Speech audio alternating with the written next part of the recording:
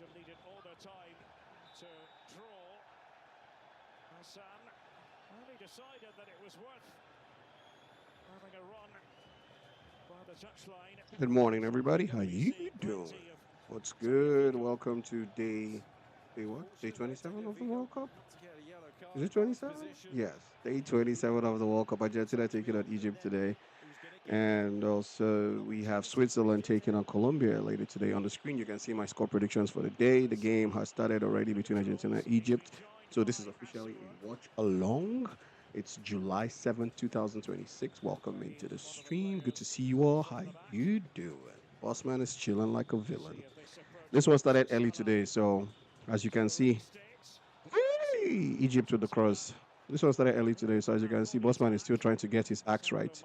I have a couple of work meetings to attend to before I can fully jump into today's stream, but I'm here. I'm always here in the chat, available, around. You can hear the commentary of the match in the background. What are your predictions for today? How's everybody doing? And if you don't know, yes, I am live, jumping between walk one and walk two. Can Messi take his goal tally to 8 goals? Today, we will find out. Can Egypt shock and stun this Argentina team that Cabo Verde pushed close in the last game? We will see. We will see. And also, in between, we're going to be having, of course, goals, conversations about goals, and FC26. As usual, we always know that we do our watch alongs with a little bit of gaming. FC26 goals in between, and we're streaming on YouTube and on Twitch, Bossman DKD on both platforms. I have my YouTube videos for the World Cup dropped daily. I drop at least 2 videos daily for the World Cup, so make sure you're following, you're subscribed on YouTube, so you can catch those videos immediately they drop. True ball to Messi. Defender gets it away, and it's a corner kick for Argentina. Raul, what's up? How you doing? Bislaya, I see you. Yes, work and family is priority number one. Then you guys are priority number three. MDMD, what's good? How you doing? I see you. As a true ball to the ball, is he? He's not. He missed. He's on offside. Ooh, Enzo Fernandez missed a tap in, but luckily for him, he's offside. So doesn't count against him. MDMD, how you doing? Yeah, he's miles offside. He's miles offside.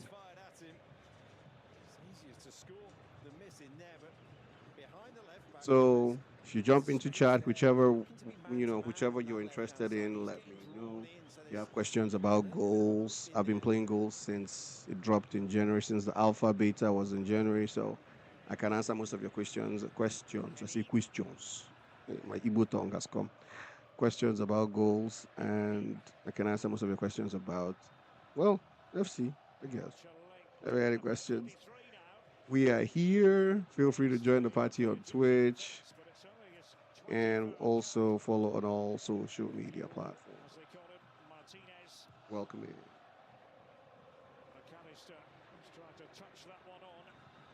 Haven't had breakfast and it's 12. So if I jump off the camera for a bit, if the camera goes off, just know that I'm trying to squeeze in breakfast time. Maybe at halftime.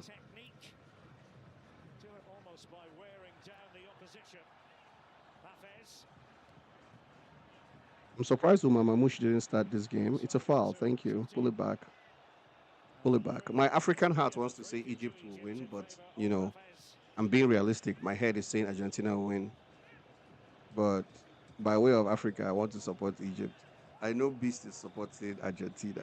Beast is a Messi boy, a Lionel Messi boy. Raul, which side of the fence are you sitting on today? Argentina, the South Americans, or the Africans? Egypt is not Africa, right? Let me check my geography before I mess it up. Before I mess up my geography.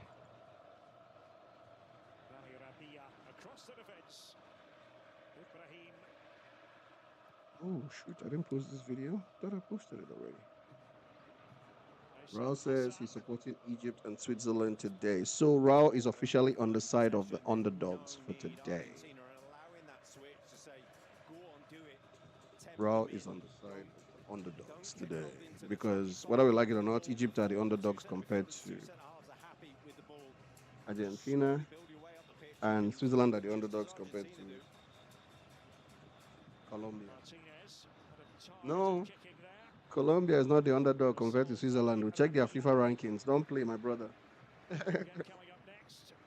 Check both teams' FIFA rankings. I'm sure Colombia is in top 20. Switzerland, I don't even think they're in top 20. Don't play, oh.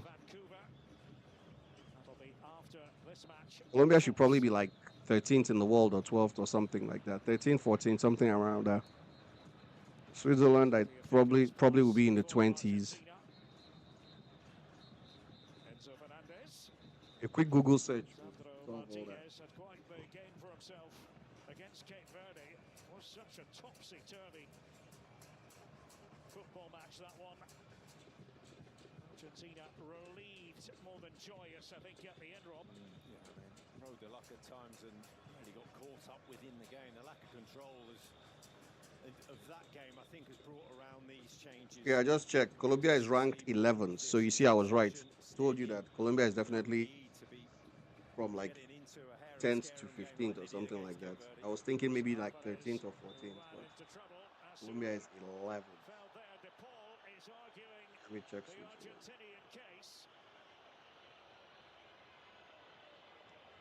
Switzerland 16th, so they're both in top 20, but 5 points ahead. Colombia is 5 points ahead, or 5 spots ahead. You want to say Colombia is better than Croatia? Well, it's a tough one, to be honest. Ranking doesn't mean nothing, bro. Ranking means how good your team has been over the past few years. Ranking does not mean yes. If this Colombia team right now faces Croatia, they will beat Croatia. I'm sorry, but that's most likely what's going to happen. This Colombia team topped their group. They've been playing very well. They've conceded one goal. Belgium was first and never did anything, but at that time they were playing well. They just did not win a World Cup or win an Euros in that time. But the truth was that they won. They were winning most of their qualifiers, most of their other competitive matches. They didn't do well in tournaments. Doesn't mean that they didn't win their competitive games. They won a lot of competitive games. Belgium did. So rankings goes by the competitive games you've won. So you can't say it means nothing. It means something. Argentina is on top for a reason. France is second for a reason, and Egypt have scored 1-0. Beautiful. The underdog story. Love it. Egypt 1-0. Argentina. Now Argentina actually have to play. Argentina wounded. Egypt 1-0. Clip that. This is sensational. Wow. This is another day of my head wanting something else and my heart wanting something else. My head is saying Argentina will win. My heart is saying I want Egypt to win. Yes, Egypt have scored. Sensational stuff. I'm telling you, Messi is stunned. This is beautiful. Mo Salah. So Croatia is 13th in the world and Colombia is 11th. It doesn't necessarily mean that Colombia is worlds apart from Croatia. It means that they're all in the same bracket. Colombia, Croatia, and Switzerland are all in the same bracket. They're all top 20. So they're all in the same bracket. But honestly, this Colombia team right now, unless they have a bad day at the office, they are superior to Croatia. They are superior to this current Croatia team right now. They are superior to this current Switzerland team right now. Now, Argentina is losing to Egypt. It doesn't mean that Egypt is a better team than Argentina. On paper, Argentina is a better team. But on the day, you still have to come out and play the game on that day. You still have to come out and show up. So don't get me wrong, no disrespect to Croatia. Croatia is an amazing team. They've achieved great things, always do well in competitions. That's why I like them. Even if they struggle in qualifiers, Croatia are a competition team. They will come in, they will grind it, and they will go far. Croatia are the team that should have been playing Spain, if not for what happened in the 90th minute in that game. Croatia is the team that should have been playing Spain yesterday. And we know Croatia may have given Spain a stronger test than Portugal did. To be honest, Portugal were awful. Croatia may have actually given Spain a tougher test. Does it mean that Croatia is better than Spain? No, it just means that Croatia are a gritty team and they know how to win in competitions. They're very good at that. Do you think USA ranking is realistic? Let me check. I don't even know what USA is ranked. But if USA is in top 20, then no, it's not realistic. They shouldn't even be in top 20. That's a foul, right? USA is ranked 15. No, yeah. They moved from 17th to 15th. So I think they moved after. I think they moved during this World Cup, because before the World Cup, I don't think they were in top 20 at all. Yeah, USA is not consistently a good team. Are they better than Switzerland? No, they are not. But they are ranked higher than Switzerland. I think Switzerland is 16th right now. It's going to end up being a throw for Egypt. McAllister, 27-year-old, plays for Liverpool. Sits deep-ish in this setup, big part of the build-up, however. Zico together there with Cristiano Romero, his second World Cup. That's rankings. I tell you, Croatia is top 5, easy. Okay. I'm not arguing about it anymore with you. I agree. Maybe negative that it is an early goal. You've got a long old time to have to wait for the final whistle now, but they've just got to keep playing, keep doing the thing, get the joy where they've got it from so far. Alvarez, the man they call La Araña, the spider. Yes, sir. I only agree England, France, Spain, and Portugal better. Okay. Again, that is our opinion. Everybody has their opinion, and then there is the general truth or the general belief. So we all have our opinions. I'm sure somebody who is a big fan of Belgium will come out and tell you, yes, their team is a sleeper team, but their team is one of the best in the world. So everybody has their own. A Belgian guy now will come in here and tell you that their team is the best. PK, penalty, Lionel Messi, 8 goals, penalty. You shouldn't have made that tackle. That guy outran you. Yep, Lionel Messi, penal de Argentina, 8 goals. Penal de Argentina. He shouldn't have put his foot in. The guy has passed. He has passed you. Yeah, that was stupid. You shouldn't have put your foot in there. Penal de Argentina. 8 goals for Messi. And the game is going to get very intense and interesting. I love the fact that the game is already interesting. Not that boring thing we watched yesterday. Did not see the Egypt goal. It was a cross and a header. The Egypt goal was a cross and a header. I'm telling you. Not talking. From the spot against Austria in Dallas in the group stage. He's missed 2 of his last 3 as well, so this for the grey man is not a given. Opposing Messi is Mustafa Shobir. Is this 8 goals for Messi? Might be. Tense moment here in Atlanta. It's like he has missed. Rao is laughing. He missed. So he has missed his last 2 penalties. That's crazy. Messi has missed his last 2 penalties. That's crazy stuff.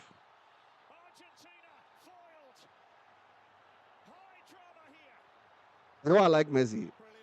He doesn't show emotion. Rome does not show emotion. I like it. Do you know if it was Ronaldo that missed that penalty or another player, they would have been like, oh my God. Messi missed the penalty and he just walked away. He was like, don't worry, I'll get another chance. I'll still score. I don't like it easy. That's what he did in the other game now. They gave him penalty. He missed the penalty and then he still scored 2 goals.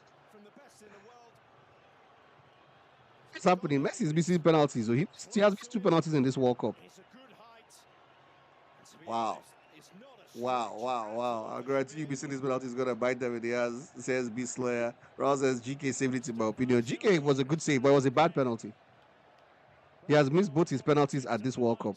So he could have easily had 9 goals by now. Action taken immediately there.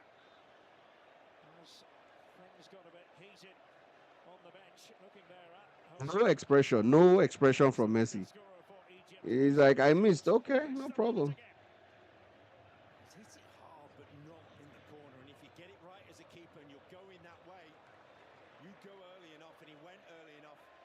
Keeper went. Keeper just knew. He didn't even get. He said, you're playing it that way, and I'm going that way.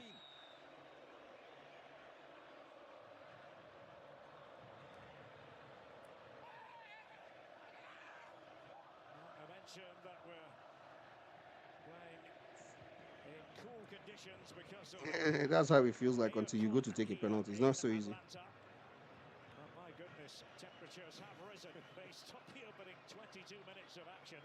It's Egypt in the lead. A goal from Ibrahim. And then shortly after that, a penalty award for Argentina.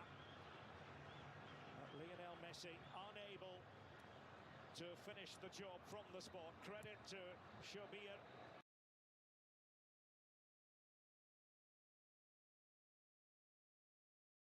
Go turn off the one in the living room. We have too many TVs showing the game. You're watching the game here. There's another one watching it upstairs. Then the living room in the living room. Go and turn off the living room. It's saying we have too many screen limits. Go turn off the living room TV. I'm sure nobody's watching it.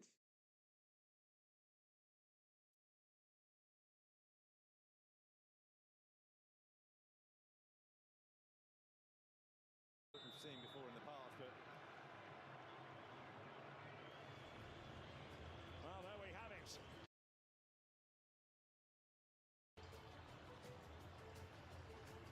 And food for thought as He's far done as watching that one. And Argentina are concerned. The Egyptians are delighted. They forged ahead. Yasser Ibrahim with that headed goal. And then Messi. Turn it off. If not, this one will not work. Turn it off. Tell him to come down. Or unless you're going to stay up and watch it with him. It will not work. We can't have 4 TVs showing the same thing. Tell him to eat fast and come down here. Or you stay there and watch with him.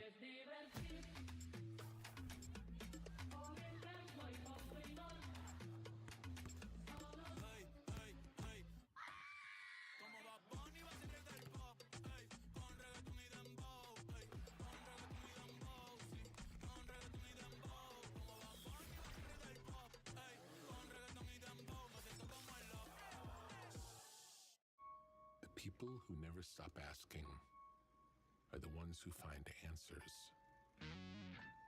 Questions are everything.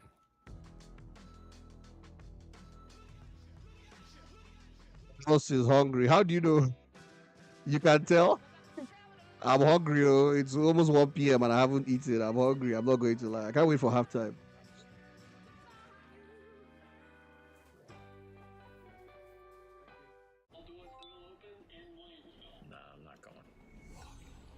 Yes. Just say yes.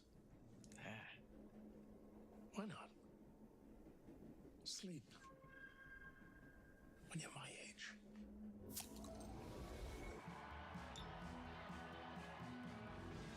That's more like it. Legendary moments start with a light. It's Miller time.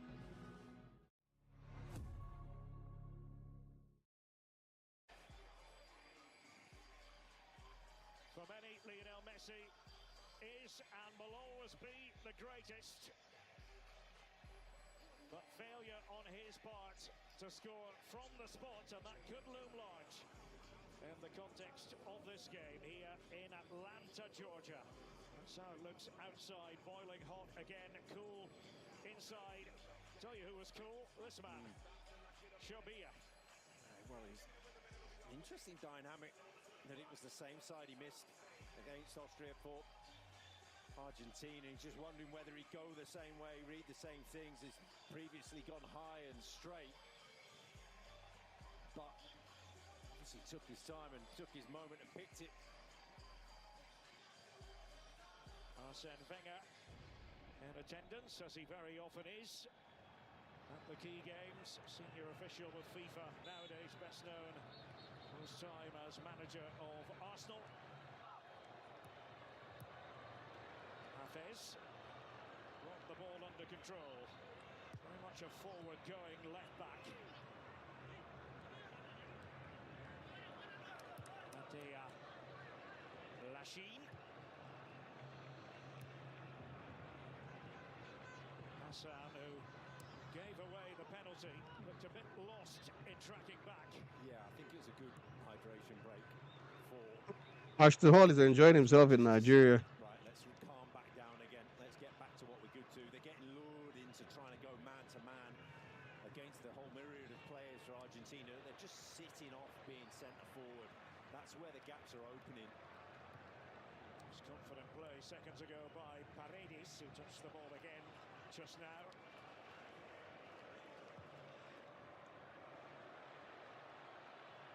Messi knows he's got to try to airbrush that moment from history. Julian Alvarez for Argentina.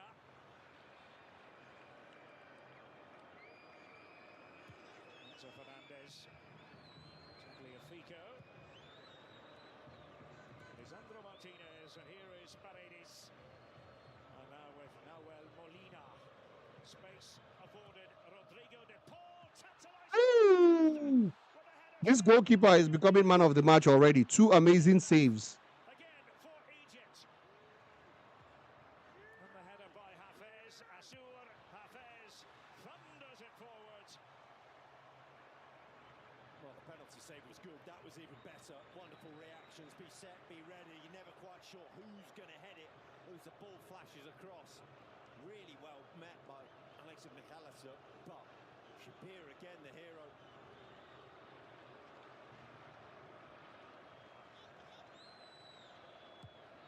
He's 26 years of age. He's had a very impressive tournament so far. Only enhancing his reputation. Who's asking? In the last few minutes. Here's Messi. 5 p.m. Full of feet. And Fernandez took a reflection of Ibrahim into the clutches of Shobia, who bowls it out. And Salah was hoping to be the recipient. Just need to take a breather here, Egypt. They just need a stoppage in the game of some sorts. I don't want to see another African team bottle it in the last minute. If Argentina win it, I hope to God they do it right now and score 3. Oh my God. I think I agree with you, right? If they want to win it, they should win it clean and beat Egypt well. They shouldn't like give Egypt hope and then come and snatch it in the last minute. It will be very painful. If they want to beat them, they should just beat them outright and open now. Beat them 3-1. Yes, you're right. That makes sense. Ross says when I'm hungry, don't come 10 meters near me. I feel you. That's how I feel right now. Waiting in the centre for Argentina. Paredes did his job that time. As Argentina tried to clink into a higher, more dangerous gear. Again, McAllister. Well, they don't like it, the Egyptian players. Atea in particular. Free kick has been awarded. Yeah, they're really struggling, Egypt, in that area. And it's almost like a basketball key around the hoop that you've got to get in and get out, and Argentina are using it just as that, and they're firing the passes in there to whichever player is wanting to drop into that space. And at the minute, Egypt can't deal with the players getting in there. That's a fantastic save. Just be set, be ready. Say Alexis McAllister got a really good contact, just too close to the goalkeeper. Alexis McAllister comes from quite the footballing family. Remember years ago, commentating on his dad, Carlos Javier. Probably shouldn't admit that. But it's fact.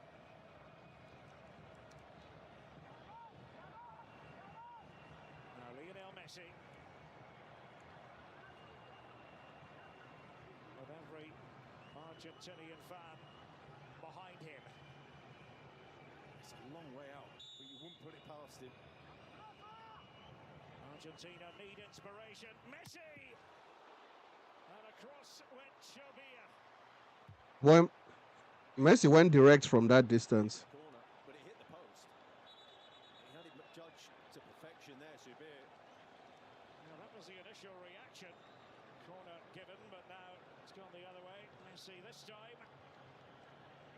Was that distance, it allowed him to get all the way across, and I'll tell you what, if you're on your game as a keeper, that is unbelievable judgment. I don't think I've ever done that in my life.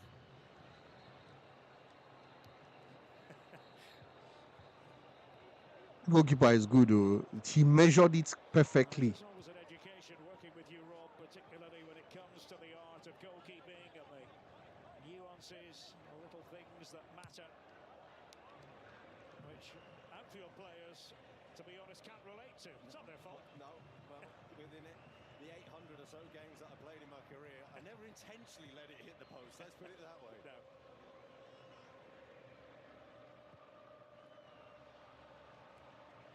Argentina to repeat, trailing for the first time at this World Cup. Just need some bounce passes, just get the ball moving at Egypt, just to get us in space. This is no good. You're going to lose the ball again. Zico trying to get into his stride. Turned out of play by Lisandro Martinez of Manchester United. Really important block at the end of the Cape Verde game to deny Elio Varelas. Lionel Scaloni, who has pretty much enjoyed nothing but success since taking over the reins of Argentina, but a bit of a problem here in Atlanta. Assuan was the man who had taken up the central position, and overly rugged was Lachine. That's the way he plays. Keep doing it. Tell you what, it's unfortunate there. It's just a clash of bodies, really, more than anything. But these little breaks in the game stop the momentum, stop the flow. Gives Egypt a little bit of time to regroup, reset, go again. You do it in units of time now. Get yourself through to half-time. As I mentioned, so many Argentinian players from the past. Omar Ustari amongst those in attendance. Javier Zanetti is here as well.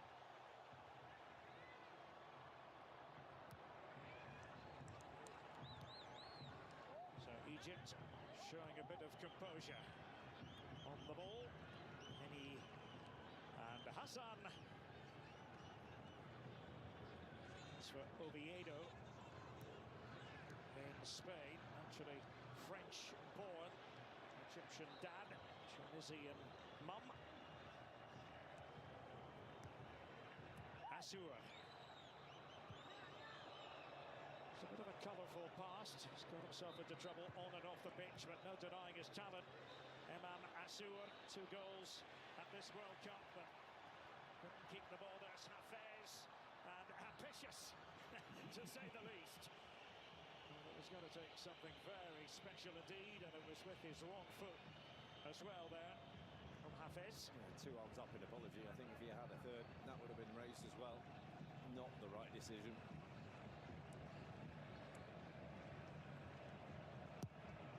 Messi, by the way, has missed 4 of his 8 penalties at the World Cup.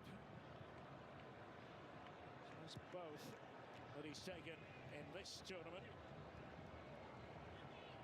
Lautaro Martinez has scored 1, not on the pitch, obviously. Paredes, that was a gorgeous ball for Tagliafico. McAllister, Messi, and they worked the little 1-2. De Paul, Assour got back there to buttress the Egypt defence with 10 minutes to go to half-time, and Egypt continue to lead against Argentina.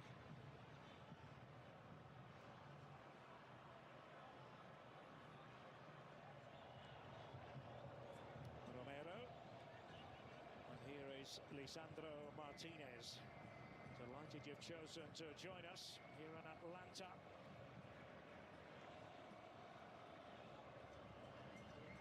Argentina with the possession edge. Doesn't come as a great shock. Paredes.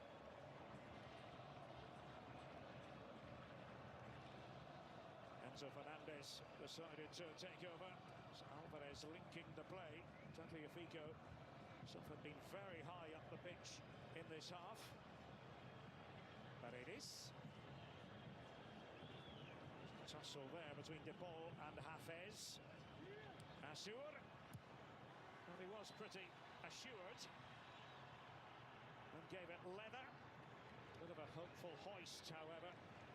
You see Zico running towards the ball now, but he's dropped in, number 11. He's doing a job to drop in to midfield. That's blocking off the line passes into the likes of Alexis McAllister, who's by the referee. That's why all of a sudden it's coming a little bit more congested for Argentina. The quarterfinals will soon be upon us. First one, France against Morocco on Thursday. That'll be in Boston. Coverage starting at 2 p.m. Eastern, 11 a.m. Pacific on Fox. So rest day tomorrow. What are we going to do with ourselves? Not sure. Messi should not ask for Balogun to play. They did more damage. They did more damage with that. They will be respected now more. Whole world is against them now. Schwartz says, what if Egypt eliminates Argentina? Stranger things have happened. It's not impossible.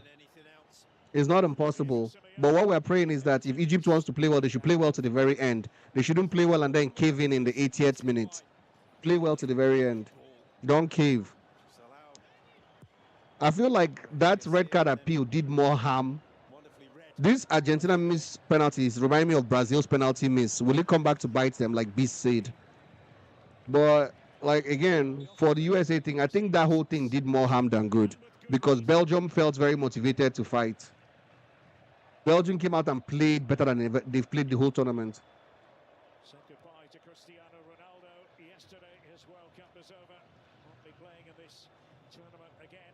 And of course, so many hoping this is not the last tango from Lionel Messi.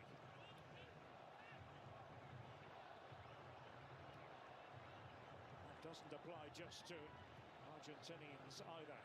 As Paredes was the bad idea. Oh, it's another save from Xavier Alvarez. Wow. With that instinctive attempt. Wow. It wouldn't go in. It's utter brilliance from Xavier. It's a connection that he could have hoped for. Alvarez and then down to his left-hand side. And just looking at the power through his legs that gives him the strength into the arm.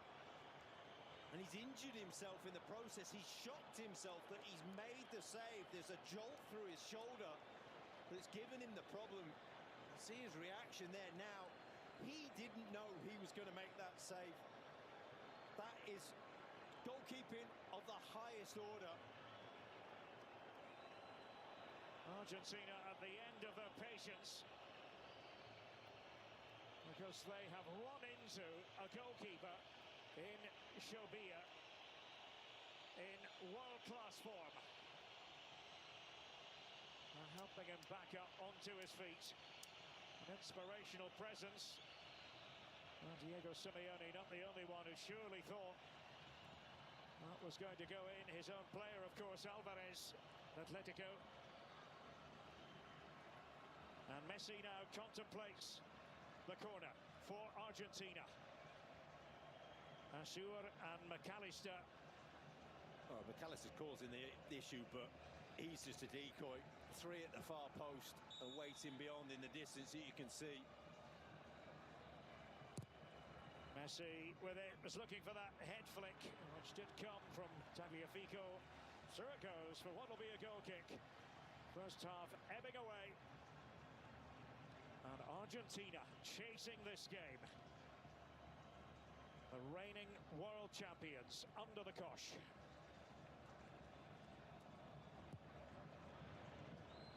Yasser Ibrahim with the goal on 15 minutes. Argentina have lost on each of the last 4 occasions when they have conceded the first goal in a World Cup match. That's all the way back to defeating Mexico in the round of 16 in Germany in 2006. Here's De Paul. Crashed off Salah. Molina. Nahuel Molina, another Atletico player in Spain, in the ranks of Argentina. Here's De Paul.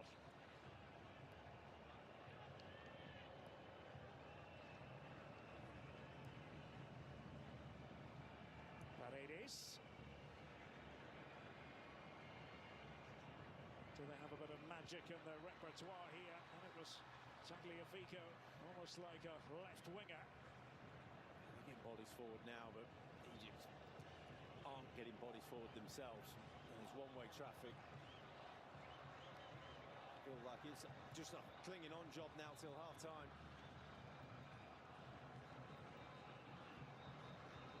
One more attempt on that left flank. Alvarez was in the middle.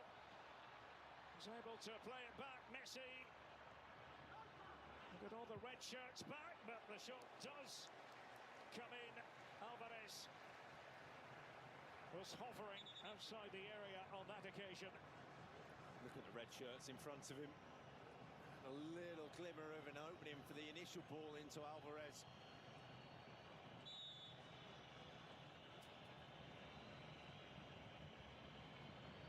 Don't forget, coming up, the Bank of America halftime show with Rebecca Lowe, Thierry Henry, Zlatan Ibrahimovic and Alexi Lalas in the studio. A lot for them to discuss.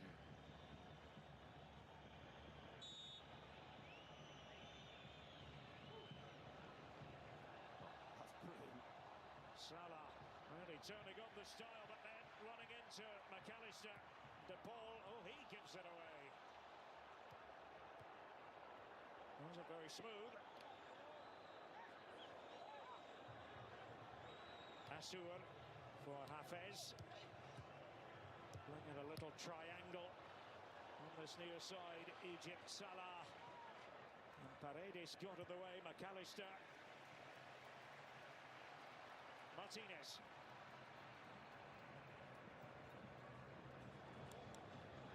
Now De Paul. Messi. To ride the challenge, it was illegal in nature coming in from Marwan Adia. A big few moments this. Looking at closing stages of the first half. Just over a minute ago, we'll have the injury time, but Egypt will be looking at this 45-minute mark to say, get us there. Get us there with the clean sheet. In by Messi, safe pair of hands. Shobia, who has been immaculate. Safe pair of hands. Just caps off the first half of his dreams, really.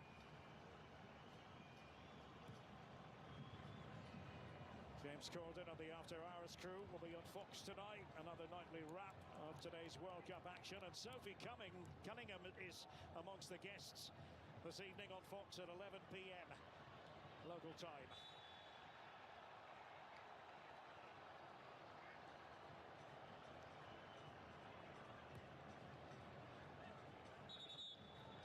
Salah doing as much as he can just to hold up play and just get turned and get running towards the Argentinian defence and just kill a bit of time and move the clock forward towards half-time. 5 minutes to be added on at the end of this half. Egypt with the lead. Who was predicting that before a ball was kicked in anger today here in Atlanta?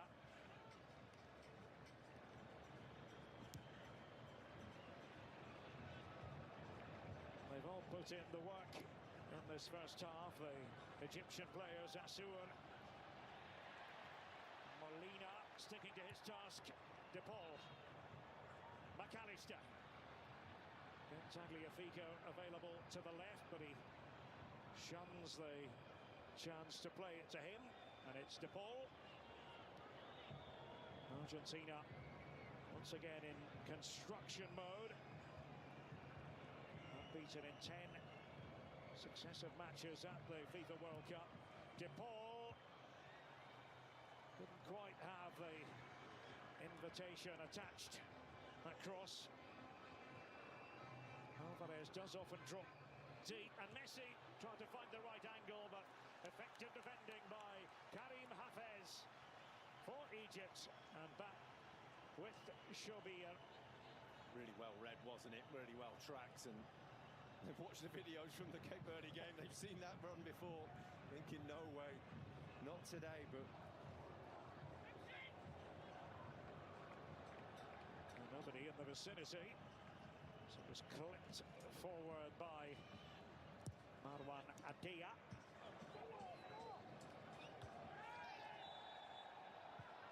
Alvarez adjudged to have been the guilty party. Together there with Rabia. There's going to be a slight pause. a little nudge in the back that set him off course, and it's the landing. Ribs. Little jolt. That was a bad fall, man. That was a bad fall. He hit his back flat on the ground. Quite the eventful first half. That's a bad fall. Ooh. Raul says, dirty gaming. I won't forget 2018 when we beat Argentina. They were worse than Paraguay the other day. They played dirty like Paraguay. Any team that plays dirty like Paraguay, man. Zafiros of Egypt. They can come up with a plan B. Whether it is just keep doing the same because we believe that we're going to create enough chances that Messi will take one, that Alvarez will take one, and from there. Oh, Shoe Thief. I didn't see your follow. Shoe Thief, Matthias, Shadow Snip. Thank you for following. Welcome to the channel. How you doing? They are dirty when losing. Argentina's open play goals at this World Cup. Only area where he's really been found wanting is on the penalty spot. Hassan. Well, wasn't a bad run. And the man who's come into the team for his first competitive start, De Paul. Nowhere to go, really. Molina across their defence. Sure, bottom left of your screen is in trouble. I think he needs to come off. Just signal to the bench. Number 8 for Egypt is saying, my game's done. Just need to get back into shape and hope that the ball goes out of play. Imam Assour certainly moving gingerly. Enzo Fernandez, Lionel Messi. The last gasps of the first half, this round of 16 contest here at the World Cup. Alvarez. Fernandez for Tagliafico. The throw to Facundo Medina by Lionel Scaloni today. Plenty of movement off the ball. Messi receiving it. Got it back. And it grinds to a halt. The flag up. Nothing there for Argentina, and we've almost had the 5 additional minutes.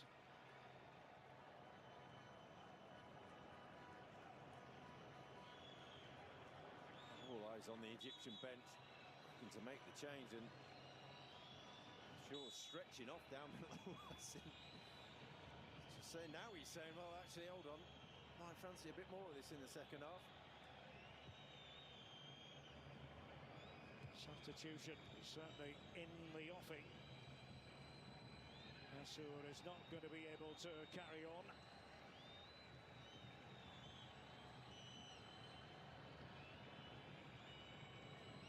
It's him saying my game is done. That's what we saw down below, as it's just taken a while for subs to get ready.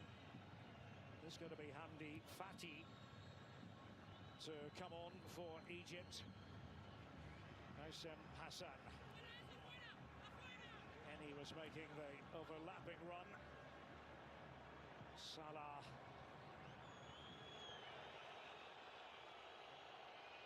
Not one that will live long in his memory. Approaching 6 minutes of stoppage time now. Messi all the way up towards McAllister, but there is the heroic figure in this first half, Shobia, and he let it be known that they had custody of the Halftime. I'll be back, guys. penalty area. Egypt with the half-time advantage. Ibrahim scoring. Shobia saving from the spot, denying Lionel Messi. Back to Rebecca. Derek and Rob, thank you very much for what a start to your Tuesday. Egypt giving Argentina another scare. Lionel Messi having another penalty missed. We'll get the thoughts of these three when we come back for your halftime show.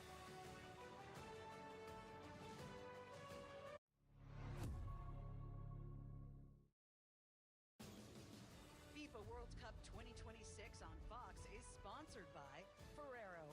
Go all in and score big with our match day treats. Every Walmart Plus member knows free delivery means unexpected guests of any size are not a problem. Carl looks like he can eat. He's a machine. This is why I'm a Walmart Plus member. Groceries delivered free today. You guys seeing what I'm seeing? Carl makes me sneeze. Good thing pharmacy delivery is free too. Who knew? Mom knew. With Walmart Plus, I can handle the rest. It's worth it. What a beautiful animal. I see you, Carl. Get your game on and try new Dr. Pepper Tic Tac. Buy any two Ferrero brands and you could win $1 million. Good night, apartment. Good night, pots. Good night, pans. Good night, fancy espresso machine. Good night, keys to the sports car you spent years saving for. Good night, DSLR camera, vintage diving watch, and whatever that is. Apparently he knows. And good night, concerns about your stuff or anything that might happen to it. Because you bundled your renters and auto insurance with Progressive. The end. Oh, and good night, neighbor's dog. Good girl. You going back home for the games? Oh, I wish. Tap in. Tap in. Across the pond, please. Sorry, mate. Don't go south of the river. Easy. Let's go.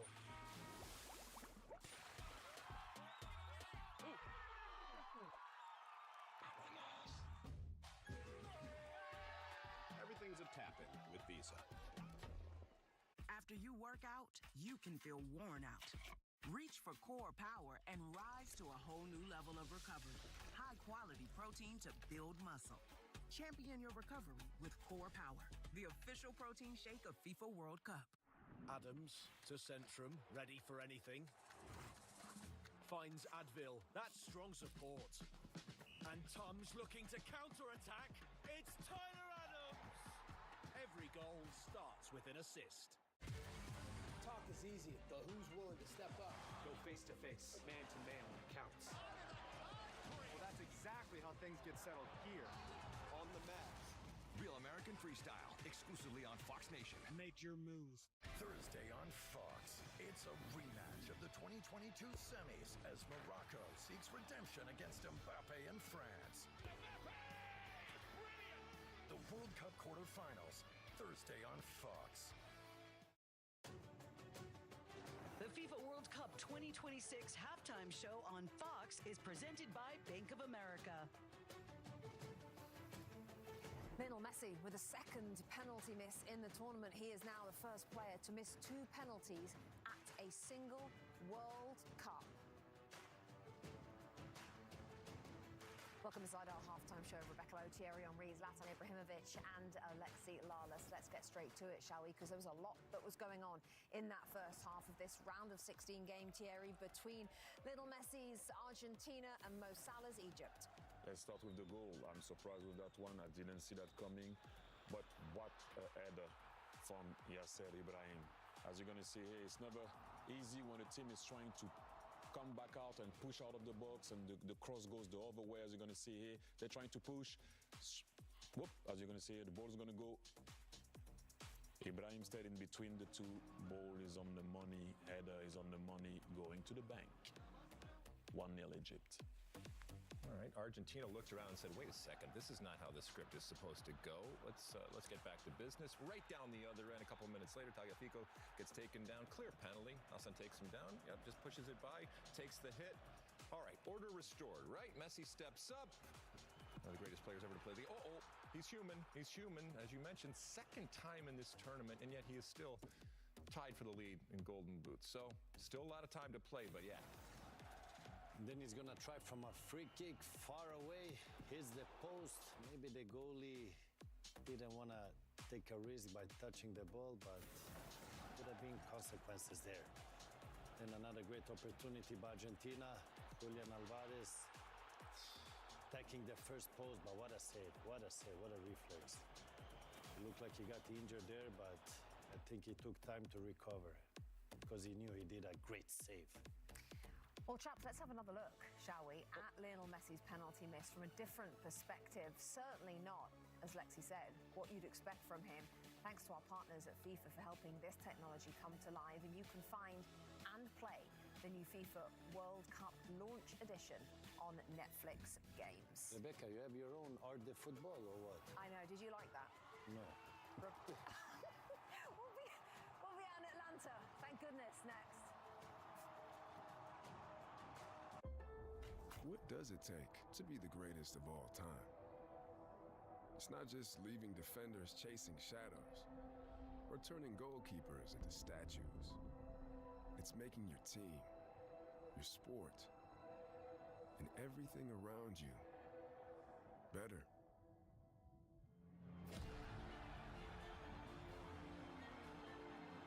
Here's to the greatest of all time.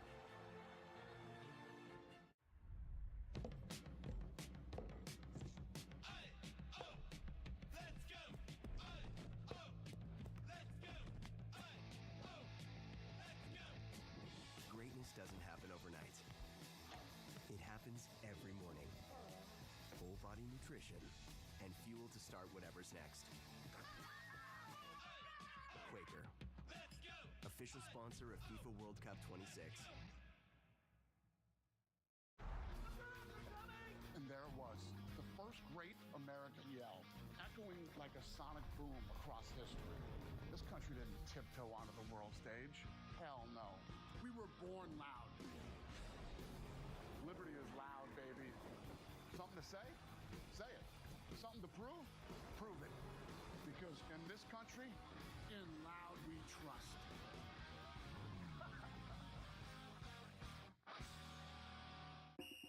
Shake it time and ring it, go and get yourself a whistle and blow. I just wanna holler when my soul feels free. Now blow. New Balance, we got now. It's my party, you're invited, and all your friends too. You don't have to knock, you can come right in. Welcome to my house. Welcome to my house.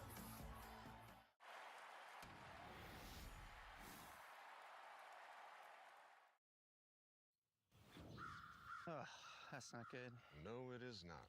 I'm gonna have to take a drop. Hang on. Try this. What? When you work with someone who knows what you need, just when you need it, you're unstoppable. Okay. Mm-hmm. At Truist, we believe the same is true for banking. This'll work. Got any snacks? Check your pocket. Truist, leaders in banking, unwavering in care. Where is he? 10 seconds before the whistle, and you think this is a good time to fill it at sea, Bass? Really, Terry? Come on. Just grab his back to the game. Just get them delivered, you donut. What are you doing? You need to leave, Gordon Ramsay. Who could cook at a time like this? With hundreds of deals on Uber Eats. Oye, Fede, how many friends are coming? Everybody.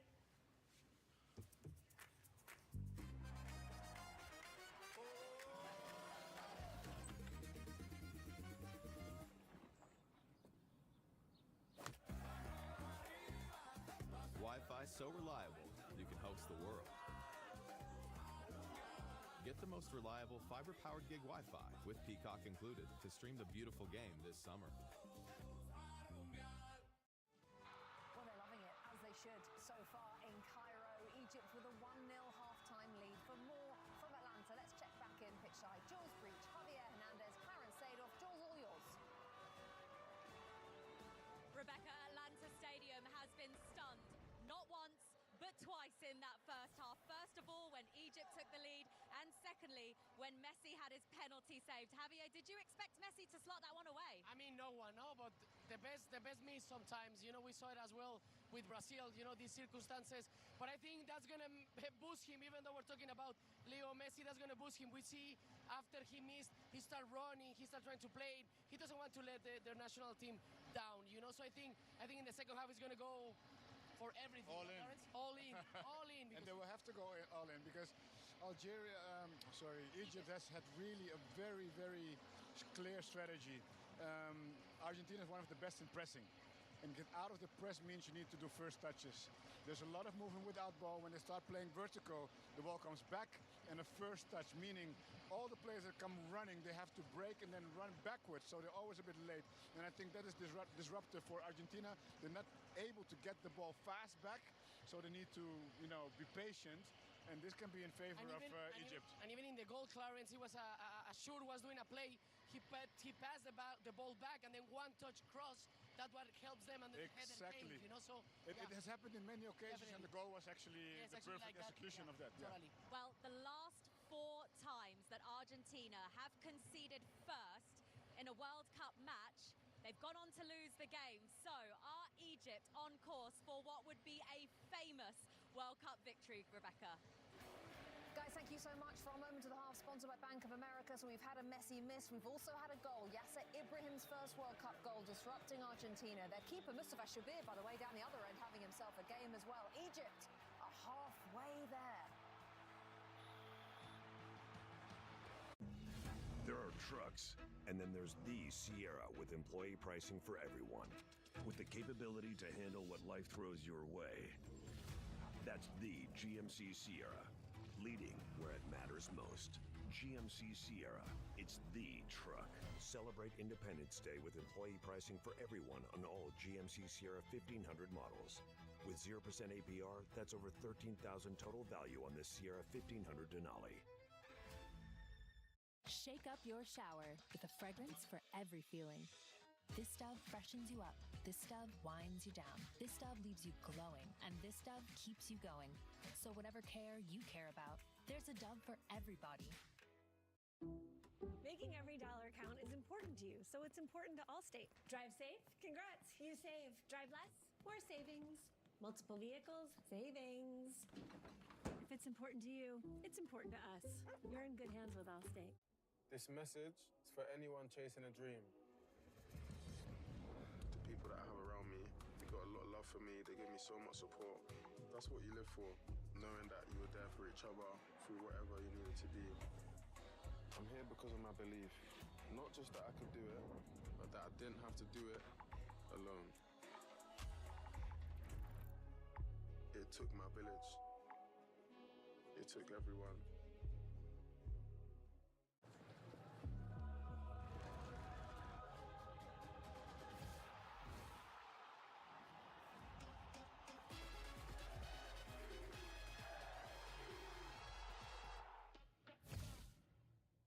Get our chips deluxe so deluxe with the finest ingredients. Sweet chips and chunks. Now that's a chip off the deluxe block. Spectacular! Go all in. Buy any 2 Ferrero brands and you could win $1 million. The people who never stop asking are the ones who find answers. Questions are everything.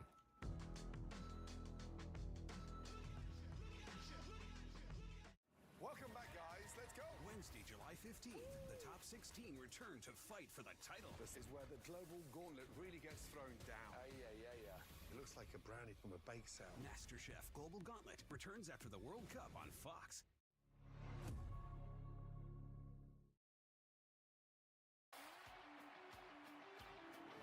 FIFA World Cup 2026 on Fox is presented by the Home Depot.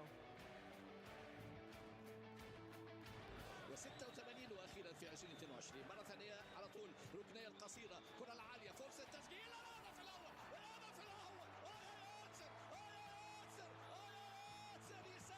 يسجل. So Argentina trail at half-time of a World Cup match for the first time time since the 2010 quarter-final against Germany. Little Messi, your old teammate Thierry Henry and Zlatan Ibrahimovic, 4 out of 8 World Cup penalties he's missed. Starting to play on his mind then, Zlatan? I don't think it's playing with his mind. We all missed penalties. Me missed, Henry missed, Alexi never took a penalty, so he never missed. And Messi missed more than 4 out of 8. So it happens. This is part of the game, and he's showing he's human. Not everything can be perfect, even though things have been perfect for him. If they get another one, does he take it? For sure. He doesn't let it go. He will step up, and if he misses again, he will take also the third one. That's the way these players are built. They don't give up. Substitution for Egypt. We'll take you back to Derek Ray and Rob Green.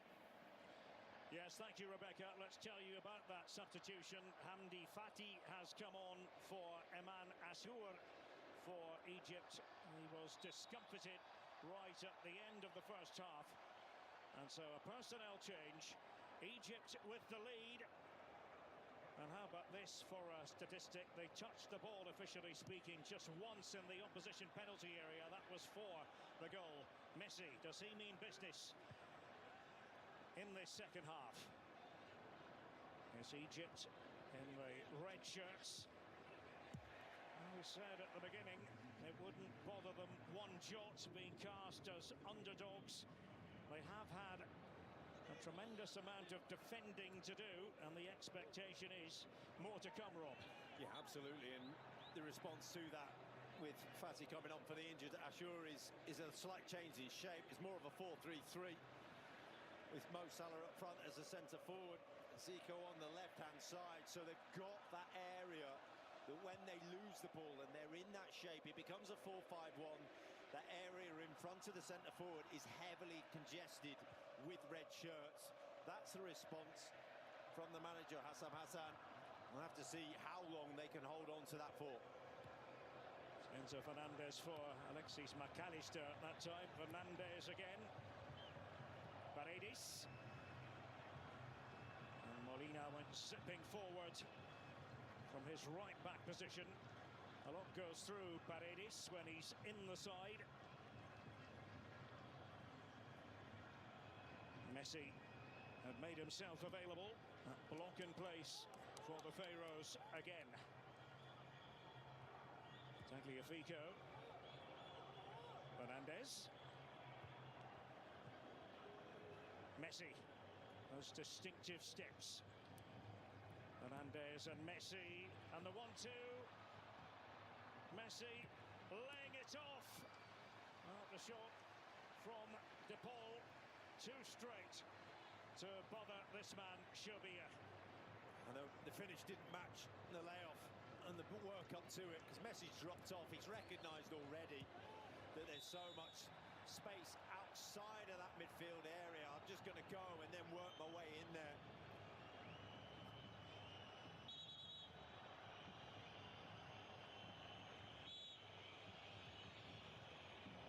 Well, he's having one of the games of his life.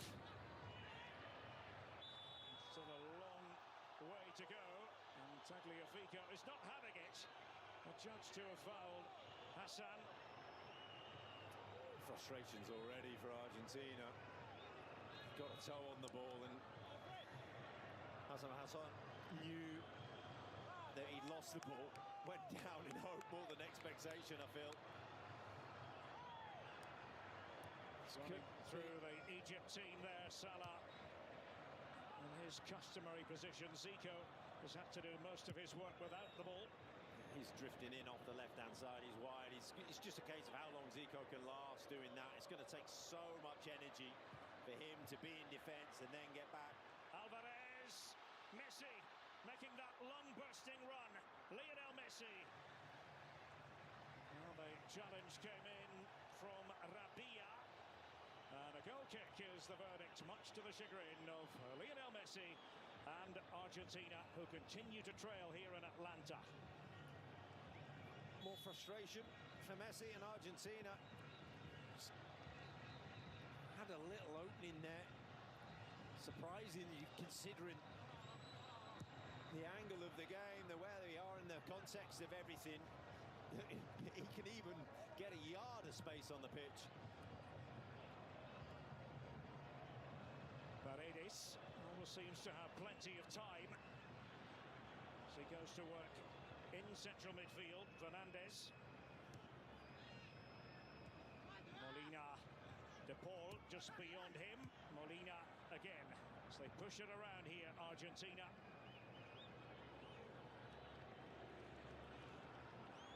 Paredes. Fernandes. Tagliafico. And he just moved forward from his defensive position to try to deal with the threat. Over it comes, and it was beyond.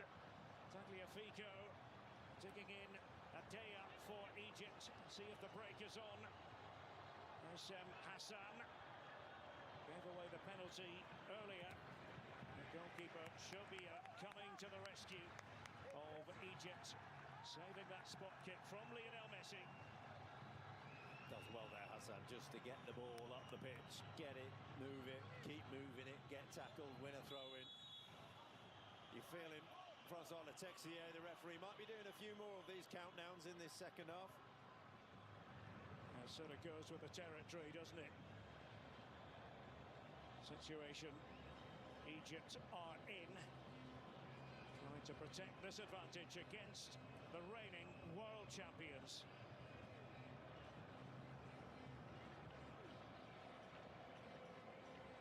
This is tension central on this Tuesday here at the FIFA World Cup.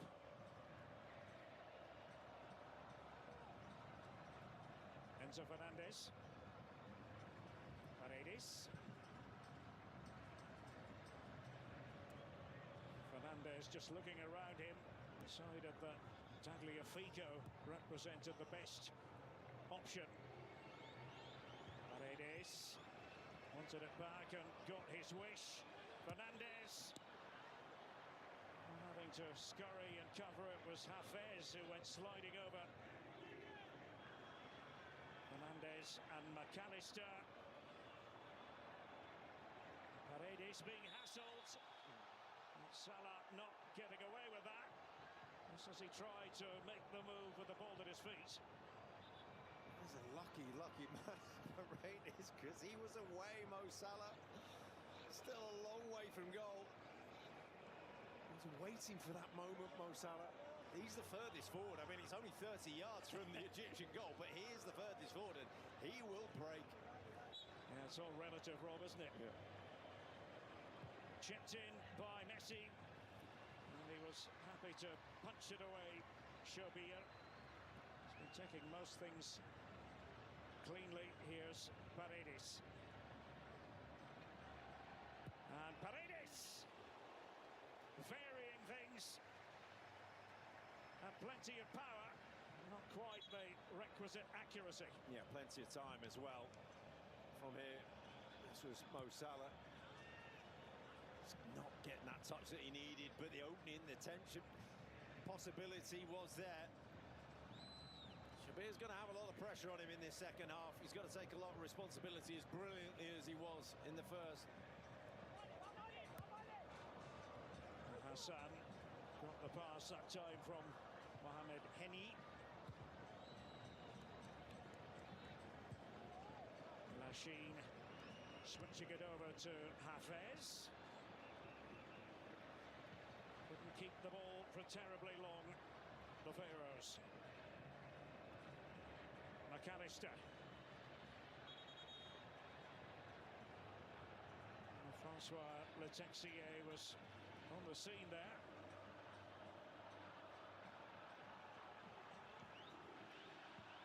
Just brushed off him, hence restarted by means of the drop ball.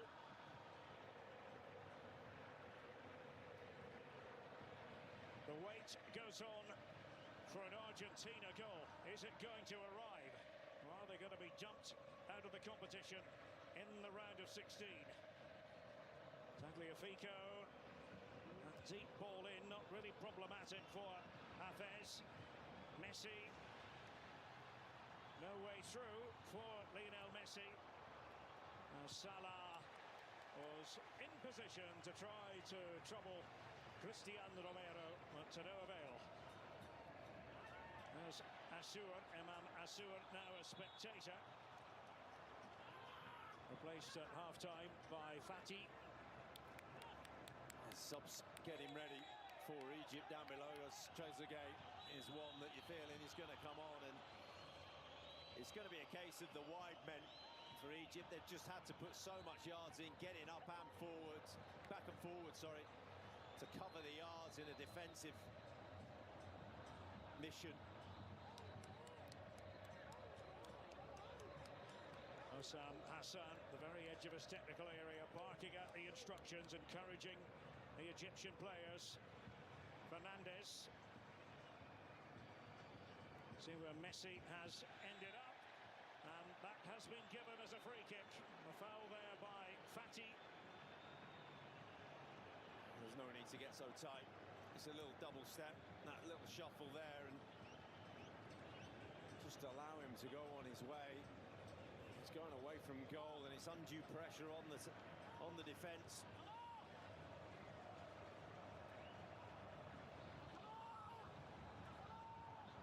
Romero is one of the players who forced an own goal against Cape Verde, wasn't it? You're looking at him, and he's in an offside position, number 13 there. He'll step back in. Messi. Here's De Paul. Fernandez for Argentina, but so many red shirts are back.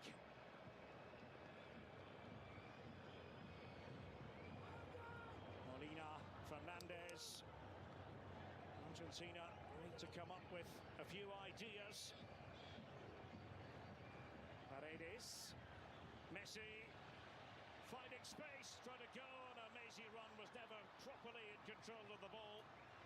And Fati was there to do the defending. Just had a little opening on his left foot, didn't he? Second guessed himself. Tagliafico has gone bursting through, and direct play there from Argentina. McAllister was the option in the middle, so came off the head of Tagliafico.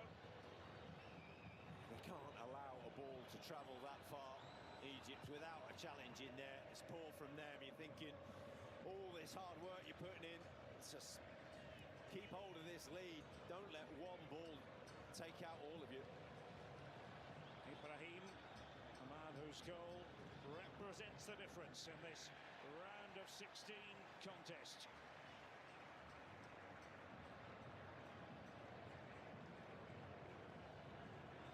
Plenty of support for Egypt. They are outnumbered, I think it's fair to say. Making themselves heard. This feel a bit like Buenos Aires North.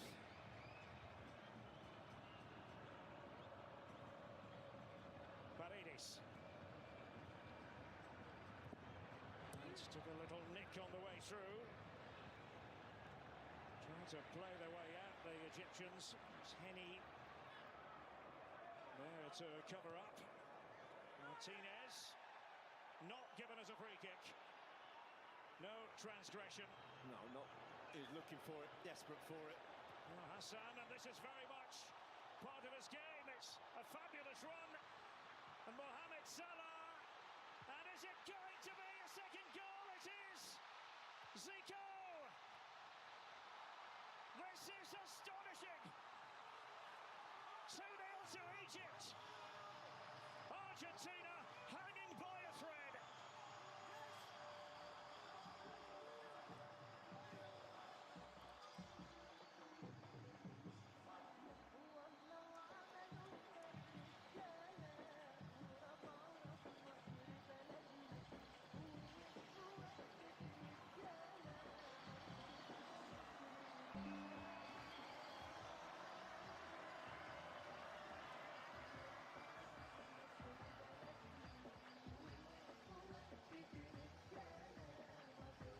Glum-faced Messi, and this has Egypt dreaming of a sensation. But how about this incident? Well, it's so far away from the goal. That's a big question of whether it will be reviewed. But it's a brilliant breakaway. It's a step on the toe. It's barely anything. What a moment this is. It's a full length of the pitch away. Is it within the remit of VAR to step in? Look how far away it is from within the goal.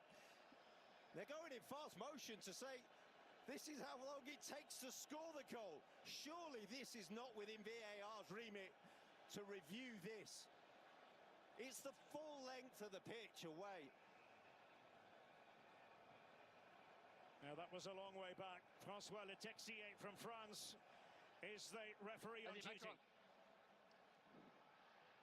After review, careless tripping committed by number 19 of Egypt in the offensive phase. Final decision is goal cancel, free kick.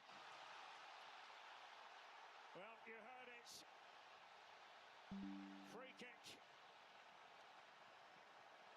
And let's bring in Dr. Joe Machnik to get a bit of clarity on that one. Well, while it was difficult to hear the referee, a foul in the attacking phase of play, which leads to a goal, or leads to possession by the team, which leads to a goal, can result in the goal being disallowed and coming back and giving the free kick.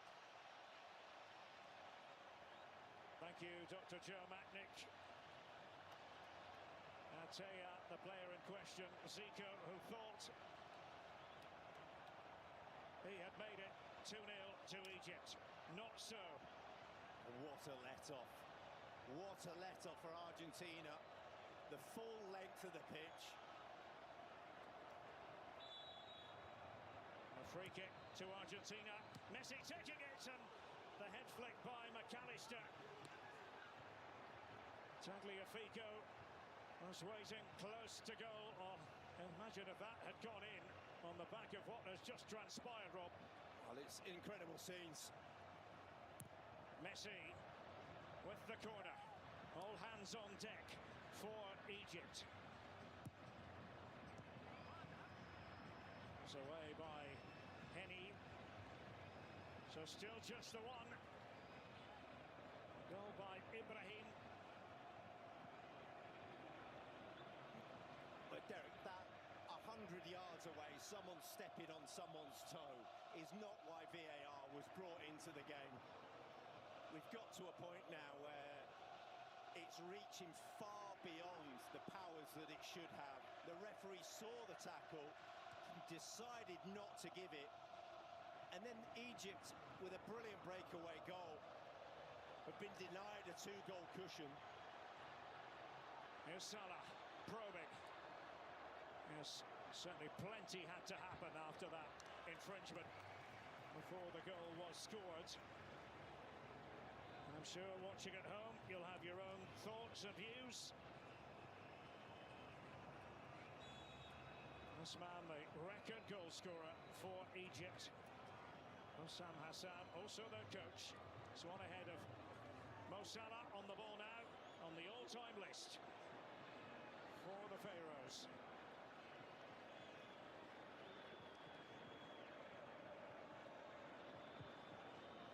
Remember, coming up after this game, it's the last of the round of 16 matches, Switzerland and Colombia in Vancouver.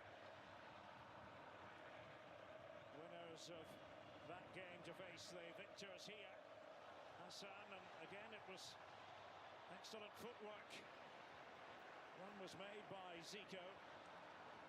The switch was on. Hafez at the left back. The opening was on. The game is opening up. The tension is rising. The atmosphere in the stadium is bubbling.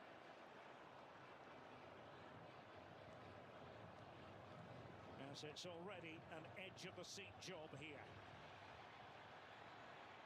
No luck for McAllister. Took a while to pick himself up. Salah was initially shoulder to shoulder with his opponent, Martinez.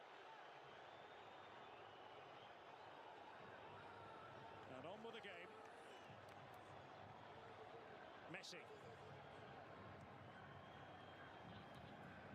Fernandez. Messi once more. Paredes.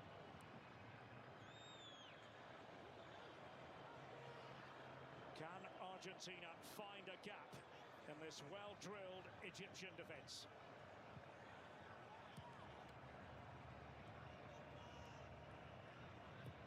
Martinez. Hafez, excellent piece of defending.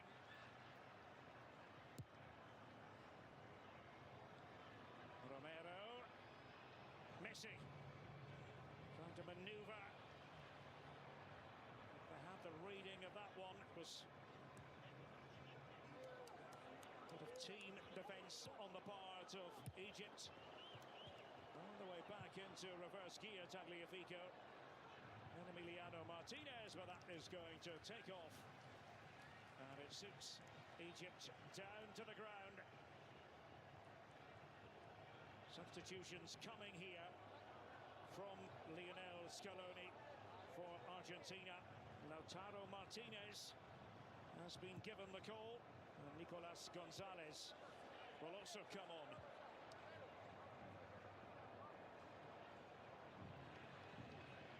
Molina and Paredes and De Paul. That central position now.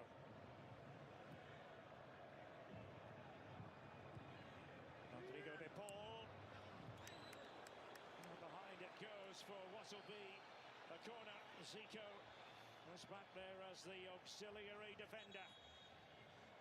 To see in Egypt now, I think they just need to get through to the break in the game. Gonzalez and Martinez at the ready, and it's Tagliafico and also De Paul going off.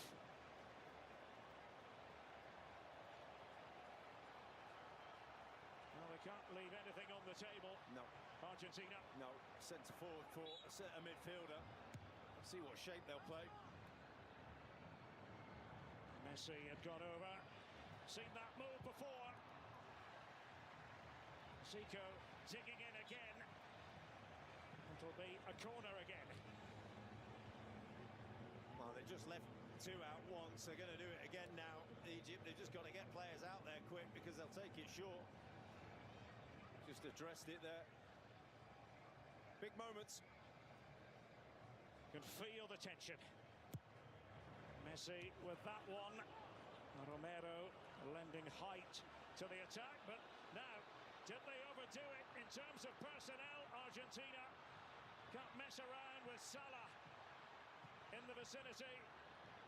Hassan, ball play! This time Zico! And surely that won't be taken away! Egypt are jumping for joy!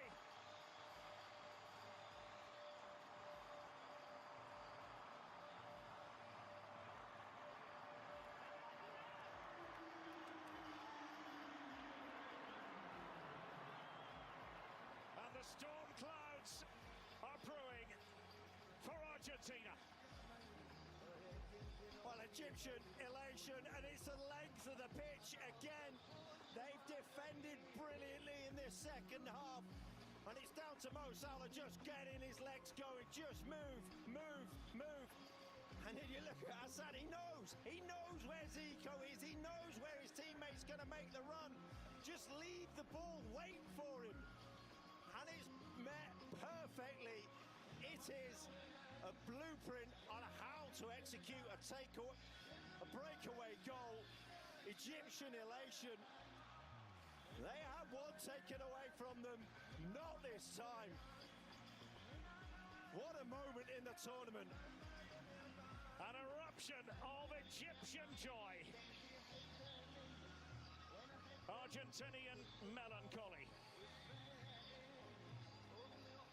It's slipping away from the reigning champions.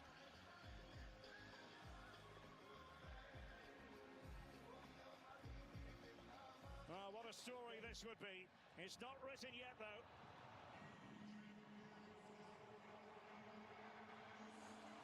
Argentina are going to have to go full pelt. It was Nico Gonzalez who fed it in. Well, it was the sucker punch, if you like, administered perfectly by Egypt. Messi. Paredes.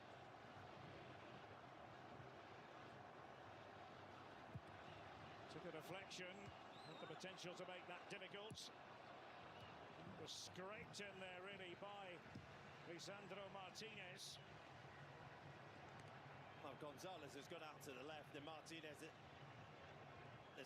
Lautaro Martinez is one of the centre forwards, but it's just basically one at the back in Romero. Lisandro Martinez slightly in front of him, and then the rest attack for Argentina. There's nothing else they can do now. Zico, but he lost out that time. Argentina, no, they have to act, and act quickly. Nico Gonzalez, Hassan. Didn't look too happy, did he, as he went to ground? Oh, he's off. Well, he's played his part, I must say. His first competitive start for Egypt.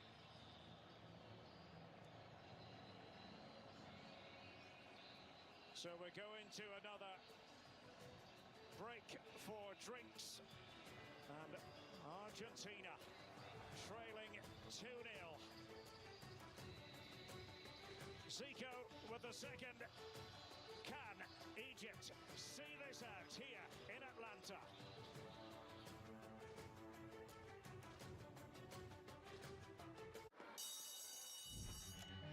Good morning, students. Our new dress code goes into effect today. Grass stains are now encouraged. Today's geometry class will be held on field number 3. Soccer can teach us the skills that we need to answer the question, what would you like the power to do? Soccer is in session. Bank of America and US Soccer are committed to helping bring soccer to every school. This is quite a game. It'll be a free kick.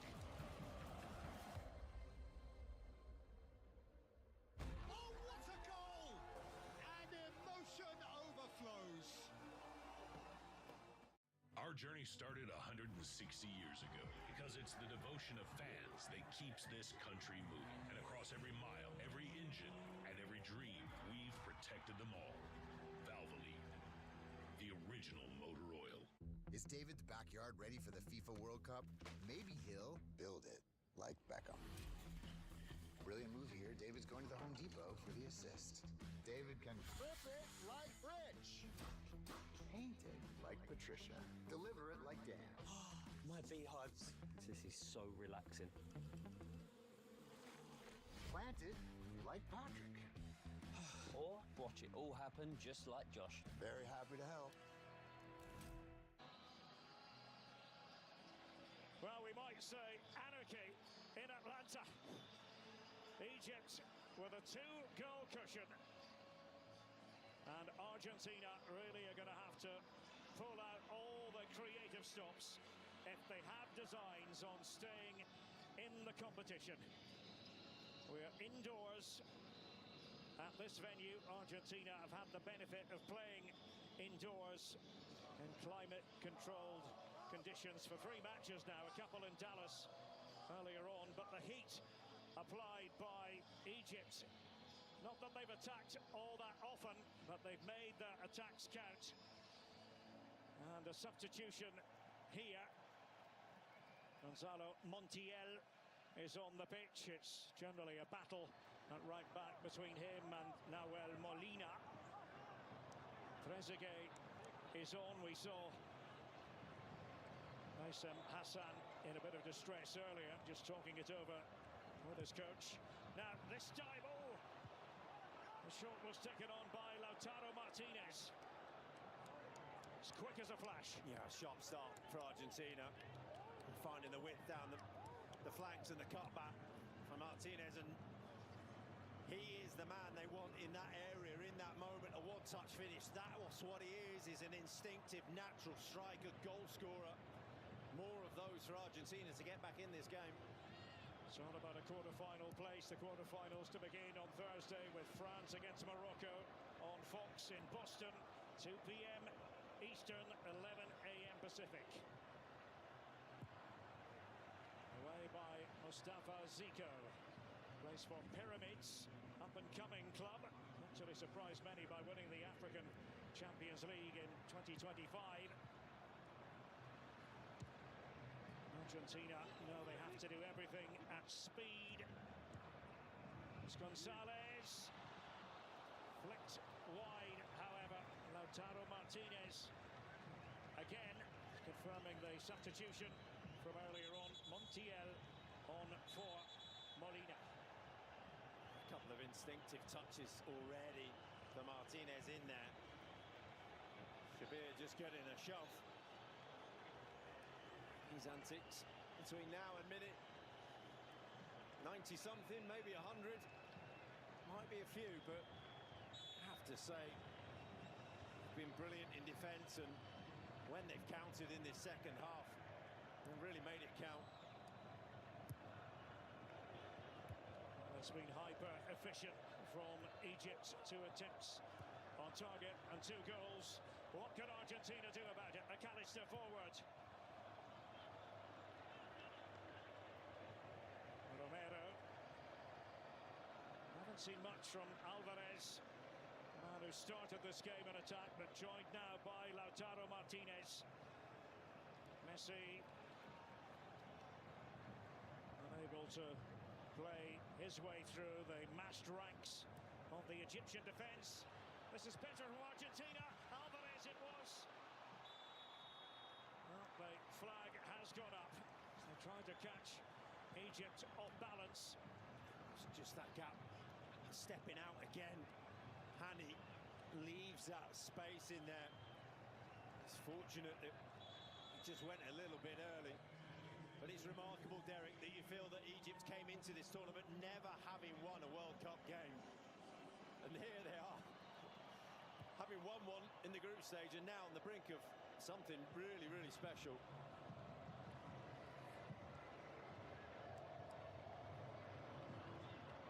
Argentina got through by the skin of their teeth in the last round against Cape Verde.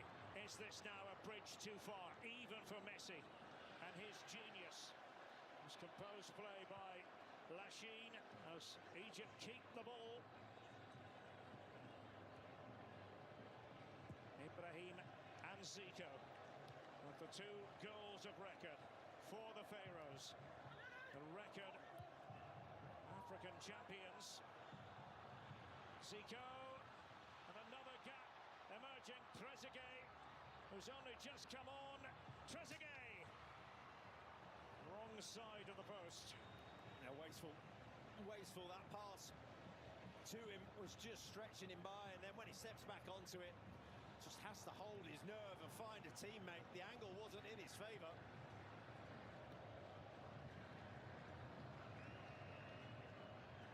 McAllister. Alvarez involved in the build-up play. Messi got it back immediately.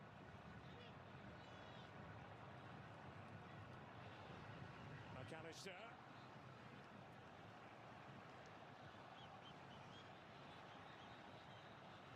Alexis McAllister, and no joy for Messi. The pattern continues.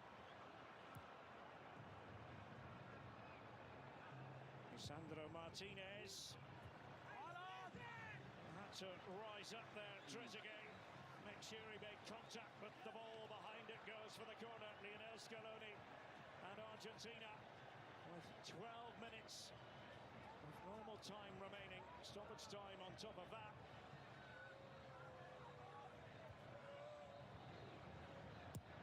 Messi with it. And a second crack of the whip. Off Trezeguet. The one thing that Argentina don't have is a big man centre forward. They're just not in the rank. I know. We're all in shock. I'm with you. I was watching, but my camera was off because I had my mouth full, and I was in shock like the rest of you. But it has entered. Romero.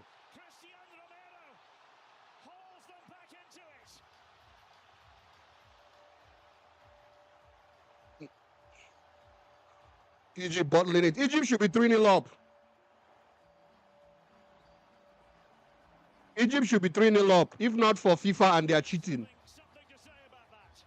He's not off. Well, he's onside. And it's a great header, powerful header from him. Just steals a yard off Rabia. Shabir's had a game of his life, but just can't get enough of a hand onto it. It is the makeshift centre forward. It is Romero that comes up. You know, Beast is so funny. Normally, I would like to come to the chat and see Beast saying, oh.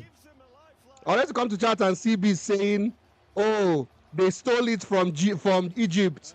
Oh, they robbed Egypt. But he will not say it now because it's Messi and it's Argentina that he's supporting. Normally, Beast would have been like, oh, they robbed Egypt, because literally, they robbed Egypt. You step on someone's toes 100 yards away and they pull it back and disallow a goal. That's robbery. But Beast, you don't want to see that robbery, right? Because your goat is involved. Armed robbery. So many contentious decisions in this World Cup. It will be an Egypt throw. 10 minutes to go. 10 minutes of normal time remaining.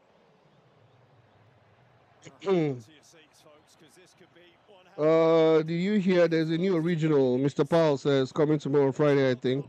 Original of what, please? They said something is coming July 8th, right? Yes, but on X there's a trailer for the original. Oh, original, like the series. A real footballer good, says Mr. Powell. Some opportunities I saw the promo. It said something coming July. So two things coming on. They postponed the release from July 8 to 10. Ronaldo, Antonio, Rafa, it isn't a patch. Yes, it's a good Ronaldinho, a Ravina footballer. You need to give people an original true gameplay. I see people complaining. Please, what game are we talking about here for Ronaldinho? Are we still talking about goals? Or are we talking about another game? Ronaldinho coming to goals. That's wonderful. I thought they said no real footballers, just celebrities. Wow. So July 8th is tomorrow now. VAR saving Argentina. Unbelievable. This is pure bullshit. I'm telling you. Damn, two in the back. Anything is possible. Wow. Wait, but FIFA said no. FIFA VAR said no. Now they can't find anything. Thanks to God. I want to see Messi score 2 goals and prove to people he's the best in the world. Let's see. Egypt bottling it. Did you see any originals? Let's go. Only 100% balls. I agree. Let's see how it just ends. I hope extra time.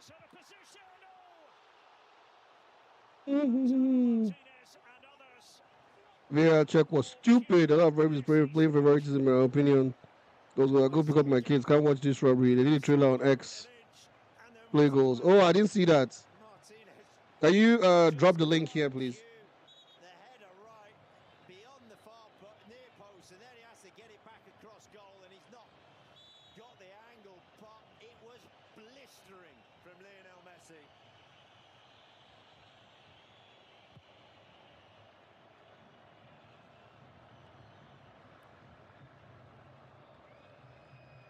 This is a bit of a stomach churner, this. You're thinking of Messi, you're thinking of his age, you're thinking of the jeopardy within the game. We could be seeing the last few moments of his World Cup. Argentina, there's time. I know they'll still score another one. There's still time. The last tango. And will there be another one in Kansas City on Saturday? They're trying to link the play again using Lionel Messi. Deflection there on the way through. And can they line something up here, Argentina? That's it. Hey. No, volley. 2-2. Actually, I told you 2-2.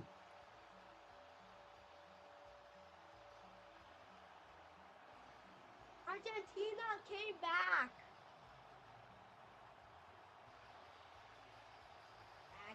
How would you add 2-0?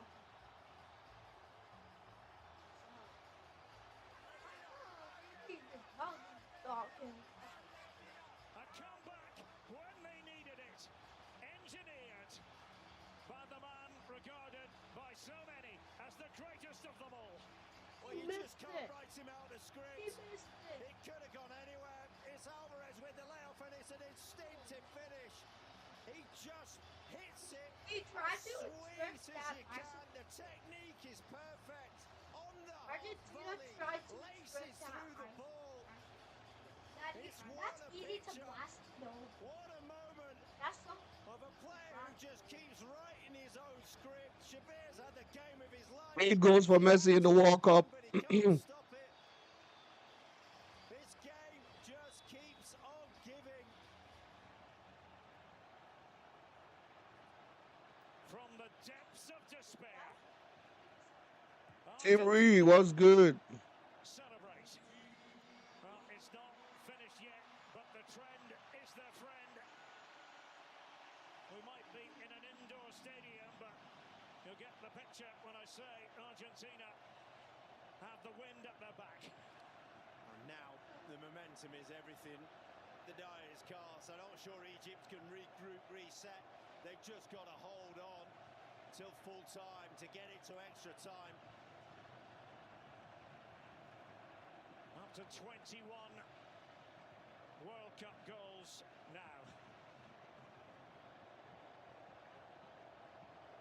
So there was a lovely conversation on the phone between him and Miroslav Klose, the man he overtook on top of the charts earlier in this World Cup.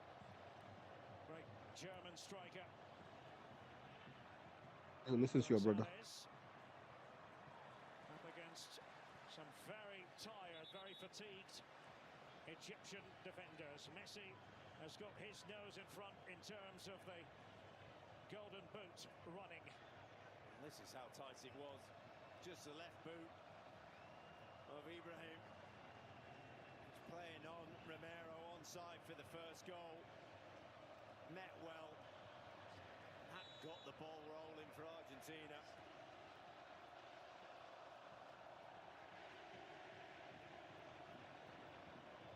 And he's now scored in 6 successive knockout stage games.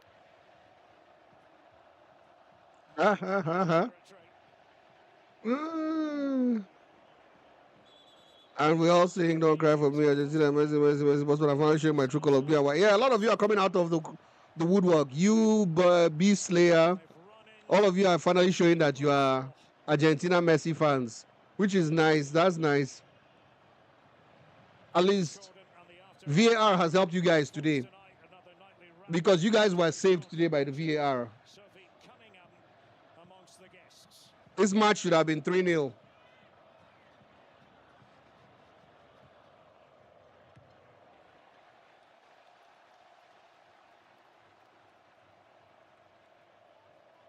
choruses of joy are echoing around the stadium here in Atlanta. It's rather as though we're inside the Bombonera, or I should say the Monumental, just to make sure River Plate fans don't feel left out.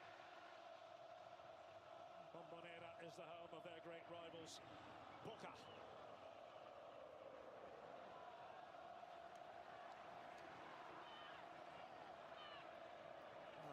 Messi good, but I'm not a fan of him. I just enjoy him play. I enjoy watching all of them play. I enjoy watching all good footballers. I love good football. Messi is a magician. I love watching him play. But let's call a spade a spade. It was very unfair and very unjust what they did there. Very unfair. Just like I supported USA, but I called it out when they turned over the red card. Very unfair, very unjust. A lot of nonsense in this World Cup. Argentina overcoming Cape Verde. Egypt defeating Australia ultimately on penalties. And it was a bit too hot. That pass from Fernandez. Looking for Montiel. Gonzalo Montiel, who actually, talking of penalty shootouts, scored a decisive one. Play with him. Play 2 games with him. He asked for 2 games. Then you can play clubs. You want to play 2 games with him, you play, then let him play 1 game against AI. Then you can now play your own clubs. So you have to be fair to your brother. If you want to play 3 games of clubs, you let him play 3 games of AI as well. Or you play 3 with him. So he doesn't feel left out. If you offered them 2-2 with 2 minutes to go, they'd have snapped your hands off. And that's where they are, but they've just got to hold on now. I'm Argentina from Baptista days. He was my goat.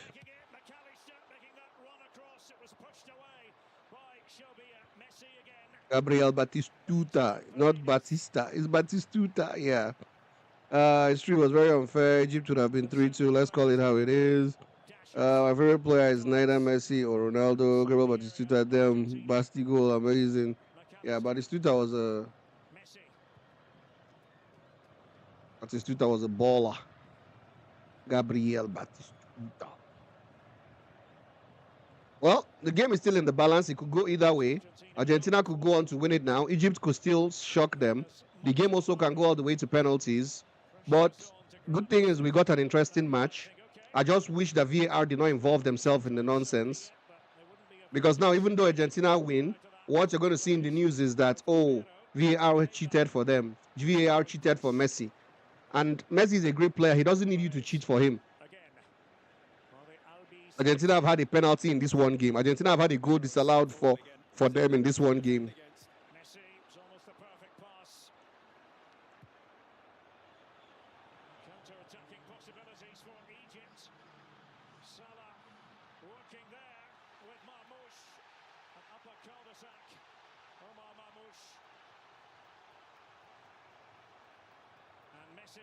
That was a good tackle. Well,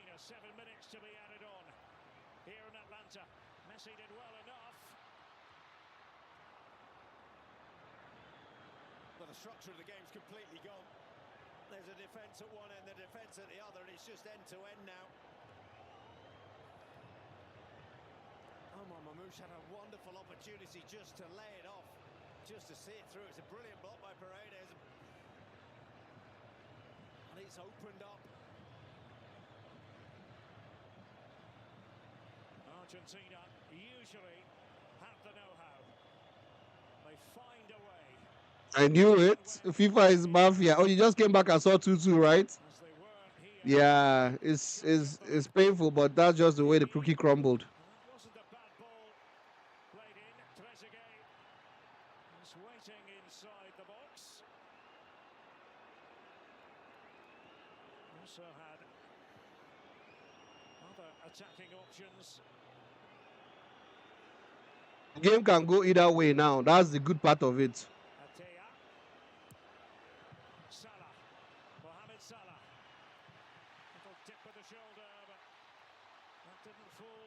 Oh, is this the goal? 2v2. Lautaro. And it's a goal. It's a goal. Oh, it's over. Game over. Game over. 2-0 to 3-2.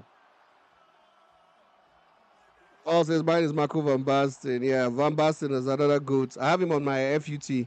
I like him. Messi, technical plus plus. Hey, Raul says I would speak. If I speak, Egyptian hearts broken.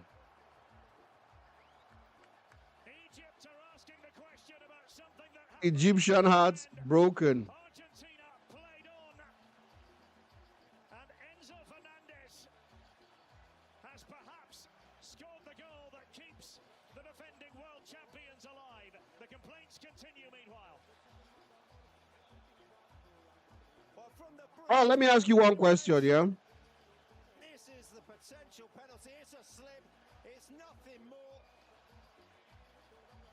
Mo Salah tackled at one end, and then it was a blistering counter-attack. Oh, let me ask you one question. And this layer, you to answer this question.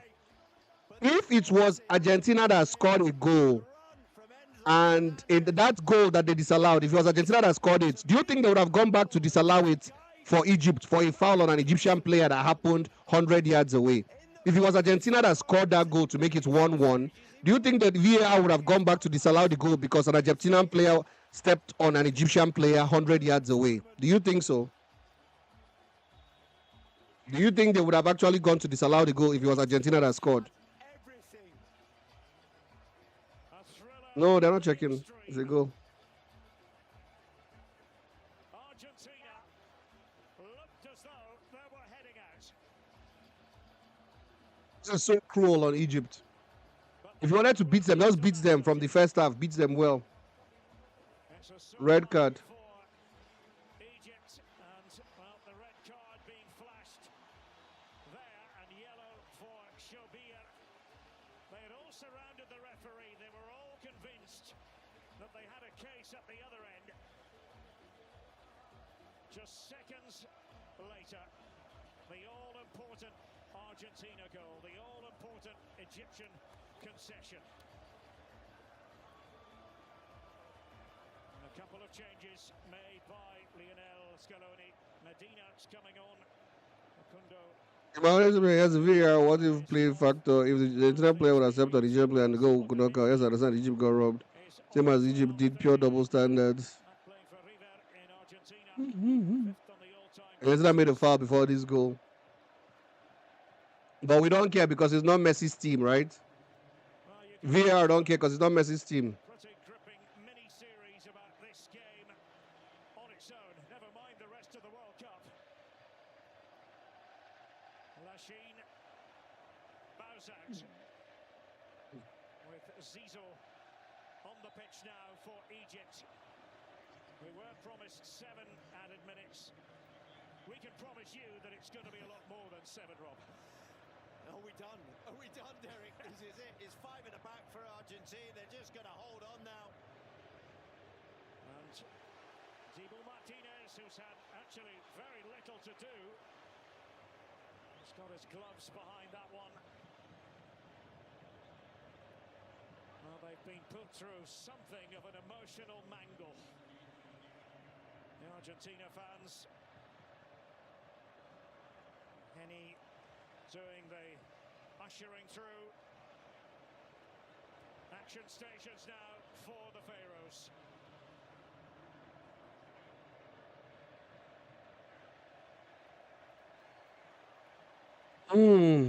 That's what I'm telling you right now. Argentina will not be champions again. I doubt it. That's just my honest opinion.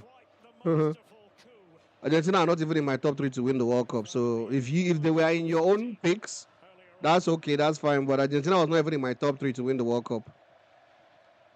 Well, it's a game for the ages. It's one of the great World Cup games. And as the guys in the studio said, they may not be perfect at the minute. Argentina. This Argentina team meets Norway. Norway will flog them with this thing they are doing. From the highest of highs, 2-0 in front against Argentina. It's even good. Colombia should go and play Argentina. They should kill each other. Two very rough, dogged sides. They should go and play each other. And the cards being applied quite liberally now. Atea having something to say to officialdom. I don't think it was all that polite. I'm not blaming Messi or Argentina. I'm blaming FIFA. They destroyed the World Cup because I don't know why they are involving themselves in a goal that a referee saw the foul when it happened. It happened 100 meters away across the. Bro. The flags are going, the banners are waving.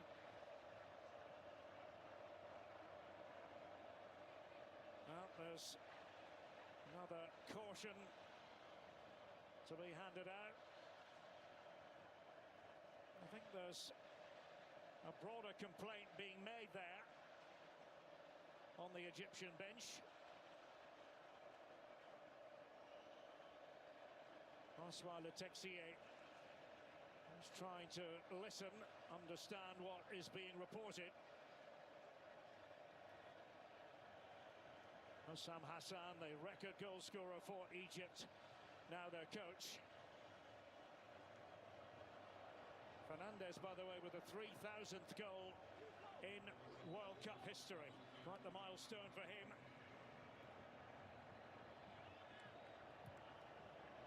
Argentina are almost there. Looked as though they'd been blown off course by Egypt here in Atlanta.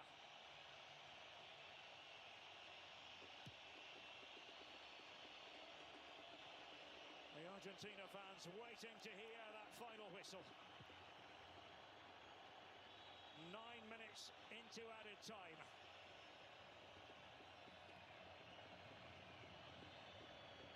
Bossman Hassan getting his yellow card. Here come Argentina again. Enzo Fernandez almost trying to hem it in near the corner flag. Paredes wasn't too fussy about where he sent the ball.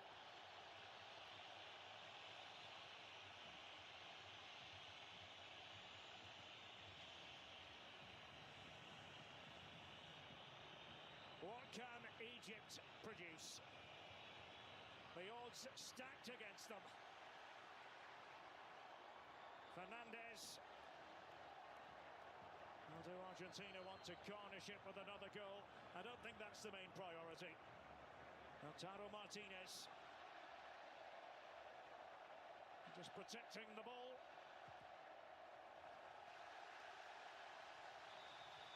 Decision goes Argentina's way. And a pair of them squaring up. It was Atea with Lautaro Martinez. Oh, Egypt are stunned. They just can't believe quite what they've seen in the last 15 minutes. It's been an incredible spectacle. Something that everyone will remember here that have seen for the rest of their lives. The reigning kings of world football will not relinquish the throne.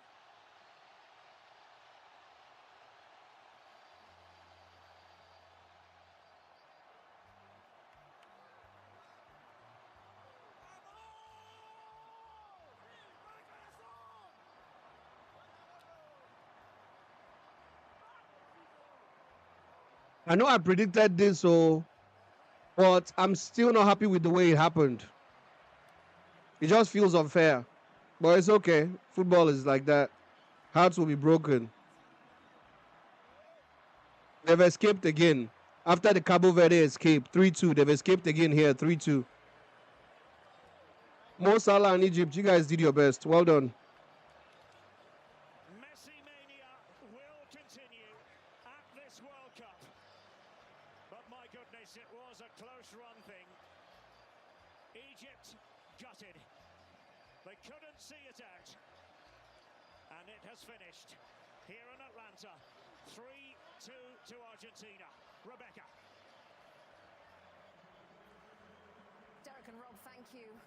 Another ludicrous game of football at this World Cup. And by the way, that Enzo Fernandez winner, the 31st goal in second half stoppage time at this World Cup.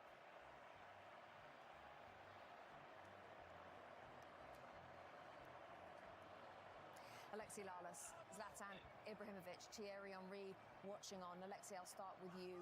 Congratulations to Argentina, but Egypt will feel aggrieved, will they not, with the way it happened with that winner? They will, and it will be debated and discussed, and I'm sure there is anger and relief depending on which side you come down on. But, you know, we came on air talking about how Argentina had suffered and the different definitions of suffering and that we talk about in different cultures. Well, we thought the suffering was done from Argentina. No, they suffered again, and they came through. And you can see the relief on their face from Messi on down, in that it's not that they got away with one here, but this was one for the ages. Lionel Messi missed a penalty, found himself and themselves 2-0 down. Zlatan Thierry, you know him well. You've played with him. Thierry, something woke him up. Talk us through that. First and foremost, look at him crying, and now it means how much it means for him and his team. But first and foremost, he reminded us that he's human, because he missed some penalties and 4 out of 8. And then he reminds us again that he's not human. I played with him, as you just mentioned. And what happened with Leo is that sometimes do not wake up the beast. That's what happened. And I've seen it in training closely. You know, when you're in training sometime, and, you know, guys, when one of the coaches don't want to call a foul or the ball was out and then you score. And then Leo wanted that ball to be out and a foul. And then he goes, ball went out. And the coach was like, stop complaining because it can happen in the game. Next thing you know, you look at his eyes and he switches. And he goes and get that ball. I was there, I witnessed it, and he scores 3 goals in a row by scoring straight away, robbing the ball off you, scoring again, robbing the ball off you, scoring again, and he turns and said, next time call a foul. And we all went, yeah, next time call a foul. Because he's just unstoppable. When he goes into that mood, it's very difficult to stop him. That's what I miss your view of the new original Spark. What are we saying, good or bad? So I haven't actually looked at it. I haven't actually reviewed it. It didn't always work, let's all be honest. But when his team needs him, he raises his game. This is a guy that played 120 minutes the other day. He raises his game. He started to take the ball and dribble past. It should be tomorrow that they drop that, I believe. Zlatan, can you talk to that? You played with him too. Did you see those eyes switch as well? You could see he wanted it. When it was 0-2 to Edge, you could see something changed. He took command. He took the ball. He made a dribble there. We don't have the images now. When he dribbled 2 guys, made a cross. He was after something. You could see it. He was on a mission now. He would not let go. He didn't want to leave this tournament. Then he made the first assist for the first goal. Then he did a second goal. Then finally somebody else helped him to get the winner. But you can see he switched gear. He became an animal. And nobody could catch him. He just went on, and this is the one I saw, we're used to see, and we're still seeing. So you can see also how emotional he is, how much it means for him. Remember, he already won this World Cup. He already won a lot of trophies, a lot of Ballon d'Or, FIFA Player of the Year, everything. I can sit here and just give his CV. And it looks perfect, but he still wants it. He still wants it, and that's impressive. Look at that. Zlatan, can I ask you a question? No. I will still. Okay. Can he be at the top of your list now? We can discuss. Oh, I like that. We can discuss. King of the jungle. The emotions that Zlatan talks about, though, is so interesting. Like you say, Zlatan, he's won everything in the game over and over again, and he is inconsolable after this match. Alexi, he wants more. He's hungry. And you picked out, when he scored the equaliser, just the way he celebrated was different. A different type of celebration. And look, I know he's emotional. Who knows? We may find out there's other stuff. These are human beings that are going on here. But this was a dig deep type of game, and we'll see the highlights here in a second. For a guy that scored so many goals, this particular celebration and the way that he. Yeah, I'm just looking at it on Twitter now. I see it now. It drops on the 10th. There seemed to be something special, and there is. So I don't have any comments on it yet until it drops. I don't know if it's going to be a card you buy or a card you grind for. It does look like it's going to be Ronaldinho, but I don't know anything. I don't have any more information. I'm going to try and get some insider information on this. I don't have much information on this. I'll check the chat. Maybe I've been missing the chats in Discord. So I'll check and see if I have more information on what's going on. But I don't know if it's a card you're going to have to buy or if it's a card that you just play for and do challenges for. I do hope it's something we can just do challenges for. Let them not put everything behind a paywall and become a pay-to-win game. They should just make it a challenge that you can actually, get by completing challenges. So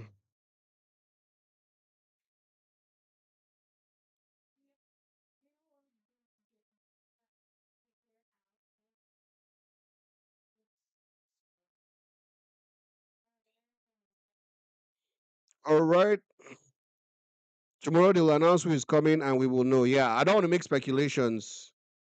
I want to see who they announce. I don't want to just guess. So by tomorrow, we'll know who they are dropping for us.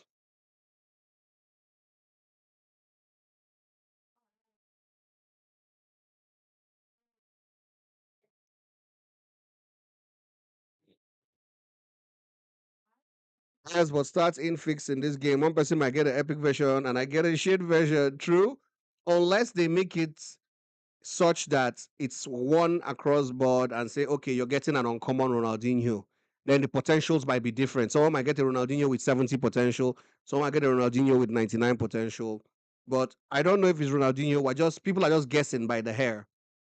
People are just guessing by the hair. That's all. This is all they showed us.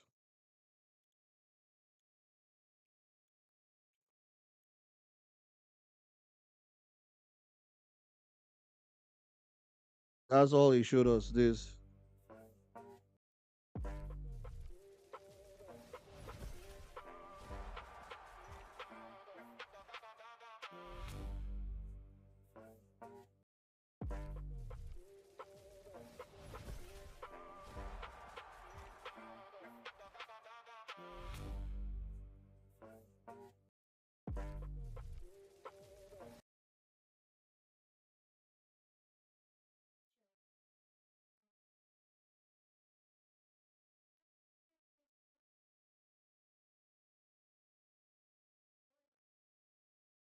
So more info tomorrow. Beautiful game on a brand new stage. The time has come. More info, July 8th.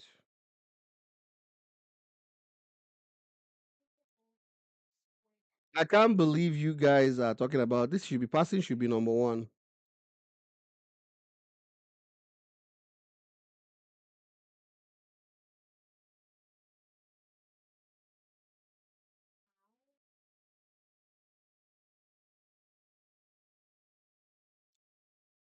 Hmm. Brand new stage. I read as a new stadium, perhaps. Perhaps again, we have to wait for them to give us the info. Brand new stage, brand new players. Let's see what they have for us. Let us see what they have for us. What are you guys' thoughts on that game? I know how everybody feels. Timri and Beastlayer are happy and they are glad and they are very they'll say in my mind I'll say they're feeling lucky that what happened happened. Rao is of course angry and disappointed at the fact that VAR had to get involved and mess up a good match. I feel the same way. My prediction was correct. Argentina won, but I just don't like the way it happened. I wish they just came out and did their thing 2-0, 3-0, 3-1 or something and won the game. But having to get a penalty then miss it, then I mean the penalty was a penalty. Let's not even say that one wasn't a penalty. The penalty was a penalty. It wasn't cheating there. But to disallow that second goal that was really clean and neat, that was armed robbery for me. Who knows? It could have been three. Who knows if it had gone 3-0 up, whether Argentina would have been able to come back. But we have to give a big shout out to the Argentina team that never really laid down. Even at 2-0, they kept on pushing and fighting and pushing and fighting. And they got three legitimate goals, to be honest. I mean, the third goal, yes, there was a foul on an Egyptian player that could have been called. It wasn't called, and they scored, and Argentina win. So that's my summary of how that game went. It was unfair. Both teams deserved to win. Probably should have gone to extra time so that they would struggle it out in extra time. Um, but it was unfair that VAR had to get in to spoil a perfectly good game. Big shout out to Messi and Argentina for still, you know, keeping their heads. Egypt have done well. They tried. The Pharaohs did well. They gave a good account of themselves. And they bow out with their heads held high, I believe. They did good. So congratulations to Egypt for being a good participant, and congratulations for Argentina for marching on and riding on despite all odds. Messi is still in the game, and Messi is the top scorer in the World Cup officially with 8 goals. Congratulations to him.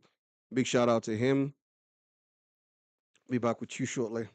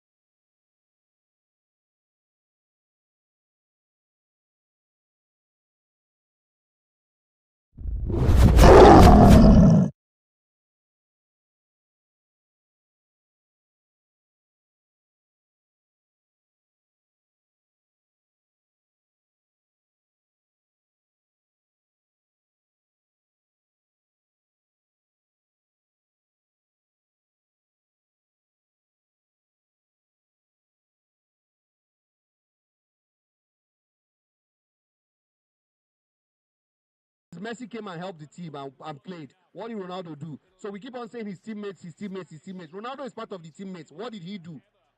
What did he do? Please, I beg, I beg, I beg. Ronaldo is also to blame. All of them. All of them. All of them.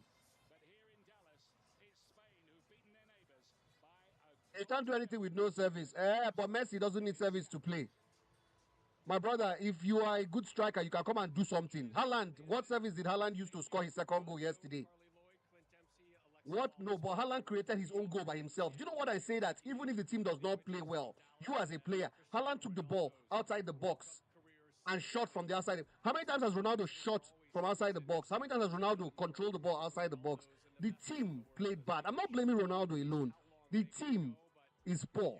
The team was poor. So you should stop saying his teammates did not provide. Ronaldo himself was poor. He's part of the team that did not provide. He's part of the team that did not create. What stops him from running down the flank and creating for his teammates? Harry Kane created yesterday when he couldn't score. Why can't Ronaldo do the same? Harry Kane created, didn't he?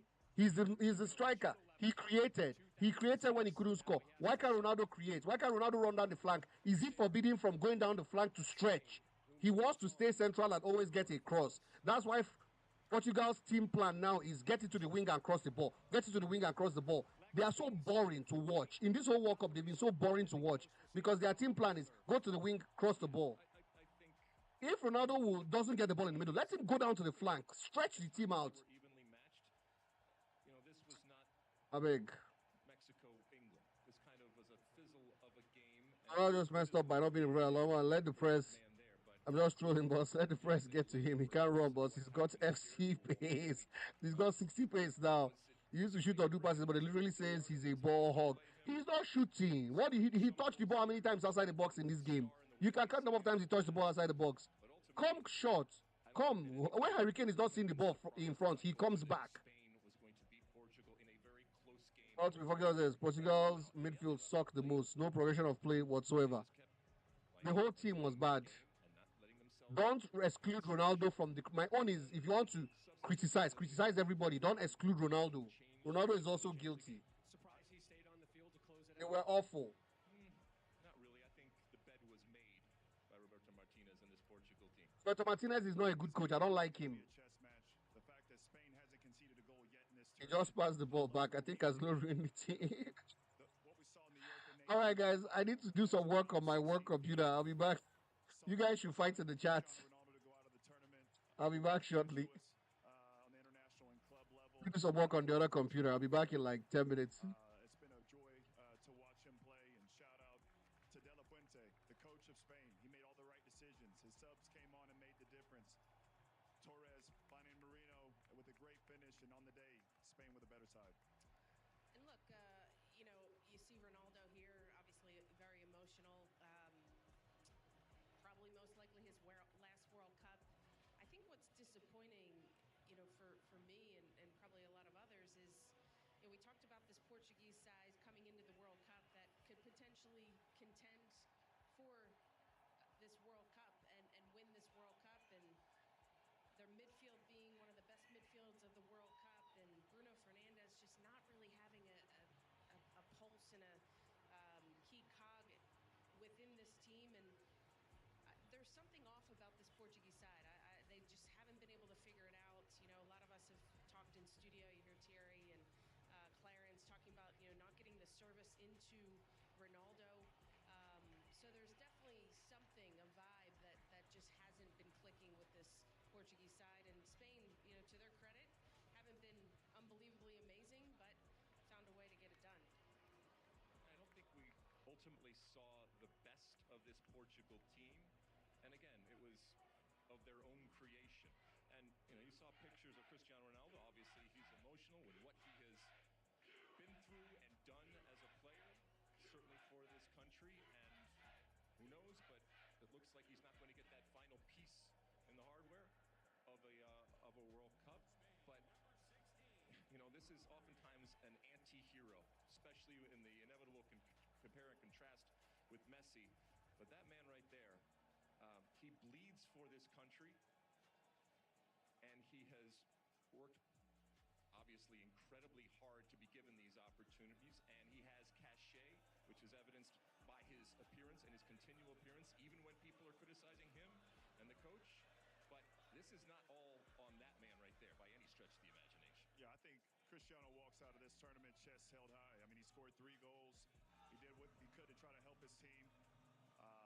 Like I said, it's been a pleasure to watch him play, and if it's his last time representing Portugal, I've really enjoyed that. I also want to give a shout out to Costa, the goalkeeper of Portugal. I thought he was amazing today. Did everything he could to keep his team in the game, and ultimately, Spain with a better side.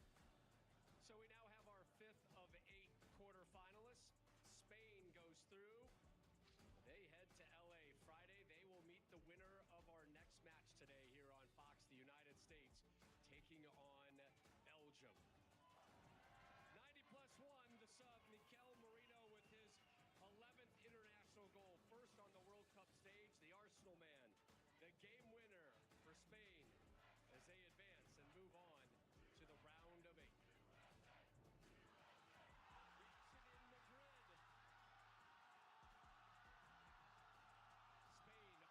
Quarterfinals for the first time since 2010. It was also the only time they ever lifted a World Cup title. So they now await the winner of our second match today, the U.S. and Belgium here in Seattle with the quarterfinal berth on the line. Highlights of Spain's win coming up after the break.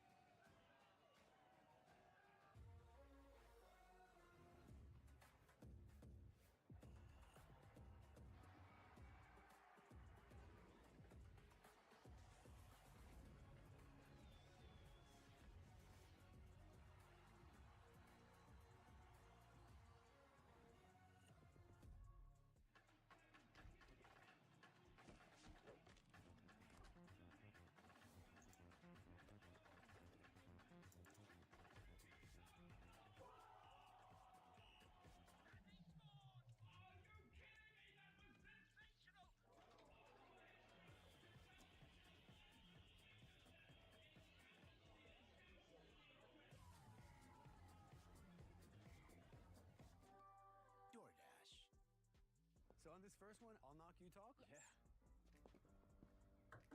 Hi, I'm your neighbor. We're having a watch party. You like to come? Sounds like fun. Yeah. Hey, Alex, what's up? Hello, welcome. Come on in, guys.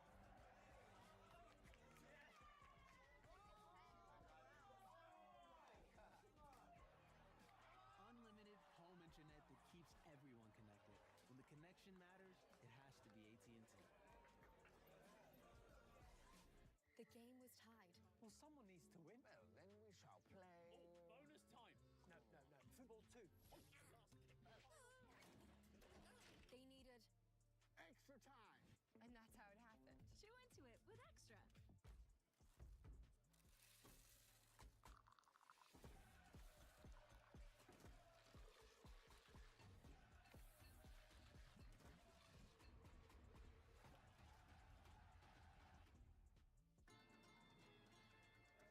Marcel believes a good ride starts before anyone gets in the car.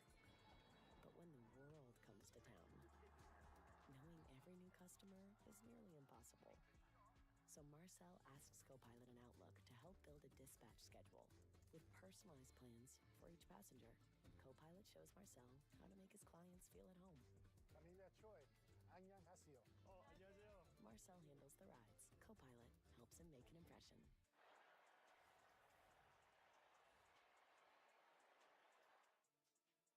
Check your socials because there's big news in the sports world. No, it's not a blockbuster trade or a big-name free agent signing. The DraftKings Sports app is now available in Georgia. So if you're anywhere from Atlanta to Augusta, you can get in the game at the speed of sports and feel the sweat throughout the Peach State. The DraftKings experience you know and love, all in one easy-to-use app. Available now anywhere in Georgia. New DraftKings customers spend $5 and get $200 in total bonuses. The crown is yours. All right, what do we got here? Well, doctor, today we have a 64-year-old. All right, let's open them up. You wouldn't have a mechanic do your brain surgery. That's nice. Just like you wouldn't have anyone but Morgan & Morgan handle your injury case. A lot of mileage on this old girl. Morgan & Morgan. A card that's worth getting. Pay your way and get cash back on every debit purchase with your Klarna Visa card. Play by new rules. With Klarna. Ugh, that's not good. No, it is not. I'm gonna have to take a drop. Hang on. Try this. What? When you work with someone who knows what you need, just when you need it, you're unstoppable. Okay. At Truist, we believe the same is true for banking. This'll work. Got any snacks? Check your pocket. Truist, leaders in banking, unwavering in care. Superior Player of the Match, sponsored by Michelob Ultra. 2024 Ballon d'Or winner Rodri is the selection. The Manchester City midfielder helped Spain control the center of the park en route to their 1-0 victory just moments ago in Dallas. So Spain will face either the U.S. or Belgium in the next round. Those two meet in Seattle later today with the Americans looking to reach their first quarterfinals since 2002.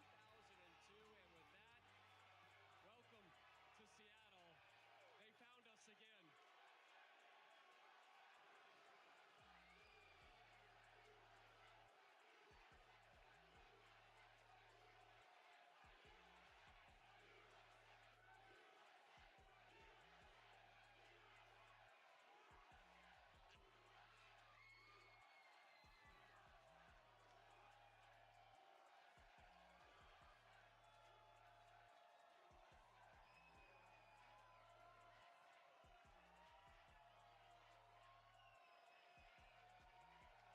Just doing some quick math, we're about 2 hours and 47 minutes away from kickoff here in Seattle. Gorgeous day in the Pacific Northwest. What a beautiful crowd behind us. So glad you're here with us. Rob Stone, U.S. legends, Carly Lloyd, Clint Dempsey, and Alexi Lawless with you. The top 5 showdown between Portugal and your 2010 winner Spain presented the age-old battle between youth and maturity. 41-year-old Ronaldo in his final World Cup facing the next big thing in international soccer, the 18-year-old Spaniard Lamine Yamal. Pick this one up, 8th minute, and what a golden opportunity. Yeah, strange play. Oyarzabal gets in. Kind of everybody stops playing thinking he's offside, but you look at it, not only is he onside, he's well onside. Maybe even he thought he was offside. Either way, fluffed his lines. Yeah, I understand. I understand. And when you think about players you'll pay money to go watch play, it's this play right here, Lamine Yamal. Looks how he cuts inside. Good save from Costa. Goes straight to Alex, and what a save by Costa again. He was on fire today, stood on his head, parried the ball away there, and look at this save. Fingertips, keeps his team in the game. Yeah, this was just a tight first half between these two teams. Mendes getting a shot here off the crossbar, but what an opportunity. Not much to speak of in the second half until stoppage time. 90+1.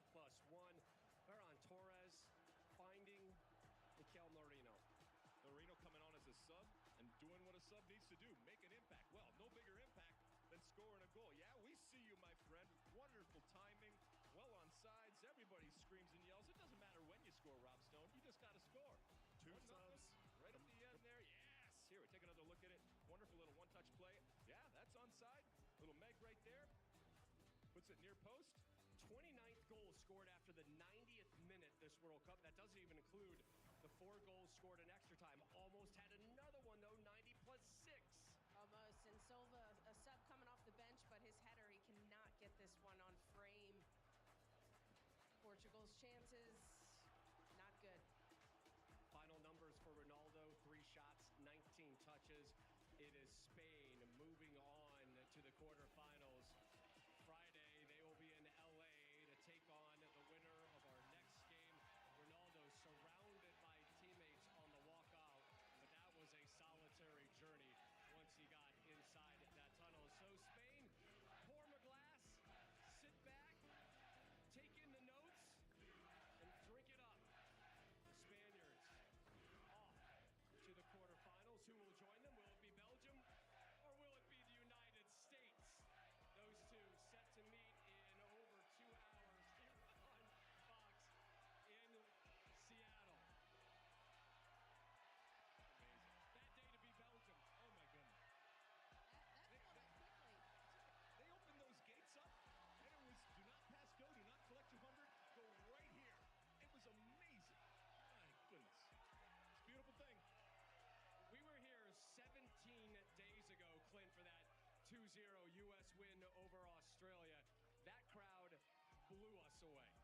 sleep on Seattle. It's been a home fortress from us. We've had a lot of great results here, like you talked about against Australia. I go back to 2016. We had a quarterfinal versus Ecuador.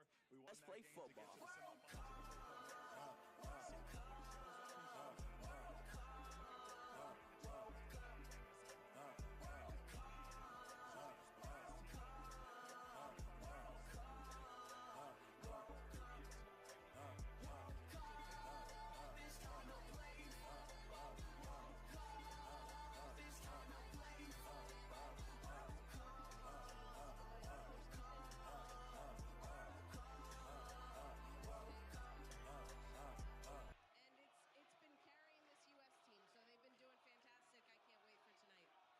Look, as we've said all along, there's nothing like a World Cup except for one thing, all right? There's one thing better. That's a home World Cup. And these people, I mean, you look out into this crowd, and it just makes me so happy, makes me so proud. I see babies being held up over there. I see young, I see old. Yes, we're celebrating Seattle, but I know a lot of people have come into Seattle for this party. And this is where the party is starting, ladies and gentlemen. And then we take this party inside, baby. American Outlaws, they've been here for days. Let him cook! I said let him cook! American Outlaws coming up in the pregame show, which is still, by my accounts, 42 minutes away. The U.S., they've beaten Belgium just once. That was at the inaugural World Cup in 1930. So 96 years later, the red, white, and blue look to do it again. Coverage begins at the top of the hour. The winner to take on Spain Friday in L.A. The Iberian rivals clashing here, thousands of miles from home. Oh, it's beautiful football here. The finish wasn't. Needed beating away by Aina. Oh, and a brilliant save. He can let go here. He does. It's the underside of the bar. Lovely ball through. And there it is. Mikel Merino, scorer of big goals. Looks like he settled this one.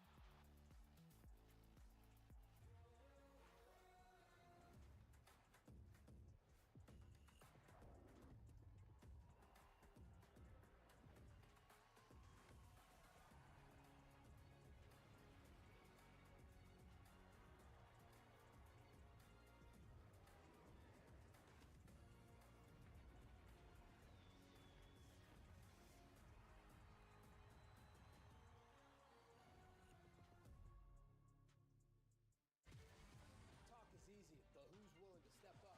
Go face to face, man to man when it counts. Well, that's exactly how things get settled here on the mat. Real American Freestyle, exclusively on Fox Nation. Make your moves.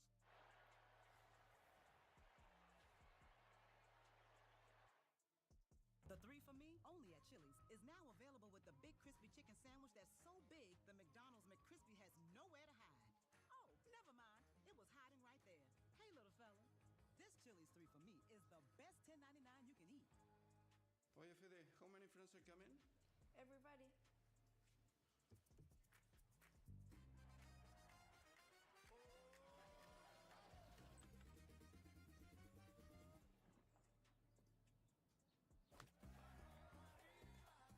Wi-Fi so reliable, you can host the world.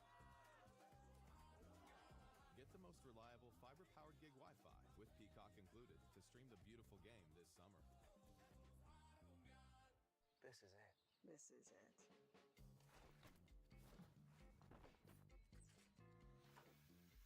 Hi. Can I help you? Oh, yeah, we'll take it. Okay. Start with some work. When you know it's the one, get it at the big one. Lease a new 2026 Toyota Tacoma SR5 for $279 a month for 36 months with $42.78 due at signing. Toyota, let's go places. The 3 for Me, only at Chili's, is now available with the big crispy chicken sandwich. Wait, and it still comes with bottomless chips and salsa and a bottomless drink? Oh, fast food is not gonna like this. This Chili's 3 for Me is the best $10.99 you can eat. Bulldog Now is your source for all things Georgia Bulldogs with exclusive access to the dogs. Saturdays at 8 a.m. on Fox 5. Presented by Hoffman Financial Group.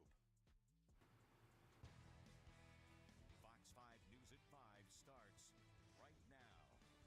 Good evening, and thanks so much for joining us here for Fox 5 News at 5. I'm Tom Haynes. And I'm Ariel Onstadt. Right now, people across the country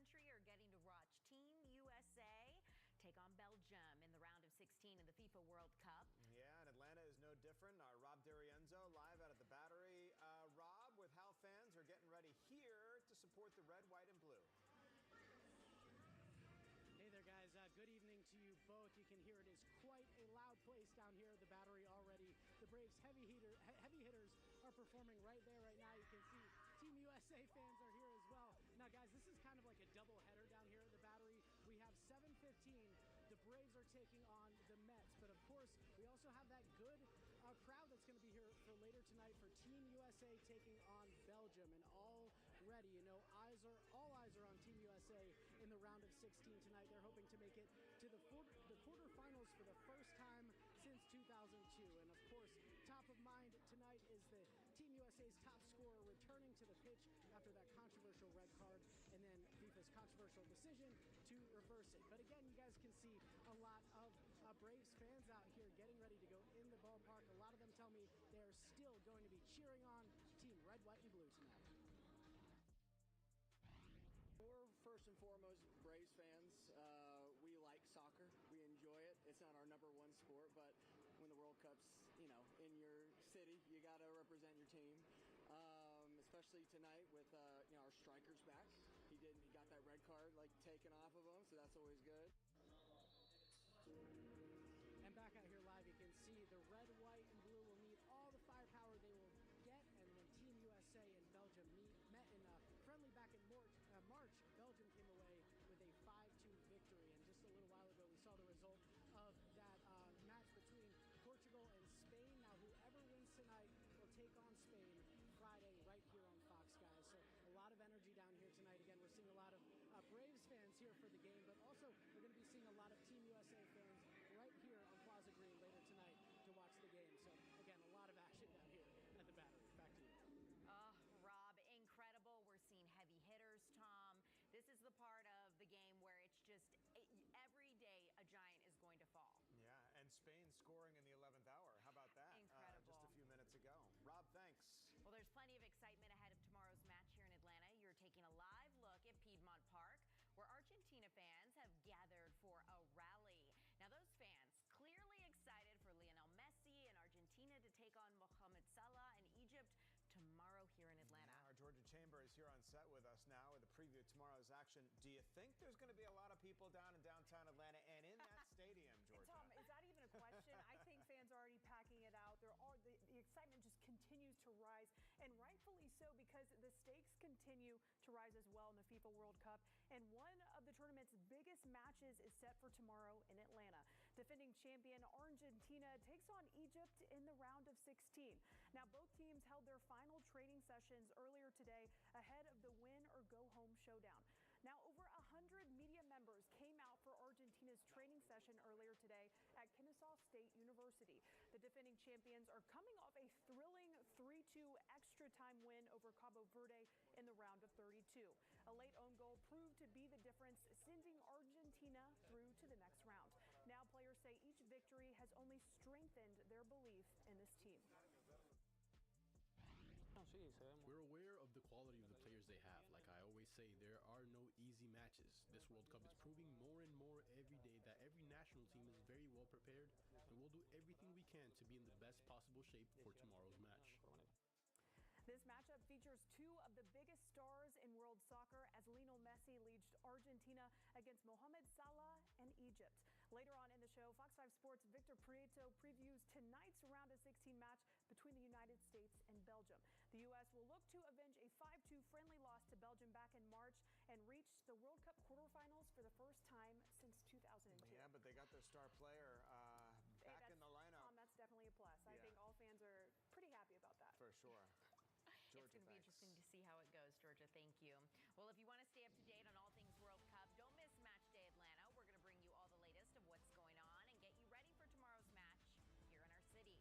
Match Day Atlanta is tonight at 10:30, right after United States plays Belgium. So much to look forward to as we turn now to our weather out there. Another hot way to kick off the work week. Meteorologist Alex Forbes tracking how things are going to unfold for us, especially tomorrow, Alex, when thousands of fans are going to pack FanFest out there for the game at noon. Well, it's July in Georgia. Georgia, Tom, so you should expect a hot one through the day, especially there at the noon hour and for the rest of the afternoon, much like we're seeing right now, although the rain chance tomorrow is not going to be quite as high as what we're looking at right now. First, I want to take you over to Fox 5 Live Viper, 90s pretty much across the area, but let's drill it down in northern Gwinnett County. Pretty good storm here in between 985 and 85. Look at all of these lightning strikes between Flowery Branch and Mulberry, just past the Mall of Georgia now, headed up into Hall County. So if you are not far away from the Falcons training facility, basically on the south side of 985 there in Hall County, heads up, downpour and a lot of lightning headed in your direction. Likewise, some of this is going to clip Lake Lanier before too long.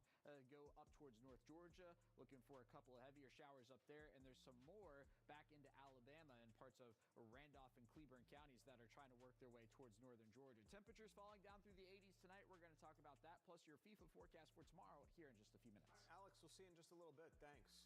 Investigators asking for help tracking down a potential suspect in the death of a teenager. What we know about the case ahead at 5. Do you have a Fire TV? You can stream Fox 5 for free in the Fox Local app. Just search Fox Local on your Fire TV today. Fox 5 News is brought to you by Montlake Injury Attorneys. I was crossing the street. An almost 20,000-pound utility truck struck her down in the middle of the crosswalk. She sustained injuries to both her cervical and lumbar spine. They drill 6 screws that holds her neck together. Oftentimes, the insurance companies will undermine your claim. The amount of money that they offered us, it was an absolute no. It didn't even cover the medical. We have the resources to go toe-to-toe with every single insurance company out there. Verdict, $10 million. And Yvette breaks down crying. Listen! Chevy drivers across America will do a lot in the next 5 years. But one thing they won't do is pay interest on their new Chevy. Just announced. Get 0% financing for 5 years on all 2026 Silverado 1500, Equinox, and Trax models with no payments until after Labor Day. Because you've earned this summer. Now it's time to go get it. That's the day, Chevrolet. Powerful officials were denying the abuse in Georgia's foster care system, so I launched an investigation. SoFi has released a scathing report after a year-long bipartisan investigation. Those could be my daughters, or any of our kids. Hundreds of children sex trafficked while under state care. And we passed a new law to help stop it. A new anti-trafficking bill is now federal law. John Ossoff wrote the bill. Every child should be safe. I'm John Ossoff, and I approve this message. The kids decided the dog needs a bath. The dog disagreed. Soccer practice moved inside, and dinner definitely left its mark. Stop apologizing. Your home is a place to live. You make the memories. We've got the science and muscle to handle the aftermath. Life brings it in. Stanley Steamer takes it out. For floors, furniture, air ducts, and more, visit StanleySteamer.com.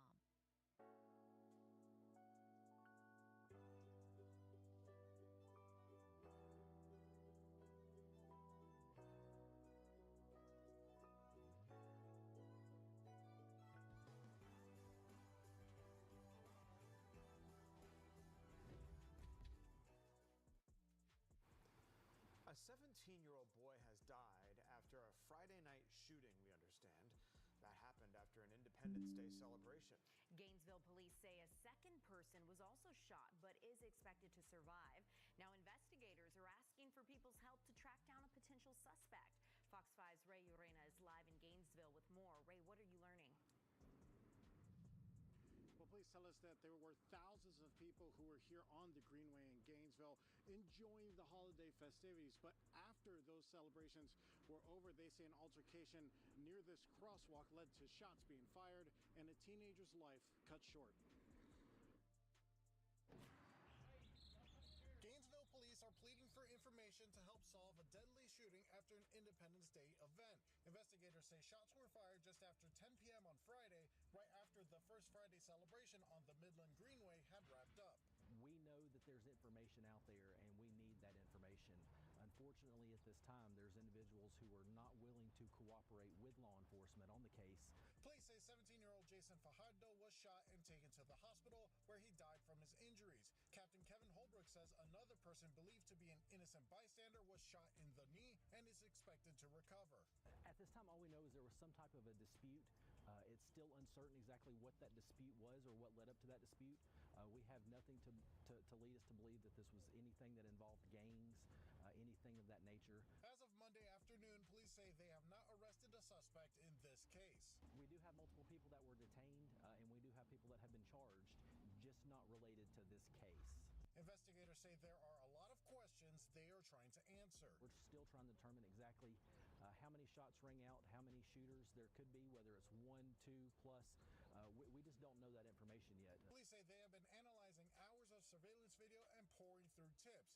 Now they need your help to get justice for a family in mourning. We're certain that people have information. We're hoping that somebody can come forward to give us the final details to this case to help us lead to an arrest. We have reached out to both Gainesville City Schools and Hall County Schools to see if this teenage victim was a student in their districts. We have yet to hear back, and police say if you do have any information, to reach out to them directly. Reporting live in Gainesville, Ray Dana, Fox 5 News. Ray, thanks for the update. Time now for a look at Skyfox traffic in your evening rush hour. We're watching a multi-vehicle crash on I-85 in Duluth. 3 left lanes are blocked heading south before Pleasant Hill Road. Delays are heavy with traffic jammed back to Sugarloaf Parkway. Avoid this area if you can. You can try Satellite Boulevard or Buford Highway instead. And here's a check of your perimeter trip times. If you're heading out the west wall of 285 southbound from I-75 down to I-20, it'll take you about 25 minutes.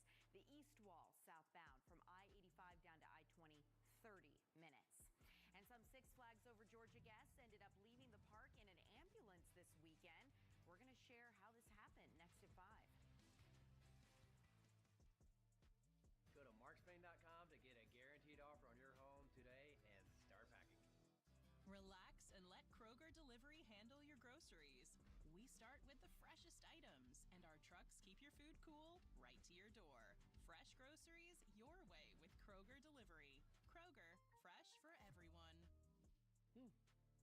Yeah, that's it. You know what this is? This is what a bathroom is supposed to look like. For a long time, homeowners had 2 choices. You could have a bathroom that looked incredible or one that was actually easy to live with. Beautiful or practical. Pick one. We decided that wasn't good enough. No grout lines to scrub, no surfaces to seal, no maintenance every other week. Just a finish that looks beautiful every single day. Right now, get free installation on your bath project and get started today with no money down. This is the new standard in luxury bathroom design, and it's only available through West Shore Home. It's West Shore Home's 4th of July sale, extended this week only. Lock in free installation on your bathroom remodel, plus 36 months of no interest financing, but only when you schedule online now at westshorebath.com or call 1-800-WEST-SHORE. Don't miss out. Discover the smartest way to own in Buckhead. Join us this Sunday from 12 to 3 for an open house at the new Panorama Buckhead Condominium Residences. We invite you to experience stunning new renovations, tour model homes, and discover condo purchase options with prices starting from the 300,000s. Sunday from 12 to 3, enjoy access to released condo inventory and buyer incentives available for a limited time. Don't miss your chance to unlock the smartest way to own in Buckhead. Visit panoramafox.com. Hi, I'm attorney Harry Brown. I'll use my experience as a doctor and my knowledge of the law to get you the settlement you deserve.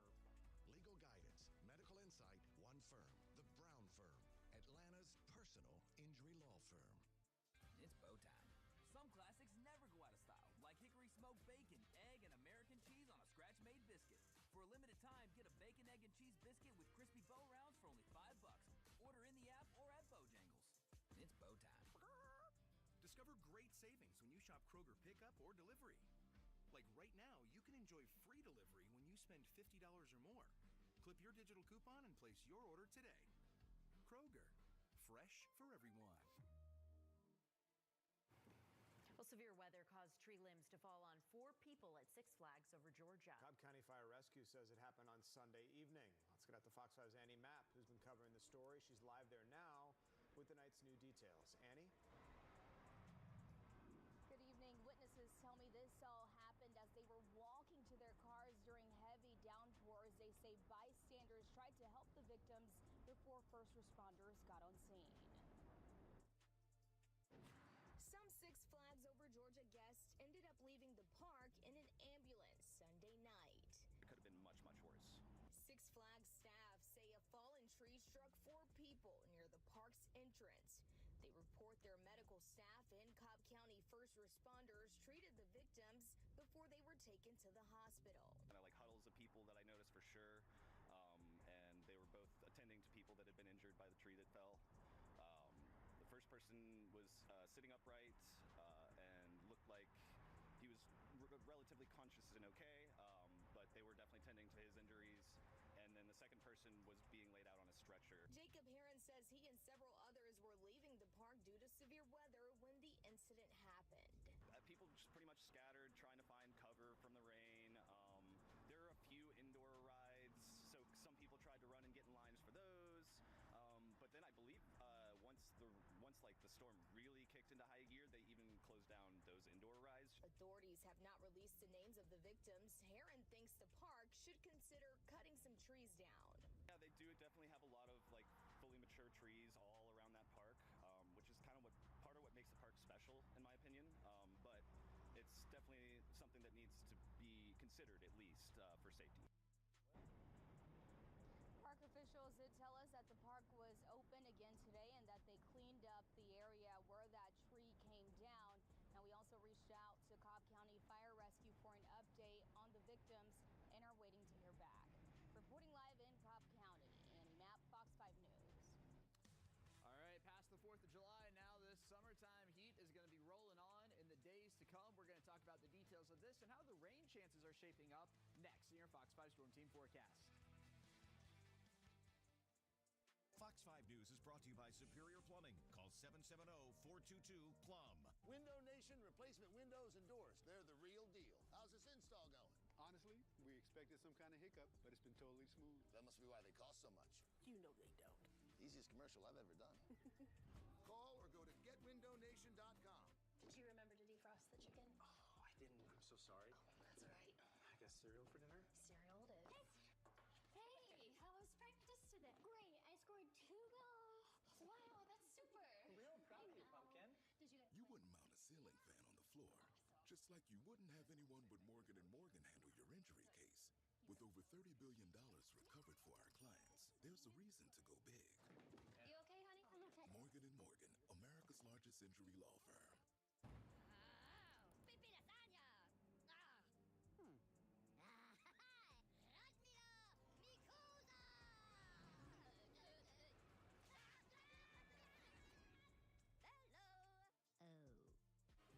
Summon same-day Wi-Fi for instant online magic and lock in your price for 5 years.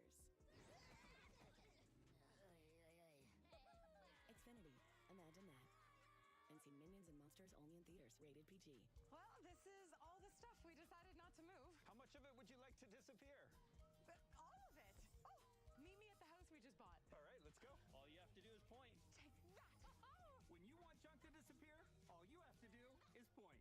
I'm Ross Massey with Massey Injury Law. Unlike most firms who charge 33 to 40%, every Massey client gets our low friend of the firm rate of 25%. We put our money where it belongs, in the client's pocket. Remember, Massey is my lawyer friend.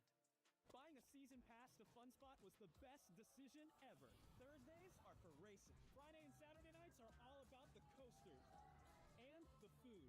Scan the code for your season pass. Go ahead. You know you want to. Fun Spot, where fun hits the spot.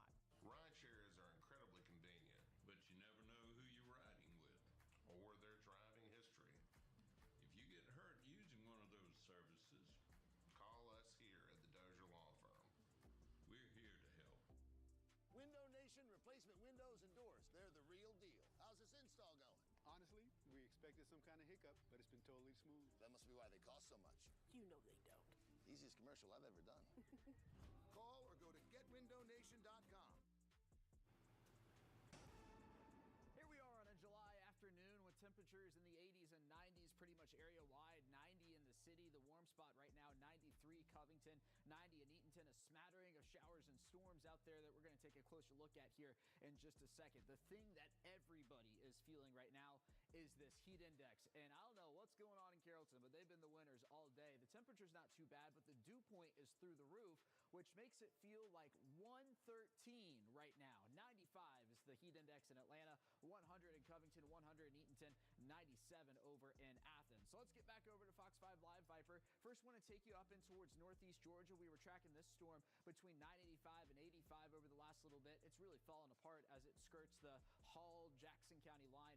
Now looking at a pretty good downpour south of Commerce. That's trying to lift up into parts of Madison and Banks County. Also smattering of showers trying to lift up into the Athens area. Elsewhere across northern Georgia, there's a handful of showers, but I want to draw your attention to what's going on back into Alabama. I've been tracking these storms for a couple of hours. Well, now they're about to move into towards Cleburne and Randolph County. So heads up Carrollton, at least that'll help out the heat index. Or over towards Heard County, Coweta, Douglas. I think we could see some more storms into the evening tonight. Through the overnight hours, we will quiet down. Temperatures down into the mid-70s. Sunrise tomorrow is at 6:34. Notice that is getting later, minute by minute, as we are now past the summer solstice. Temperatures getting into the 90s tomorrow afternoon. And look at this. Your rain chances for tomorrow much lower than today. Now, they're not zero. They are going to be 20%, but I like to look at that as an 80% chance of staying dry. So here we are, 5, 6 o'clock. Notice this model's overdoing what's out there right now, so take that for what it's worth. Into the evening hours, it does try to hang on to some showers south of I-20, not necessarily a ton of them. And then as we get into the morning hours, whatever we do have, long gone. Tomorrow afternoon, the noon hour, the start of the FIFA match downtown, right? There will already be some stuff on Fox 5 Live Viper, not a ton of it, and that'll be the general trend through the day, not a ton of it as we look at this here for the next several days. So your cup cast for tomorrow, got 2 games, one in Atlanta, one in Vancouver. We're definitely going to be hotter, but we've got the indoor stadium, so we'll take it. 93 our high temperature, 70 up in Vancouver tomorrow as we look at Colombia and Switzerland up there. Here is your Fox 5 Storm Team's 7-day forecast. A 20% chance of rain here for the next several days. High temperatures, low 90s, about where they should be for this time of year. Rain chances slightly up for the weekend at 40% for Saturday and Sunday, but Ariel, I like looking at that as a 60% chance of staying dry. Oh, good to know, Alex. We're going to stay tuned for sure. And we're just over 2 hours away from Team USA's round of 16 matchup against Belgium. We're previewing that World Cup match next. For our country's 250th birthday, Gordon Ramsay will save the American dream. Like giant turds. Kitchen Nightmares premieres July 21st on Fox. Call Atlanta's power law firm, Gary Martin Hayes and Associates, right now. When someone you love is seriously injured, you're being asked to make important decisions. Motley help families understand their options. When your family needs protection, call Motley at Pound Win.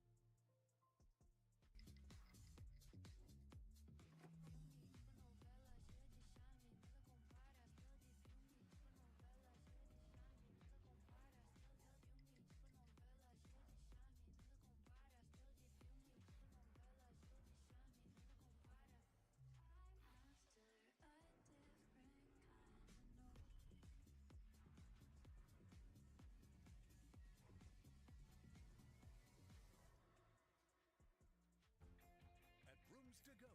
Shop our July 4th sale now through Monday and get extra savings with valuable July 4th coupons in your mailbox, online, or on the Rooms to Go app. That's added bonus coupon savings on furniture for every room in your home. Get great sale prices, plus make buying even easier with 55-month interest-free financing. Hurry! Get bonus coupon savings now through Monday at the Rooms to Go July 4th sale. We invited passionate soccer fans to push Nissan vehicles to the limit, just like they do with their teams. Further proof that the Nissan lineup is tested and trusted by the toughest. Hurry in to bring home a winning offer at the Nissan Summer Sales Event. Get 0% APR on select model trims for well-qualified buyers, or get up to $5,750 total savings on select Frontier trims. After an accident, it's hard to know what to do next. That's why at Motlick, you can speak directly with an attorney at no cost, so you understand your options from the start. Accidents are stressful. Your comeback shouldn't be. For our country. country's 250th birthday, Gordon Ramsay will save the American dream. They look like giant turds. What's wrong with the food? Is he okay? Probably not. You're done. Close the place now. Kitchen Nightmares. Season premiere Tuesday, July 21st on Fox. Team USA puts its World Cup life on the line again tonight in the round of 16. They're going to face a Belgium team playing with a chip on its shoulder after the controversial reversal of USA striker Folarin Balogun's red card. Let's head out to our Victor Prieto, who's live at Atlanta Stadium with more on tonight's matchup. Victor, this red card situation has everyone talking. Well, coming into this World Cup, Mauricio Pochettino's mantra for his U.S. men's national team was "Why not us?" Trying to inspire that hope and belief in a team that really hasn't historically competed that well, succeeded in the World Cup here in a World Cup. But right now, they're doing well. They've pretty much played their best World Cup in many years to come. And of course, for us here in Atlanta, it's pretty cool because U.S. and Belgium, this matchup in particular, has a pretty interesting, history. Just a couple months ago, USA and Belgium faced off here in Atlanta Stadium, or then Mercedes-Benz Stadium, where Belgium pretty much handled the U.S. They won 5-2. Of course, it's a friendly, so it's a little different. The U.S. only having 6 starters who were expected to see start tonight in the World Cup match, but obviously it still adds an extra history and a little more wrinkle to this matchup that could very well be an interesting situation. Yeah, I mean, I think both teams are different, and ultimately it's a different atmosphere and different environment as well. You know, playing in a World Cup knockout round, it's not really something you can replicate. So, I think also in the friendly, you saw from both sides, probably 11 changes across the board. So, ultimately, it's going to be a really big game, a game that means a lot of stakes on the line. So, it's going to be very intense, and I'm looking forward to it. It's certainly been the game all U.S. soccer fans have been waiting for. The U.S., in their history in the World Cup, they're 1-5 in round of 16 games. They haven't advanced to the quarterfinals since 2002. This is the moment, this is the game all U.S. and really the country has been waiting for the U.S. soccer team to take the next step. This is why they hired Mauricio Pochettino, this golden generation of U.S. soccer. They're going to do it today in what's surely going to be probably the most watched game in U.S. soccer history. It'll be here tonight at 8 o'clock, guys. But for now, here in Atlanta Stadium, Victor Prieto, Fox 5 Sports. All right, Vic, thanks. You don't want to miss Match Day Atlanta if you want to stay up on all things World Cup. We're going to bring you all the latest of what's going on, get you ready for Tuesday's matchup here in Atlanta. Match Day Atlanta is tonight at 10:30, right after the big U.S.-Belgium match. All right, Tom, we are tracking some storms back just across the Alabama state line, as well as a handful here in northern Georgia. I'm going to show you where they're headed next, and your FIFA Match Day forecast for tomorrow. That comes your way after the break. Don't you just love home projects? Going to the hardware store, getting your contractor to show up. So when I wanted new floors, I called the experts at 50 Floor. They brought the showroom to me and finished the job in just one day. Go to 50floor.com today. Gina's workplace call and says she's not at the office. The car in front of her catapulted into the air, ended up on top of her. My sister didn't make it. The way they devalued her was very, very hurtful. They made it seem like her life is worthless. She was too big. No matter what, she's gonna die anyway. They're here to get justice for their lost loved one, and that finally happened. To be a voice for Gina, what an honor. I just want people to hear her life. To me, that's justice. Pipi lasagna!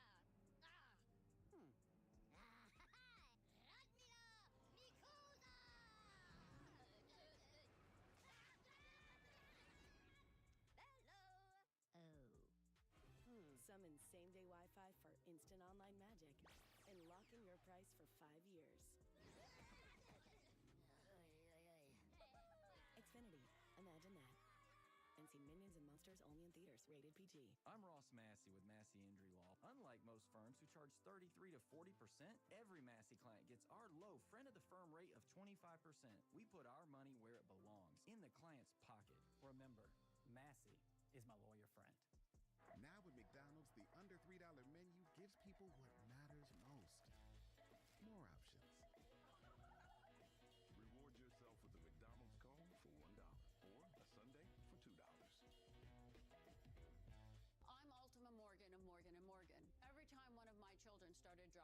was terrifying. Thousands of accidents happen across the country. We see it every day. If you've been injured in a car accident, call us. Morgan & Morgan, forthepeople.com. It's bow time.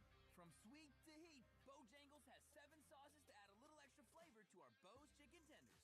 So order some tenders with your favorite sauce today and pair them with our new refreshing peach tea. It's bow time. I've been doing home improvement projects for 30 years.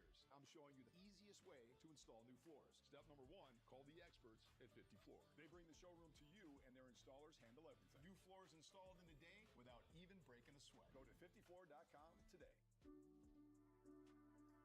I'm Denise Dillon, proudly serving you for 22 years on Fox 5 News, streaming on Fox Local. All right, all eyes on the forecast, especially for tomorrow as thousands get set to pack the FIFA Fan Fest at noon to high noon. High noon, Alex. I am thinking about how warm it's been, and I'm like, man, a noon match? What are we looking at? Still hot, don't get me wrong, but it's not going to be as hot as it was last week. So progress being made over in the weather department, we'll say. You got the Egyptians and the Argentinians in town. A noon kickoff, right? So people are going to start filtering into Centennial Olympic Park a little early. Temperatures mid-80s, quickly warming into the 90s. But your red number there, that's your heat index. So if you're going to be outside tomorrow, it is already going to feel like 90 degrees by 11 a.m. into the mid and upper 90s for the late afternoon hours. Luckily, our rain chance remains relatively low at 20%. Out there right now, it's hot, 90 in Atlanta with the heat index of 95. Our winners all day have been Carrollton. It's 86, but the dew point is so high, it sends the heat index up to 112. 91 in Eatonton with a heat index of 100. 87 in Gainesville, where some rain's not too far away with a heat index of 94. So rain chances, as I mentioned, not as high this week, around 20% for the remainder of the work week. Temperatures a little more reasonable, not doing the whole upper 90s thing again. We'll do low 90s instead, but don't get me wrong, it is still going to be hot outside no matter how you slice it. Coming up tonight at 6 on Fox Local, we're going to go through the heat index values day by day, and we'll take a closer look at what to expect for the weekend. That comes your way tonight at 6. But for now, we'll be back right after this.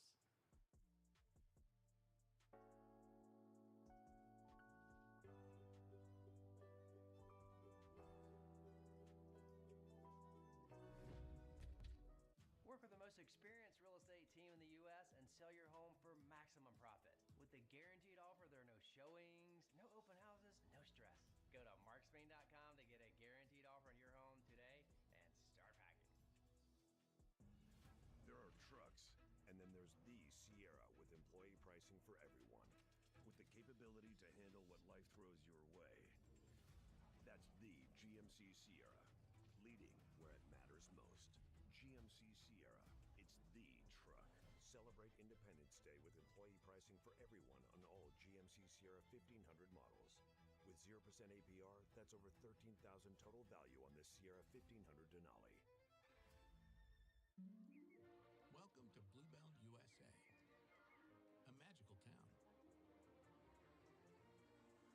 Around here, everyone is happy all the time. Because ice cream is the handheld device of choice. Can Bluebell ice cream really smooth out all life's wrinkles? We think it can. Bluebell USA, where happy happens. A spilled liquid, a broken staircase, a poorly lit parking lot. A property owner's moment of carelessness can lead to your moment of intense pain.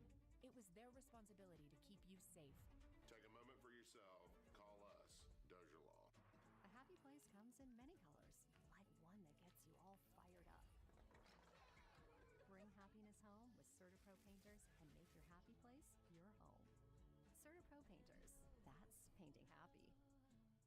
With the guaranteed offer, you can receive the strongest cash offer in the industry. Sell your home for maximum profit without the hassle of ever putting it on the market. With the guaranteed offer, there are no showings, no open houses, no stress. Go to markspain.com to get a guaranteed offer in your home today. Children exposed to poor air quality have smaller lungs and higher rates of asthma than children with good air quality. IQ Air Foundation is working to change this, providing filtration technology to school children with poor air quality through the Clean Air for Kids program, helping kids to breathe over 90% cleaner air indoors, removing barriers to learning, reducing sick days, and increasing test scores. This is all key to environmental and climate justice. Find out how you can help at iqairfoundation.org. Well, thank you so much for joining us tonight for Fox 5 News at 5. Fox 5 News at 6 will continue on our streaming at Fox Local. That's just one way to stay connected to Fox 5 around the clock. You can also follow us on social media. Fox 5 Atlanta on Facebook, Instagram, and YouTube. And coming up tonight on Fox, our coverage of the World Cup continues as Team USA takes on Belgium in the round of 16. Join us next.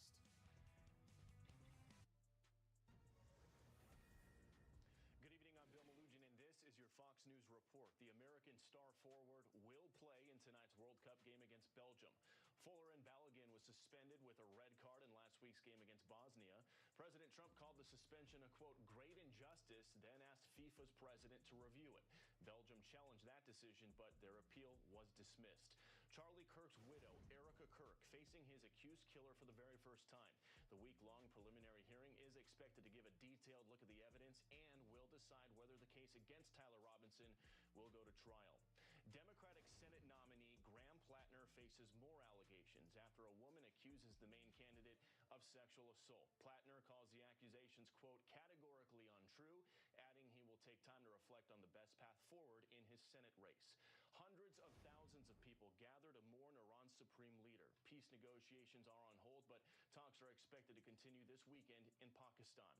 President Trump traveling to Turkey tonight ahead of this week's NATO summit. The president is expected to test the allies' commitment to defense spending while also voicing frustrations over the lack of support during the Iran conflict and with the Strait of Hormuz. Be sure to keep it right here on Fox for all of your World Cup action. In Washington, I'm Bill Malugin. Have a good night.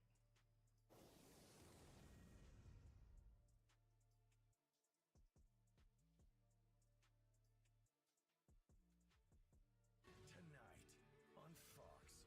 They are starting to believe. America's World Cup dream rolls on. As the Stars and Stripes advance to the round of 16.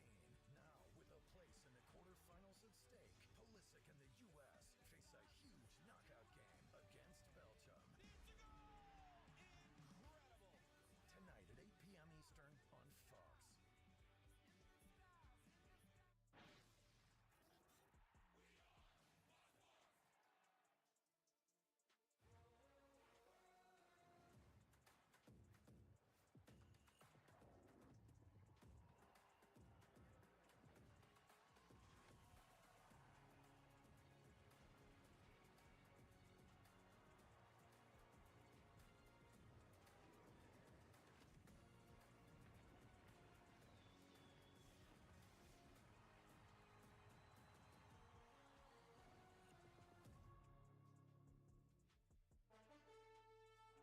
FIFA World Cup 2026 today on Fox is presented by Google.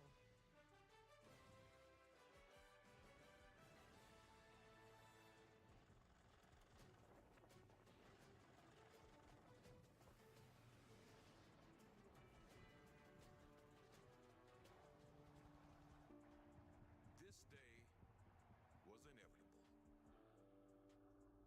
You want to do something that's never been done? Go someplace you've never been? This team and this country are starting to believe. Eventually, you have to stop chasing the world's attention and start chasing the world's respect. Go ahead. Look up at the rest of the climb. That isn't expectations. It's receipts. Cold, hard facts.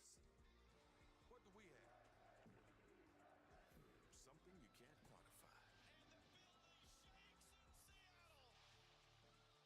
Something they don't. This place is going ballistic. Belgium, the USA. Who blinks first?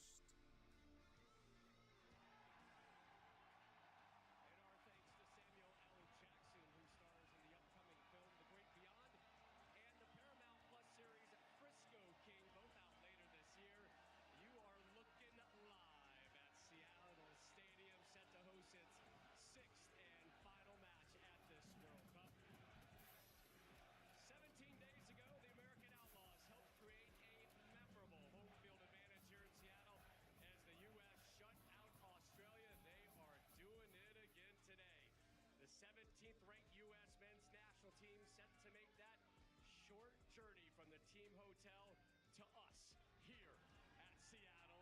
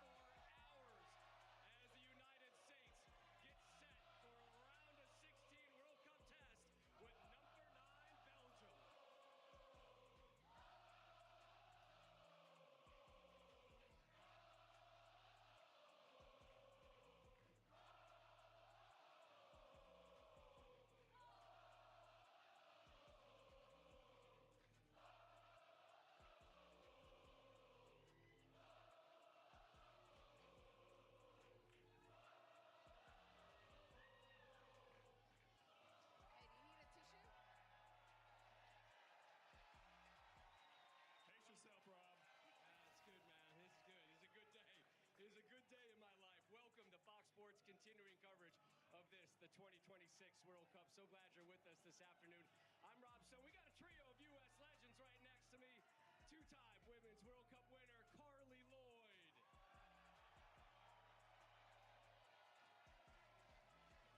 The only American male to score in 3 World Cups. Seattle, welcome back, Clint Dempsey.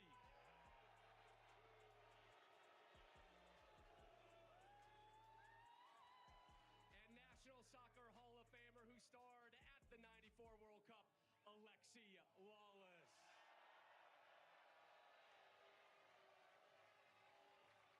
Days, scenes, moments like this, they don't come around regularly, particularly in U.S. soccer circles. Remember, 32 years ago, the U.S. hosted their first World Cup. This summer, it has eclipsed it, Lex, in every way possible. I mean, you run out of words to say. Just when I think it can't get any bigger, just when I think it can't get any better, just when I think it can't get any more beautiful, my goodness. And again, I look out and I see so many young people, if you will. And as someone who has been around a while and seen a whole lot on and off the field, I do think that I can speak for a lot of men and women that are my age and older that have seen this sport grow on and off the field, and just give a heartfelt thank you to everybody here, and I know everybody's watching, because this is a crazy party, but this is only a window into the party that's going on all across the country. So let's keep it up out here, and then let's take it inside and kick some ass.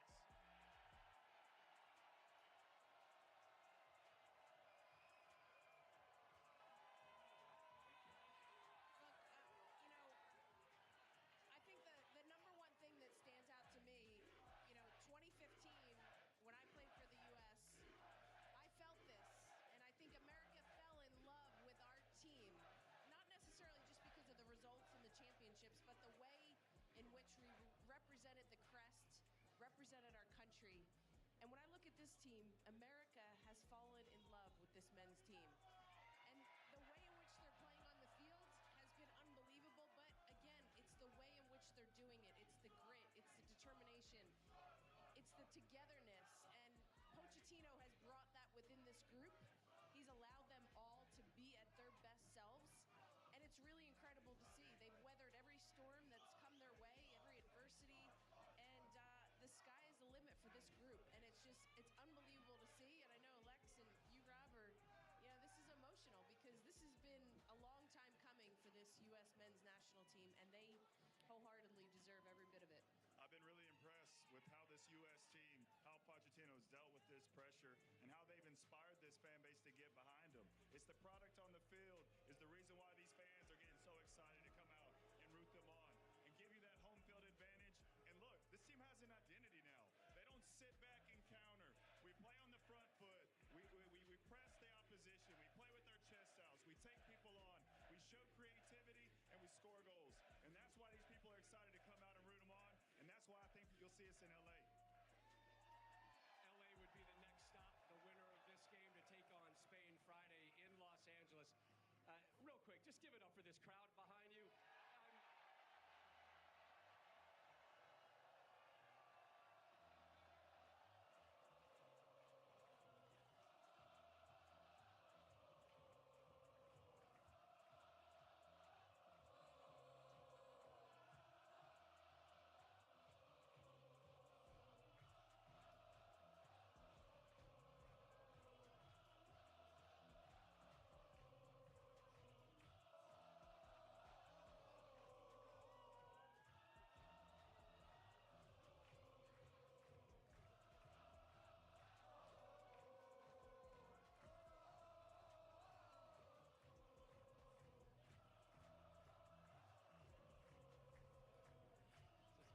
The people on the pole back here, I salute you. I see you guys. Thank you.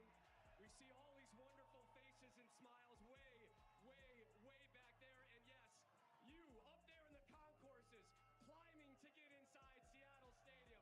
Hello, good afternoon. I'm waving to you. You're waving back. Thank you. This is remarkable. Absolutely remarkable scenes as the United States looks to set up a quarterfinal date with Spain, who got by Portugal earlier today in Dallas. The lone goal came in stoppage time. So we have two confirmed matchups already for the next round. France, Morocco in Boston on Thursday. Norway, England square off in Miami on Saturday. Two co-hosts, Canada, Mexico, eliminated the other day. So the U.S. trying to avoid that fate today. Here's a look at our full team that'll be with you for the next 4+ hours, going through the game, going through post-game. Rebecca Lowe, Thierry Henry, Zlatan Ibrahimovic, they're just behind us inside the stadium. Your match announcers, John Strong, Stu Holden on the field, as is Emmy winner Tom Rinaldi. There's Jenny Tapp. She'll be here soon. Currently, she is with the U.S. at the team hotel in the States, in Seattle for the second time this World Cup, and it is where they beat Australia in the group stage 17 days ago. Should they win today, the Americans would take on Spain in L.A., which was the site of two of their group stage games. The semis would take them to Dallas before ending the tournament July 19th at New York, New Jersey Stadium. The American Outlaws, founded in 2007 by a group of fans from Lincoln.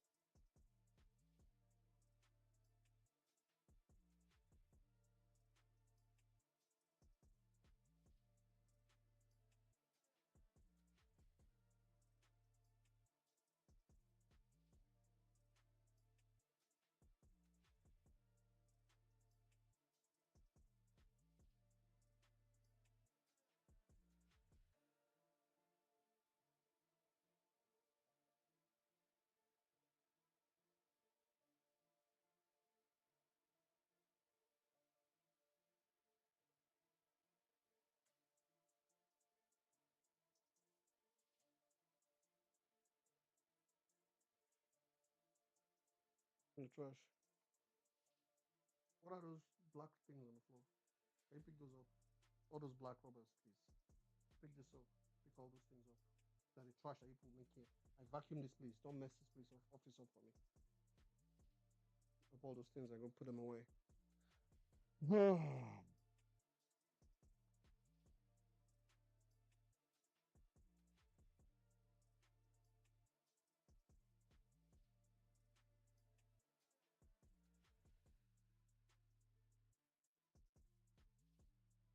What did you do today? Hmm?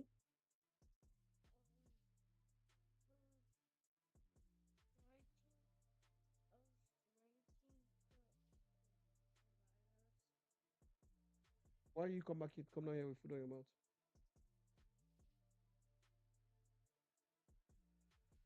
Huh?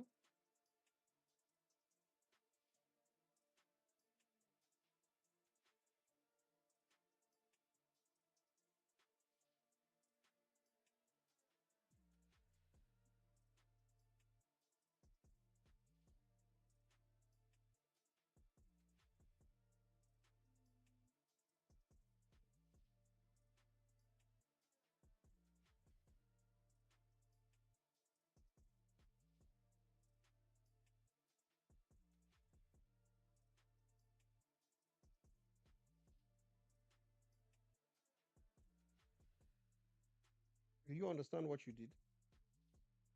And clean your mouth. Have you finished eating? So why is your mouth not clean?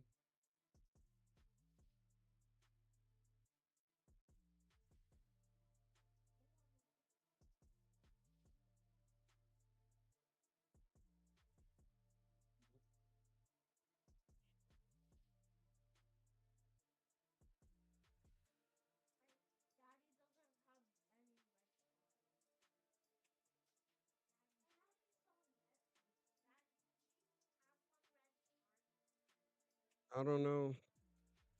That's why they Portugal has a opportunity to score, but GG is just passed the ball back. I think and slowly regained the team from this last year to last year. From last year to this year, he's the only outlier. I don't exclude Ronaldo. I don't exclude this. The film was really started. I'm gonna exclude Ronaldo. No fight in my sleep. He should have been the ball hog. Literally passed back. No forward passes from any player. Bruno became the Bruno from the Euros. Nations League versus now is dressed. You can't even say they were tired because they played more games last year. This game was boring by both teams, and same scenario could happen to Spain. Dead game and team that scored one. Big for us to be honest. Backward passing was the thing. Spain was scared to shoot. Even Portugal did they shoot. Eldridge, welcome. How you doing? Sorry, I was busy when you came in. Uh,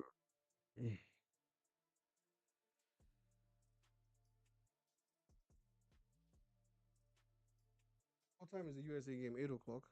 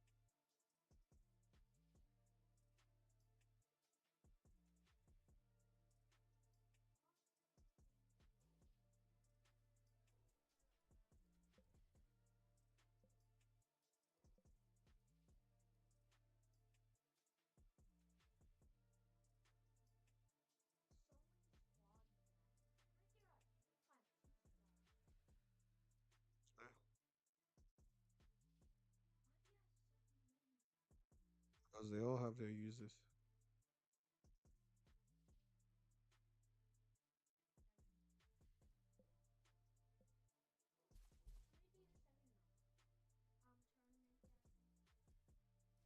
Yes.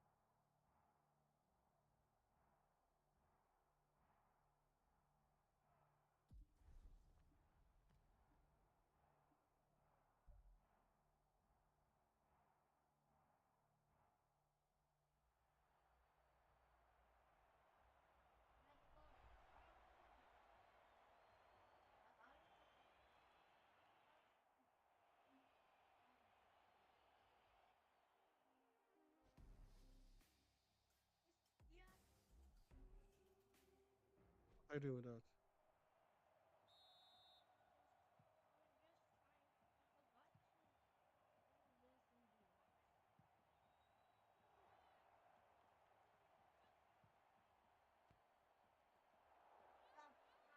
Go on, finish and go keep that book, please. And go keep the book.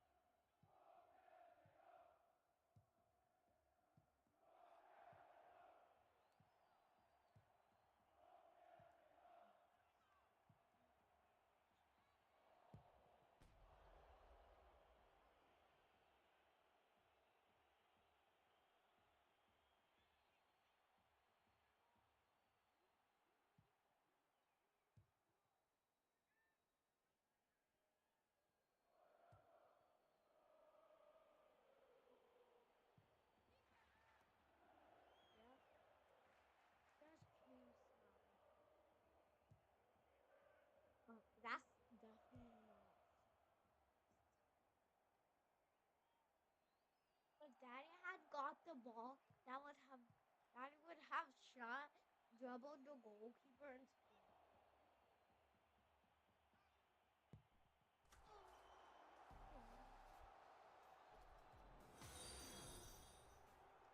Kempava, it just did the thing. You guys eating?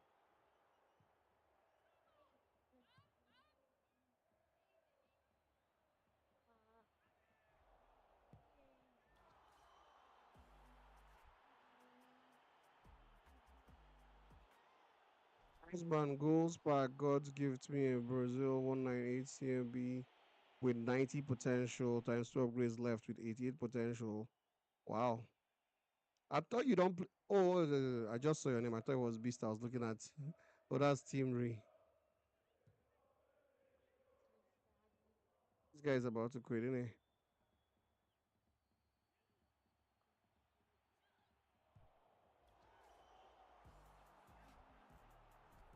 A Brazilian. I thought you were building a Brazilian team, right? Team Brazil, one nation story. Yeah, I remember you said you were building.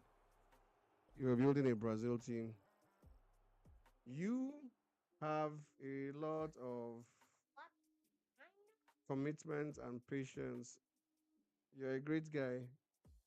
I'm not. I cannot build a particular type of team because this game they're not very generous with packs. His name is almost Ronaldo. Where's the next D? Like, is that enough to? Is that enough to even assemble a normal good team? Then to now start doing it by countries, you are the goat. Oh, yeah, the A. Oh, is it a 7019 with all the blues in it? Is it a 7019 with so many blues? How?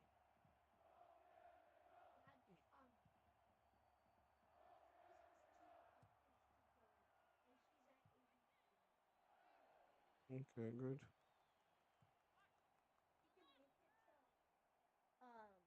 Purple card.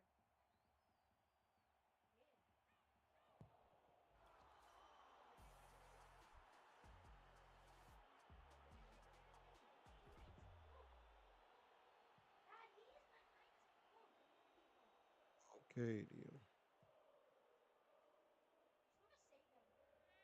That's not how it works, deal. That's not how it works. Being a 94 goalkeeper, what if he doesn't know how to play? You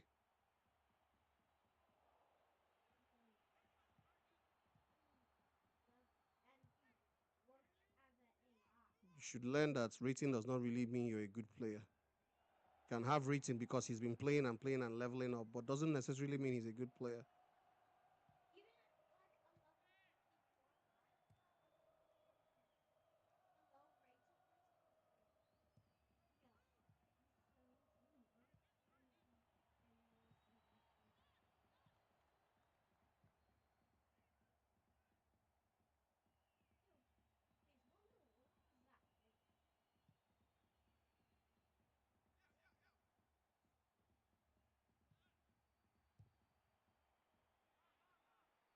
'76 rated T, and I'm taking 83 teams into golden goal time. You're a good player now. Also, it's not the same thing I'm just explaining to my son that the rating does not really is the player that matters. Yes, a good rated team is important, but someone who's good can beat an 80 rated team with a 70 rated team if you're better than the person. So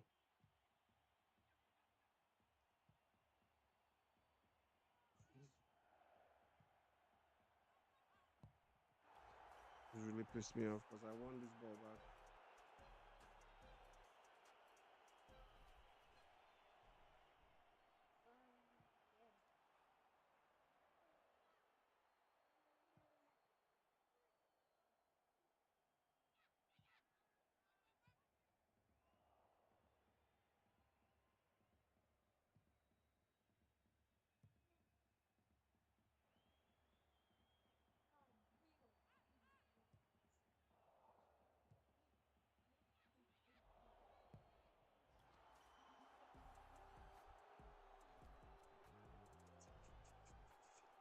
What are you playing? Are you playing tournament or are you playing ranked? Team real?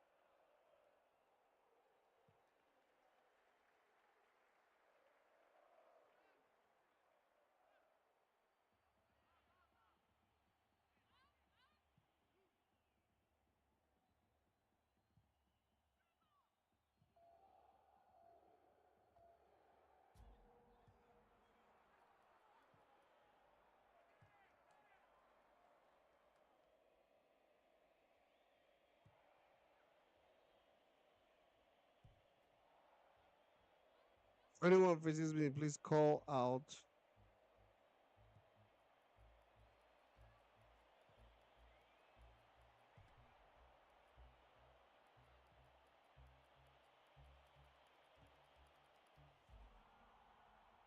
Anyone visits me, please call out. Respect. Brazil team, I'm only doing friendlies for now. Okay. Quick match, I guess. Friendlies or quick match?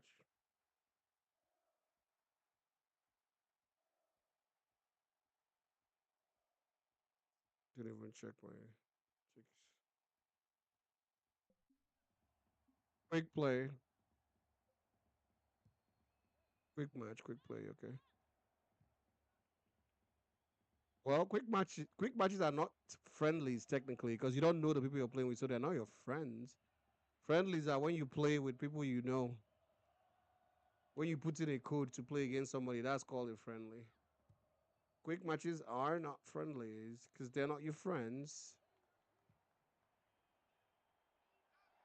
You're still playing a bunch of random people. The only difference is that there's nothing at stake, no points at stake.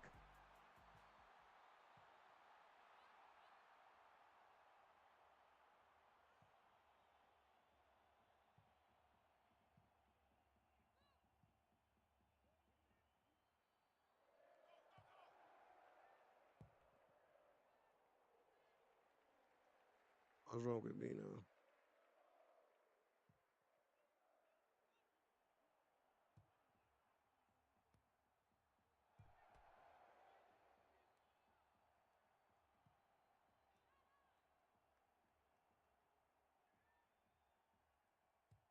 Why are you offside? Why?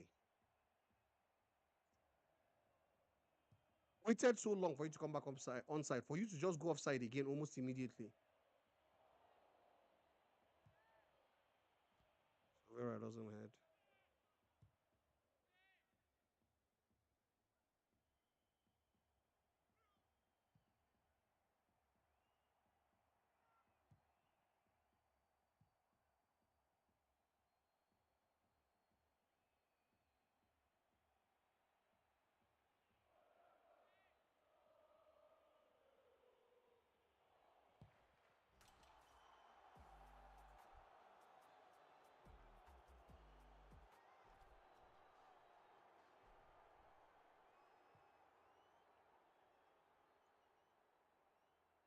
Iron Man in the building.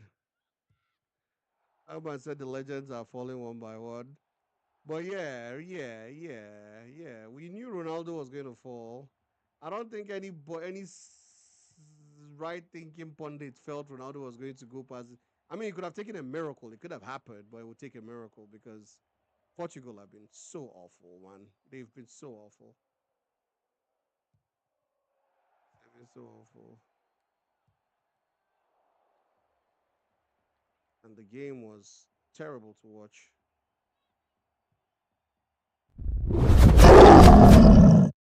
All right, we back. We live. What's good, chat? Mr. Kampovic, how you doing? Kampovic in the building. What's good?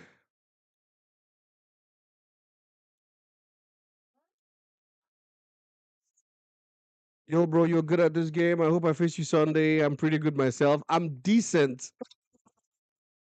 I'm decent. I don't think I'm that great, but I try. I try.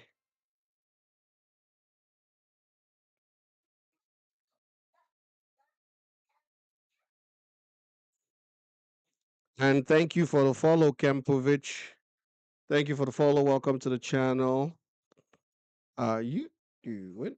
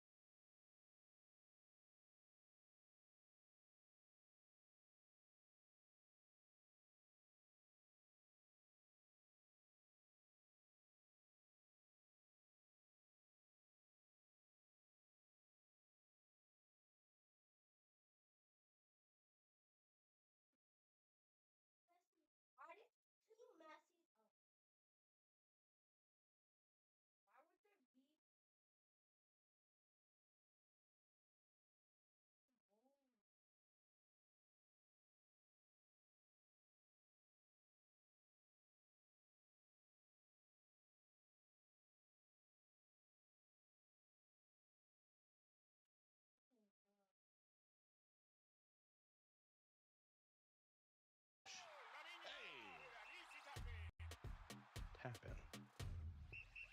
Tap in. Across the pond, please. Sorry, mate. Don't go south of the river. Easy. Let's go.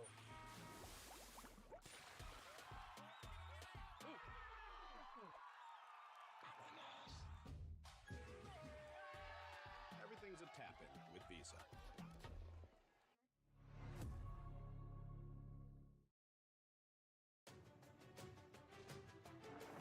FIFA World Cup 2026 on Fox is presented by the Home Depot. So who plays Argentina, the defending world champions, in the quarterfinals of the 2026 World Cup? Will it be Colombia, who they beat in the Copa America final 2 summers ago, or Switzerland, who are trying to reach the last days of the World Cup for the first time since 1954? Darren Fletcher and Owen Hargreaves with you. Vancouver is... Hey guys, are you there? Beast, can you see me? I don't know if my stream is live or because it's showing me here that it just went off live. I don't know what that means. The officials today, the referee from El Salvador. When we saw him last time, his performance left a little bit to be desired. This is Bossman, we're back. I have a feeling that Colombia will win 2-0, hopefully. Yes.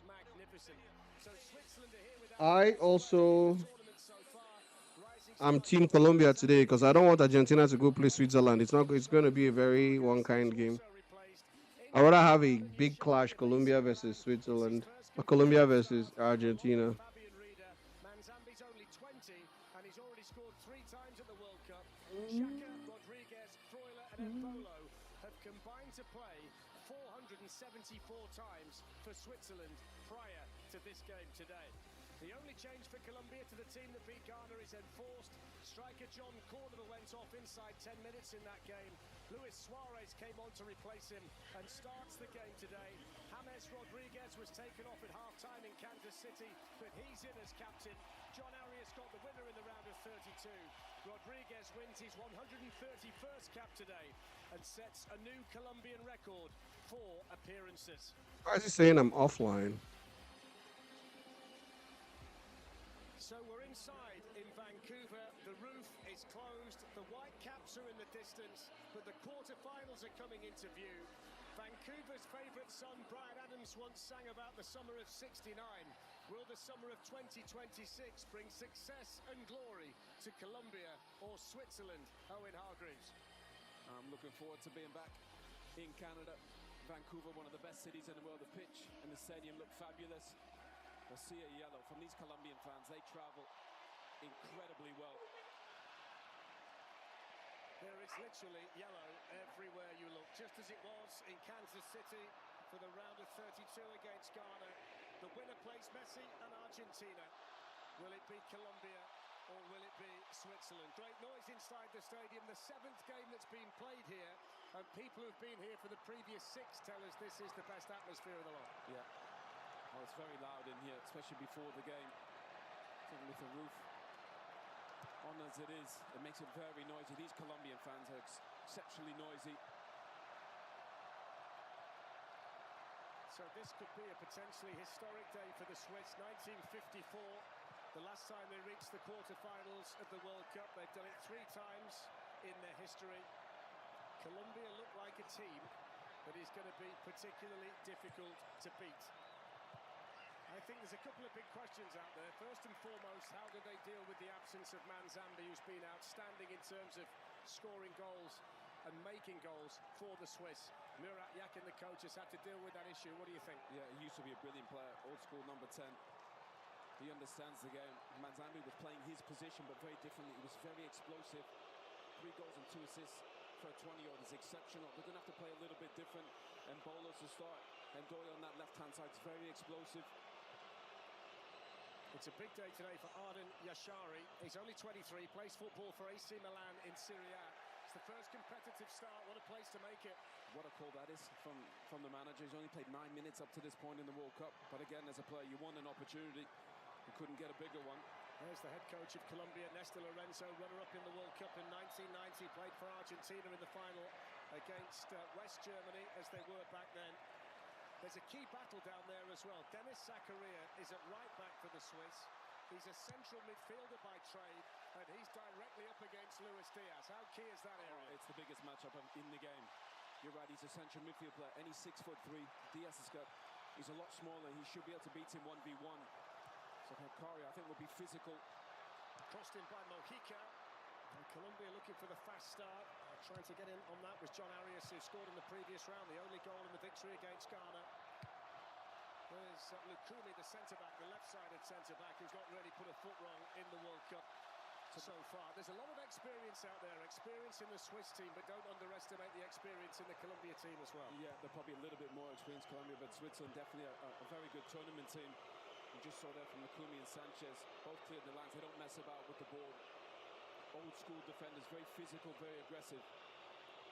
This is Manuel Akanji, and alongside him, Nico Elvedi, two experienced international players at the heart of this Switzerland defence. How important Colombia? He's been fabulous all tournament. Such a good player. That's another experienced man giving away the free kick there. Remo Freuler, 34, plays for Bologna. He's been in the Premier League at Nottingham Forest. He's going to try and make them tick in the middle of the park. Yeah, he's a good player. Can do it all. And he's a free agent. You know, what an opportunity for him. Showcase his ability.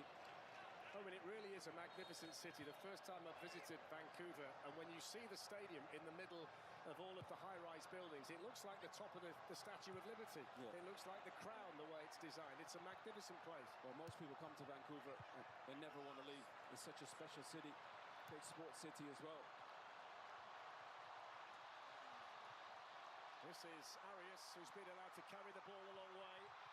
Plays it in towards Luis Diaz, and that's nice and composed by Zakaria, experienced player. Plays for Monaco, has to keep his wits about him against the very dangerous number 7 of Colombia. Well, this one was the goal they scored against Ghana. Arias in at the back post, but he was the provider. See Diaz clapping, he's getting in there. Really good defending. Game on, finally, a stream in some normal language. What have you been up to? Have they been treating you bad somewhere else? Welcome back, guys.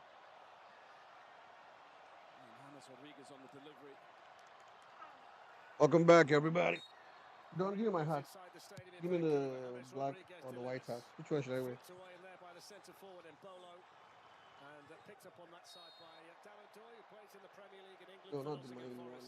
And that's going to be a free kick to Switzerland over there on that left-hand side. So this is the second meeting in the World Cup. Colombia won 2-0 in 1994 with the US as hosts back then.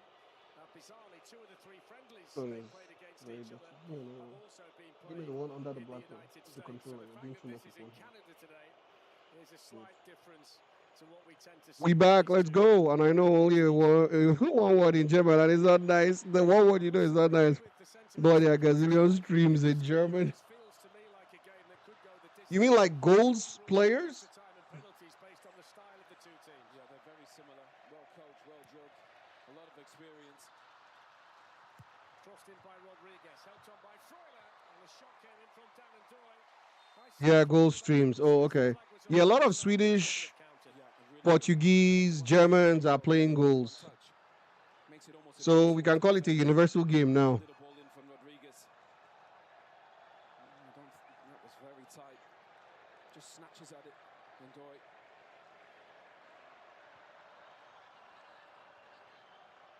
That's the missing man.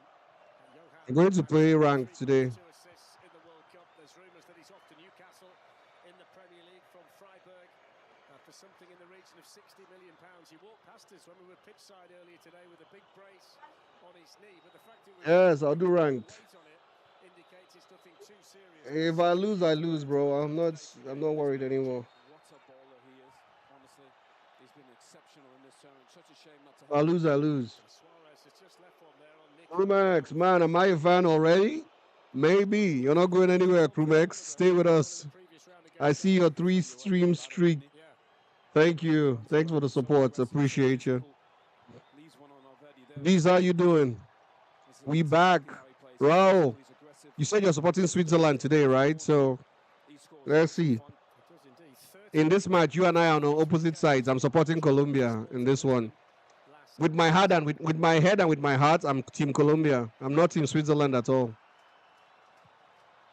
I want Argentina to have a tough match in the next round. I don't want them to have an easy match. Argentina Colombia is going to be more of a crazy match than Argentina Switzerland. By the way, do you know of those Nigerian prints that offer big money by email? Yes, I could link it to one of them. I know a lot of them. Those Nigerian rich princes that are always very rich but need your money instead. And then you wonder, if you're so rich, Nigerian prince, why do you need my $100? Why do you need my $1,000? He says, I have a feeling Colombia will win 2-0.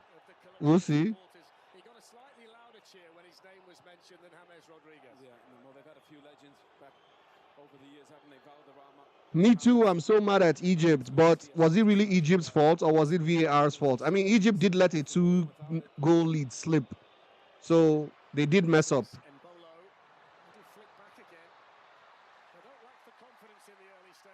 The Swiss, Yashari then lost the ball, and now here's Diaz for Colombia.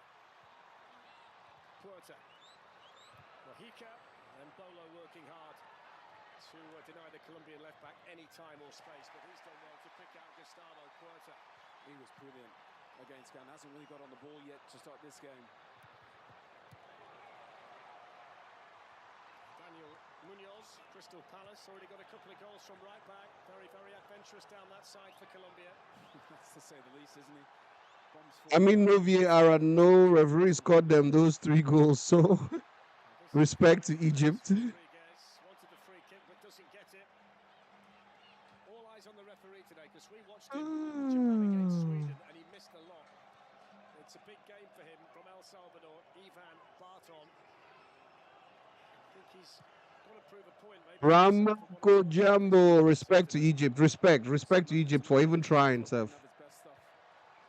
Like a player, I'm sure he will want to bounce back. I wonder if he watches the film back in. I think he would have done it with gritted teeth and through his fingers if he did. Kerbal, the goalkeeper, plays for Borussia Dortmund. In 5 minutes, you go get dressed so that you don't go late. It's better you're dressed and you're sitting here waiting than that you run and start getting dressed and then you go late. Because you have to put your boots on, remember? Quite passive, surprisingly. Probably just feeding the way into the game. I think Arias has looked quite lively. Puerta's one of the Jerseys on, boots on, get your water bottles. Into the game. See James dropping a bit deeper, trying to spray those passes. Then you have to push mommy so that you don't go late. Make sure you leave here before like 4:40. If not, because there's traffic today, if not, you go late for your class. Rodriguez wants to be on the ball as much as he can be. The problem if he's deeper there, then there's no support up for Suarez. He needs to stay closer to Suarez. He's his link. Sanchez with the switch of play, but that's too high for Luis Diaz. Just on Luis Diaz, I mean, we've seen the superstars in all of the teams have their signature moment in the World Cup, and there are quite a few who have had many signature moments so far. Some might say he's had a signature moment as well. But we're yet to see the signature moment in the tournament yet from Luis Diaz. You wonder whether it could be today. Yeah, it could be, definitely. I think he's one of the best players, and already showed that at Bayern Munich this season. He's the star of this Colombia team. This World Cup has been about the stars. Messi and Mbappe, Haaland, Harry Kane, Jude Bellingham delivering for England. He was at it again today, wasn't he, Leo? I can't believe he's missed another penalty, but when they needed him, boy, didn't he turn up. What about the fight back from Argentina? My word, what a game that was. I mean, every game you watch is getting more incredible by the game, and today was just, I mean, our England game in Mexico was remarkable. But well, that was the game of the tournament until today. Yeah.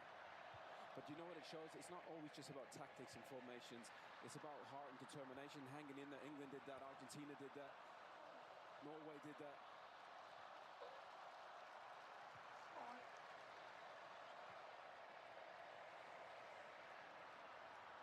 Xhaka, the Switzerland captain. Now Dennis Zakaria onto Briel and Bolo. He's dispossessed in there by Jefferson Lerma. Already read the situation well, but he's fouled Luis Diaz. That was clumsy from the big number 4. It's the first time that Diaz had got the other side. Oh, go get ready for going out. Yeah, he read it really well already. He's unlucky. Diaz had just Comes off the back, but that's a great touch in around Alvedi.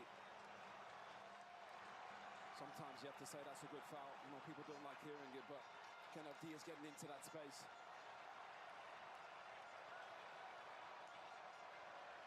So James Rodriguez is over the free kick. He's going to take the majority of these today for Colombia. Excellent. Robbery of the tournament so far, for sure. Sanchez and Lukumi have gone forward for the set piece, defending here for Switzerland to do. Teased in by James. Kerbal didn't get there. That's a really good header by Xhaka. And then Kerbal gets underneath that one under pressure from Davinson Sanchez. What a header by Granit Xhaka. Brilliant header, but great goalkeeping as well. And Kerbal, he's got great size. That's what allows him to just come and catch the ball, take pressure off his defence. It's a good delivery in from James. Don't forget the first quarter-final of this World Cup has France against Morocco. That's on Thursday in Boston. Our coverage starts at 2 p.m. Eastern, 11 a.m. Pacific on Fox. Just on the subject of Argentina earlier today, I was speaking to the team on First Things First this morning. Nick Wright and I are now together. We both think Argentina are going to win the World Cup. That's in by Rodriguez and turned behind. Well, he had to jump ship, didn't he? Well, he did jump ship. He was on the Brazil ship. He was quite frantic on the messaging when they were 2-0 down. I think he was taking blame on himself at that point. Never count out Messi and the Argentinians. True heart to get back into that. Feel sorry actually for Egypt. What a performance they put on. Fantastic. So Fabian Rieder, one of the two changes made by Murat Yakin. He's out there to take the corner. There's Dan and Doy right in the middle of the mixer in the 6-yard box. Akanji's gone in there. There's Elvedi as well. The two centre-backs of Switzerland. That's powered away by Davinson Sanchez. That's a really good header. And then a push by Rodriguez on Rodriguez. Ricardo on James.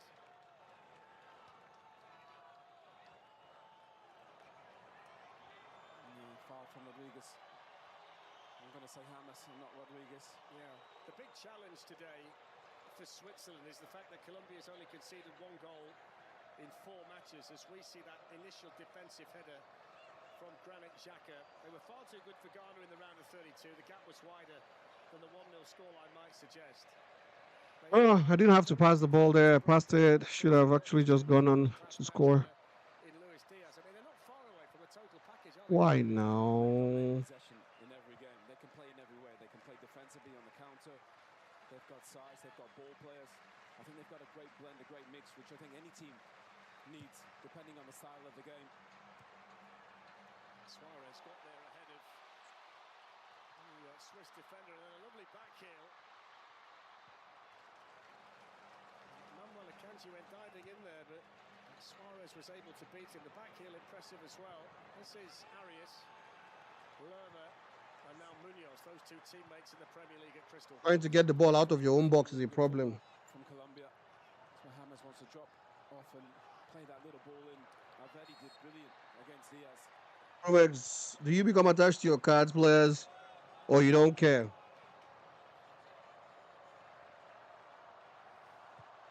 I would say I'm in between. Because I have a card that I really like that I haven't turned to a legend. I could easily have been attached to that card, but I'm in between. I really don't care that much. Jefferson Lerma. Shiri was quickly on the scene. Switzerland's toughest test by far, a real step up. I'm that guy that I've always believed that there'll be better cards. So all in all, it's their 3rd game in a row here in Vancouver, so they certainly know the surroundings very well. It's quite muggy in here as well. Some of the temperature-controlled arenas that we've been in have been cooler than this. Yeah, I think with the roof on, let's make it. I believe there'll always be better cards, so I try not to get too attached. I feel like your players are just going to keep getting better and better. Running down this side. Zakaria is too strong for him.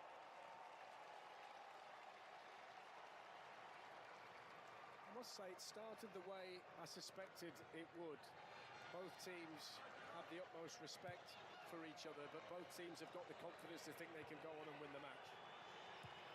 No, I don't think either really. I mean, they can play both ways. They can dominate the ball or they can defend. I think it's just cagey at the moment. They're not really sure either way. Xhaka's going to try and control things in the middle of the pitch alongside Freuler. That's not a very good pass from him. Linked with the move to Chelsea, had a fantastic season, didn't he, Xhaka, with Sunderland to get them into the European picture for next season. Still only 33. It's his 30th tournament game today, 17 of them in the World Cup. It's the 4th World Cup that he's played in. He's been such a good player. Reinvented himself. He was a hothead when he was at Arsenal, went over to Bayer Leverkusen, became a different type. He's a real leader these days. It's unbelievable how he's gone from such a short fuse to such a long one. Yeah, I guess that's a bit of experience. I mean, he's been captain of his country for so long. What a brilliant player. You know, another one, doesn't, like James, doesn't rely on speed or power, but he's smart. He's always thinking the game. And with Manzambi out, he's by far the most important player. It's a very good partnership in the middle of the pitch, him and Remo Freuler, and have played together at international level for a long, long time.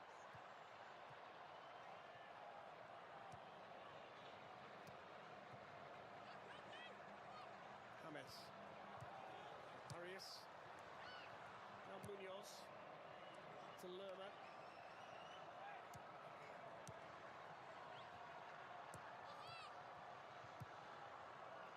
Now Sanchez. Lukumi.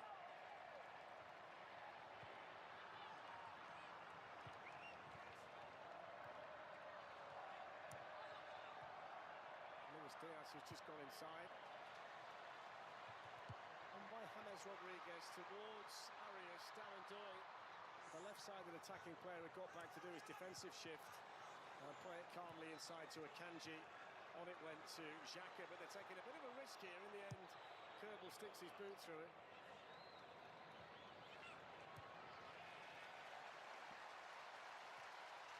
I must say, when either of the teams have got the ball, the opposition is very, very well organised. Yeah, and I think both teams, Switzerland at the moment, sitting deep, not much space. I think that's a good idea to limit space for a guy like Luis Diaz. He's so explosive, that's why he's coming inside. Flips one out to Arias. Supported here by Davinson Sanchez.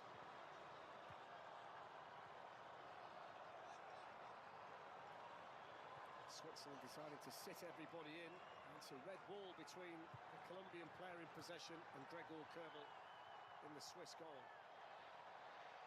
Arias just went down off the ball, so Munoz couldn't play the give and go. Teams sit and defend like Switzerland. You need runners off the ball. You need people to make runs in behind, pull people out of position.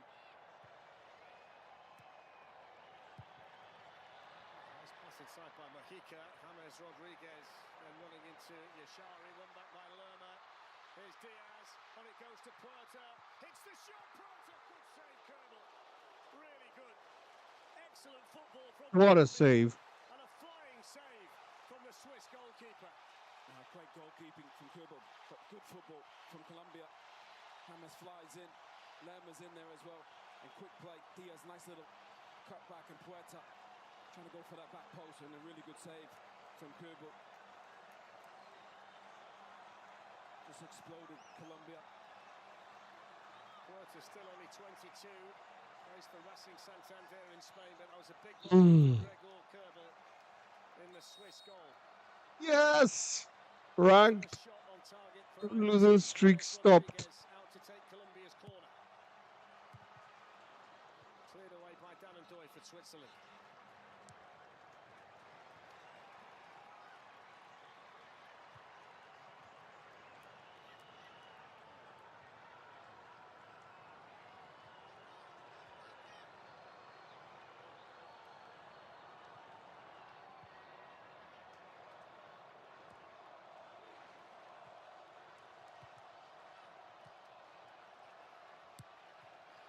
Thanks a lot, Krumex. They hit me so hard in rank recently. I was just scared of playing around. Like, look at me. I'm supposed to be a don. Boss's game is rigged. I hate his result. Will have nightmares. Score one more, or he will score.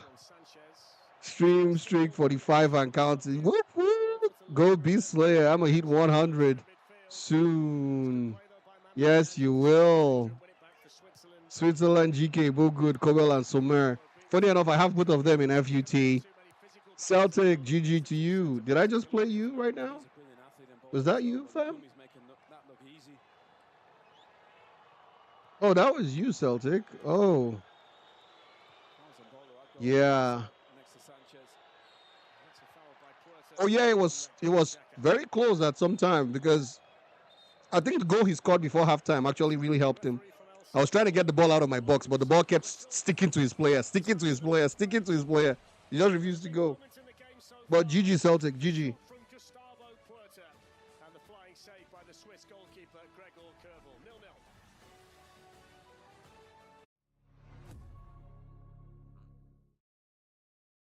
This message is for anyone chasing a dream. The people that I have around me, they got a lot of love for me. They give me so much support. That's what you live for, knowing that you were there for each other through whatever you needed to be. I'm here because of my belief. Not just that I could do it, but that I didn't have to do it alone. It took my village. It took everyone.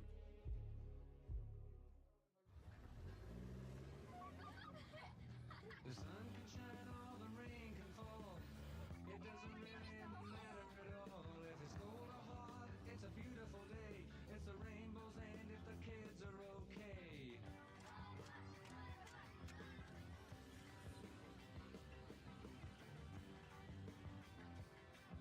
Get 0.9% APR financing or a $3,500 customer bonus on a new 2026 Atlas. Odysseus is dead. My dad is coming home.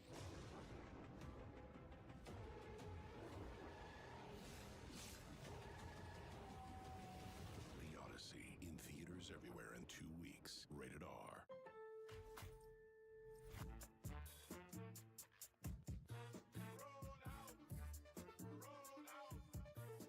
Same-day delivery for free. For real. Members get more at Lowe's.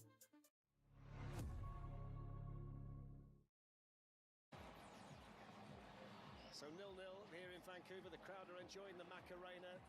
The coaches Murat Yakin and Nesta Lorenzo issuing instructions to the players. There was just a feeling, Owen, maybe 5 or 10 minutes prior to that break, that Colombia were just starting to find their rhythm. They've started to control the possession. It was 50-50 for a lot of it, but they're just starting to edge away and start to play their football. Yeah, I mean, I said before, they've dominated every game in terms of possession by far, and they're controlling the possession in this game as well. They make it so difficult to get anywhere near their goal from all the games that we've seen. You know, defensively, they're so solid. But they can play as well. No surprise there that Granit Xhaka, the captain, is also a key part of that discussion. Murat Yakin allowing his captain to have his say. It can often be more impactful when a player does it than when a coach stands in a situation like that, can't it? Well, in a way, I think it's almost more important because he's in the game. He knows what it needs. He knows what's happening. Twice we matched in rank and twice you win. Great player, bro. Thank you, sir. Thank you. I think I've actually been bad in the past few weeks. This new patch, I've not been playing well. So I'm glad I was able to get a win. On the 19th of July in New Jersey. It's a Colombia team that's only reached the last 8 of the World Cup. And you're very good too. You stressed me out with that your drag back. That drag back is very tricky. You almost caught me out with it. Well, how do you enjoy this 4-2-2-2? Do you like it? And we both have our strikers' names are Daniel. And that's actually my real name. Both our strikers are Daniel.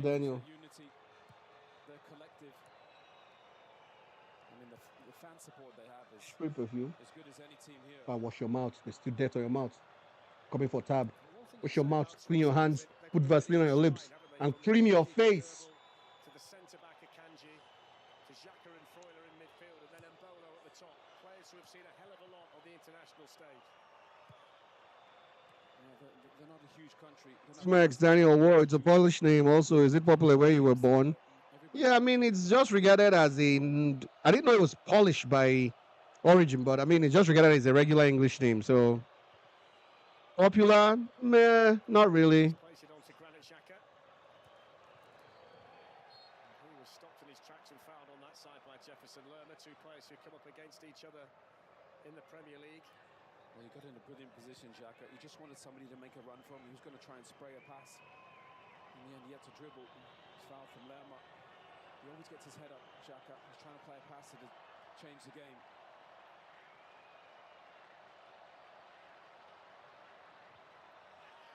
Oh, I doubt it's Polish by origin, but it's quite common.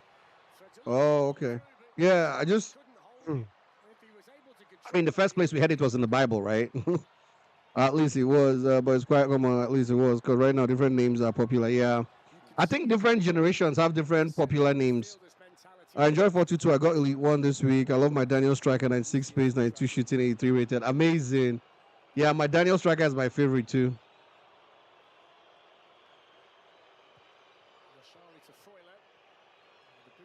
Oh, those drag backs, yeah.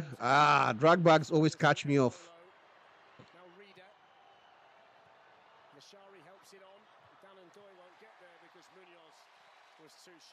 And there's something in this game that is always annoying. When you're trying to get the ball out and you pass, like it happened to you a lot of times. You're trying to pass the ball out, it just keeps sticking to your opponent.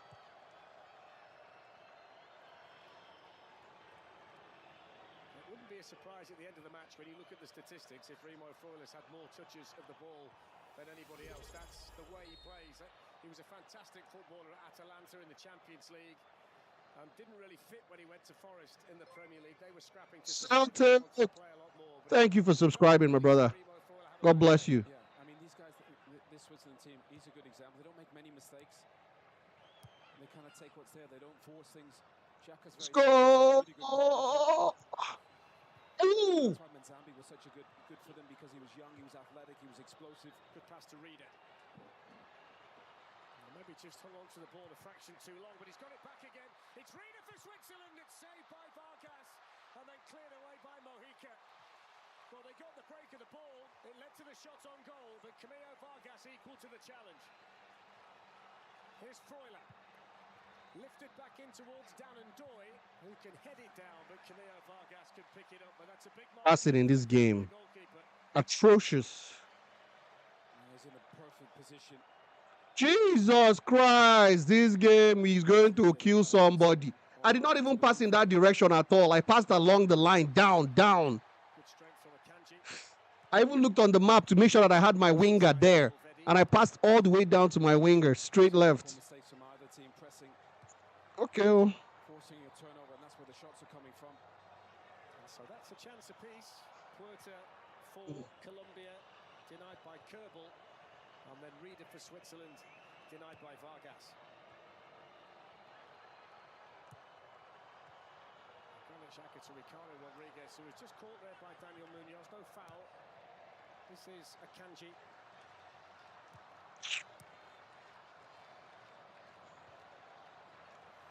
Such a good pass to Akanji from deep. If you can get it into midfield, it opens up the game so much. This game, I'm so close to hating this game. I'm so close to hating this game just because of the passing. So there'll be a lot of familiarity on either side of the ball. Don't forget James Corden and the After Hours crew will be back tonight on Fox for another nightly wrap of today's World Cup action. They're joined by special guest Sophie Cunningham. That's on Fox at 11 p.m. local. Philip Sanderos there. Offside. Ooh. Beast, are you there? Please, can you give Celtic a shout out for me?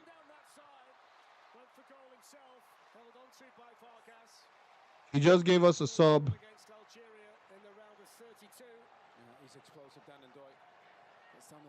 Yes, definitely. If you're interested in that. And also 5v5, right?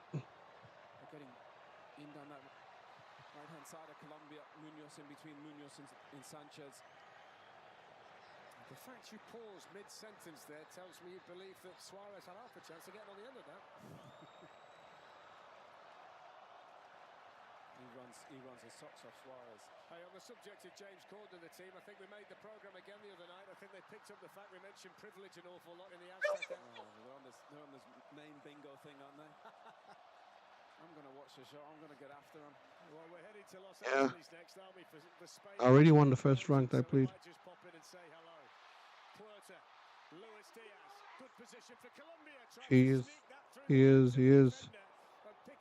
He's lower. Elvedi was able to block it. Here's Puerta. Diaz makes the run inside. Instead, it goes here to Jefferson Lerma. James Rodriguez. Diaz went down under an apparent challenge from Nico Elvedi. How did he save that? I don't know. Elvedi and Diaz. It's quite clever, really, from Elvedi. Just initiates a bit of contact and then let's go at the right time. You deserve a sub. Whoop, whoop. Thank you, man. Appreciate you. We gave you a shout out. Thank you so much for the sub. I hope tomorrow's patch fixes passes. Bro, passes is my biggest problem in this game. This dude has one shot, one goal. All because my winger couldn't pass properly. Or because the game didn't let him pass properly.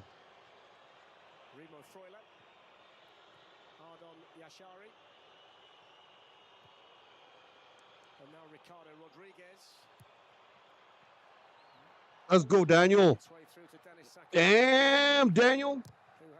Damn, Daniel. And that's going to be a goal kick. Saka has been perfect so far, flawless against the best player on the pitch in Luis Diaz, and he's getting forward as well. A big day for James Rodriguez today, 131 caps. David Ospina, who's on the bench, was level with him on 130, so nobody's now played more games for Colombia than James Rodriguez, who's been such a magnificent player for them, and they absolutely idolise him, those Colombia supporters. Yeah, he's been a brilliant player, got a fabulous left foot. Doesn't rely on speed, and he's a free agent. What an opportunity for him to showcase. Here's Arias, courtesy of the James. That's good defended by Elvedi. Luis Diaz have made that running behind him. Ricardo Rodriguez to Yashari, and then swept on for Ndoye, who's got speed down that side. That's really good play by Lerma to track him all the way and make the tackle. I'm amazed that Lerma's caught Ndoye. He's normally so quick, Ndoye, in that space. Lerma did brilliant getting across, timing his tackle perfect. Arias sends it forward towards Suarez. Across comes Elvedi for the Swiss. Excellent play to keep the ball from the centre forward of Colombia. Johan Mojica. El Puerta. Jefferson Lerma. And now John Arias.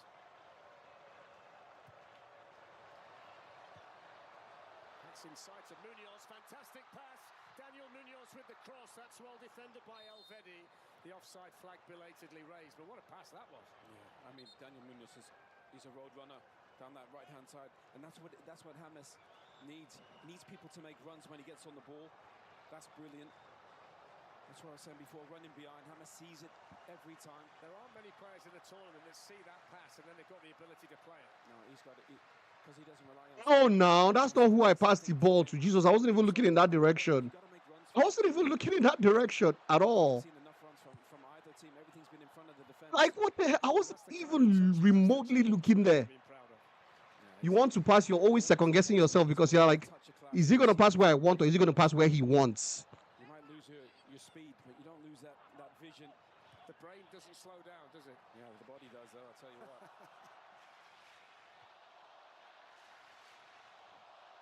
Arias to Munoz. 9 minutes to play in the first half. That's been tight and tense. Playing for a place against world champions Argentina in the quarter-finals.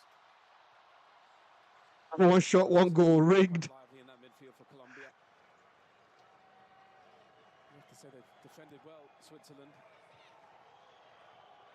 There's nothing in it so far, is there? Nothing at all. There's a lot of players on the pitch wearing red shirts and yellow shirts who are very comfortable with the ball. They don't lack for composure.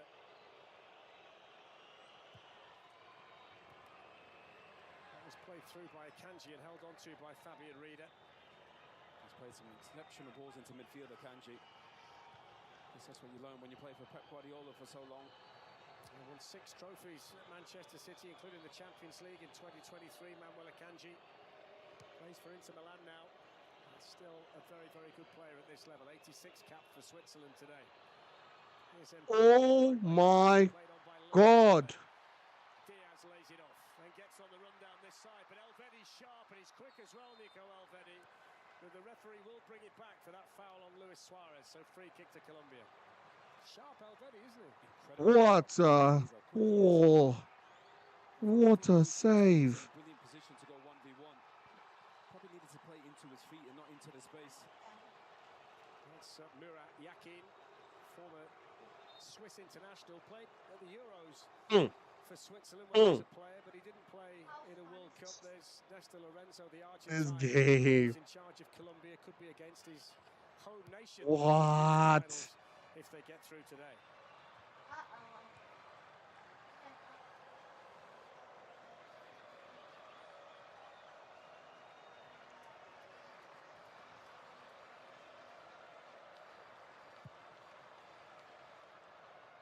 Diaz has gone centrally, but he won't beat Alvedi there. Up goes Akanji, but didn't get there. Taken off him by James Rodriguez. Suarez. And we win. All right, go wear your boots so you don't go late. And Froger did brilliant. He just bumped him just as he was about to shoot. Surprised James Rodriguez didn't pull the trigger. Munoz.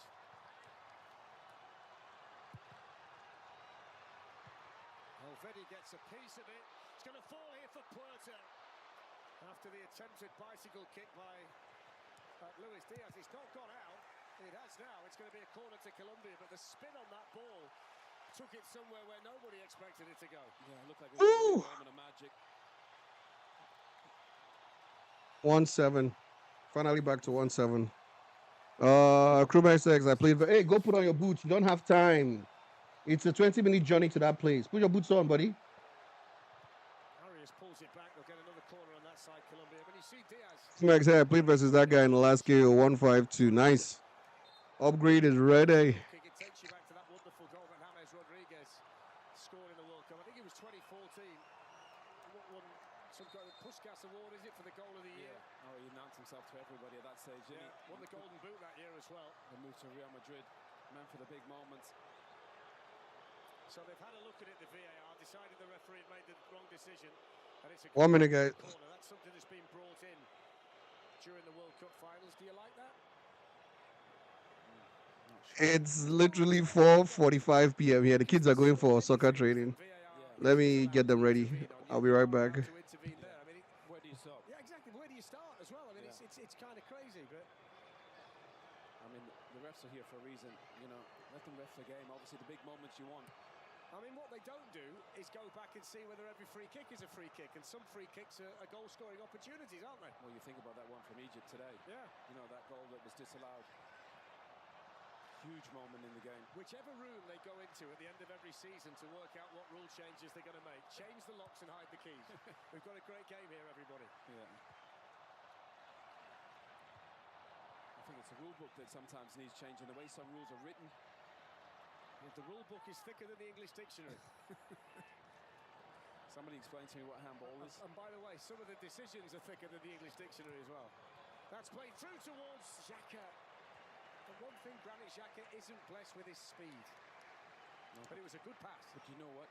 He makes a really smart run because he's got a bit of momentum. Sanchez is out of position.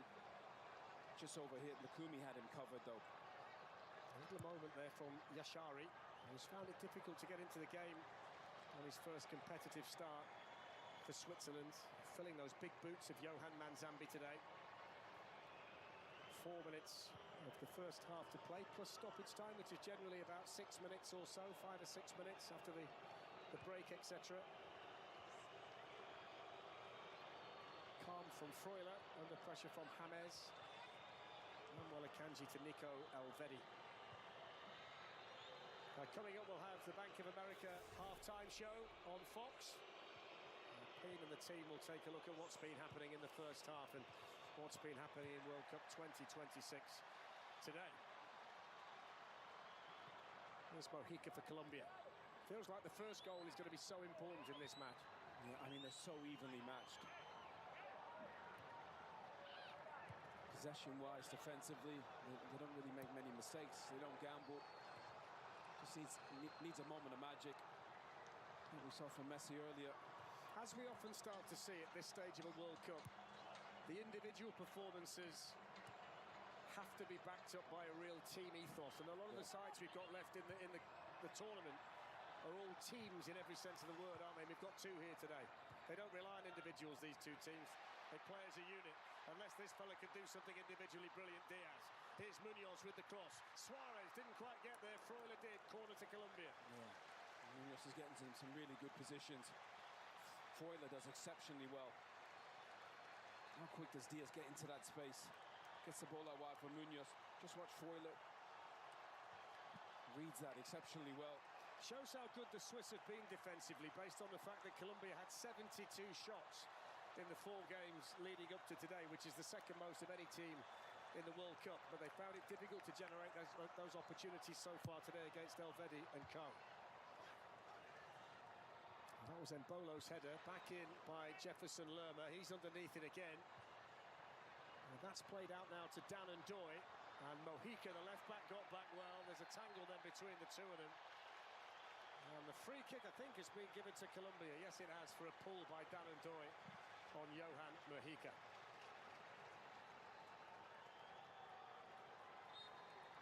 It's the right decision as well. Yeah, a little one. Just grabs his arm, tries to make it subtle. It wasn't subtle enough. He's been quiet in Doy.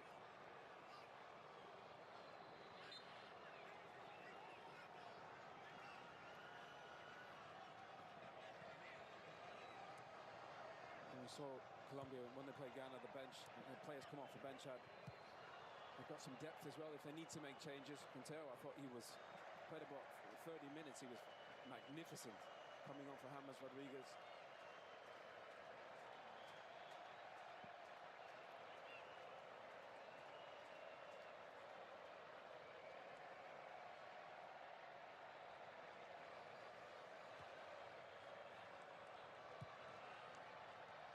Final 40 seconds of the first half, then we'll find out how much additional time there is to play. Save a piece in the first half. Significant saves from Gregor Kerbel and Camilo Vargas.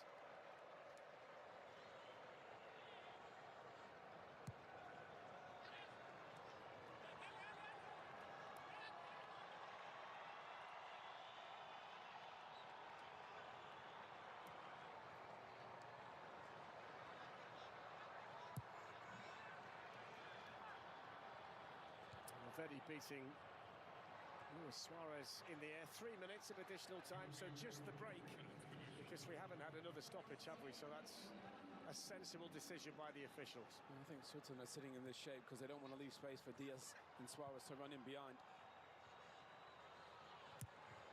Sanchez sends it forward. Ricardo Rodriguez returns the compliment. Up went Lerma, then Xhaka. Oh, that's a painful landing for Dan and Doy. They've described that as making a back for your opponent. Daniel Munoz, the defender. Good to see Dan and Doy quickly back on his feet because he came down from quite a height. Just a little push from Munoz.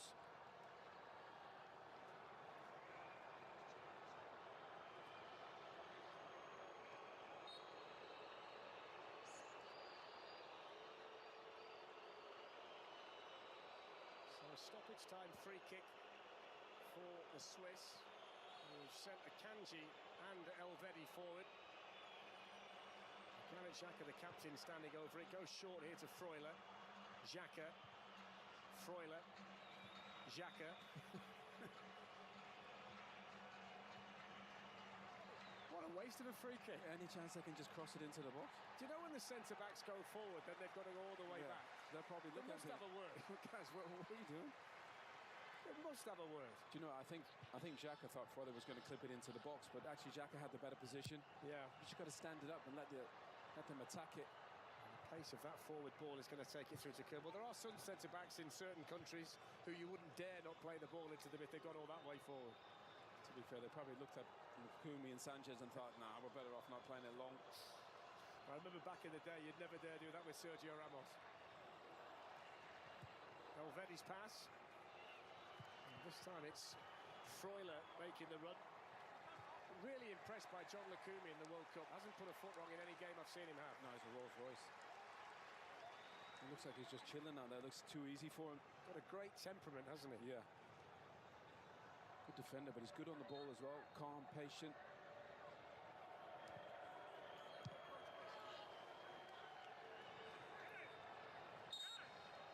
Not the best of touches there from Nesta Lorenzo. That's what happens when you're a centre-back. You've got to know your limits, stay in your lane. I mean, if that's Pep Guardiola, he pulls it down, doesn't he? Yeah. If you're Roberto Mancini, you're fine. But if you're Nesta Lorenzo, just stick a boot through it, yeah, or leave it. Yeah, don't touch it if you got a blazer on. He'd have been better off heading it there. Yeah. It's nothing really. Read it on Mojica. He likes to whistle, this referee. He's never stopped blowing it. There's Embolo's layoff. James Rodriguez plays it away. Already should have the speed here to deal with Diaz. He did. Just had to wait for the ball to settle. And that's the half-time whistle. So scoreless here in Vancouver. Argentina, Lionel Messi, the world champions, waiting for the winners. Save a piece, Kerbal and Vargas. Chances hard to come by. Still scoreless here, half-time. Switzerland 0, Colombia 0. Darren Owen, thank you very much. Well, there is so much at stake today, but no goals as of yet. So coming up, we'll have first-half highlights and analysis. Plus, we'll look back at Argentina's dramatic win over Egypt earlier today when we come back.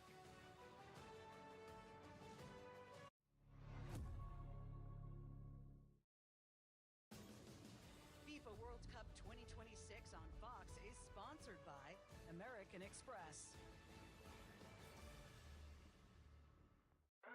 There's dreaming about it, and then there's living it with Platinum. Get access to the largest global airport lounge network, dining benefits at over 10,000 U.S. Resi restaurants, and exclusive access to unique experiences worldwide that stay with you long after the encore. There's nothing like Platinum. Amex is a proud partner of Olivia Rodrigo.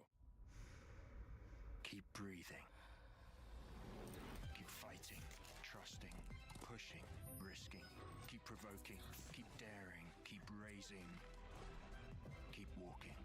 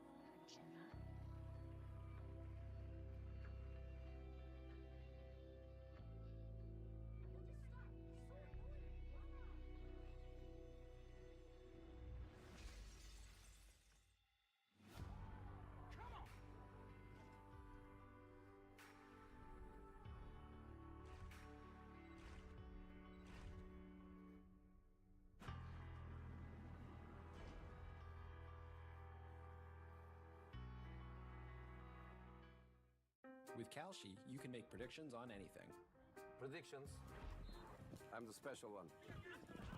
I see things before they happen. Miss shot of crossbar. Midfield crossing to header. You see him? On the way home, he will get caught in the rain, and then his girlfriend will leave him. But he keeps the dog.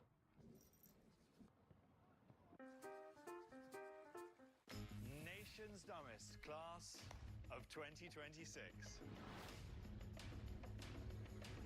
I really have to reevaluate my life. Spell guarantee. G-A-O-G-U. Welcome to the show that nobody wants to win. What part of a cow produces milk?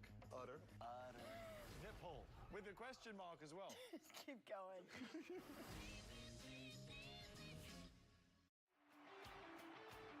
The FIFA World Cup 2026 halftime show on Fox is presented by Bank of America. At halftime, goalless between Switzerland and Colombia in the final round of 16 match of this World Cup. The winner will face Argentina in the quarterfinals on Saturday in Kansas City. Well, welcome back inside our Fox Sports studios. I'm P. Moonstein, joined once again by Carly Lloyd, Mikel Jonobi and Peter Schmeichel. Let's take a look at the first half highlights. We expected this game to be a difficult one to predict. We knew that both teams were coming into this one off the back of really good group stage campaigns and, of course, the round of 32.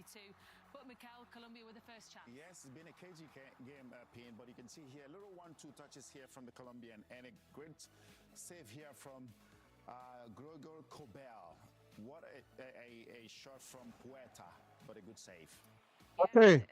Is Raul here? Raul, come on, give me advice. Upgrade advice required. 40,000 for Crawley, the wing midfielder. She could go 87, 88, 89. Same thing with Arthur. Arthur, 87, 88, 89, and he needs 40,000. 40,000. That's a lot. That is a lot. So, ladies and gentlemen, boys and girls, how are we feeling? Are we feeling positive? Linda, I think I should just sell Linda, to be honest. No, Linda. Imagine a center forward who's rated 85 and her shooting is still awful. Is that one a center forward? So if we had to pick one person between these two to upgrade, who are you guys feeling confident about? Because it can't be both. I mean, I already use Arthur, but he's not my primary striker. Daniel is my primary striker. Damn, Daniel. Crawley could become my primary winger if her pace goes up to 94 at least. I need my winger to be at least 94, 95. Well, at least 92. Realistically, at least 92. Is she going to get to 92? 40,000 is a lot, bro. It's a lot, bro. At the end of this is, of course, you know, a game in Kansas, quarterfinal against Argentina, the world champions. There is so much at stake, and you can see that from those 45 minutes. The players are aware of that. Nobody wants to do that. Play 10 matches in rank, provide 3 off their pass assists, score 3 low shots, score 1 chip shots, score 6 goals in a single match. Play 20 matches in 1v1 ranked. Play 30 matches, score 20 goals, 30 goals, score 50 goals, score 10 low curve shots, win 1 match in 7 separate days, complete 21 week. Yikes. It's not getting any easier. And tomorrow they drop week 6. Oh, nation tournament. Bossman, I missed last night upgrade. Clearly, it wasn't Arthur. Who was it? Did we upgrade yesterday? No, I don't think we did any upgrade yesterday. But they were pushing me to do all these bad boys in chat. Gigameister and someone else were pushing me to do Arthur. Yes, they were pushing me to do Arthur. And I said I don't think Arthur will be worth it. So now I have option of Crawley and Arthur. Exactly. 5 followers challenge to do Arthur. So we're still on that. 5 follower challenge to do either Arthur or Crawley. Then chat gets to pick who we upgrade. So we have a 5 follower challenge starting now. 5 follower challenge. And then chat gets to pick. Do we upgrade Arthur or Crawley? Where's Raul? Runners will do anything to cut through the wind. Why? When you can go fast the easy way. Hands-free Skechers Slip-ins Aeroburst. High-performance running shoes designed to cut through the wind with unbelievable speed. Plus, they're lightweight and feature Goodyear rubber. Go fast in Skechers Slip-ins Aeroburst. This is quite a game. It'll be a free kick.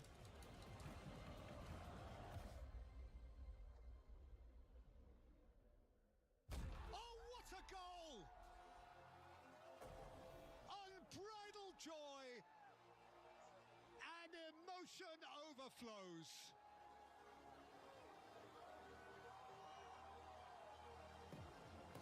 Fox Nation Nation, the exclusive home of RAF. Don't miss 2 blockbuster events in one epic July. Greatness doesn't happen by chance. It's the result of endless drive. The will to push beyond all limits. And then push beyond yourself. Find your drive at the BMW Ultimate Sales event on now. Lease the BMW X5 for $839 per month. Oye, Fede, how many friends are coming? Everybody.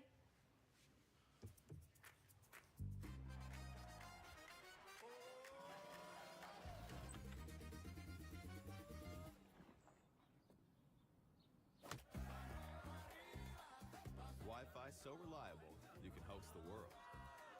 Get our best price on Xfinity Gig Wi-Fi for only $50 a month for 5 years, and Peacock included to stream the beautiful game this summer.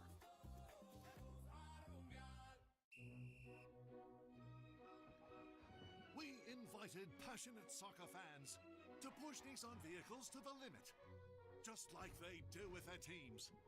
Further proof that the Nissan lineup is tested and trusted by the toughest.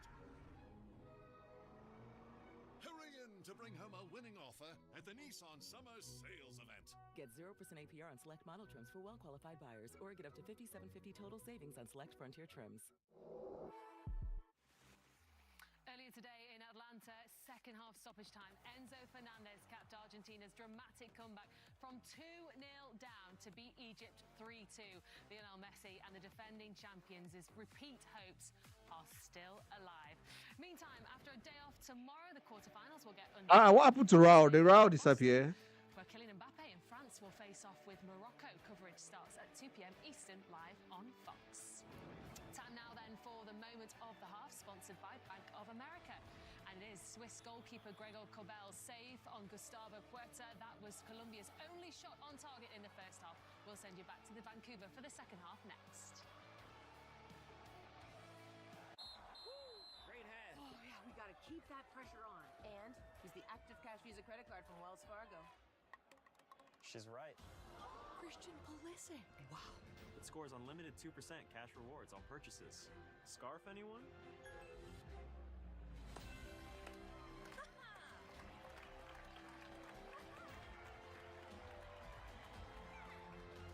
Score unlimited 2% cash rewards on purchases. Terms apply. Halo Top Chocolate Chip Cookie Dough has cookie dough and chocolate chunks in every bite, but half the calories. Ice cream like never before. Buy any 2 Ferrero Grands and you could win $1 million.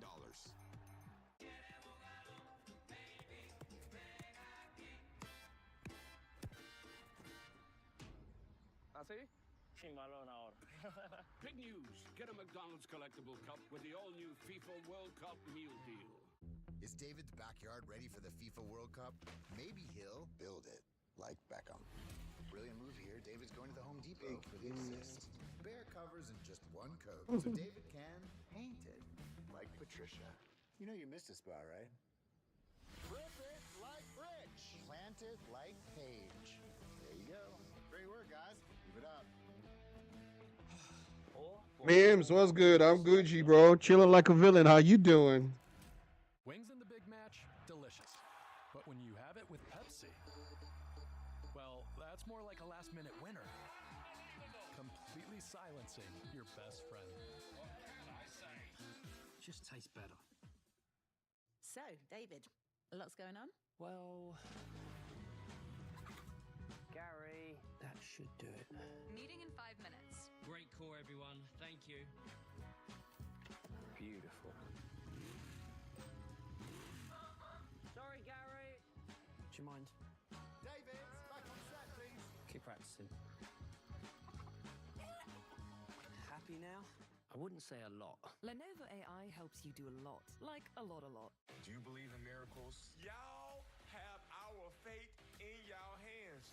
This truly brings America together. It's going to be an incredible World Cup. USA!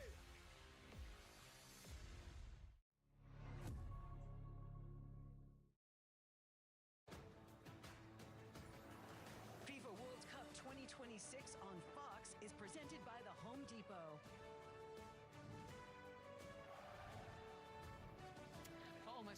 the second half to get underway. You can see the players there just chatting with each other before they come out. Are you expecting a level up in this second half, Carly? I would sure hope so. You know, like we were saying, More of not saying. Yeah, exactly. I think, you know, both these teams need to take a little bit more risk. You know, Switzerland, the way they scored against Algeria, it was quick, direct attacks. They've been compact. They've been sitting back a little bit defensively, but if they can... Doing good. Watching Colombia's Swiss game. Yep.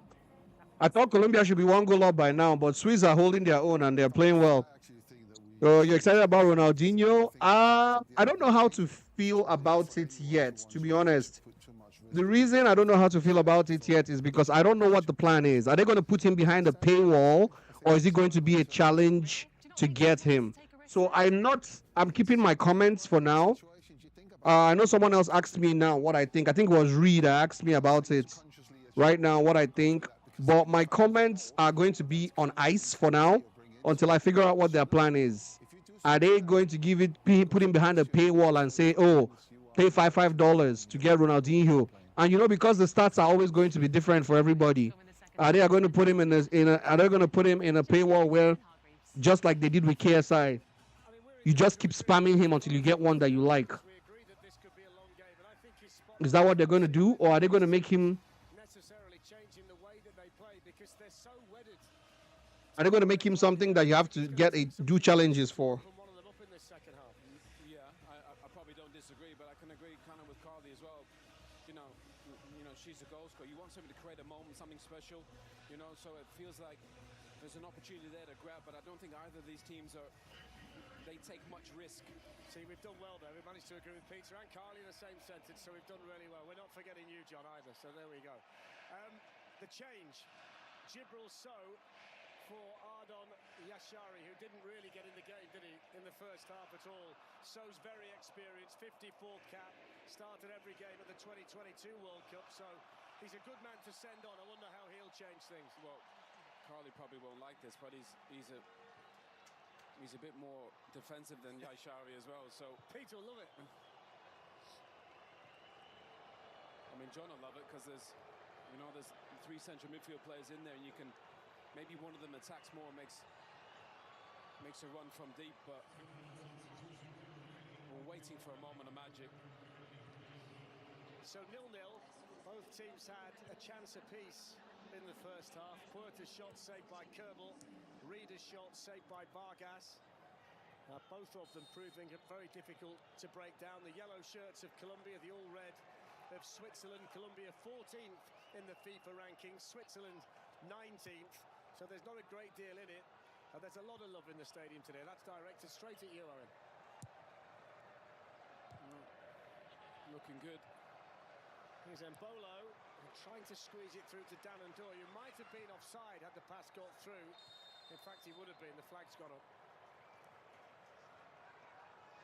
I'll tell you one thing I did see in the first half. Players that we normally associate with explosiveness, the likes of Luis Diaz, Dan Ndoye, they look a little bit flatter today, not quite as explosive as we used to seeing. I don't know whether that's the conditions, the fact that it's the 5th game of the World Cup, and they've had a long season. I'm not quite sure, but that ability to really run away from defenders and things like that has been lacking for both of them. Yeah, but I think, maybe with the roof on, it's a bit muggy in here. That's good from Reeder. Here's Mbolo. Sanchez comes across for Colombia. Now Freuler onto Xhaka. And now Rodriguez, 3 of the most experienced players in the Swiss team involved. Here's Dan Ndoye.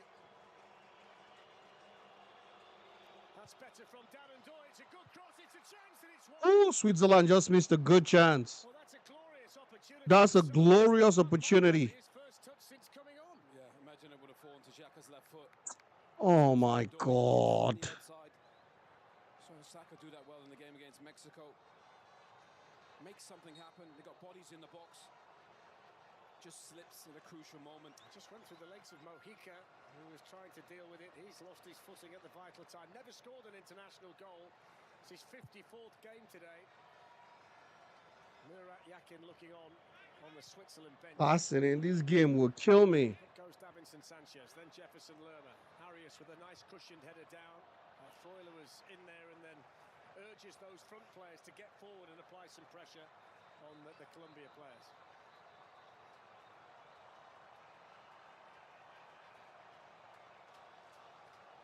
Texas stand-up, isn't it? You know, neither are really committing too much. Both teams, I think, are waiting for that moment. So both chances came from a little bit of pressing, forced a mistake. Set it down by Embolo to Xhaka. On it goes now to Reader. Dalandoy out here on the left-hand side, faced by Munoz. Granit Xhaka. Dalandoy, over it goes, no foul. Referee immediately waves his arms across. The Swiss bench not happy. There was definite contact between Munoz and Dalandoy, but the referee didn't deem it to be enough. Yeah, and he got caught wrong side. It was a brilliant 1-2 from Xhaka. Xhaka knew this was coming. Good ball from Ndoye. Oh, he's had a bit of a pull, you know. No, he's tried to pull him. I tell you what, he's got a bit of the shirt. Probably goes down a little bit too easy, Ndoye. But he's got caught wrong side, pulls him from behind. Let's just bring in Dr. Joe on that. If he'd have got any more of the shirt, Joe, I think that might have been a problem, but maybe just got away with it because he didn't grab enough of it. Yeah, it seems that way, and of course, VAR has been pretty consistent staying with decisions by the referee on the field in the penalty area. So this is where we are. That is exactly where we are. So nothing doing from a Swiss perspective, but two nice moments early in the second half for Dalandoy. Well, just speed up the play. You know, play a little bit quicker. I have KSI. Crummings, what's up? Yo, how you doing, Crumming? Welcome to the channel. How you doing? Who's going to come inside? Played him a little first-time pass. Fabian Reader. Gibril So. Now the captain, Granit Xhaka. Oh, look at that. Bit of spin on it. He's pulling the strings now, Xhaka. Lots of space out here for the left-back, Rodriguez. That's not a very good pass. Xhaka tries to get there, and he's, well... Munoz caught Xhaka, and Munoz has come off worst. Xhaka's back on his feet. He's a tough fella. Munoz still down for Colombia. Diaz up against Zakaria for the first time in the half. Here's James Rodriguez, but Dalandoy got back well. Now Mojica, the left-back. Munoz out of picture, still down and in apparent pain. Although he's getting back to his feet now, so Daniel Munoz back up and about for Colombia. Oh, he definitely got caught from Xhaka. If that was back in the day, Xhaka would have absolutely fired into that tackle. James Rodriguez with the cross. It's a good cross. It's good defending as well, you know. Say little Timmy be like, it's Dino, bro. Take all my money. Little Timmy be like, the night here I come. Funny thing is, I guess I was still eat losses. Yeah, it's probably right as well. You can just see it here. Munoz gets there.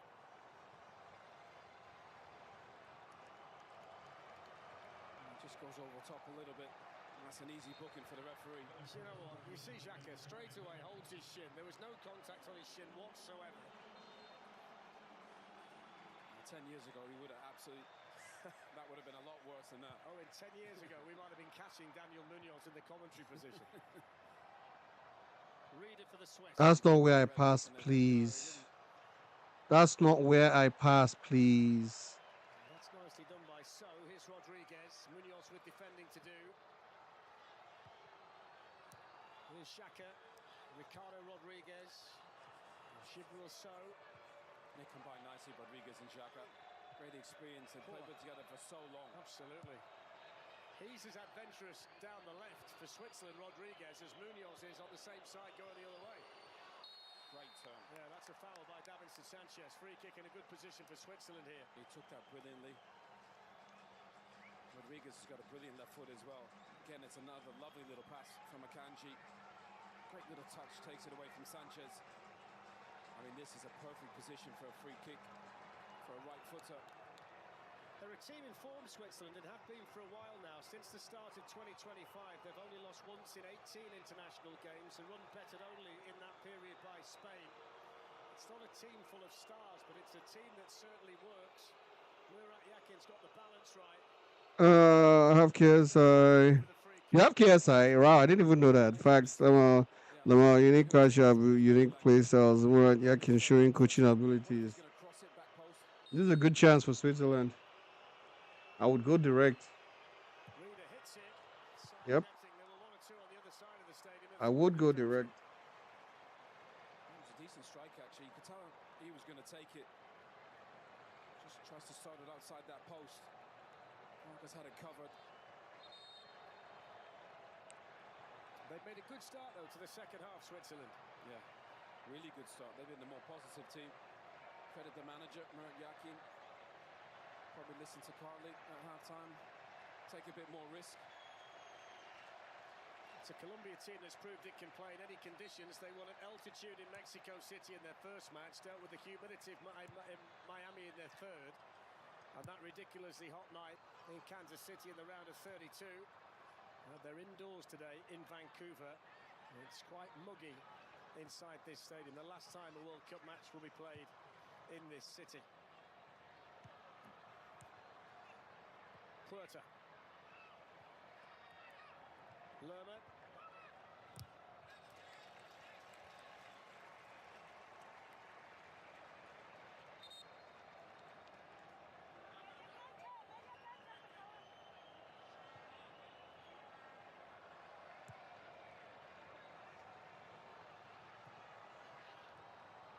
I don't understand. Turn around and play ball now. Pass forward. Nico Alvedi's missed nothing at the back yet for the Swiss. That's fantastic on that side by James Rodriguez. The crowd enjoyed that, didn't they? Beautiful.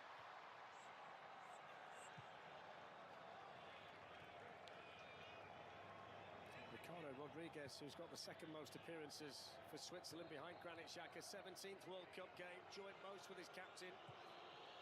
It's his fourth World Cup, and he's started every single World Cup match that he's ever been involved in, which is quite some record. I'm going to make a bet here. I reckon he manages Switzerland one day. He's a coach out on the field.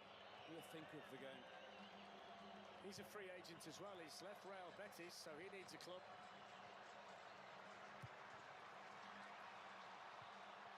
Well, we've seen a few at this tournament, haven't we? I mean, there's no better showcase than this. Won by Rodriguez.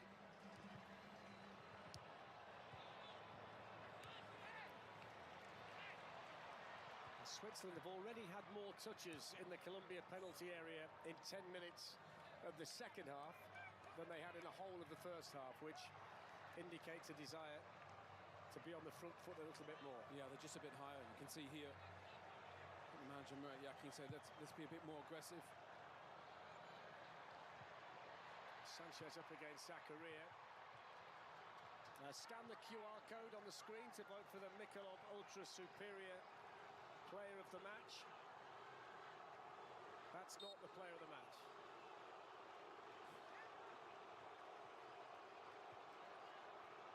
I'm going to leave that one alone. I tell you what, it's a difficult one today. We've had a lot of matches where you say that, and then all of a sudden you say, well, I know who's going to win it. The match winner today is yet to be seen. Yeah, I think every game we've done, you knew it almost by 60 minutes. Yeah. I would think at the moment Gianni Infantino's got as much chance as anybody. He must be delighted, you know, with the World Cup, as good as it's been, the goals, the matches, the memories. I mean, it's been fantastic. I mean, the football's done all the talking. Brilliant. As it should do. Yeah. Let the boys do the talking. Stars have shown up. Fans have been exceptional. Do you know what? And again, no aggravation from any of the fans amongst each other. It was great. We left the Azteca the other night. The Mexico supporters were shaking hands with the England fans. Couldn't believe how well they took it. Unbelievable. Yeah, a touch of class that was. We've seen a lot of these World Cups, and you've played in World Cups. I can't recall a World Cup where so many stars have turned up and been as good as they can be. You get one or two, but I mean, every star player in every team has had at least one moment, and most of them multiple moments. Yeah, you just wonder if they're just pushing each other on a bit. You see that in a lot of the sports, you know, the great ones, they got there's rivalries and they're pushing each other on. Mbappe, Haaland, Kane, Messi. No, write anything you want, my brother. As long as there's no profanity or disrespect, write your essay. I'll read it when I finish. I'm just trying to lock in. This person is a drag back queen, so it's messing me up. Jude's been one of the best players in the tournament for me. Kerbal gets there ahead of Munoz. Puerta then couldn't quite gather it with the goalkeeper not quite in the right position. Here's Ndoye. That's a smart turn against Lerma. The space on the far side. Oh, wow. So that was important defended by John Arias. Good vision from Danendoy. Same exact thing he did before. Run down the wing. That touch of class that Jude Bellingham and Harry Kane had against Mexico. That was the difference in the game. Dennis Zakaria for the Swiss, up against Johan Mojica. And Bolo's been joined in the middle by Ndoye. Here's Xhaka. So with a chance to cross. That was defended by Lukumi, who's having a fine tournament at the back for Colombia. That's a poor touch by Diaz, but then he was caught by Zakaria.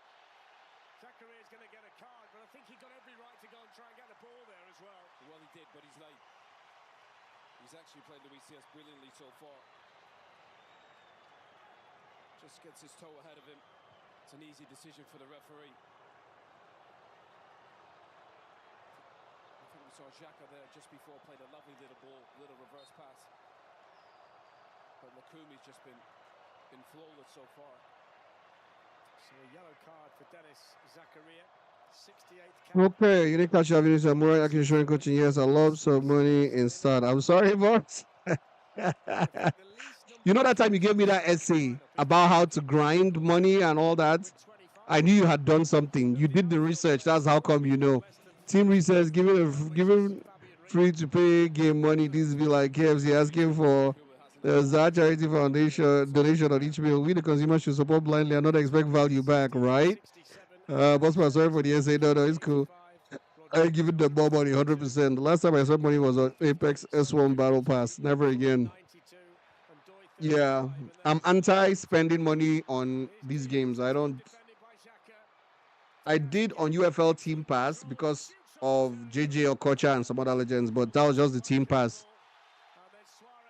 So, but aside that, I don't do. That's a yellow for Suarez for fiddling about with the goalkeepers who try to clear it. What a touch of class from Luis Diaz, though. Just showed what he's capable of. Don't mind a tussle, Suarez. And that's what it needs. Diaz, brilliant feet, just to shift it to get a shot off. Doesn't quite catch it. He's not going to beat Kuba from there.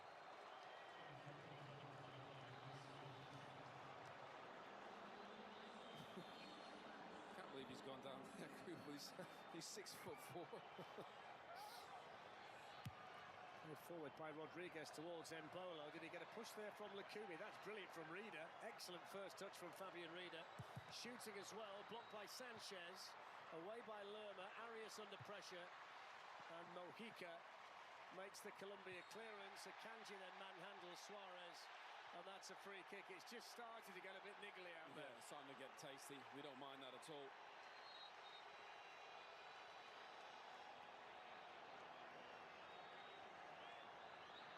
He just stands his ground, Akanji. Here's John Arias. I wonder how long it's going to be until we see Quintero, who came on to great effect against Ghana in a round of 32. You just read my mind. Mojica gives chase, delivers the cross. Elvedi there for Switzerland. We've definitely spent too much time together this tournament if we're thinking the same. Yeah. He was really good, wasn't he? His passing was outstanding. The offside flag up here against Colombia. Honestly, that 30 minutes, he just come in. It was exceptional. Every pass he tried to play forward was positive. He's got a brilliant left foot. Sees things that other people don't see. Is that Carlos Valderrama at the back? That's certainly the haircut. One of the most famous haircuts of all time of any player. What a brilliant player. He didn't move much, did he? No. But he was smart. Brilliant passer. Yeah. Munoz got the better of Rodriguez, defending for Akanji. Don't forget the first quarter-final of this World Cup has France against Morocco on Thursday in Boston. Our coverage starts at 2 p.m. Eastern, 11 a.m. Pacific on Fox. But we're heading to Los Angeles, aren't we? To SoFi Stadium, the home of the Super Bowl at the end of the next NFL season.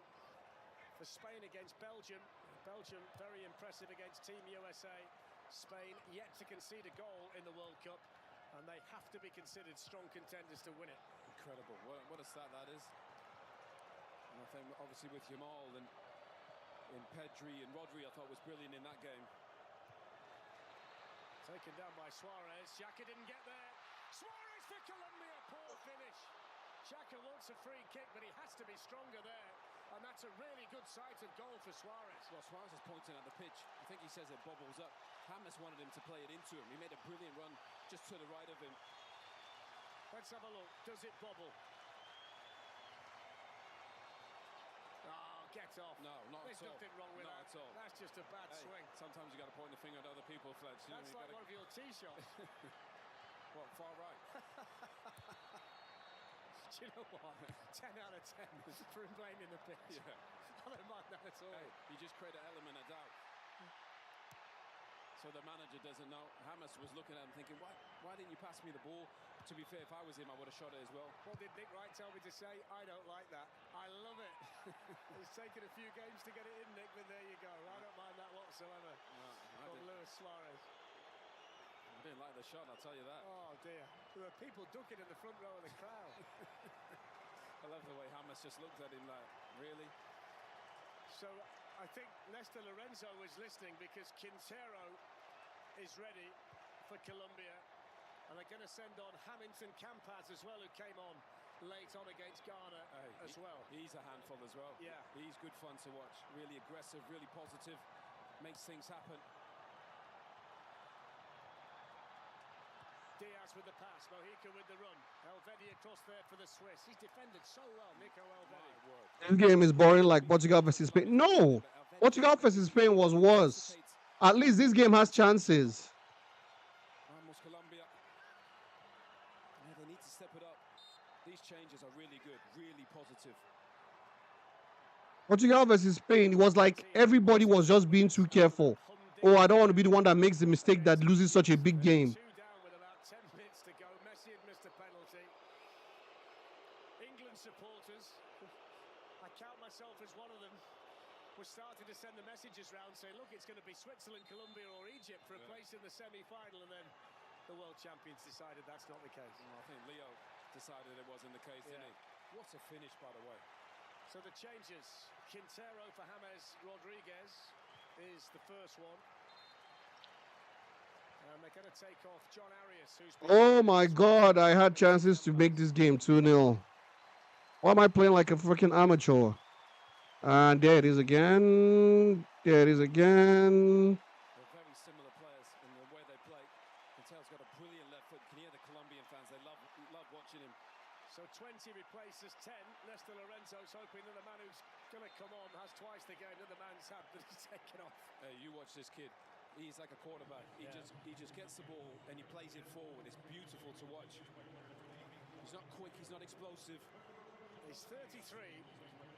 He's only got 53 caps, but that's because he plays in the same position as James Rodriguez. But he scored in the 2014 World Cup, and he scored in the 2018 World Cup. Well, neither of them can really play that long because they're not, with the utmost respect, they're not the fittest. Well, he's 33. That's my point. So they have a good thing where James starts and Quintero comes on, and he goes full tilt for 30 minutes. That's a foul by Jefferson Lerma.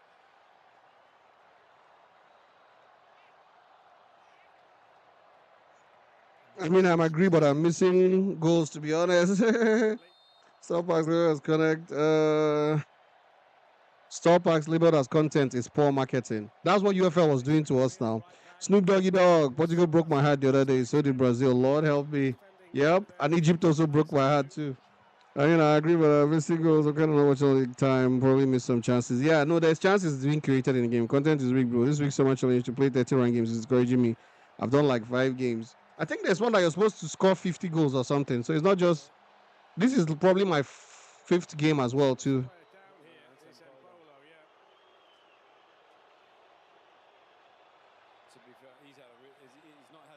Oh, God. On his own. The ref's telling him, get up. He can't believe he didn't get a free kick. So Miro Muheim is going to be the change. It's time for the match break, so that's when they're going to make it. The Colombia supporters are hoping against hope that their team can find a winner. Switzerland right in it as well. Argentina waiting for the winners, 0-0.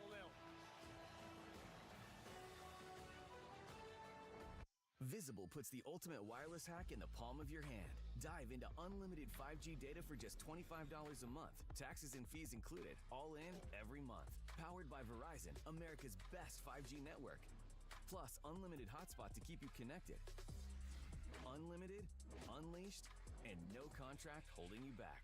Visible isn't just a wireless plan. It's wireless designed for the chronically connected. Big wireless service for half the cost. Visible. Live in the know. Tostitos starts with whole corn kernels to make masa the traditional way and bring you hint of lime and Mexican street corn inspired flavors. No artificial colors, flavors, or preservatives. Tostitos. Tradition matters. Where are my ultras?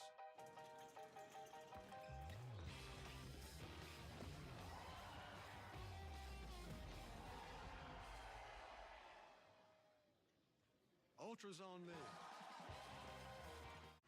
Okay, we're going to a game 3-on-3, winner go home. And this local crew, they've never gone home. Not since 1996. For real? Yeah, anyone, anytime. And guess who showed up? 3 legends, peak of their powers. Everyone thinks this has got to be it. But the football gods had other plans. 2 goals, just like that. And then... Man, my hand is hurting, man. This game. That's cold, man. So the fans inside this stadium in Vancouver, they're enjoying Living on a Prayer, which has been a feature of this World Cup. Darren Fletcher and Owen Hargreaves inside the stadium. Miro Muheim is waiting to come on for Switzerland. Murat Yakin will hope he has a different impact than the last time he sent him on. He came on against Qatar and scored an own goal, so that's the last thing he wants to happen today, the Swiss coach. Oh, don't be jinxing him, Fletch.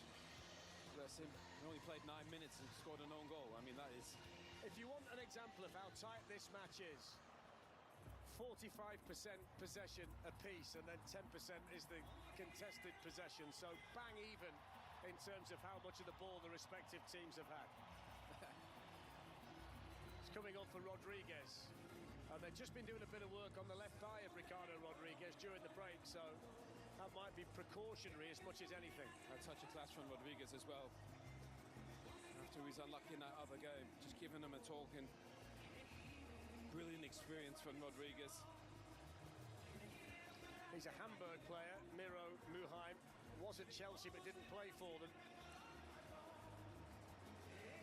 The Swiss squad spread far and wide when you look at it. Only 2 of the 26 players with them play their club football in their own country. The rest of them are all over Europe. Yeah, they all start out there, but then obviously the league's not competitive enough. If you improve and they all go abroad, then they literally go everywhere.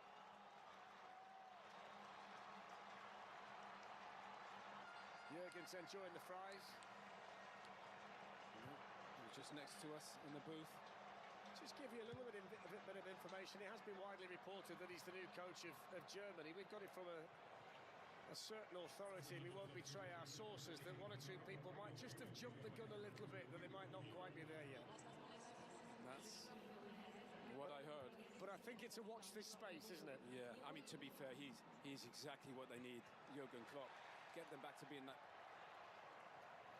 high energy, that effort, that mentality. They seem to have lost it in the last whole possession now, rather than...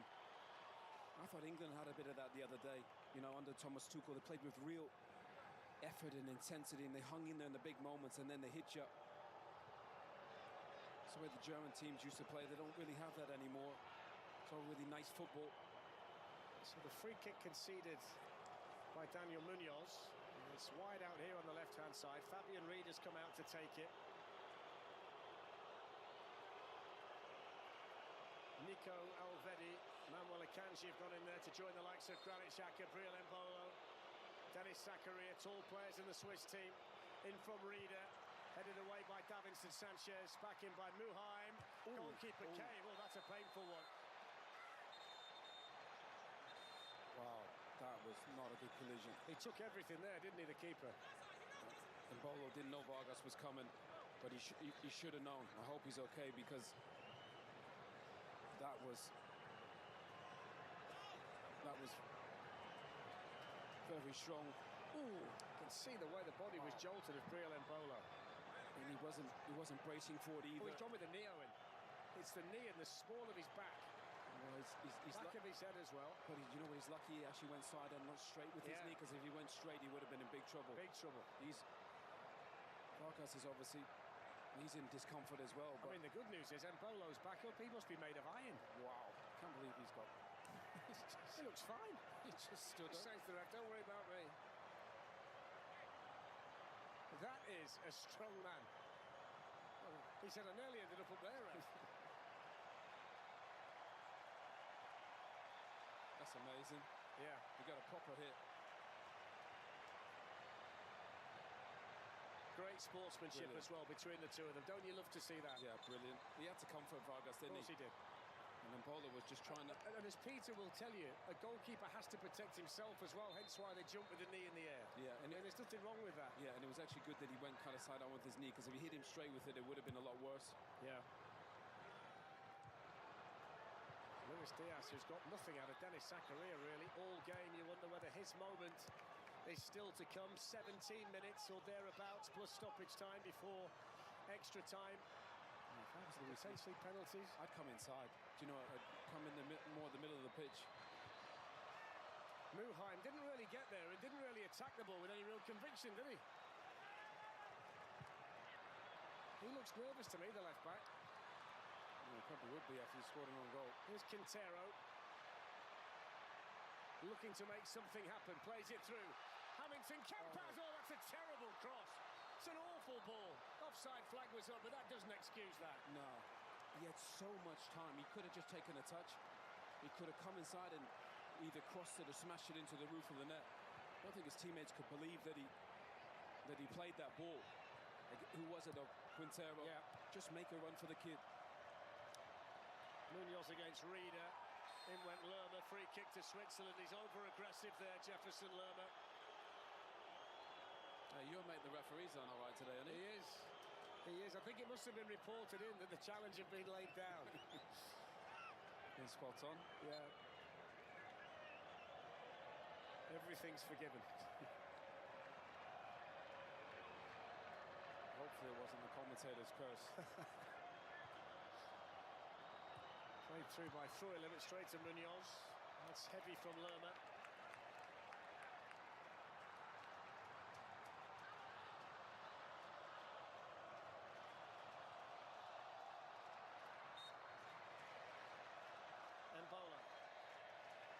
Lerma there for Colombia. Quintero nice and delicate under pressure to Mojica. Colombian supporters trying to just raise the noise in here, trying to cheer their team on to a quarter-final against Argentina. Quintero into the feet of Puerta. His pass behind Diaz. What a brilliant ball from Quintero again. Just fizzing it into people's feet. Here's Fabian Reeder. Dan Ndoye on the run. He's got the other side of Munoz. He also nearly got the other side of Davinson Sanchez. Yeah, they take some beating, those two, Sanchez and Lukumi. Right, I used to play in FC. Have you deleted it again? It's frustrating a day at the other end of the pitch for Suarez against Akanji, because he's been majestic as well. I know. Valverde on the other side next to him. I was asking you about my upgrade. You didn't answer. You didn't want to take responsibility, Abi. You don't want to take matters into your own hands.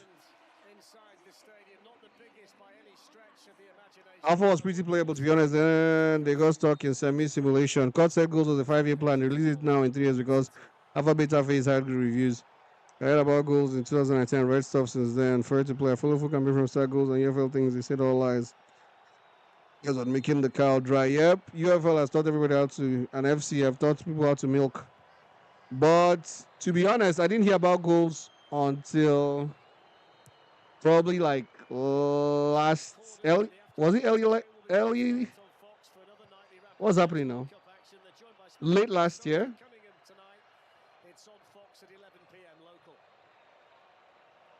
There's a big Pete in the studio who put a little curse on, saying he thought it was going to go to extra time. Yeah, I agreed with him. Yeah, I know, yeah. I thought he was spot on. I think he's right, though, because they are very similar teams. They don't really make many mistakes. They don't force the issue, but it just needs somebody to grab the game. Feels like that person is Quintero or Diaz. One thing that tends to make you avoid a penalty shootout is, as a commentator, when you start to draw out the grid Peen will know about this in the studio based on the commentaries that she's done. When you start to draw the grid out, somebody scores a goal, you go through doing all that, and you never get to use it. So if anybody wants me to, I can start drawing the grid if you've got somewhere else to be. Well, that's one part of this tournament that hasn't been very good, the penalty shootouts. Yeah. Some of the penalties have been terrible. In goes Xhaka, had to be careful. Dan and Doy. Granit Xhaka. Now Fabian Rieder, space out. This game is closer than I ever expected it to be. I honestly thought Colombia would be playing and Switzerland would be defending.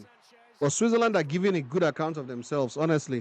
So again from the Swiss right, Freuler gets it under control, lifts one in towards Ndoye, headed away by Munoz. They couldn't find that final little bit to finish things off there, the Swiss. Campas then dispossessed. Here's Ndoye. Xhaka. Now Zakaria. So goes on the outside. Zakaria's cross and Bolo slipped over. That's a goal kick to Colombia. Yeah, just that final pass hasn't been good enough for either team.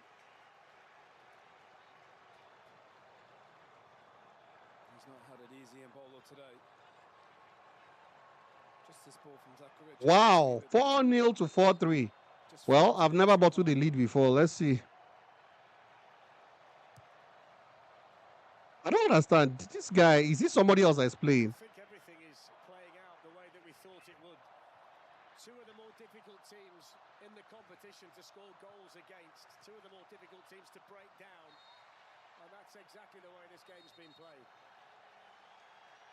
Little flare up there involving Sanchez and Embolo. Yeah, he's probably happy to get a bit of payback in Embolo. Sanchez and Lukumi made it really difficult for him, been physical. Again, there's a nice handshake at the end of it all.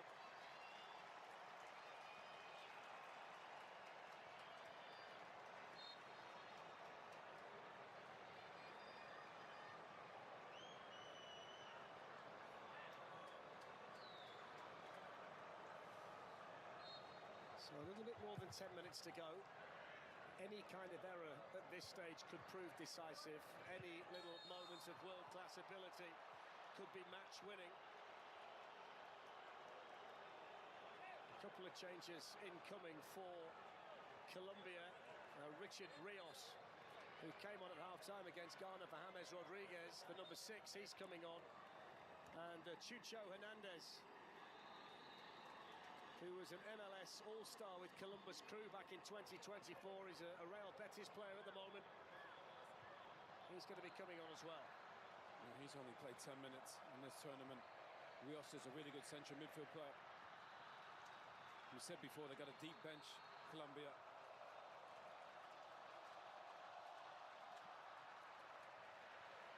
Wonder whether it might be Rios for Puerto, because he's not really done much apart from that shot in the first half. No, and he's had a really good tournament, Puerto. It's been really quiet today.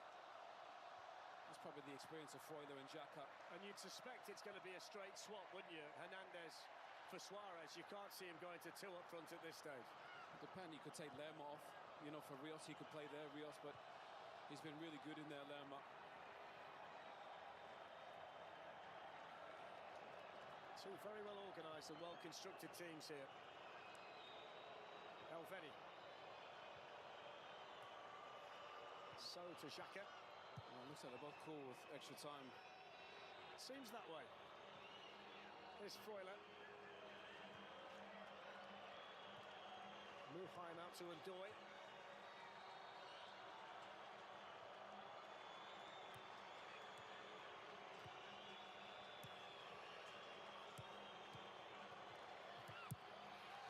There for Colombia. So here come the changes, all will be revealed. Yeah, Suarez straight swap, so Hernandez to replace him at the top end of the pitch. Yeah, both strikers have had it really difficult, Suarez. And it is Jefferson Lerma, you called it, Owen. So they'll leave Puerto, the more creative player, on. Yeah, you could argue the 4 centre-backs have been the best players on the pitch. Alvedi and Akanji were brilliant. Suarez didn't really stand a chance. Rios is very physical, but good on the ball as well. Plays football at Benfica. So Rios continues his sequence. He's come on in all 5 games in the World Cup. Hasn't started any of them.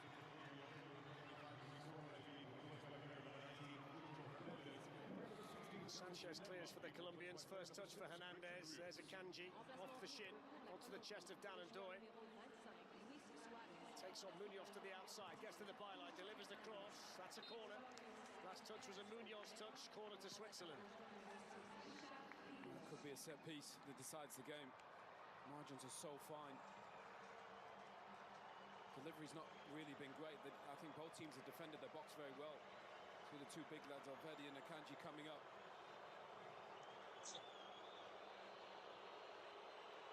The Switzerland supporters severely outnumbered inside this stadium in Vancouver. Fabian Rieder's corner. Davinson Sanchez's header. Back in by Granit Xhaka. That looked like a pull on the jersey. Zakaria on Mojica, but the referee plays on because they've got the ball, Colombia.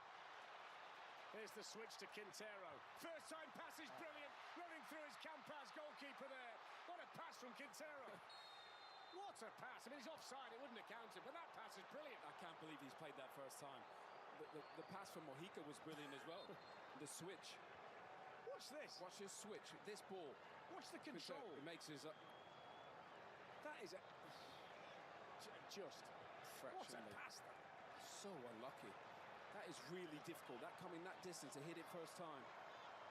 Can you imagine being him with that ability and knowing you're not going to start because of James Rodriguez? But you know what? He can come in, and that's because of James' brilliance, but he can come in and then just play with that risk. It suits him. There's Mbolo. Now So. Freuler onto Xhaka. Muhai. Reader. Good challenge by Puerta, right in the nick of time for Colombia. Puerta nice and calm. Mojica the left back. Time ticks by. 6 minutes to go. Luis Diaz.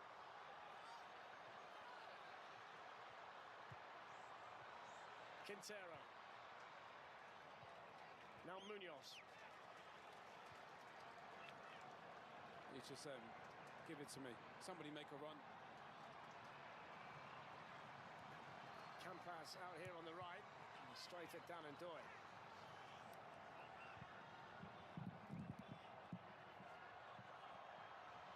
That's another great ball from Quintero. Here's Campas.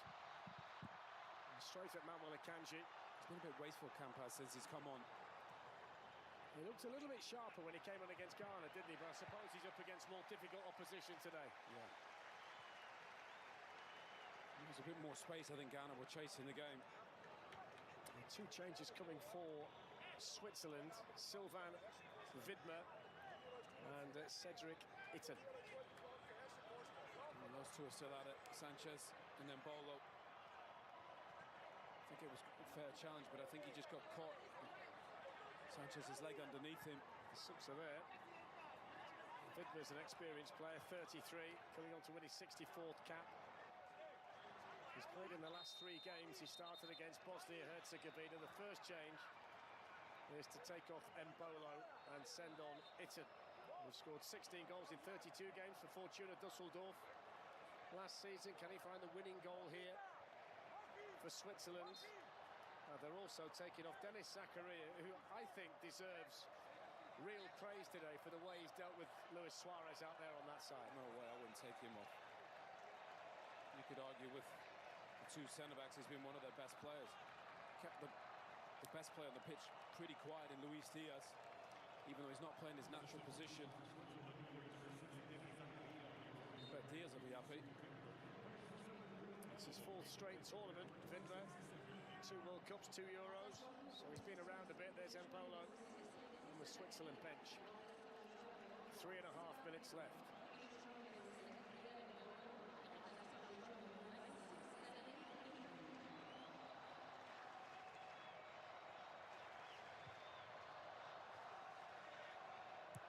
Sanchez to Munoz. Are you guys watching what's happening in this match? Nice turn by Hernandez, caught by Akanji.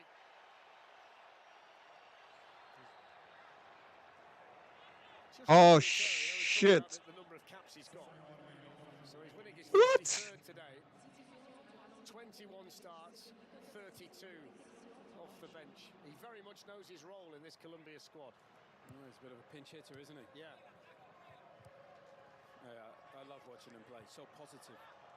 Young kids, you know, get your head up, play forward, be positive, try and change the game. Again, that looked like handball by Danadoy.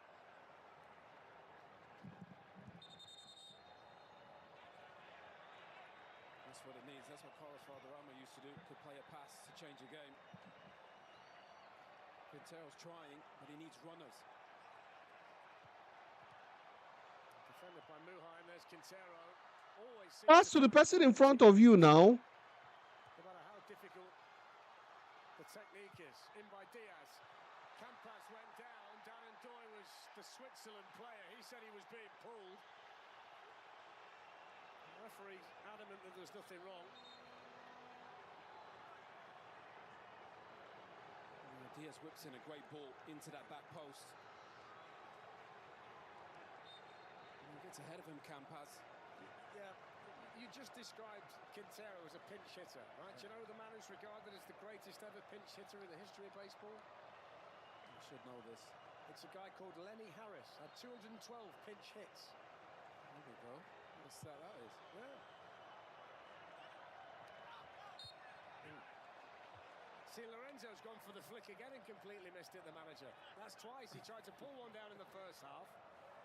Made a mess of it. Now he's gone for a little back flick and he missed that. I love he's got his clipboard in his hand again, like against Ghana. Yeah. He's got his coaching board in his hand. I think he counts everybody on the coach. That's like a little register. Puts a tick next to your name when you get on the coach. He'll have to start using that, put his pen takers down. Yeah. Continues like this. I can start the grid if that's what you need, if you've had enough. Fitness header down. Iton denied in there by Lukumi. There's nobody getting past him, is there, Lukumi? I mean, I don't think there's anybody getting past either of these two, at either end of the pitch. There's Murat Yakin. He looks pretty cool, doesn't he? Yeah. Lorenzo's thinking, I've got to work on my first touch after the match.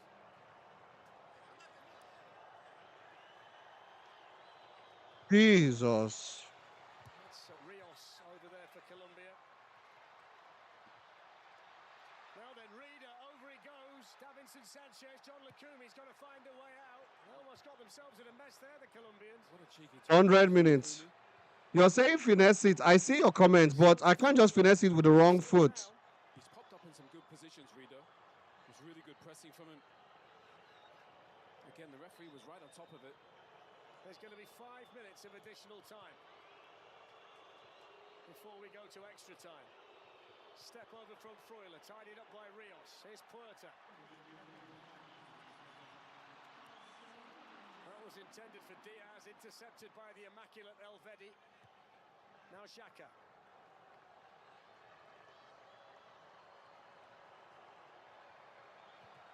So. Danadoy! Right across the face of goal. And if anybody in red was in the 6-yard box, they surely would have scored the winner.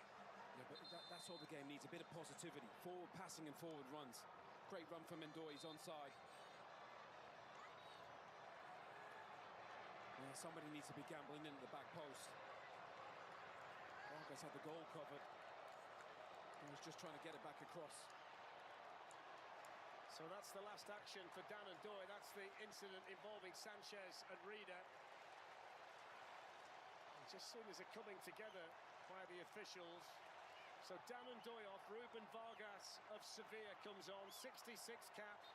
He's played in all 5 games, started 3 of them, scored goals against Bosnia and Canada.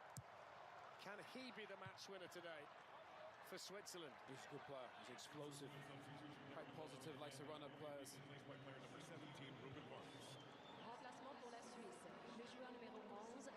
Looks like they could be in for a long one. 3.5 minutes away from extra time in Vancouver, 0-0, and chances at a premium.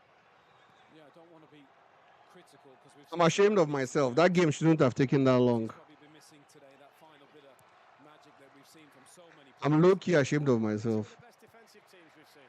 Bit of both, probably. Yeah. I think we've got to give credit where credit's due at how well they're both set up. I mean, that is the way they play. No, definitely. But even when teams set up brilliantly in any sport, the great players find space. Bossman, go, Bossman. Bossman Luna. To be honest, you know what would have paid me the most? This would have been my first loss from a more than a 3-0 winning position. I've never lost. I don't throw away leads. I was 4-0 up. This guy did 4-1, 4-2, 4-3, 4-4. It felt like I was playing a different person after halftime. The guy locked in for real. My game and boss game was streamed 4-minute difference. I feel like watching a World Cup final. There's 2 minutes difference. I just counted. So,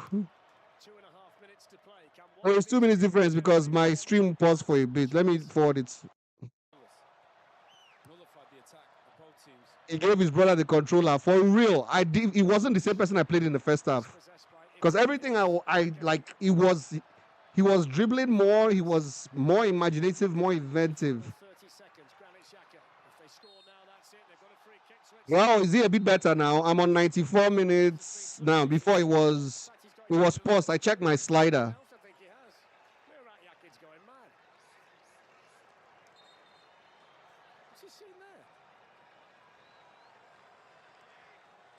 There's not a single Colombia player who appealed for a free kick. No idea. I thought Granit Xhaka was going to get one. Told you, cursed him. Well, that's it, full time. Extra time on the way. Murat Yakin's got to do his thing. Nesta Lorenzo has to do his thing. Half an hour more coming up in Vancouver. Who's going to play Argentina? We're no nearer to knowing. After 90 minutes, it's 0-0.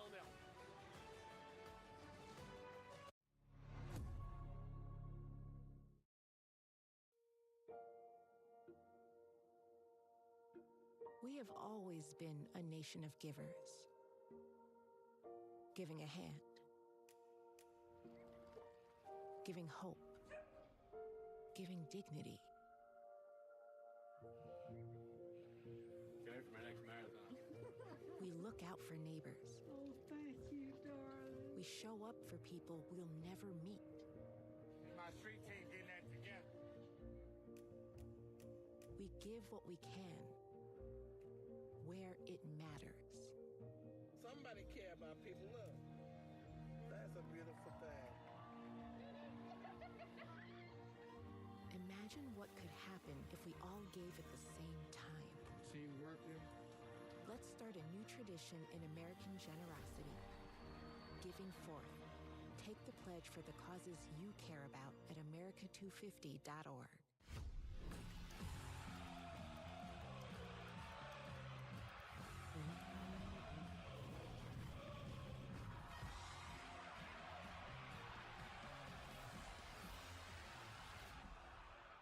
Shake up your shower with a fragrance for every feeling. This Dove freshens you up. This Dove. Yeah, 30 to 40 seconds is normally the norm between me and you. You care about. There's a Dove for everybody. It's my party, you're invited, and all your friends too. You don't have to knock, you can come right in. Welcome to my house. Welcome to my house. When you dare to combine sweet and tart, you get a Sweet Tarts rope. That's so sweet. We're supposed to get 5 followers before we upgrade. Raul called it, but we need 5 followers before we upgrade.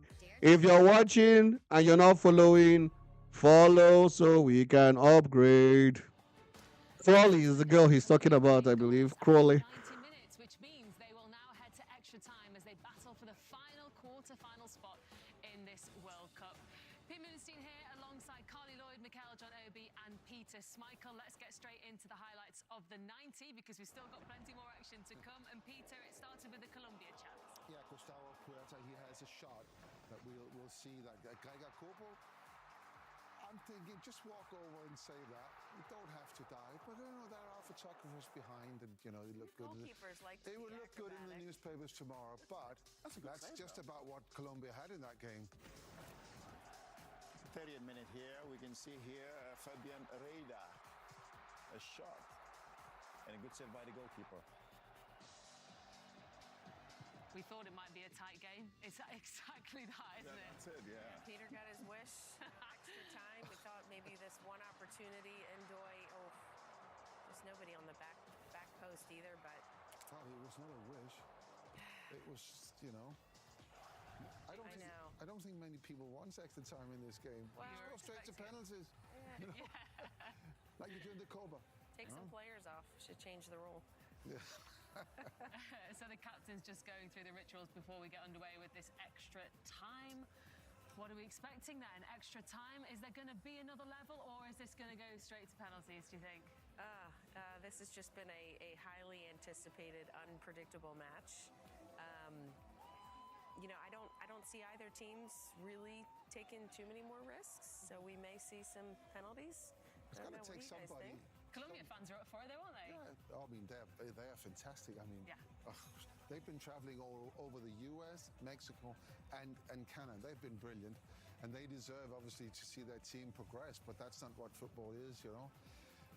This is going to be the same, I think. Okay, here we go. The first 50 minutes of this extra time. Let's hand you back now to Darren Fletcher and Erin Hargreaves. Thank you, Pete. Just on the subject of the colour of this stadium, yellow everywhere you look. It's like being sat in a giant bowl of custard in Vancouver. So can we get the game decided before the necessity of penalties? It's the 6th game in the World Cup that's gone to extra time. 3 of them went to penalty kicks to decide it.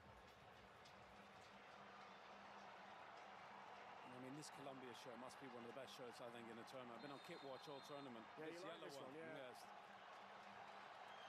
You like this one, don't you? I'm not sure about the custard thing. No? What about a field full of daffodils then? How's that? You like your desserts, that's why.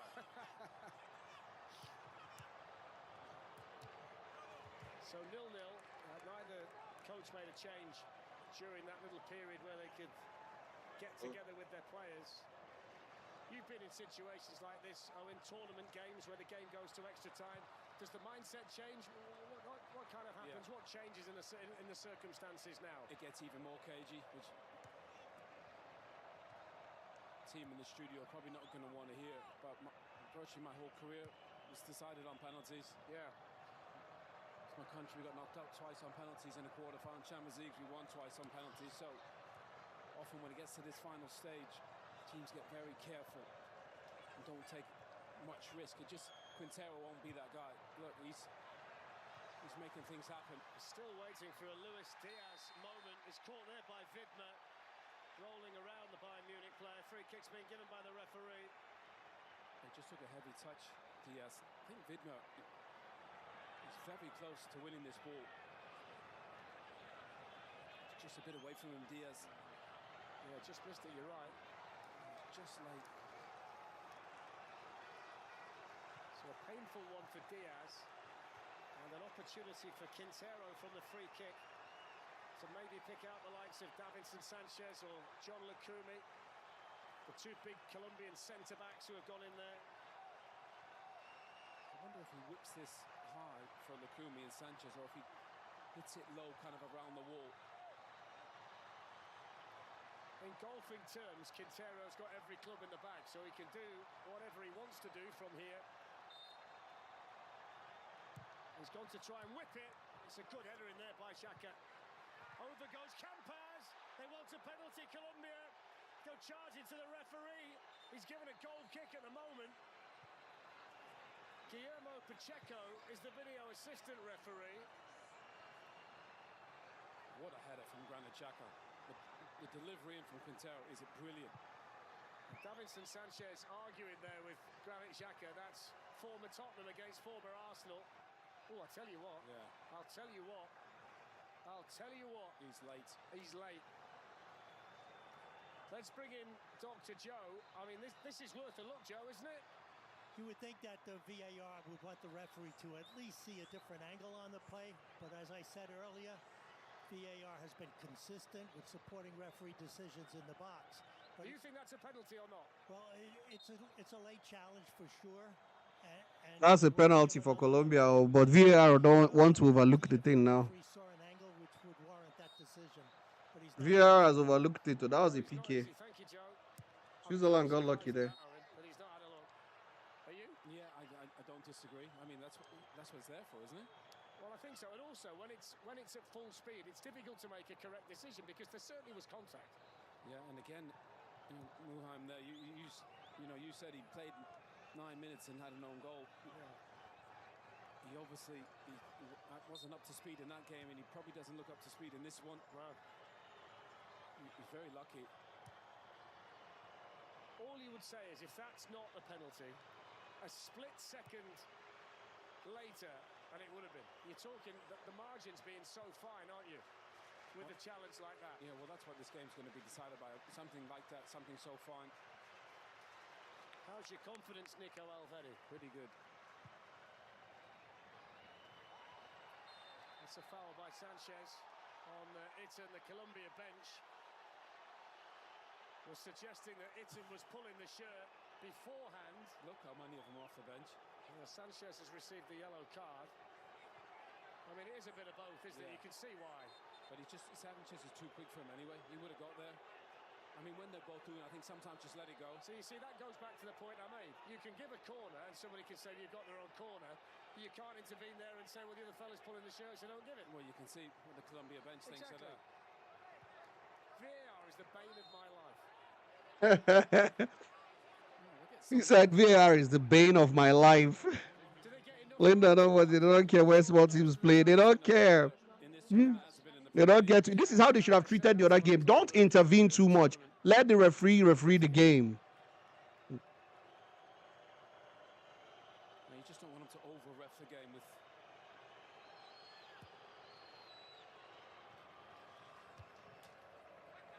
All I'm going to say is, my son's just messaged to say definite penalty. I'm taking that all day long. I'll have that. You should be concentrating on the game. You're not looking at your phone. He's also had choice words about the officials too, which I won't repeat. No, it's actually interesting to see that sometimes the instant feedback on some moments like that.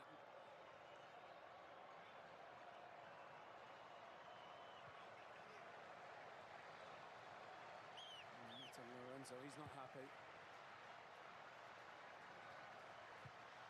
What a touch that is by Campas under pressure, but then he doesn't keep the ball in. No, brilliant first touch.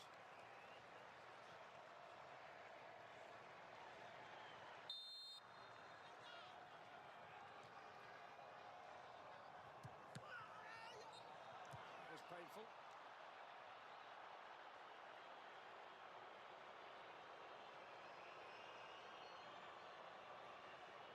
I think Big Pete Sitter there, just go straight to pens. Yeah. The only problem with that is we can't change the rules at this stage of the tournament. Looks like they'll both be happy with it. It's interesting because we chatted, didn't we, during the break, when the guys were looking at things in the studio. You might just give Kerbal, the Swiss goalkeeper, the edge in a shootout over Vargas if we start to look that far ahead. Yeah, maybe refresh. Yeah, he's a very good goalkeeper, good shot stopper. I'm curious to hear what Peter Schmeichel would think. Yeah. He was one of the best.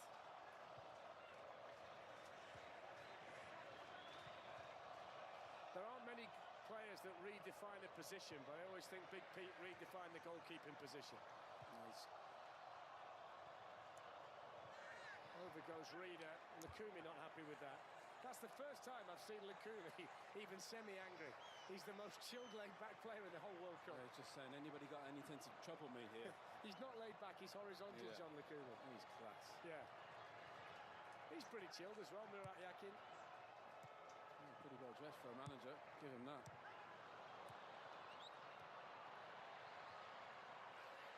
Davinson Sanchez. Oh, that's good. That's Campas. That should be a booking when the game stops for Muheim. Can't be doing that. Here's Diaz up against Vigma. Good defending corner. Diaz has been poor today. Every time I look at the screen and Diaz has the ball, you're expecting something to happen. He loses it easily. I don't think he is. What a turn and switch of play that was. Brilliant. Normally Diaz, when he gets in those positions for Bayern Munich, he just explodes. Campas has done Muheim a favour. If he goes over there, he's getting a card. Muheim's not at the best of times, has he? He looked nervous from the moment he came on. Quintero's corner. Ooh, what a save! That's the closest anybody's come today. The big man towering above everybody else. I don't know whether Kerbal got a touch, but he came back off the bar. Yeah, I'm not sure he did. He would have deserved that. Lukumi, he's been brilliant. What a great delivery in as well, with a bit of risk. Fidner just about does enough. Gets it back again from So. That's nice patient football from Switzerland. That's not a very good pass by Sylvain Didner. What a header though at the other end from John Lukumi. He's just too big. And that's just straight off the crossbar. Yeah. Either side of Kuba, that's in. Just needs to try and get it down a little bit. Diaz to Hernandez. Surrounded by red. Diaz picks out Rios. Rios hits the shot from a long way out. Ambitious. Very. Takes a hell of an effort to beat Kerbal from that kind of range. Oh, that'd be a miracle. Trying to hit it with a bit of left to right. And Kuba had it covered. See there the leap from Lukumi, just can't get it down.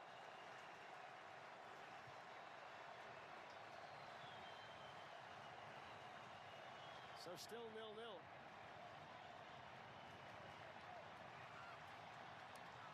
That's a foul, right? And one thing I would say though, it's not been that kind of 0-0 when you watch it and both teams just sit back and there's not. They've tried. They're just so good defensively that they're difficult to break down. Yeah, no criticism. I think they've just cancelled each other out. Yeah. They're very similar. I think the studio kind of highlighted that before the game.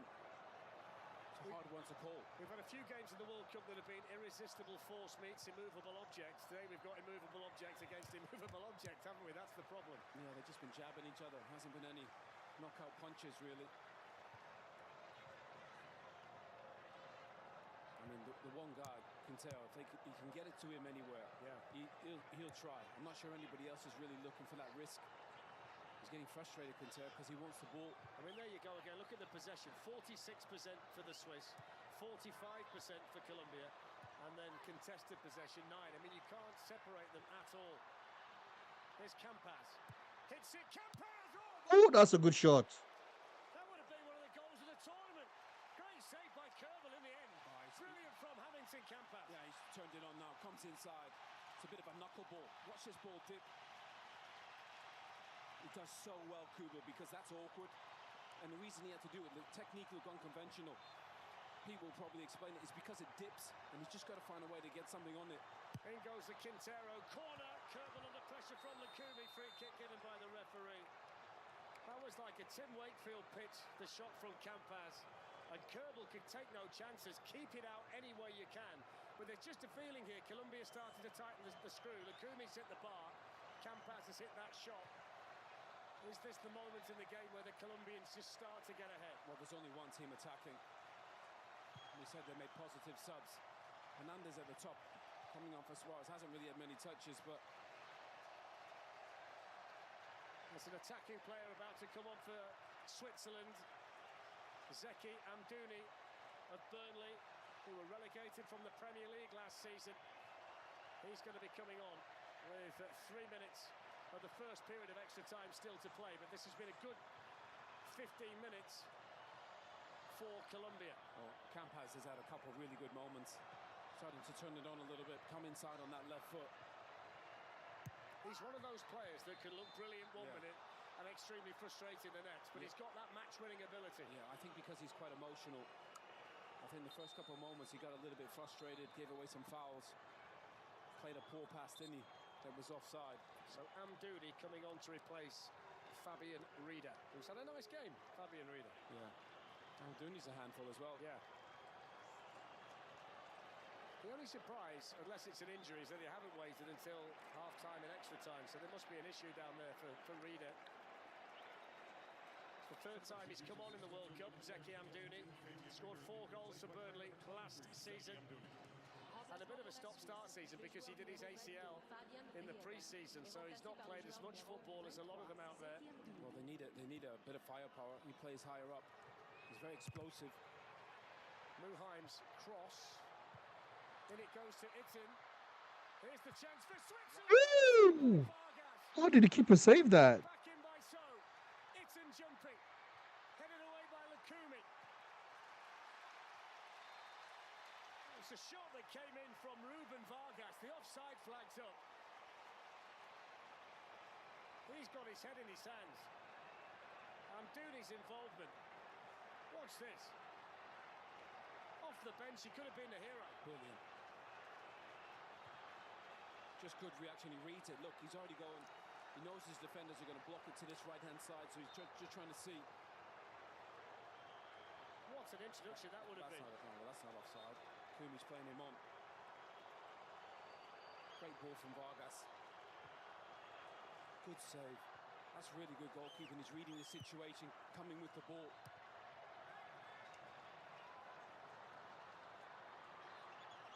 Maybe there is a goal after all. Maybe. They've gone 4-4-2 Switzerland now. They've got Amdouni up top next to Itten. Xhaka and Freuler in the middle, and then they've got the width out wide, so a little bit of a change from Murat Yakin. Here's Xhaka. Final few seconds of the first period of extra time. Challenge came in from Sanchez. Campas finding Quintero. And there's Muheim, who should have got a yellow card a minute ago, by the way, for the pull on Campas. Now he's got one for the foul on Campas. He looks as nervous as a kitten, I think the phrase is. During the enter that almost ended Colombia. Rubu Diaz or something else. Yep. Well, have you watched him in Bayern? He's actually very good. It's just that Harry Kane always takes the spotlight. Think about changing him? No, I mean, that would be brutal. Well, no, but he's all over the place, Owen. Yeah. This is big boy stuff now. Yeah, I mean, you got to take the emotions out of it. It would be a big call. A minute of additional time. It's a throw into Colombia, who have had the better of this first period. Good save from Kerbal to deny Campas, and a header from Lukumi that came back off the bar. Lovely pass to Rios. Took it well, gliding through. Richard Rios, Luis Diaz. Good block in there by Vidna. What a ball from Hernandez. That was to Rios at the edge of the box. Forced to the man you wanted to fall on Diaz. Marvel. His pass. That's brilliant. Mav, let's do this, actually. Mav, let's do this. Thank you for following. Welcome to the channel. How you doing? I think it was already just made it difficult for that pass to be played. I have to be honest. When Liverpool tells you, I think you're done. No. He has over 20 goals in Bayern. The reason you don't hear about him is because Harry Kane takes all the spotlight. No, don't say that. Hit the bar from a corner from this side in the first period of extra time. Don't take your eyes off Davinson Sanchez, either his partner in crime. And Quintero's certainly the kind of player who can get the delivery right from here. Good, but good play. And I watched their Champions League games. He's a baller. Quintero's cross. Here's Munoz, and there is half-time. So the two chances fell to Colombia. Lukumi off the bar with the header. Campas with a shot, superbly saved by Gregor Kerbal. 15 minutes to go. It's still 0-0 in Vancouver.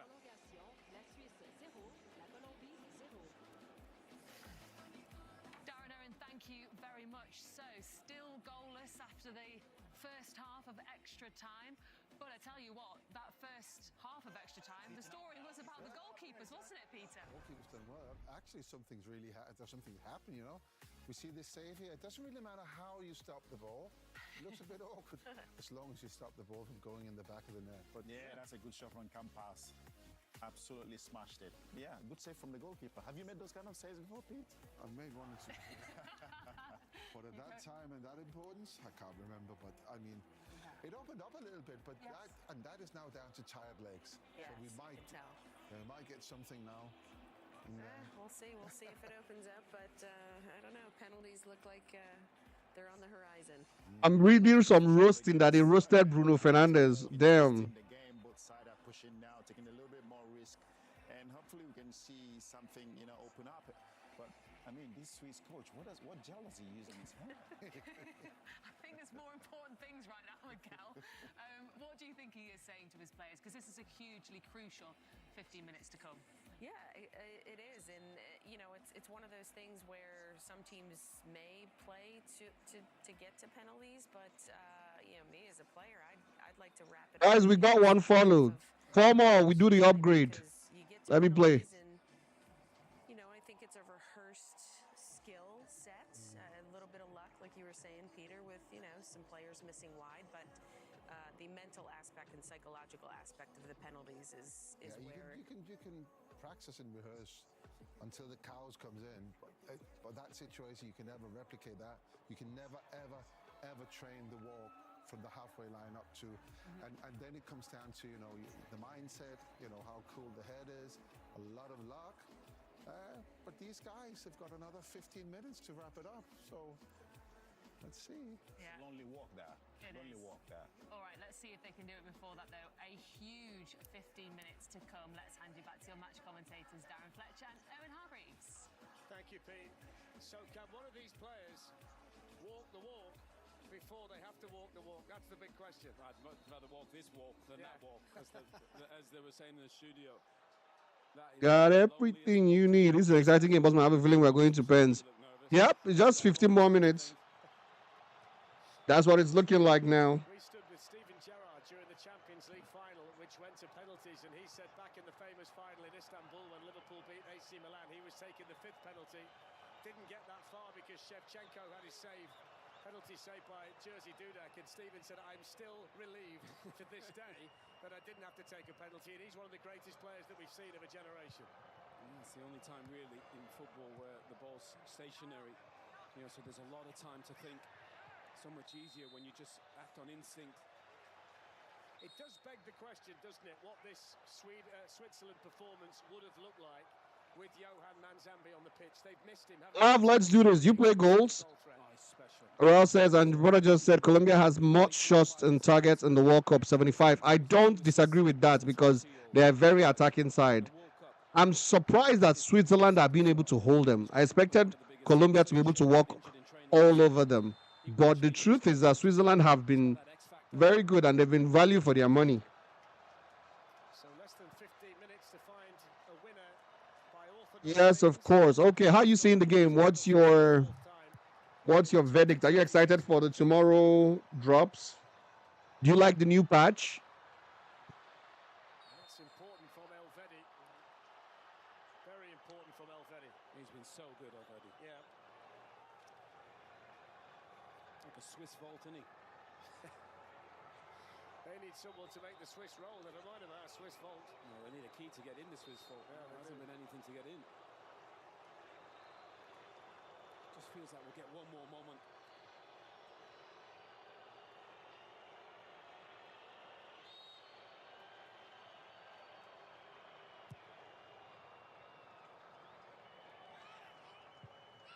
So didn't get any of it. There's John Lukumi. Elvedi's header. Xhaka still going strong in the centre of Switzerland's midfield. Out it comes to Vargas. A little bit heavy on the touch. Munoz wins it back. Here's Rios. And now Puerta. Mojica.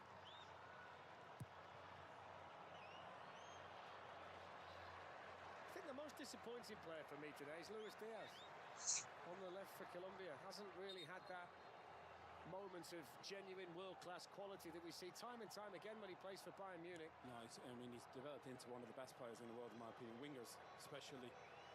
So positive with the ball. He's aggressive without it. He didn't look at as sharp as today. I think you have to credit Sakari. I thought he played exceptionally well against him. We normally see more from Luis Diaz. I'm going to make a guess now that if they get to penalties, Muheim won't take one. He looks so nervous, Owen. I'm not sure you've mentioned that.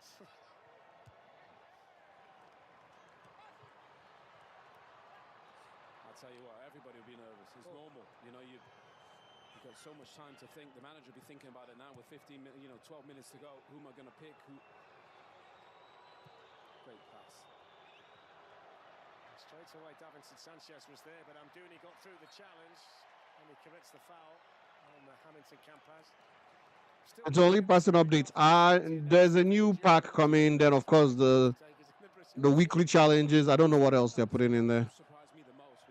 I don't really pay attention until it drops. And he gave the ball. And he didn't take that pen. When you think about, whether it's Mbappe or Kane or Haaland, they're taking it. Lovely little flick inside by Quintero. Here's Hernandez. Puerta. I think the message from Néstor Lorenzo should be pretty simple. Get this fella on the ball, Quintero. Yeah, that's it. And get runners. There's another good pass. Richard Rios. Good defending by Akanji. And then by Muhai, who got there the other side of Daniel Munoz. That's literally all it is. Get the ball to Quintero and get runners. Like a little, you need a little runners in the slot. You'll find them. He literally plays like a quarterback, Quintero. It's brilliant to watch.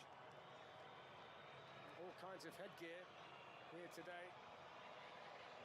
All kinds of nerves in here as well.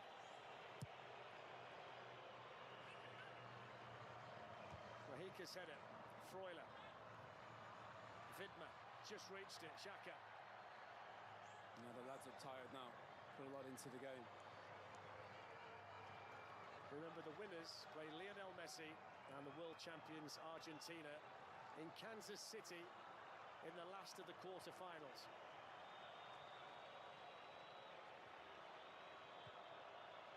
What a game that was earlier today. Well, they've been in two brilliant games, haven't they? Cape Verde and then the one today against Egypt.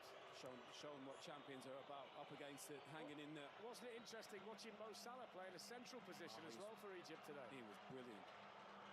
I actually know what that James Corden bingo's going to be. Brilliant. I can guarantee it. We should start being paid by that show.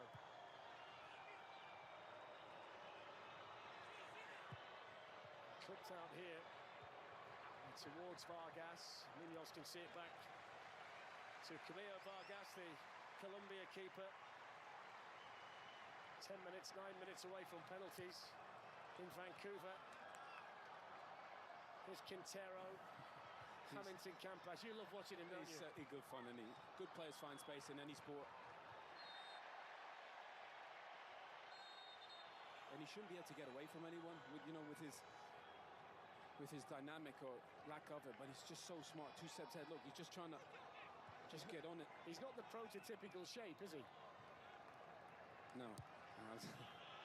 No, he's not, and that's probably why he only plays 30 minutes. Yeah. Maybe what it lacks in size and speed, his awareness and his vision.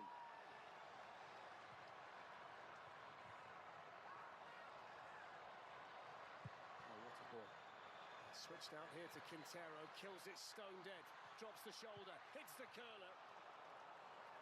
His touch was immaculate. That's who you want it to fall to. I was just curious to see it. Does he cross it or does he shoot? He's got a brilliant shot from distance. Great overlap from Munoz. Allows him to get that space. Just way too high, but they can't let him get in on that left foot.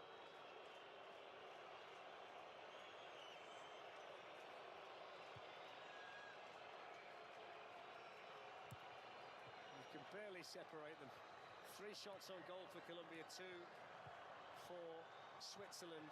46% possession for the Swiss, 45% for Colombia. 9% contested possession. Vargas. Muhai. Crossed in by Vargas. Headed away by Puerta. Here's Elvedi.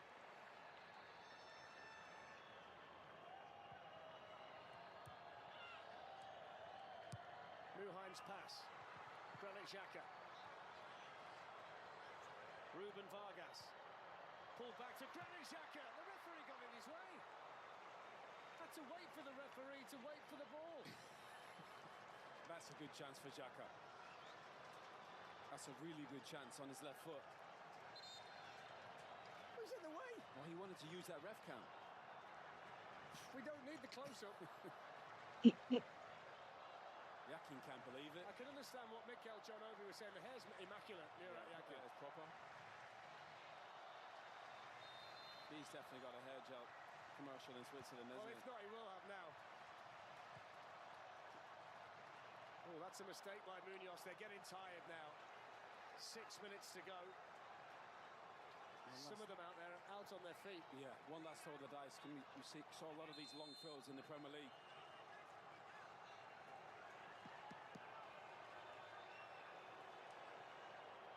It's over Freuler, not over Sanchez. Away by Puerta. Quintero is on the scene.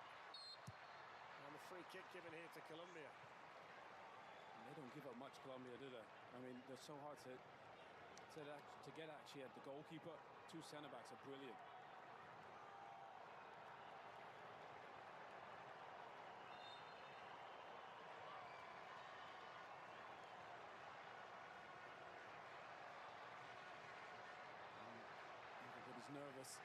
Just waiting.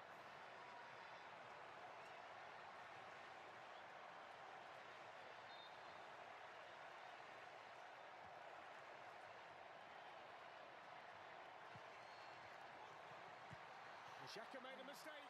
Campa's in for Colombia. Oh, he's missed. How did he miss that? What a chance. The Colombian bench can't believe it. Hamilton Campas can't believe it.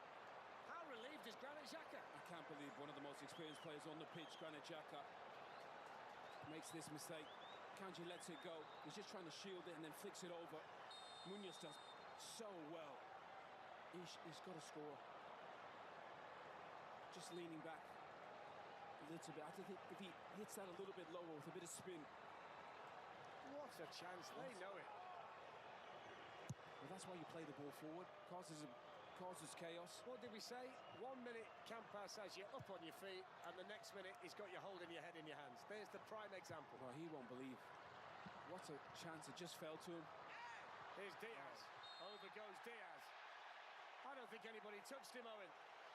I genuinely don't think anybody touched him. I think he was expecting it. Watch this. I think he's... The referee's got to see that. Nico Alvedi can't believe. Watch this. Is there I'm no more playing. I'm just watching this match. from Alvedi? I think it might have been before. Not Alvedi, but not a lot for sure. Listen to this place now. Yeah. The Colombians believe. They're all standing on their feet in front of us inside Vancouver Stadium. There's a little magicians on the ball, Quintero. Pensive looks on faces. Quintero's delivery, good delivery, flicked on, it's gone right the way through. Rios hooks it back, still not gone. Up goes Diaz, beaten in the air by Vidma, cleared away. Why is there nobody at the back post? That flick. Michael Ballack used to always say, used to go to the near post, he said, anybody at the back post, you get 10 goals a season. It's happened twice in this game. Be at the back post, you get a tap in. That's a problem. Lukumi's down. He's holding his calf as well. If he's pulled that, that's a big blow for Colombia. Not just today, but moving forward. Oh no, that changes their team completely. You can't lose him. Yerry Mina, he's been at Barcelona, played in the Premier League at Everton. I mean, he'd be the obvious replacement, wouldn't he, on the bench? A lot of experience. Hernandez gets it. Is it that landing that pulled it? That landing from Hernandez. Look, he said he's got to come off. He said he's finished.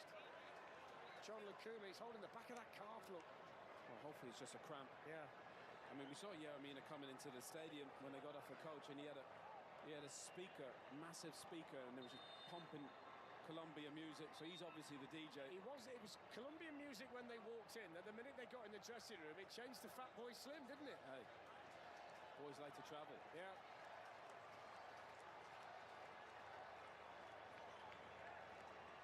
So there is Yerry Mina. This has been the best stadium for halftime pizza. New Bradford's discussion was pointed to address a passing fix. I don't think there's a plan date yet. If this ends up with Prince Cobalt an expert, I don't know how good Colombia GK is. What I mean is, yep. Okay, I'm excited. Look, it's like Italian mob boss. Well, he's put his hand up saying, sorry, I can't finish. Honestly, he's been a Rolls Royce. He'll get a big move, I think, this summer. Yeah, he's being linked with Forest in the Premier League at the moment. So Yerry Mina on 55th cap, hasn't played yet in the World Cup. All the best. But he scored 3 goals in 3 games 4 years ago in Qatar. Yeah, true. It was unreal. Do you remember? It was unbelievable. Every set piece, it was that mountain. So if they can get a set piece now, you wonder whether history repeats itself 4 years on. Go on, Yerry. That was the ball that caused a bit of trouble. The long kick from Vargas. Akanji mistimes the jump. Muheim plays it forward to Xhaka. Here's Freuler. He settled down Muheim. Yeah. Xhaka to Vargas. Itten waits in the box. Amdouni's in there as well. They've only picked out Puerta though with the ball in. Final minute. Sorry for my English. I'm German. My English is not so good. That's okay. Hernandez.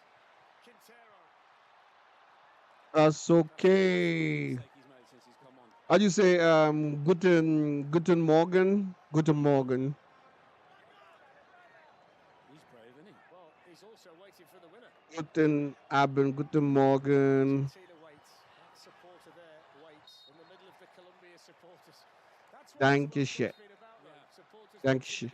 Dankeschön. And you've actually seen loads of them get pictures together. Yeah. Supporters have been class. Brilliant. Not many nations have been as well supported as the Colombians either. Argentina, probably the nation of the visiting nations, push them the closest. They're severely outnumbered today, the Swiss fans. Das ist gut. 1 minute of Das additional ist gut. time. 1 minute to find a winner without the need for penalties. Das ist gut. And that's a throw into Switzerland. You just wonder if these teams have seen some of the penalty shootouts. Penalty time. The lack of them. If that would play on their mind and the way they take these Penalty time. effective. You saw it in the Champions League final.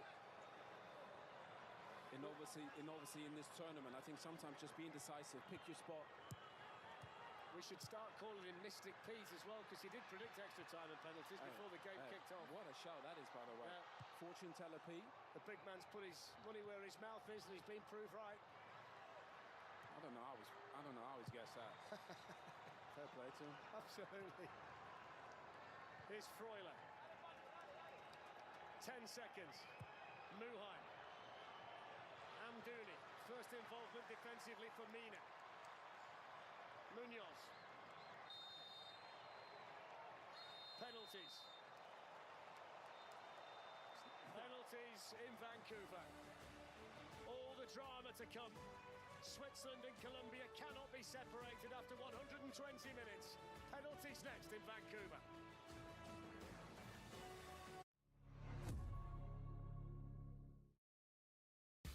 Look at this. You got the MLB All-Star Game in Philadelphia. You wait 250 years, then throw a party so big with the best baseball players on earth, it needs its own zip code.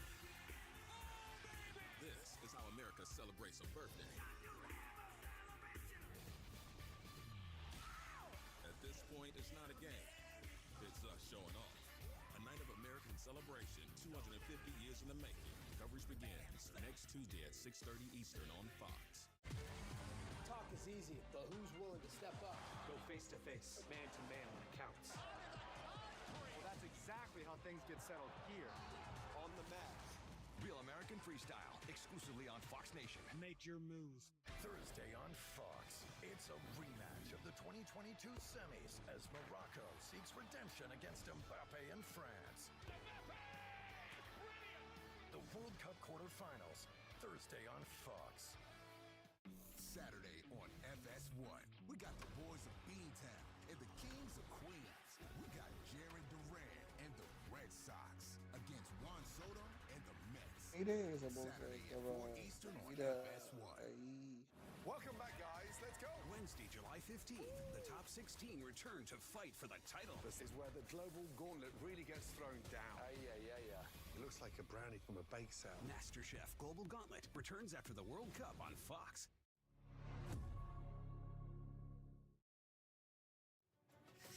Well, Colombia very nearly won it moments ago, but instead they and Switzerland are headed to penalties.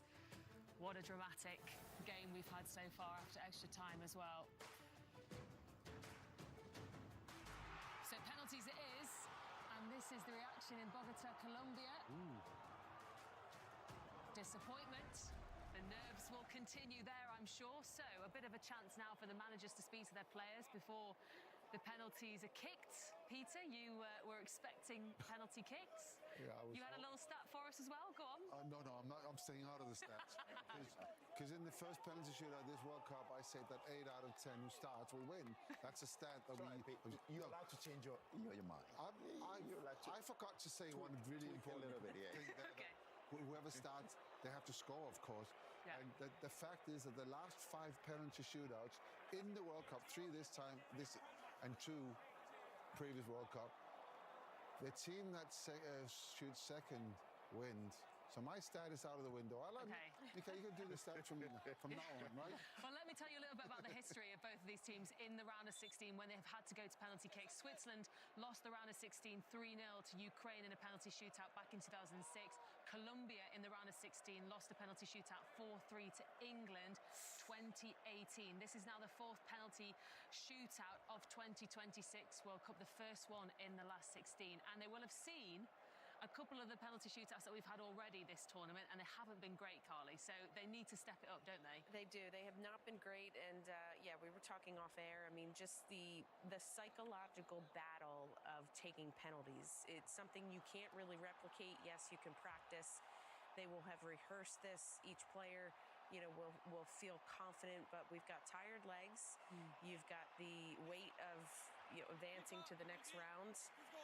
And the stutter step of what players are doing nowadays, I'm not a fan of it. No, just run to the ball, pick your spot, exactly. hit the ball as hard as you can, and that's just the perfect way to take penalties, especially in this crucial part of the tournament. Just go, pick your spot. That's sort of start running. No problem is cause gin problem ni. Gin problem ni. I don't want to murder the language.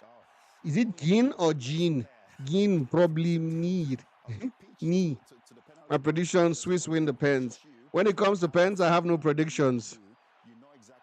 I already chose Colombia to win the game. I'm sticking with Colombia to win the game. And Raul, you already chose Swiss to win, so stick with Swiss, yeah? Whenever I ended up in that situation, I was quite looking forward to it, trying to pick myself up, trying to build a level of confidence that, you know, and literally just trying to save one and then hoping that my teammates would score the 5. But there was no little walk for the goalkeeper there. So we were kind of all right. Okay, here we go. The time is now. Penalty shootout. Let's hand you back to Darren Fletcher and Owen Hargreaves. Thank you, Pete. So Davinson Sanchez won the toss, and Colombia are going to go first. Colombia have got both ends, so it doesn't really matter which end they take them from. But Jose Quintero is going to be the first man to take it. Nervous time for Néstor Lorenzo. He lost a World Cup final due to a penalty 1990. Andreas Bremer for Germany in Rome. Not a shootout, but a penalty decided it. The only time Switzerland have been in a World Cup penalty shootout, they missed all 3 of them, so they're hoping that history doesn't repeat itself today. The 4th shootout of the 2026 World Cup. And first up, Jose Quintero against Gregor Kerbel. It's a massive run-up.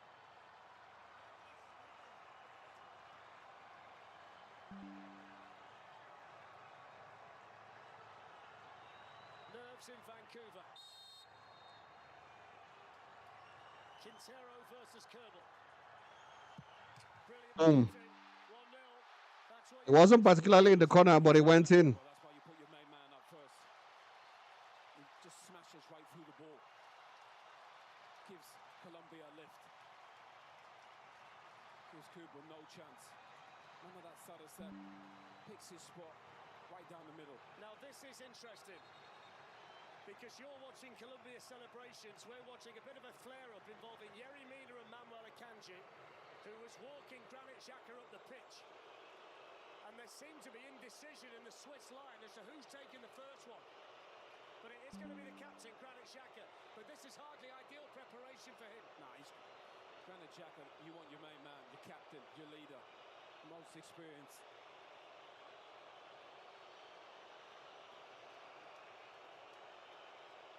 So Xhaka versus Vargas. Cheers raining down on him in Vancouver. Most experienced man in the Swiss team, the captain. Big moment. Ooh, keeper touched it. Wow, that was close. Keeper touched it. But goal. Xhaka normally hits his free kicks hard. Just left hand on it, just not strong enough. He's just a little bit too low, can't get enough power. It was interesting here. Lucky, I swear, lucky. Players should go high. If you go that high, it's easier for the goalkeeper to save. That's the first penalty ever scored by Switzerland in a World Cup final shootout. 60% success rate in shootouts in this World Cup. 12 of 30 missed prior to this shootout, but the first 2 have been converted. Now then, Davinson Sanchez, who was immaculate at centre-back, missed in the Copa America semi-final shootout defeat against Argentina in 2021. So there might be 1 or 2 nerves here for the big centre-back. 1-1 in the shootout.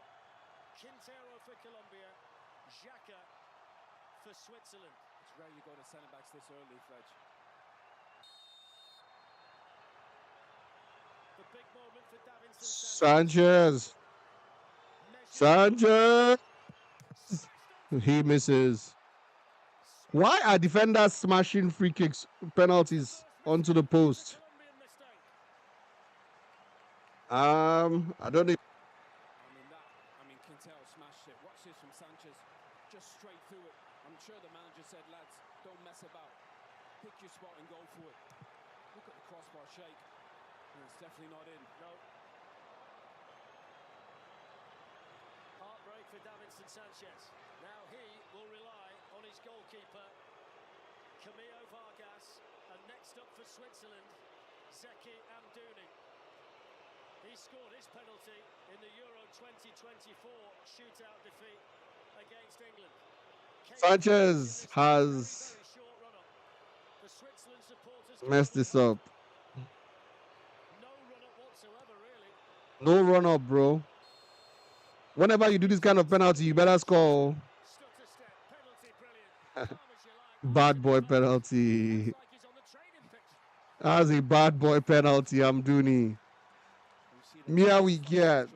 Gives the keeper the eyes. And it works when the keeper Mia we get. really cool and composed. I just think that penalty's harder when the pressure's high. I think it's easier in normal circumstances, but when the pressure's high and the goalkeeper doesn't move, just creates a bit of doubt in the play. That's a high pressure penalty. Competition. So Hamilton Campas, who forced one brilliant save from Kerbal, missed a great chance to win it in extra time. Switzerland leading 2-1. Campas gets it under Kerbal. Just got it under Kerbal. Close. That was close. Colombia living dangerously. Saying, come on, we need you. He gets a bit lucky here. Campas. Colombia living dangerously. Missed one, almost missed the second. Let's speak it from his Spoleta. What's up, Miawi? What's good? How was your day? How was your stream? How you doing?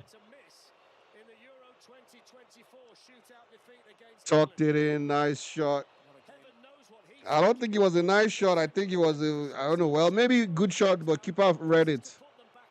Akanji. Is another centre back going to blast the penalty? Yep. The centre backs are blasting it. Only Harry Maguire. Harry Maguire is the only centre back I know that takes a perfect penalty. The two centre backs have blasted it. He had such a brilliant game, Akanji. I'm going to play the football with Sassy today. Oh, that's nice. That's nice. Change of pace. It's good for you to have a change of pace with these games. How was it? How did it feel playing another football game? Did it feel refreshing? It felt slow. Okay. Chucho. Colombia. Kobo saved. Kobo saved. That was a good penalty that time. In the corner. And the keeper saved it. But I didn't get so tired as it does most work for you. I haven't played eFootball in ages, so I don't even know what it feels like. But yeah, goals is tiring. After 2 or 3 games, I have to rest my thumb. Especially if it's against tough opponents. Goals is tiring. High pressure running constantly.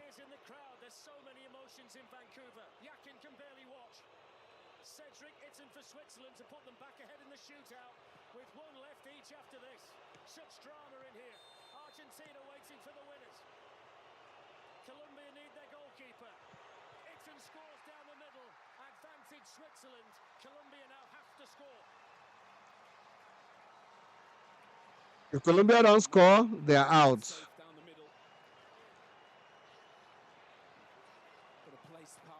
FC the goods man always. Yep. Go. Yakin's team are almost there.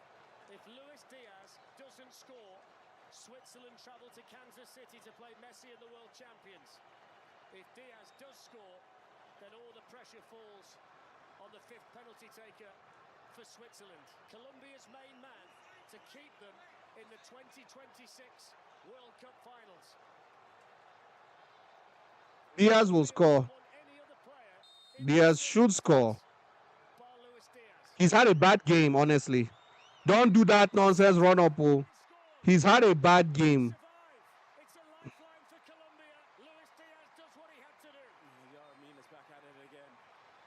Luis Diaz going over to the goalkeeper. The referees had to intervene. Mina's trying to bit of mind games. Just sends Cooper the wrong way. Break down in the night. You really want is looking later. Under that pressure from Luis Diaz.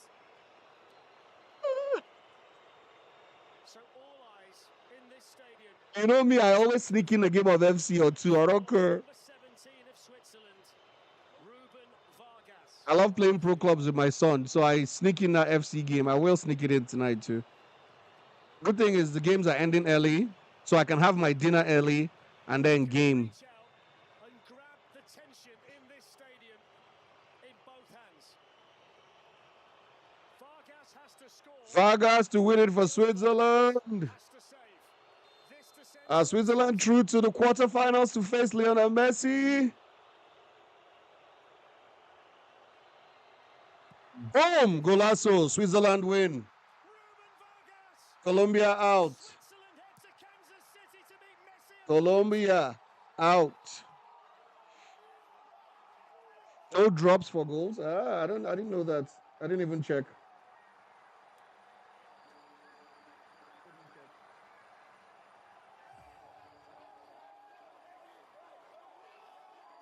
I didn't check it.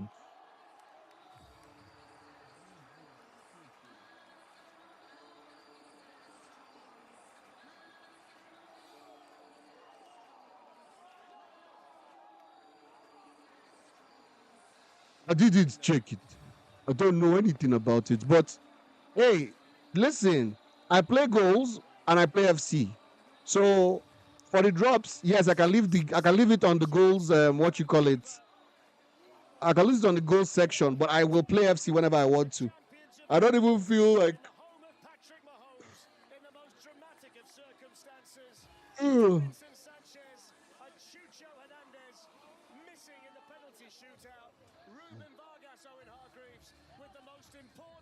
I play my FC in peace when I feel like, oh, goals doesn't have me captive. Don't worry. I did play some ranked today. I just played like 5 ranked, lost 2, won 3.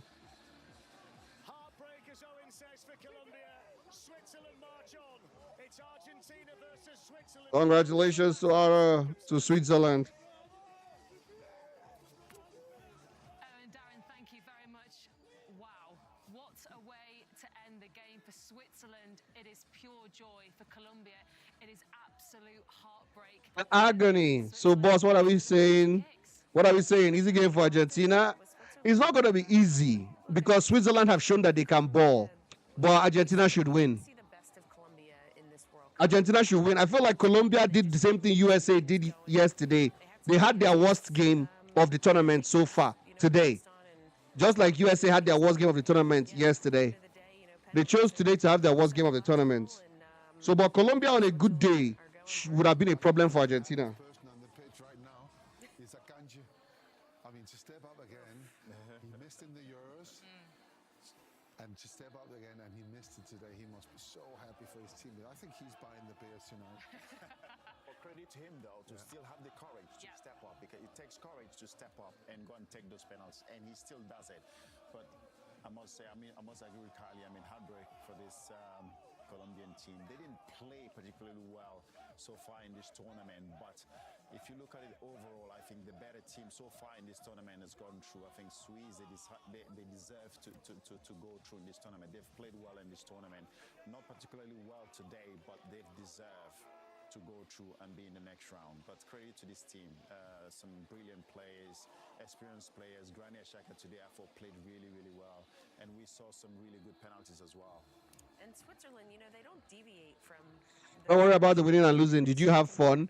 All the games were good, but there was one particular game that ran for almost 110 minutes. That one wasn't fun. I ended up winning it, but bro, ouch, my hands hurt. It ran for 110 minutes, golden goal. It kept going on and on and on and on, and I was like, what the hell is this?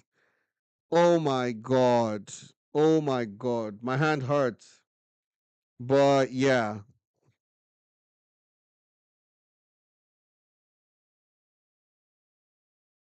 I mean, it was okay. It was okay. It wasn't nothing spectacular. Guys, come on, come on. So what did they do with the drops? No more drops, or they said are they taking a break on drops? What's the story with the drops? What happened? Because I know there were drops yesterday. Well, like I said, I don't let drops hold me hostage in goals. Worst case scenario, I'll leave the drops on for people to get, but I will play what I want. I'll play FC if I want to play FC. I don't care.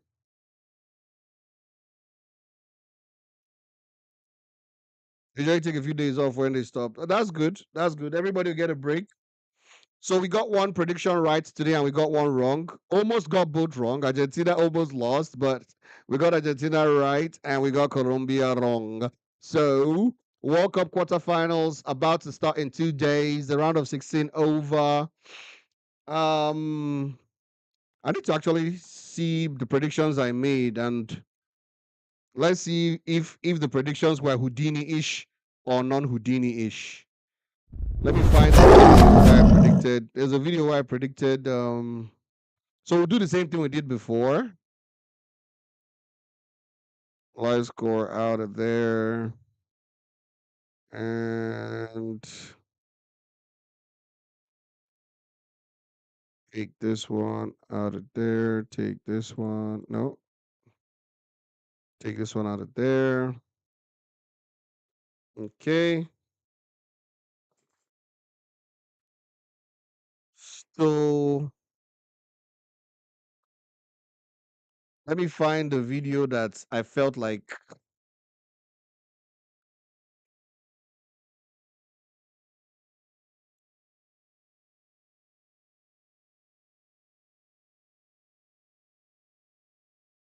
damn, I wanted Colombia to win. Oh, sorry. Sorry.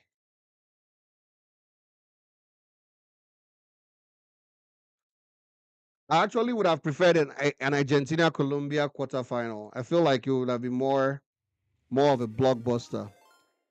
No pro, the Swedish degen. No pro, the Swedish degen. Gillen just did the thing. Who did the thing? That's two. That's two, innit?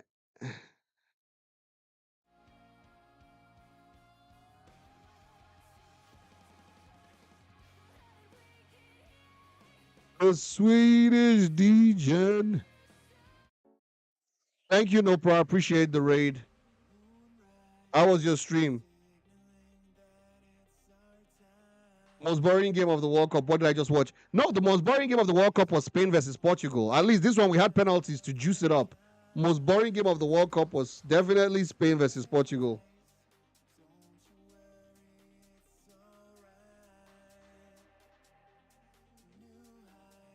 Thank you, Nopra.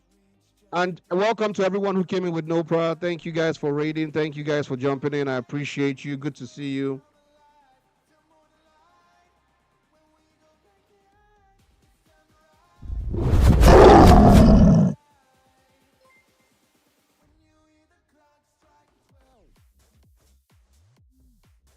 Gillen, thank you for following. Welcome to the channel. How you doing, Gillen? Gillen says the worst was France versus Paraguay.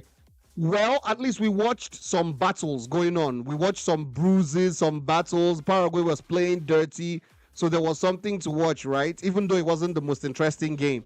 But you see that Portugal versus Spain, it was so annoying because we expected so much attacking from both teams, huge talents on both teams, and we got nothing. We got fuck all. Well, for this, I had to watch 120 plus minutes. At least they rewarded us with penalties, right? True, we had some entertainment. Exactly. More like a reality show with all the drama. I'm telling you, all the elbowing, punches, fights, everything that was going on. So it was interesting, but in a different way. In a different way.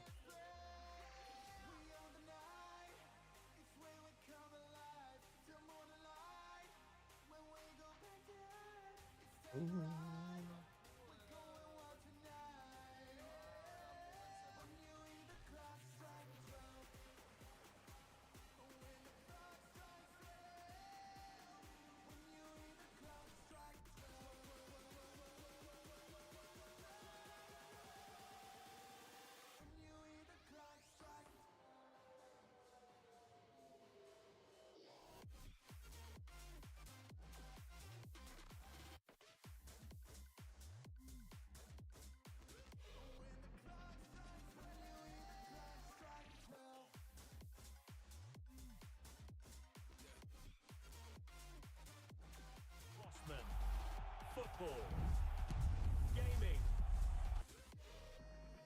I found the video I'm looking for. Even in extra time, they were passing it around the back. Oh my God. Well, time for bed. Have a nice stream. As a German, I'm very happy that Paraguay lost. Paraguay were dirty as dirty AF. There was no passion from Portugal. Portugal they were playing like a dead team. They were playing. Bruno Fernandes is one player that even if he doesn't play well, he fights. You can see him working hard. He didn't care to work hard. He didn't care to fight. He didn't get. I was like, what am I watching? What's happening to Portugal? It felt like they just didn't want to be here. You know, it felt like they were not together. There was no togetherness in the camp. Gillen, thank you so much for joining. Thank you for following. Thank you. I appreciate you. Thank you so much. Guys, 3 more follows and we upgrade. We upgrade. 3 more follows and we upgrade. Let's go. We got 2. It's supposed to be 5. 3 more. And we do the upgrades. If you're watching and you're not following, please follow. At least the fraud Martinez is gone and Ronaldo is not playing anymore. Martinez is such a fraud, man. Killed Belgium, killed Portugal.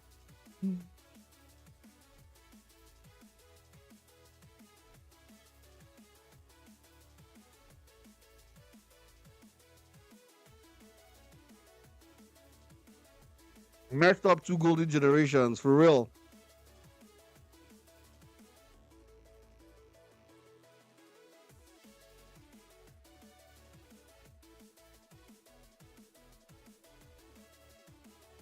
Martinez, the coach.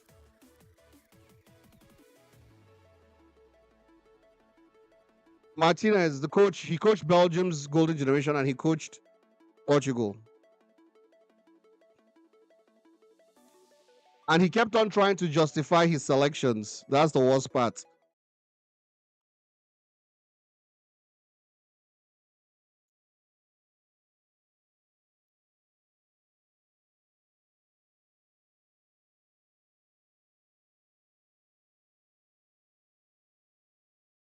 Kept on trying to justify his nonsense referee coaching decisions.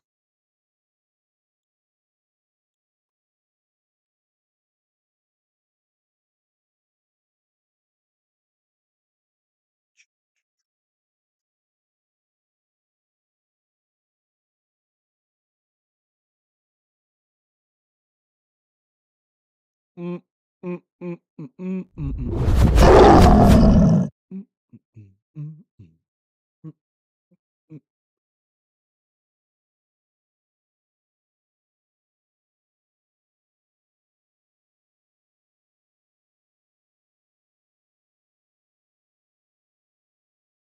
What's the time on this?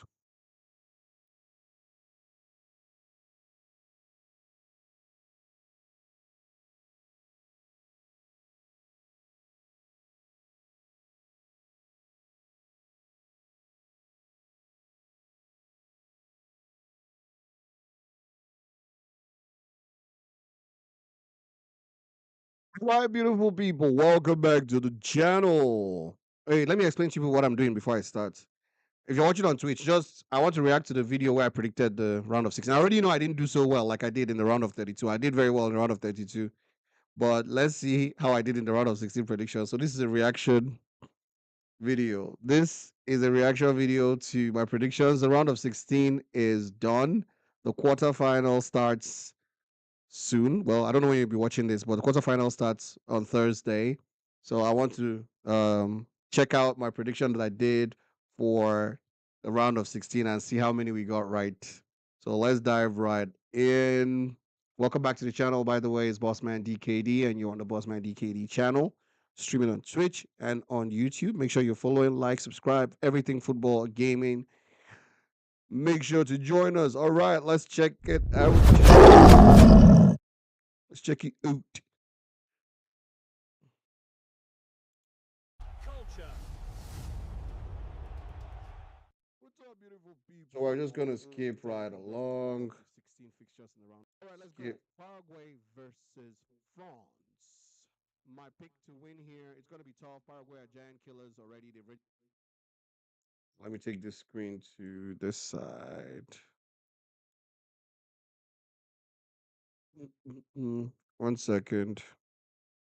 Change that. Change that to this.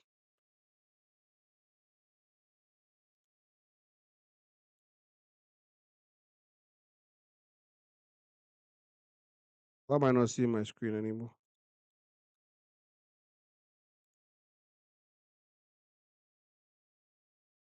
Probably gonna have to do that again because I can't even find the screen. I moved the screen to another monitor and it has disappeared. Give me my screen. Why? Why? Why? The screen is here. Why don't you want to show it to me? Is it because I moved it from somewhere else? All right, then. Let me take it from here.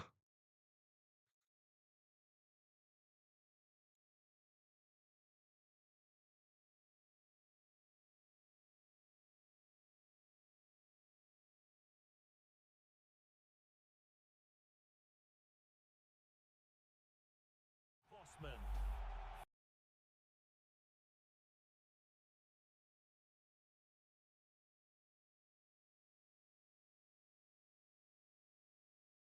Please tell us when I see it minutes. All right, all right, all right, all right. What is happening now? Show me my window.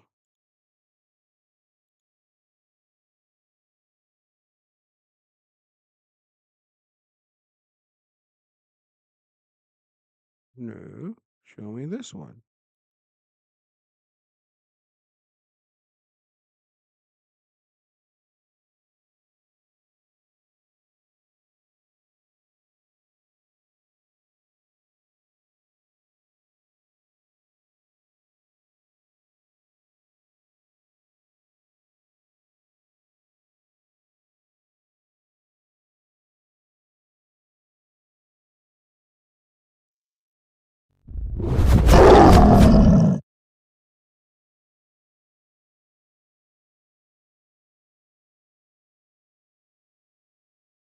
So I might have to do that intro again.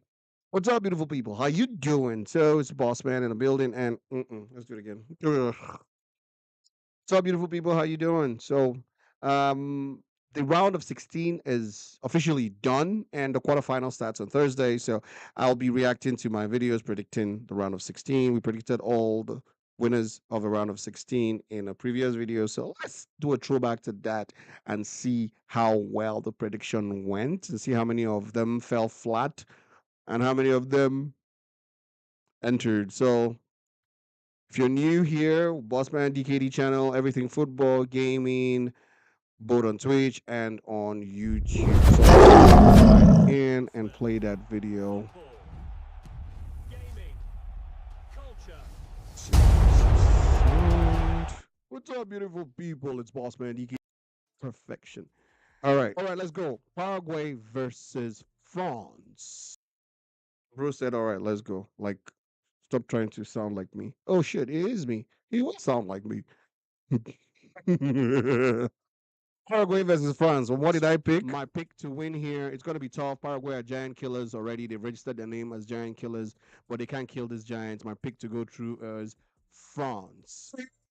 Ding, ding, ding. That one hit. That wasn't a miss. That was a hit. So 1 over what? 1 over how many games do we have to break? 1, 2, 3, 4. 1, 2, 3, 4, 5, 6, 7, 8. 8 games. 1 of 8. This is twin boss. The evil twin. All right, let's go. 1 of 8. Canada versus Morocco. It's going to be a tough one as well, but I back the African team to beat the co-host here, so I'm going Morocco to win in Canada versus Morocco. And the crowd goes wild. 2 out of 2. Bossman is on a roll. The crowd goes wild. Why is the crowd not cheering now? Now, wow, this crowd. I don't understand this crowd. Oh. This crowd, you're not cheering. You're not cheering. What? Then it starts to get interesting. Portugal versus España. Ronaldo the Iberian Derby. The Iberian Derby. Time this happened in the Euros, you all know what happened. But Portugal have not been playing their best football. Spain, on the other hand, have been crushing foes. I think they just had that one shutout against Cape Verde, and they haven't conceded a goal in this competition. So it's going to be really tough. It's going to be really tough for C. Ronaldo and co to make it out of this one. My pick to go through would be Spain. I'm sorry. Spain. You see, I'm sorry, Bruno Fernandes, but I'm picking Spain to go through in this. W's in the chat. 3 out of 3. Hit. France, Morocco, Spain. Let's freaking go. Bossman is hitting it. One. USA versus Belgium. USA. Ay. Belgium snuck into this round, to be honest. They snuck in here. 2 late goals from Lukaku and Tielemans, and an even later penalty in the 120th minute to save them. I don't think they will be saved in this one. I'm picking USA to make history and go through to the round of 16. The quarterfinal, you mean, not the round of 16. But anyway, no, that was a miss. Bossman missed on that one. Predicted USA to win, and USA was spanked by Belgium 4-1. I mean, Balogun is not going to be playing. That's tough. That's really tough. But my heart is going with USA. Belgium they've just been bulldozing their way through. They haven't really played well. But can USA survive this? This is a tough one. No. My heart is speaking here over my head. That's why I'm picking USA. My heart is speaking, not my head. Anyways, let's move on to the next one. So you see, I knew that my pick was a bit faulty because I said it. I said my heart is speaking, not my head. My head was saying something else, but my heart is saying USA. You see? Raul says boss is listening to himself and saying, what the fuck am I saying? Team Reasons, who is this handsome fellow? The twin, right? Not me. The twin, the evil twin. Nopra says, no way, you pick Norway. We'll find out. Brazil versus Norway. Brazil versus Norway for me. Ding, ding, ding. Norway have Haaland. They have Odegaard. They have Solot. But Brazil have Matheus Cunha, Vini Jr. I go with Brazil to win this one. And the next one.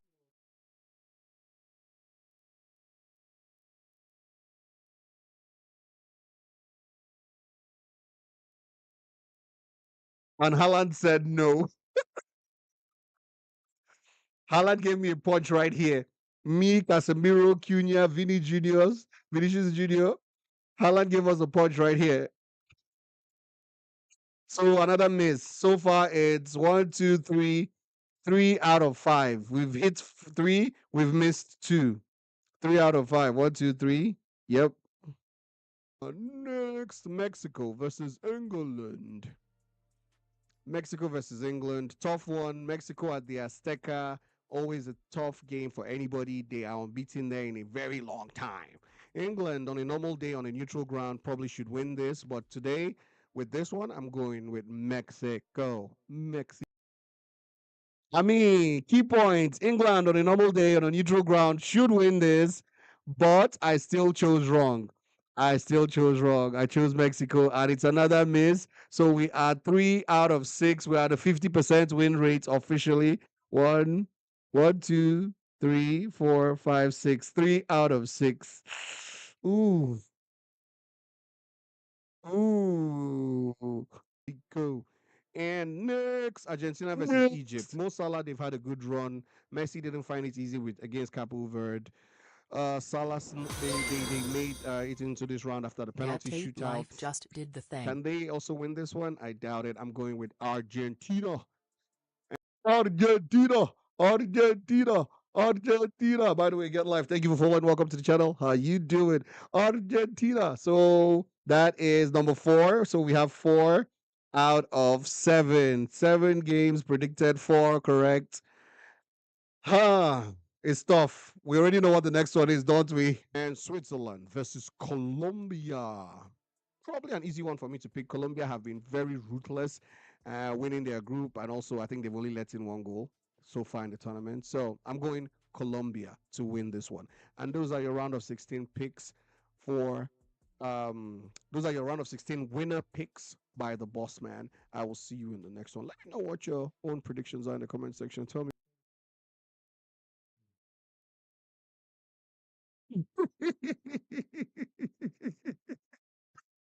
So what do you guys think? We got 50%, 4 out of 8. I mean, not too shabby, eh? Hey, listen. Nobody said I was a soothsayer or a wizard, but I'm a little bit of a Houdini, you know. So I did my best. The angels showed me what they showed me. I took what I took. I predicted what I predicted. I got a few correct, eh? You can't shoot the messenger. It's 50% win rate. Not too shabby, if you ask me. So, but hey, listen. I think we did okay. 4 out of 8. Some of those results were shock results. Brazil, Norway could have gone either way, but Norway stole it, even with the Brazil penalty. Colombia versus Switzerland. That one actually surprised me because I expected Colombia because of how well they've played so far. Switzerland have played well, don't get me wrong, but Colombia are more dogged and rugged. So I thought they were going to like bully Switzerland, literally. But Switzerland stayed alive, got to the penalties, and won it in the penalties. Egypt almost took it away from Argentina, but Argentina survived. So there were some good predictions in there. There were some that we didn't expect to come true. Mexico, England also was very, very close, even with 10 men, but England showed why England are England. So until the next one, let me just tell me how you think I did. I already know I got 50%. So yeah, let me know what you think in the comment section, and I'll see you guys in the next one. Next up is predictions for the quarterfinals. I'm predicting all 8 games and the 4 winners that are moving to the semifinals. I'm going to do that next. See you in the next one. Cheers. Bossman talking to you.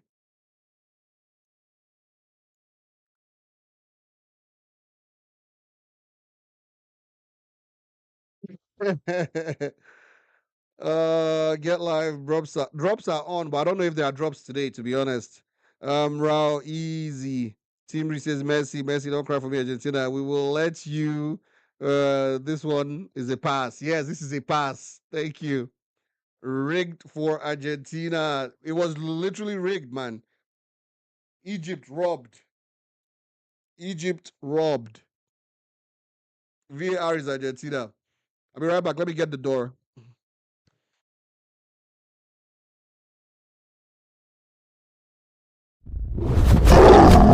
Guys, remember, 2 more follows and we pop those packs open. Oh, sorry, we do the upgrades. I say packs. Do the upgrades. Do the upgrades.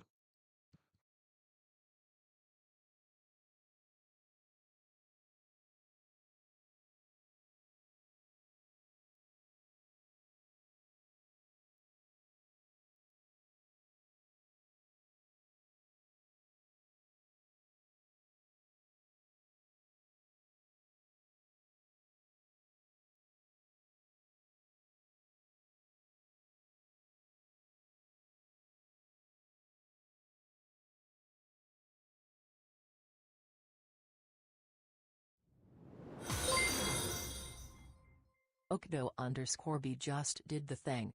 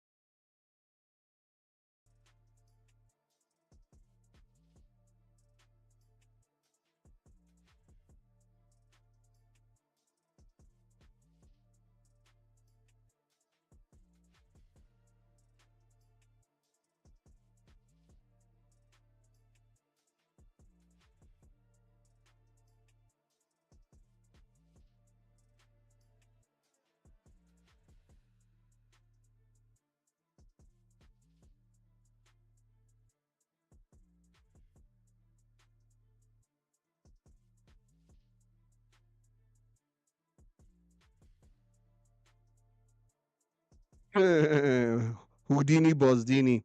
Barcelona will be right back to do the thing. He did a magic trick. Oof. My kids just came back, so I have to attend to them shortly. You know how it is.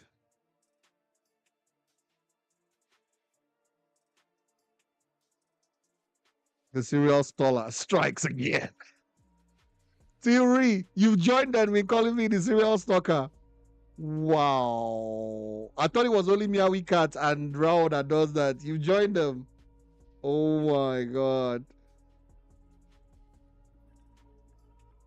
Oh my god.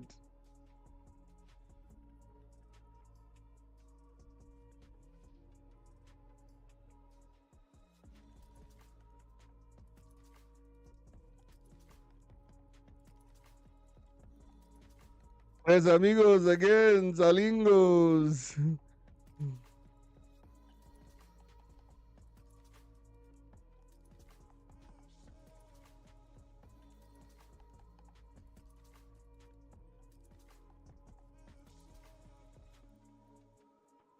Sorry, that was a sucker punch. You weren't supposed to come back so quick.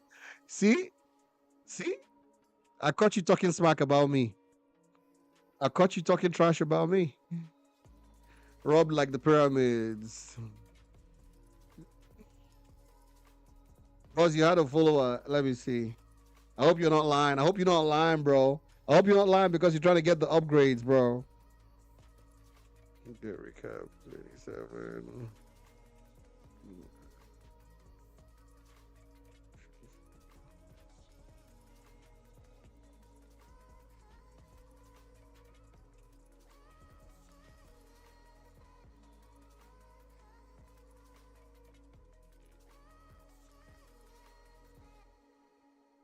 Oh, I see you, Acdo, ACDO. Thank you for following. Welcome to the channel. How you doing? What's red-handed? Yellow card me. With upgrades or without, I'm going to sleep in 5. So we have 5 more minutes for one more follower. One more follower, guys. Please, please, one more follower. Let's do it. Let's do it for Rao. Let's do it for Rao. Let's do it for Rao. If you're watching and you're not following, follow. Follow.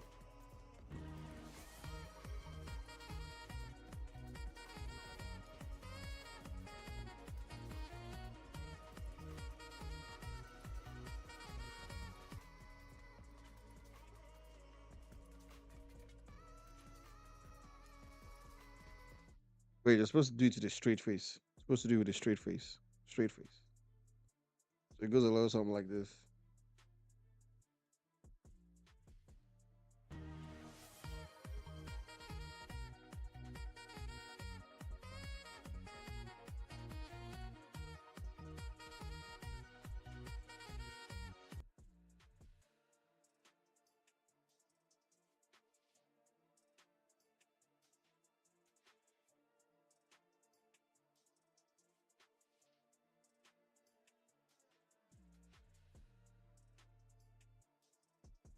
How are you going to sleep so early? Okay, well, you normally go around 7:38, Sha, to be fair.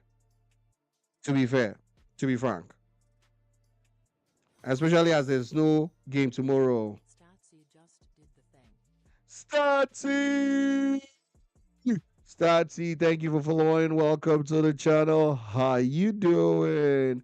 You are the one that is going to make us do our upgrade now. We're about to spend 40,000 P because of Statsy and Agdo, Get Live, Gillian, Marvel. Thank you guys for following. So let's run that upgrade quick. So you guys get to pick who are we upgrading. It's 40,000 upgrade. Useless, pathetic, epic. We can pick between these 3. 1, 2, 3. Who's your vote for? I think Ra already votes for Crawley. You guys should be wise, oh. Vote for a player that can be useful to the team. Vote a player that can be useful to the team. None of them are in my starting 11 right now. But one nice upgrade can make them get in there. None of these are in my starting team right now. What is your vote? Team Ree says Crawley. Team Ree says Crawley. And now I'm not serial stalling. You guys are the ones stalling. Once I get up to 3 or 4 votes, and we're going in. We're going in. Come on, come on, come on. Arthur, Crawley, or Linda. Nuloxy says Crawley. Crawley has 2 votes. 2 votes. Crawley has 2 votes. Crawley has 2 votes. Crawley is in the lead. Rao is working in 5 hours. No wonder she's called Crawley. Only 89 face. Crawley. But who knows? This upgrade might make her 92 pace. I'm hoping, because she's a winger. She needs to fly down the wings. I'm hoping for 92 pace. If not, then she's staying on the bench. Any other person? Any other person? I know Rao has Crawley. Rao, do you have Crawley? Are you Crawley? Is that 3 votes for Crawley? Crawley? Rao has Crawley. 3 votes for Crawley. 3 votes for Crawley, the English girl. Nobody has Linda. Nobody has Arthur. Mims, are you for Crawley as well? Once we get 5 votes on Crawley, we crawl and upgrade Crawley. It's 40,000 for Crawley, 40,000 for Arthur, and 25,000 for Linda.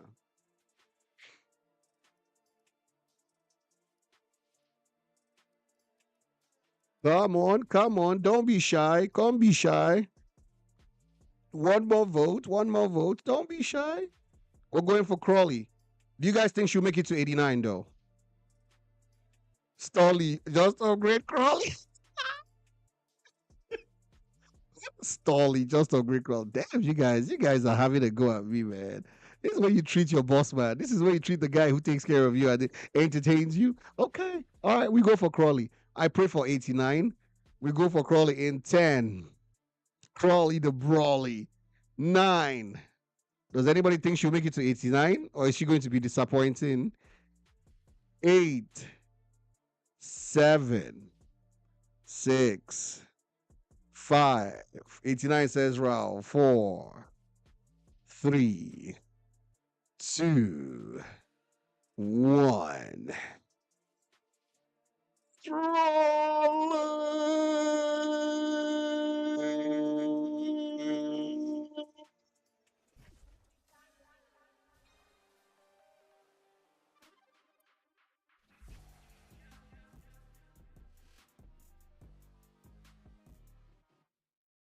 Oops. Oops. Oops.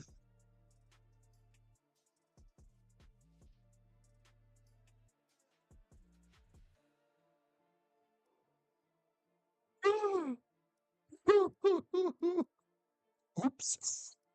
And I knew, listen, don't tell me, I knew Arthur was going to end up being disappointed. So trust me, I was prepared for that.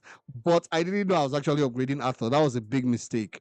Very honest mistake. But I'll still give you Crawley because Crawley is who you guys picked. So it's on me. I wasted 40,000. It's on me. We still go for Crawley.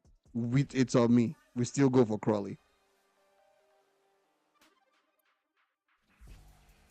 Both of them were equally disappointing. So I just spent 80,000 for one upgrade. One upgrade. Equally disappointing. Equally disappointing. Like 80,000 gone. I just had 300,000 now, and now I have 168. Sorry, 200,000, and I have 168. Ouch. Ouch is a good way to put it. That was very ouchy. That was very, very ouchy. That was highly ouchy. Okay. I have to go and cry now. I'll be right back. Nothing good today started with Argentina. Useless. Pathetic. I'm going to cry now. Well, I'll see you tomorrow. I'm going to cry about my 80,000. Oh, God. Oh, God. These 2 girls. Oh, God. Oh, God.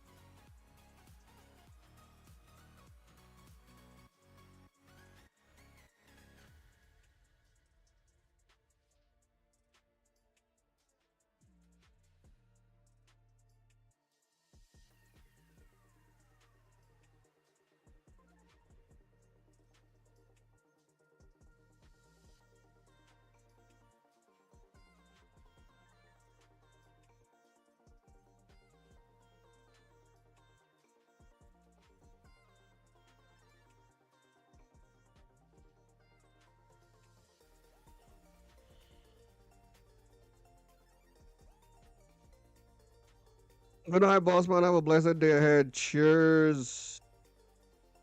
Cheers to you too. Good night, team. Good night, team Reed. Good night, Raul.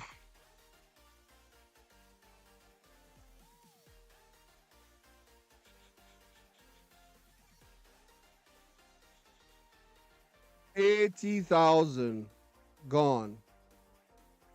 80,000. 80,000 gone, just like that. Just like that.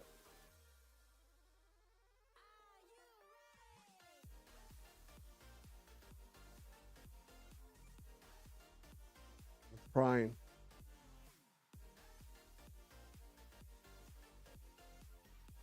I'm crying. And these were wasted on people that are not in my starting lineup, FYI. These two guys that just drained my freaking money are not even in my starting lineup. So I just spent 80,000 to make chat happy. That's basically what I did. I spent 80,000 to make chat happy. Who cares about my happiness? Who cares?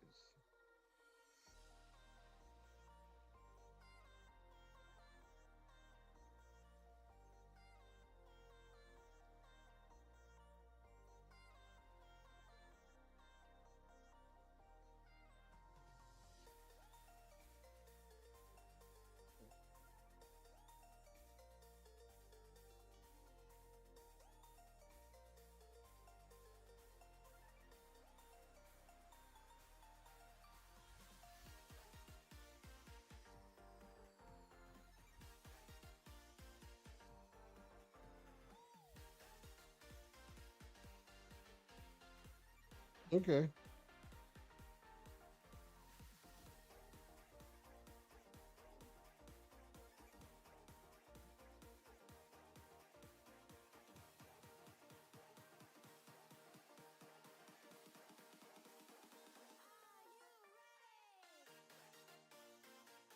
Why are you wearing those ripped things? What's that thing? Find something else to wear.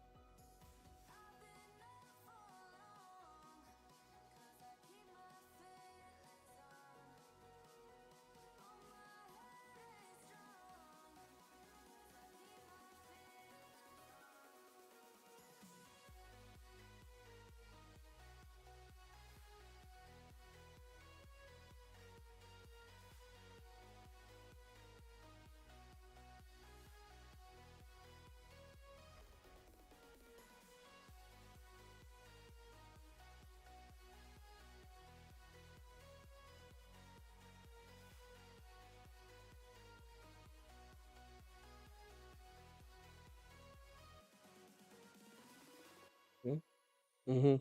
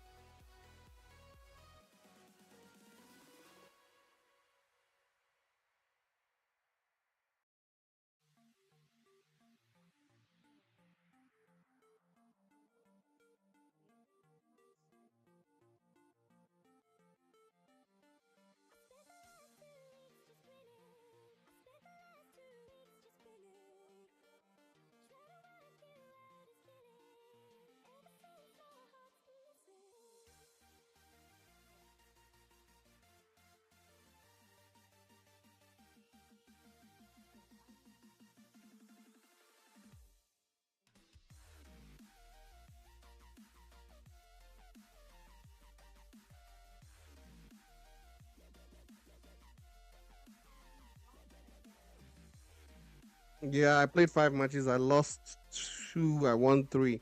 But the problem is that the 2 I lost were to people below me.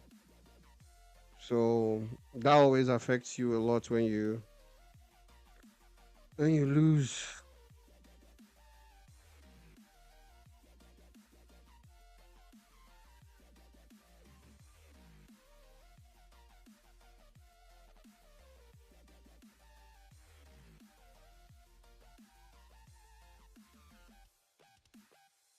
Yeah, this guy is gonna kick my ass, isn't he?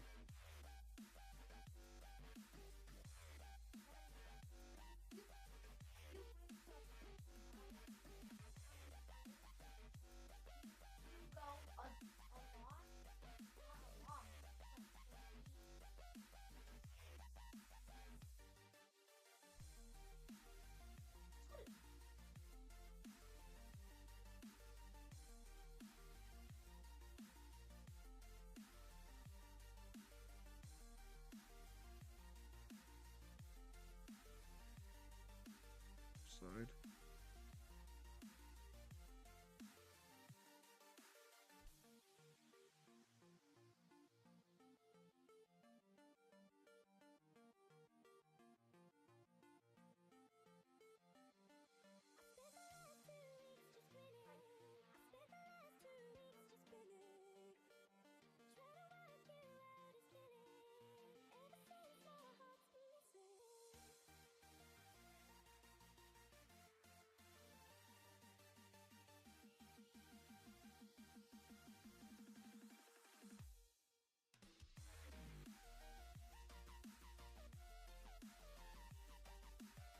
Thank God.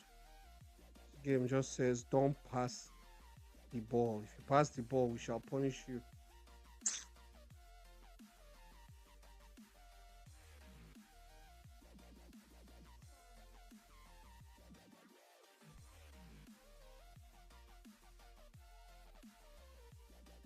No, that's not even who I passed the ball to. Straight.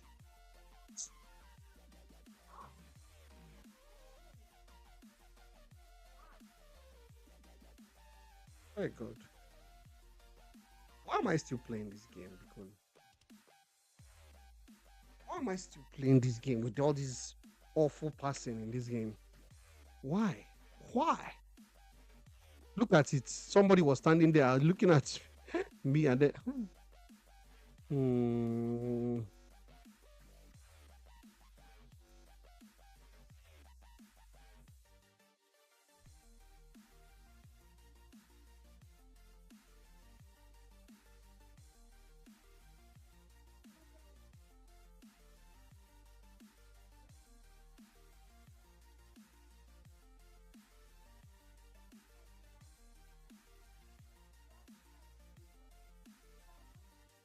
Now, wow, passing to wingers in this game now.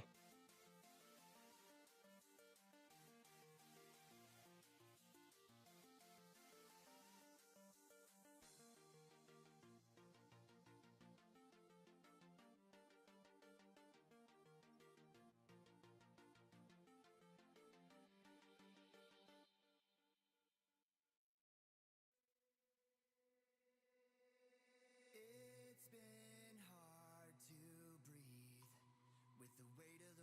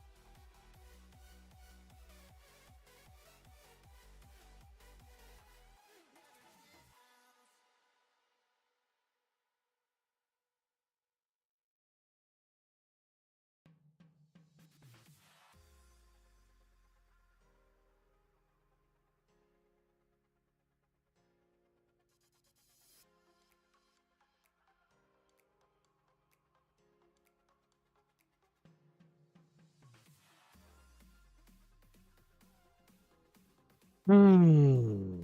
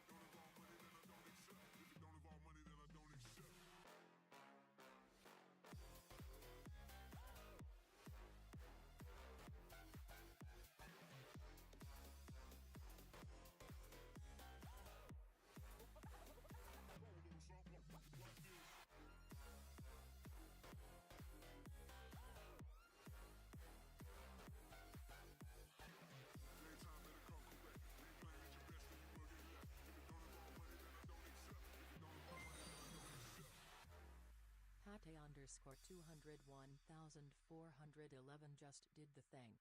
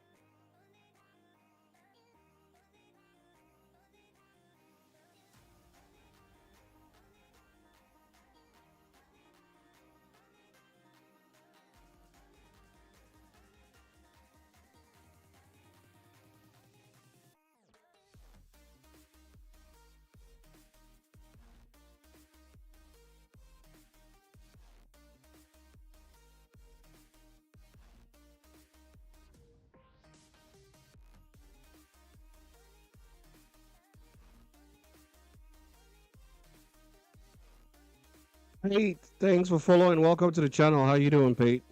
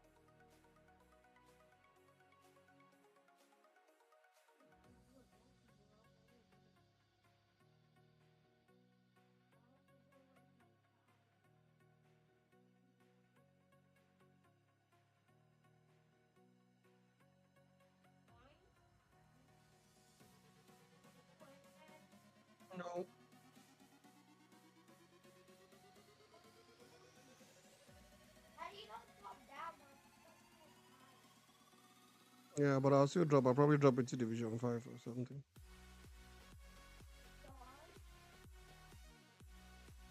If I lose one more, I'm in Division 5.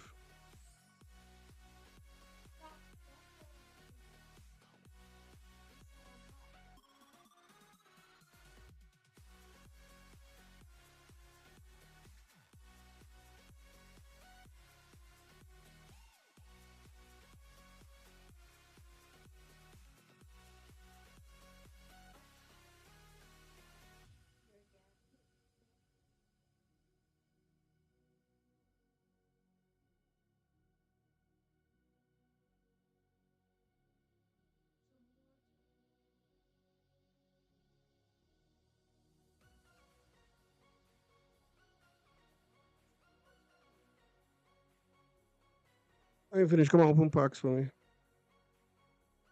Come on, open packs for me.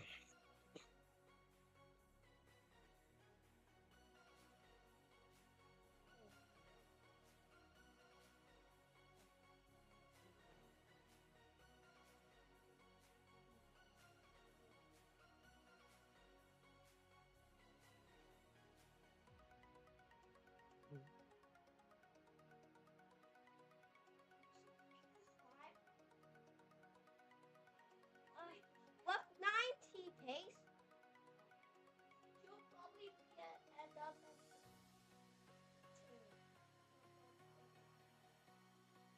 Next.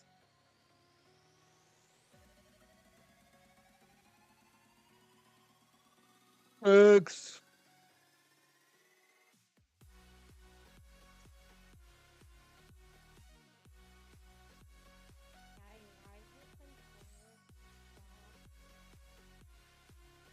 Next.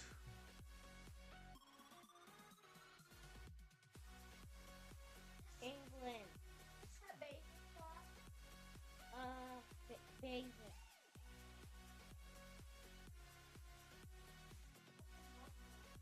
Next.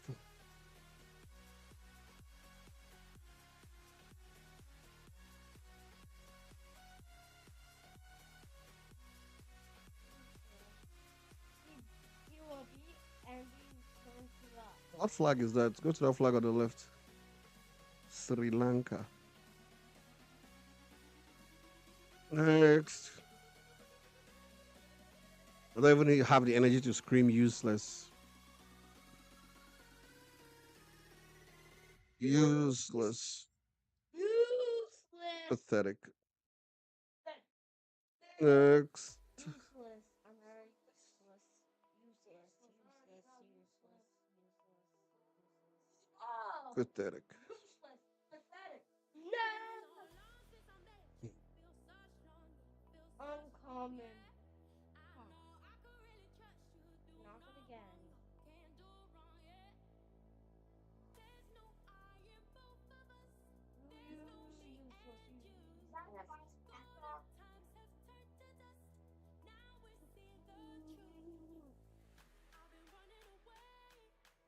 Thank you.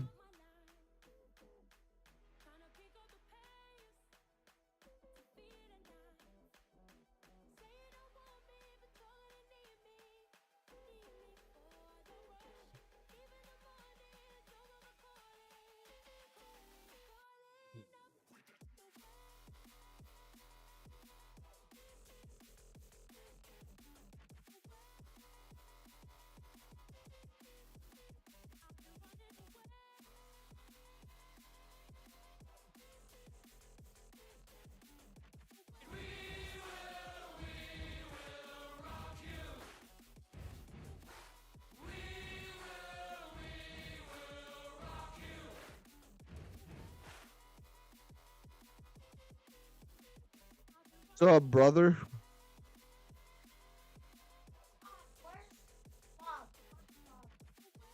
Somewhere there.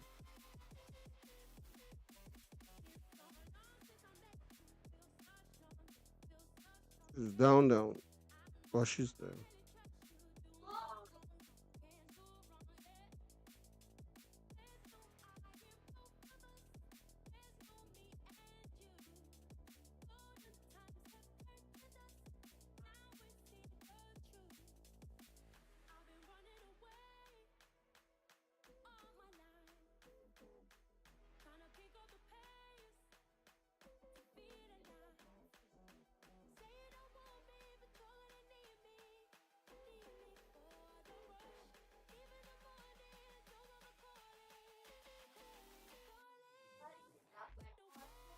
I did. Oh, I did. I upgraded Arthur and 1 point, of course, and I upgraded Crawley, the winger girl, and she also went up 1 point. So 80,000 P points wasted. That's why I'm trying to make back something.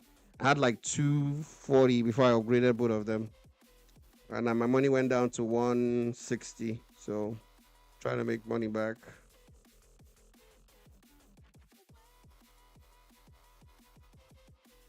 I always knew they were going to only go up 1 point. At least, especially Arthur. I was just so sure Arthur was only going to go up 1 point. But I just did it. Spying. The hell.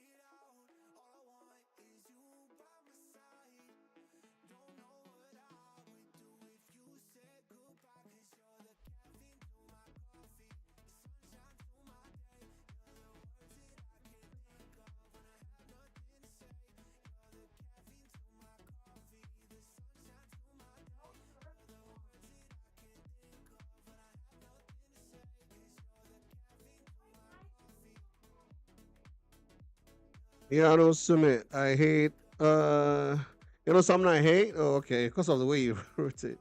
Yeah, I know something I hate is how they got rid of all the free packs. Yeah, I guess I mean there's still daily free packs, but the regular free ones we don't get them anymore. There's still like I even forget to get these ones every day, but there's you get your daily 2 free packs and that's about it. Before it used to be countries, yes, but now they don't give those anymore.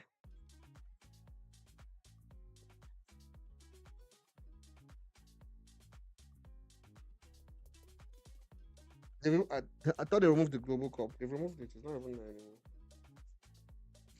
Yeah, I think they removed.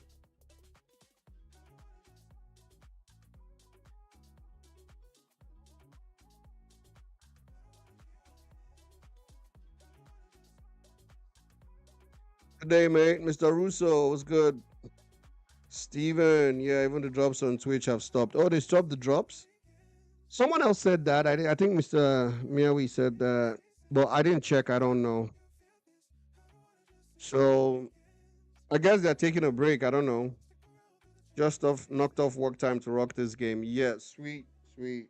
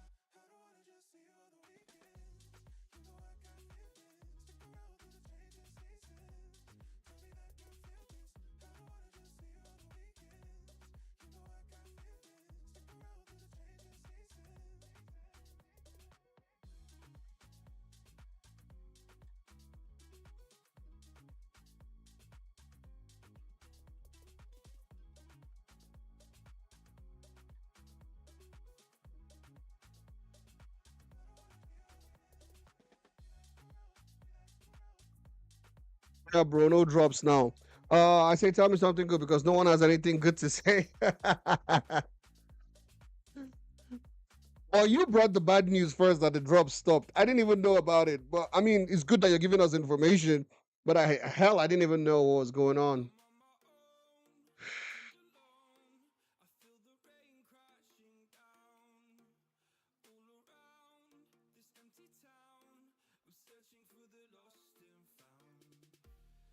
I don't even have any more potential superstars to look forward to. That's so sad. Hmm. Where is she, by the way?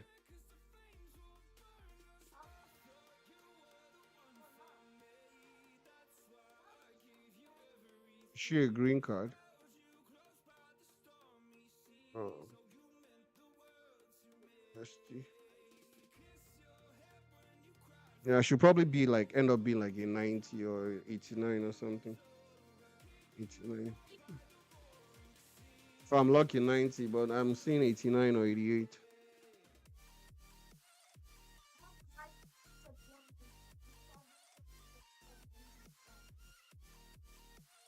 I just threw her away through the window. I just opened the window and tossed her out.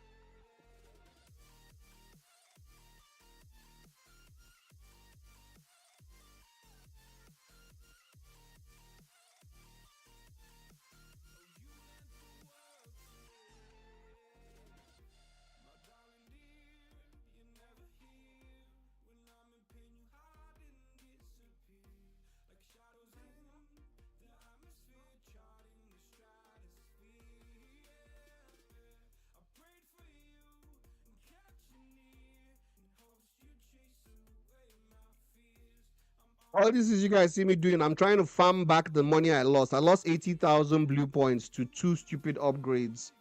So this is just me trying to farm it back. Trying my hardest to farm myself back to 200,000. It's gonna be very difficult.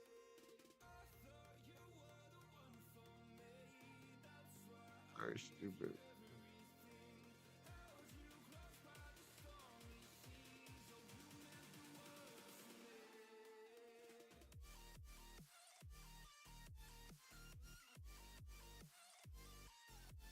Right, though, let me not sell all my cards though, because next challenge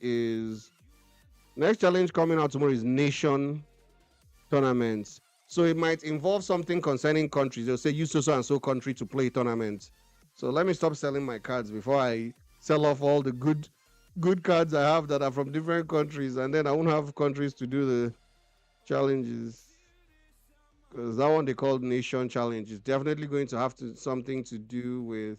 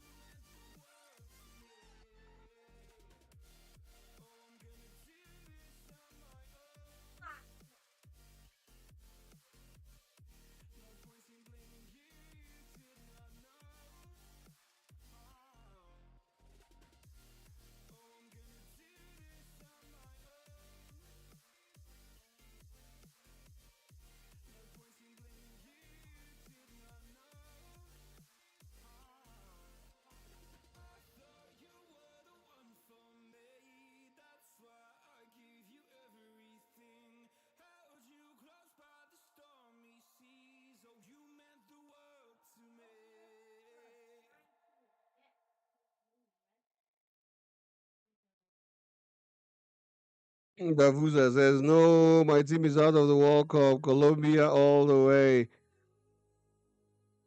Sorry. I actually thought Colombia was going to win. I supported them today. I don't know. They surprised me. Even me, I'm surprised that they lost today.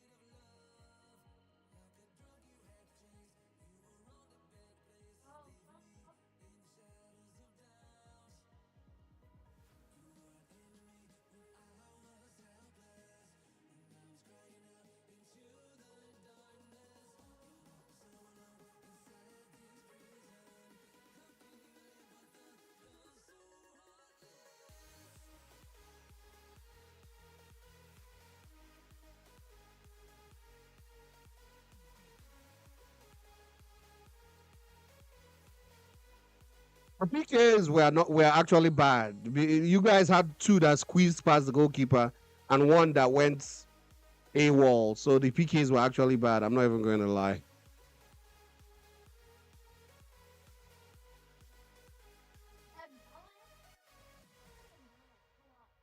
Is the center back?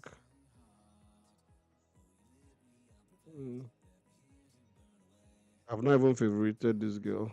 What if something happens to her?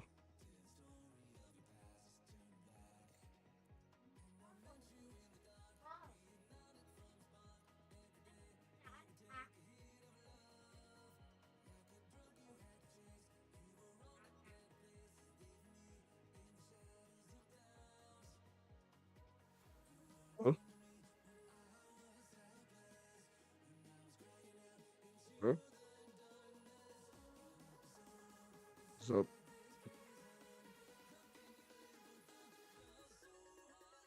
it's over, but I'm still online. I'm on the stream, but I'm calling back.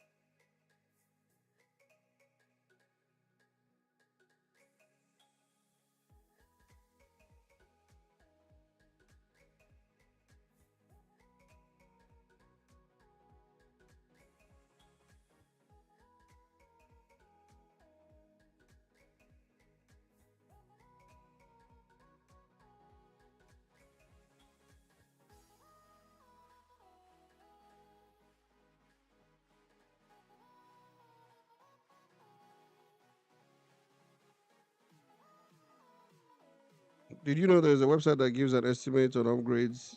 Yes, we know. We've already talked about it here. Goldverse. I think most of the chat already know. But yeah, you can't put links unless you ask me. But you can put the link if you want. It's Goldverse. I'm sure, pretty sure everybody knows about it.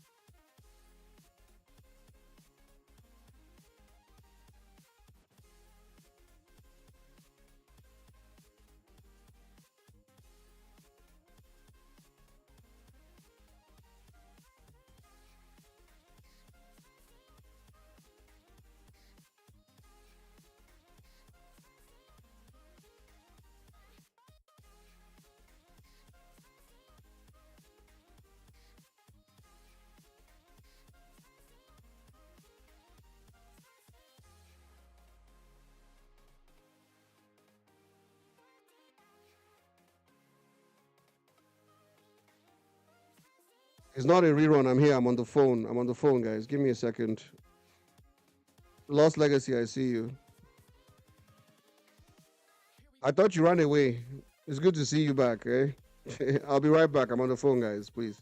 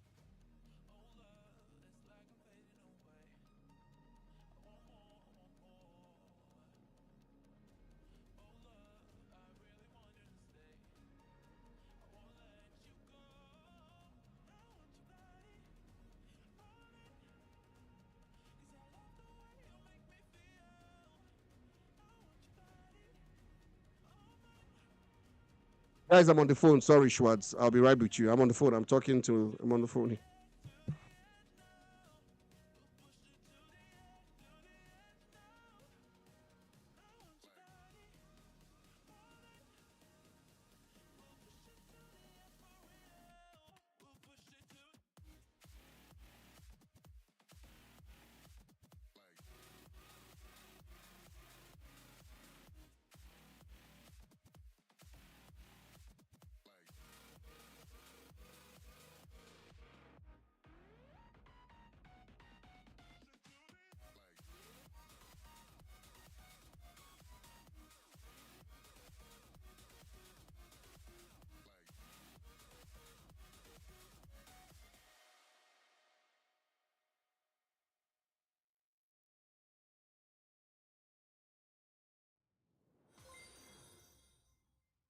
Mathieu Hey 6Z just did the thing.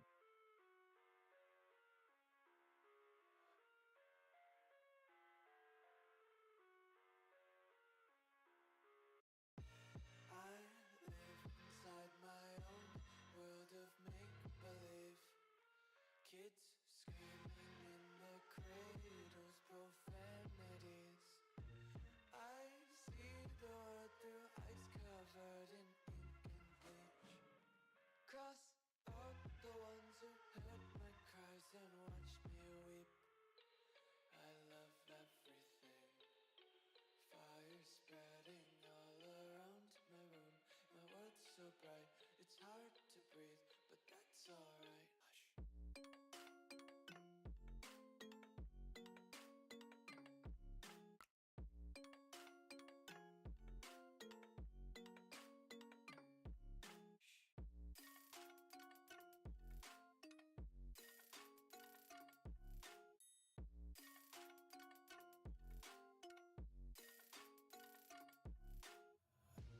Take my eyes open to force reality. Why can't you just let me eat my weight in glee? My JJ, thanks for following. Welcome to the channel. How you doing?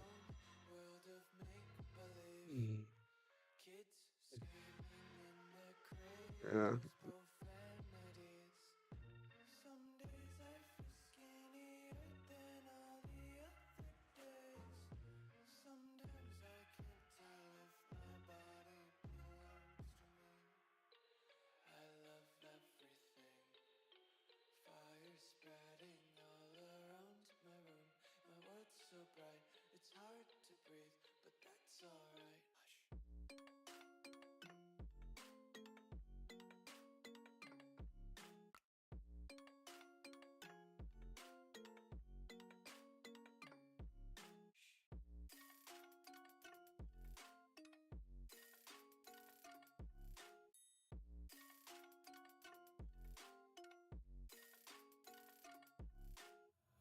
I wanna taste your content, hold your breath and feel the tension.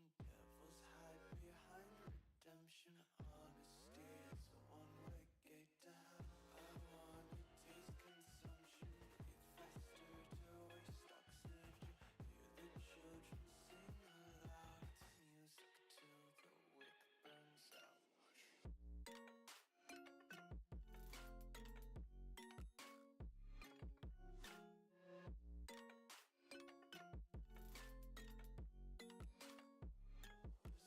Sorry, guys. I was on the phone. Yeah, where was I? Lost Legacy, UFL. How you doing? I'm chilling like a villain. Davuza says I've got one player that can hit 94, 95. You are lucky son of a gun. Congratulations. That's nice. Hopefully he hits it. Hopefully he hits it. Hopefully he doesn't disappoint you like these two people disappointed me. They were supposed to hit 90, both of them. But on the last lap, they all stalled and hit the brakes. They hit the brakes and went up one from 87 to 88, 87 to 88, both of them. Very disappointing. Matt JJ. Matt, how you doing? What's good, fam? Welcome in, sir. Great team. Oh, well, it's one thing having the great team. It's another thing knowing how to use them, right? It's not the team, it's the player. So you have a good team, good stuff. Nice. It looks good on paper. Good colors. Nice purple. Nice orange color. Nice blue color. Yes, it looks good on paper. But can you win? Can you play? Do you know how to use them? Davuza says, yeah, same hard one as well. She could hit 90. She did 89. That's actually not bad. If you could hit 90, I did 89. Schwartz, how you doing? How's it going, my brother? Sorry, I had a long phone call. I was attending to some personal stuff. How do you guys think? What do you guys think about the Argentina game? Injustice for Egypt or all good? Or was it Egypt's fault? Memes, why my message getting reviewed? Maybe you said something you're not supposed to say. Can you send me a whisper on the website? Oh. What did I mean? Is Davuza? Okay, Davuza and Steven were talking to each other. Meowie Cat is in the chat as well. Hi, Meowie. Yes, Meowie, I saw that message. Slim Time, what's up, man? How you doing? Robin Hood, how you doing, sir? I understand the suspicions towards Argentina, but in this case, it looked all good. It did? You stamped on somebody's foot 100 meters away, and then they come and give a foul after 100 meters after the goal has been scored and forgotten about. Like that foul happened last week, and they called it later. If you think it's fair, no problem. I don't have a problem. Vargentina says Davuza. Vargentina. I think it was unfair. I'm going to be honest with you. The referee saw it happen. It happened outside the box. He didn't call it. They had to still travel 100 meters all the way across the pitch and scored. And then you pull it back for something that happened like what? All of how many meters ago? Now, when it happened the other way, if it was Argentina that scored and Messi or somebody stomped on an Egyptian player's foot 100 meters away, would they have cancelled Argentina's goal? Ask yourself that question. If it was Argentina that scored and the player stomped on an Egyptian player's foot back 100 meters away, would they have taken it back and called off the Argentinian goal for that? Would they have done that? I don't think so.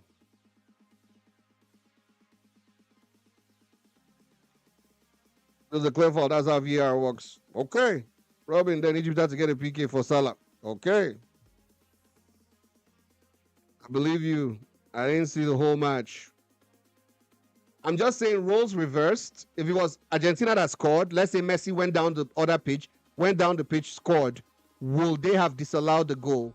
If it was the roles were reversed, will the goal have been disallowed?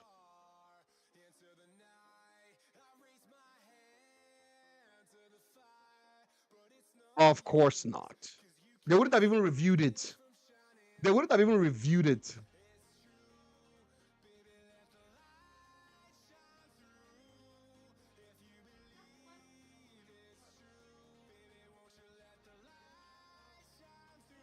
Yes, I agree. Different rules for different teams. Shit happens, eh? So, do you guys say drops stopped?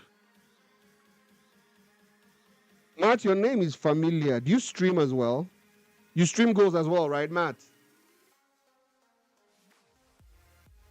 Your name is familiar. I'm familiar with your name. Don't know if he's on. Have I seen you on goals or on UFL? I know I've definitely seen you somewhere. What's in this shape? Can Argentina beat France in the final, even with help from the ref? So you already conclude it's going to be Argentina versus France final. Do you know that they put a full Argentinian coaching team, refereeing team to referee the game against France versus Morocco? So France are going to be lucky if they can get past Morocco. The VAR, the ref for the game, France versus Morocco, full Argentine team.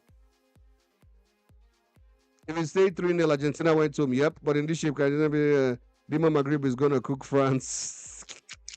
My team is 84 now, and I know I'm not going to hit top 500 this soccer just because my team is better. Now your team is better. It's time for you to start playing trash. Now that your team is better, it's time for you to start playing trash. If I lose one more ranked game, I'm dumped into Division 5. If I lose one more ranked Division 5.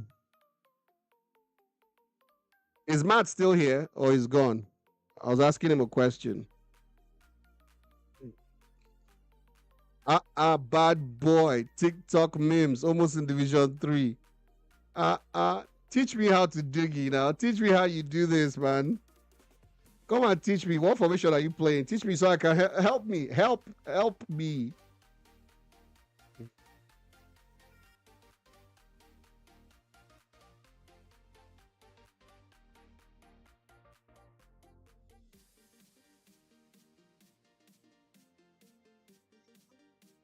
Jesus Christ, it's 9 o'clock already. Oh my God, the way time flies, bro.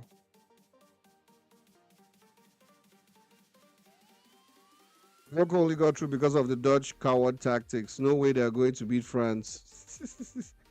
I'm playing 42 with AM and DMs. Davuza. Morocco played well, though. Don't play down Morocco's achievements so far. Saturday, I think. Now I've been playing 3-4-1. Wait, I think it's Thursday actually. Yeah, it's Thursday. Argentina is on Saturday. Now I've been playing 3-4-2-1 and I'm using a wing back at CB. Morocco is playing solid football. Anybody that is saying that Morocco only went through because of someone else's tactics, that's just not nice. Morocco have been playing well. They've been balling. Even against Canada, where they didn't have their best game, they still scored 3 goals. I think their game against Canada is their worst game so far, but still they beat Canada 3-0.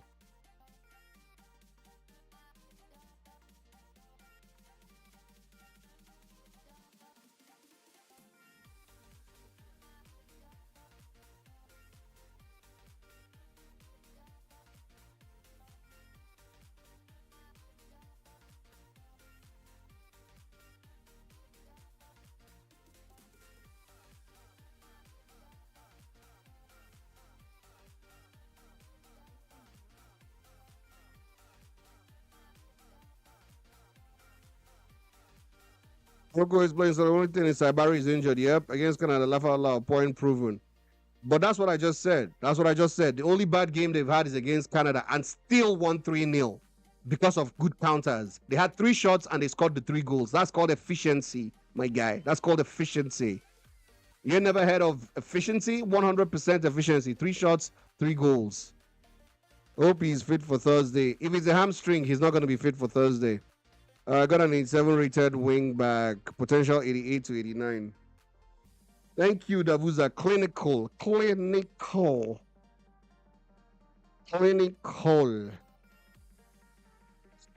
I hope you guys don't mind if I play some FC because I'm getting tired of this game for now.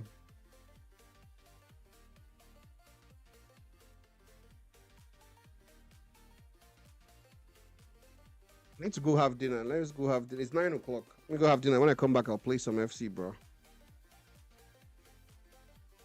I feel like if I play one more game, now let me just wait for tomorrow. Let the update drop so that even if I'm playing and I lose, I can go down in peace.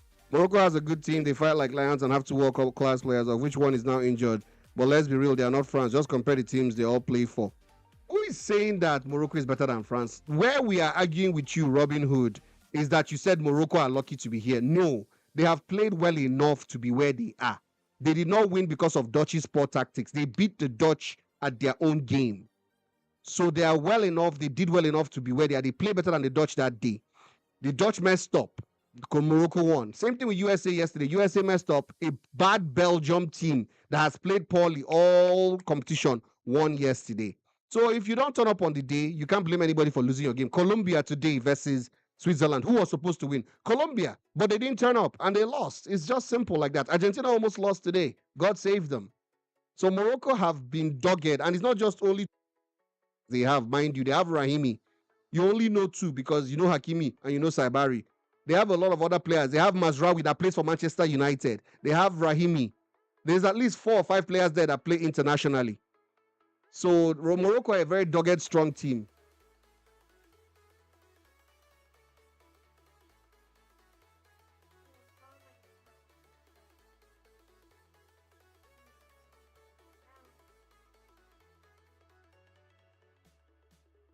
That's just not true.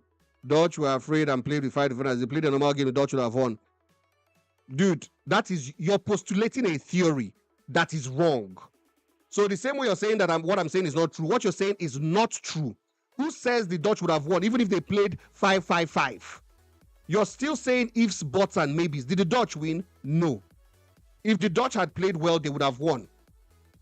That is, you're postulating a theory that is or isn't. Did they win? No. If Morocco played well, they would have won. Morocco played well and they won. Did the Dutch play well? No. Did the Dutch win? No. Don't tell me if they had played a different formation, they would have won. That's a lie. That is you guessing. What if they had played that formation and got thrashed 3-0? Don't say if the Dutch had played. Who are you, God? Are you God? Are you the coach? Don't be like that now. Come on. Don't be like that, bro. Really. Is either you are God or you're the coach. So we're saying the same thing. The same way you say I'm wrong, you are wrong as well. The Dutch lost. Full stop. Even if they had played 1 behind and 5 in front, they still lost. You don't know what would have happened. So you can't say, oh, because the Dutch did not play this, that's why they lost. It's a lie. They lost because they were the poorer team on the day. That's why they lost.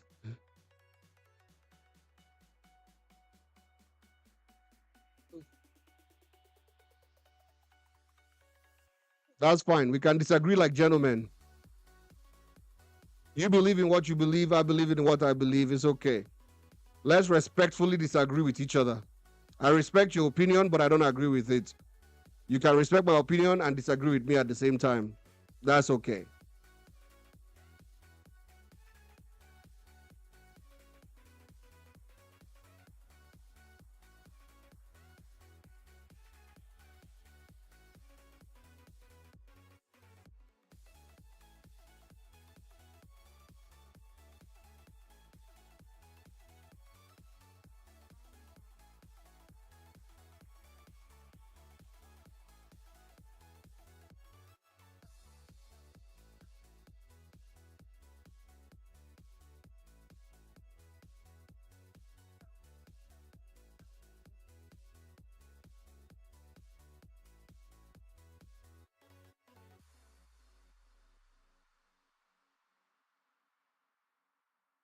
Only one turning up in that game was Somerville, even at the header, 90 minutes. Wasn't it how that game ended 2-2, right? Was it 2-2? It was 2-2, right? Or 1-1? Was 1-1? It was 1-1, right? Gakpo was the one who scored. I'm trying to remember. 1-1. Yes. Yes, Gakpo scored. I remember now. Yeah. Both teams played very well, to be honest. Both teams played well, but the thing with PKs is penalties are just penalties. Penalties are just like, see today, Colombian penalties. Anything can happen in penalties. See Paraguay penalties.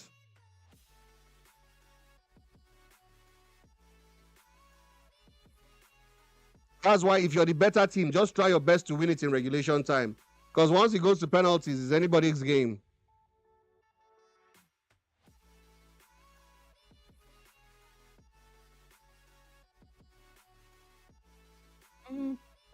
Guys, does any of you play pro clubs in FC?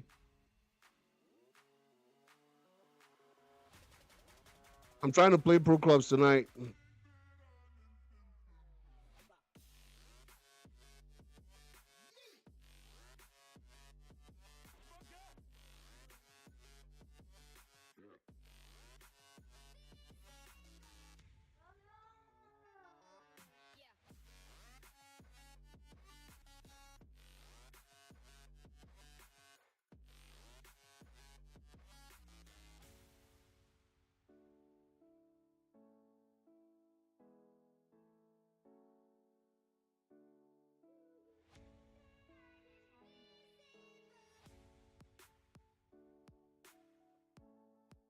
Give up on FC, even deleted the game. Okay, that's fair. I can never give up on FC. I'm waiting for FC27. Once pre-order drops, I'm on that shit.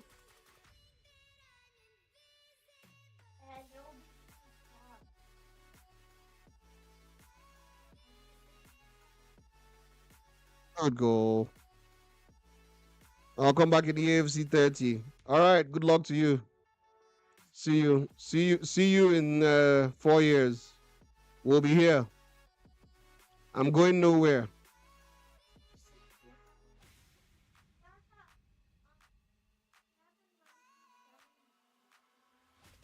Mm.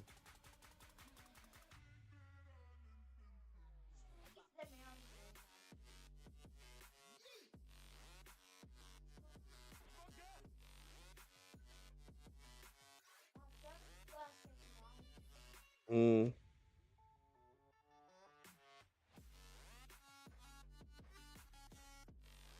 No, though you're not even that fast, are you?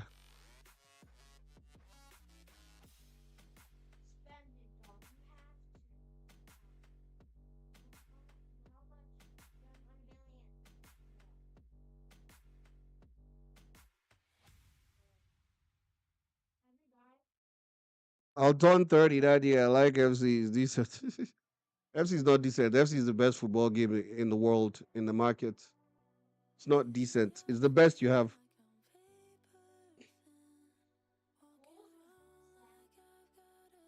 Goals is decent. UFL is decent. FC is the shit.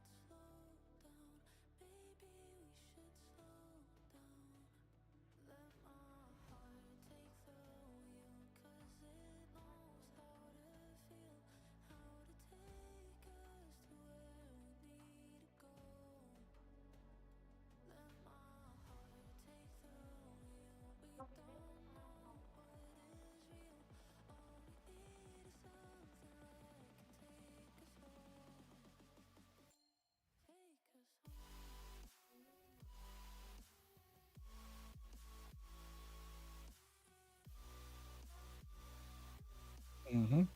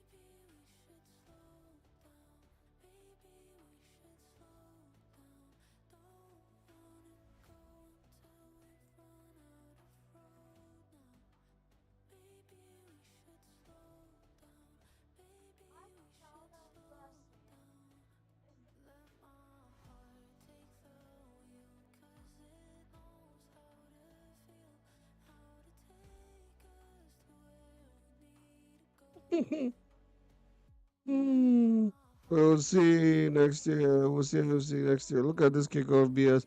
For 5 minutes, cheese. 19 minutes, cheese. Right, freaks. UFL actually is the worst of the big four soccer games. I haven't even touched UFL since that was. I played UFL for 2 years. Okay, a year and a half. Well, not up to a year and a half. Let's call it 15 months. I played UFL for 15 months. So trust me, I'm a professor in UFL. I can tell you. I can tell you. Yeah, I don't know between UFL and eFootball which one. Yeah, but two of them are probably third and fourth. I don't know in what order. I haven't played it. Meowie Cat played it today, so maybe next time when he's played it, I'll go to his stream and go check it out because I haven't seen it in a while.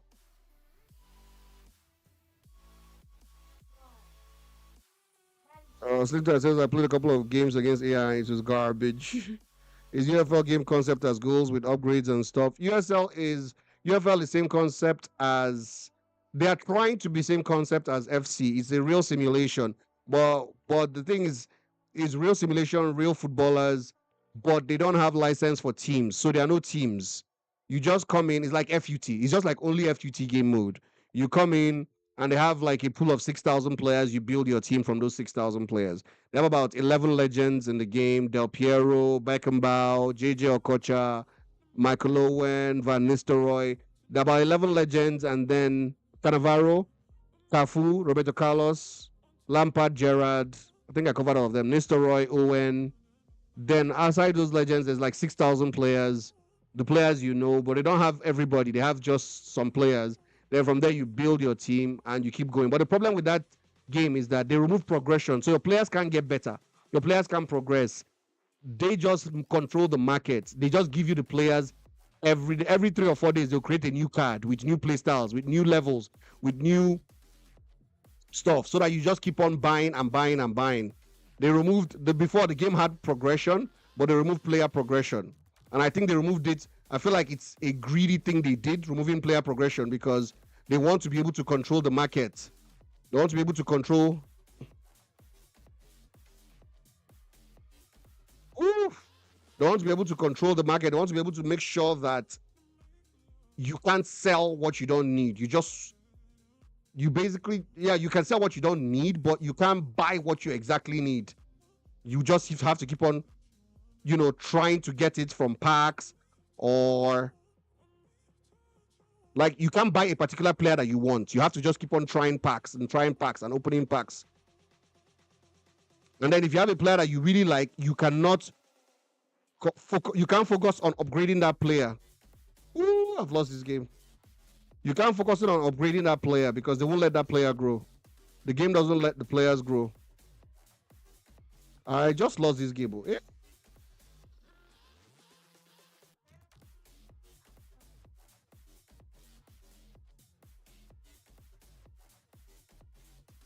Negative feedback is a positive one. It's for the gameplay. I don't have anything to say. You have to try that one yourself. But I'm just telling you the things I don't like about the game.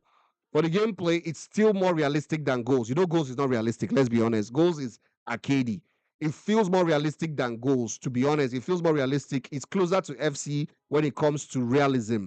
But the other things like the player progression and some other things, them being very greedy and just releasing packs instead of trying to fix the issues with their game. We give them feedback about what's wrong with the game. They don't even respond with updates. At least Goals responds with updates every week. They don't even respond with updates. They respond with new packs every week. New packs every week. New packs every week. Just buy packs. That's what they care about. Any other thing you're saying is bullshit.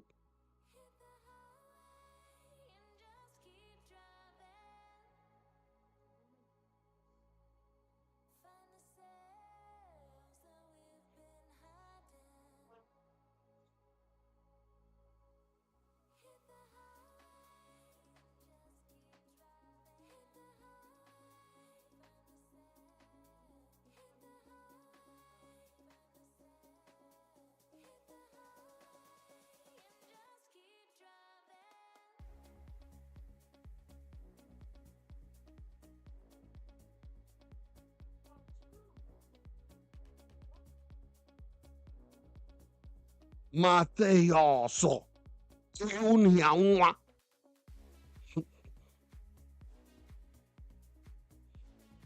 Slimta said is expected from a Ronaldo back to game.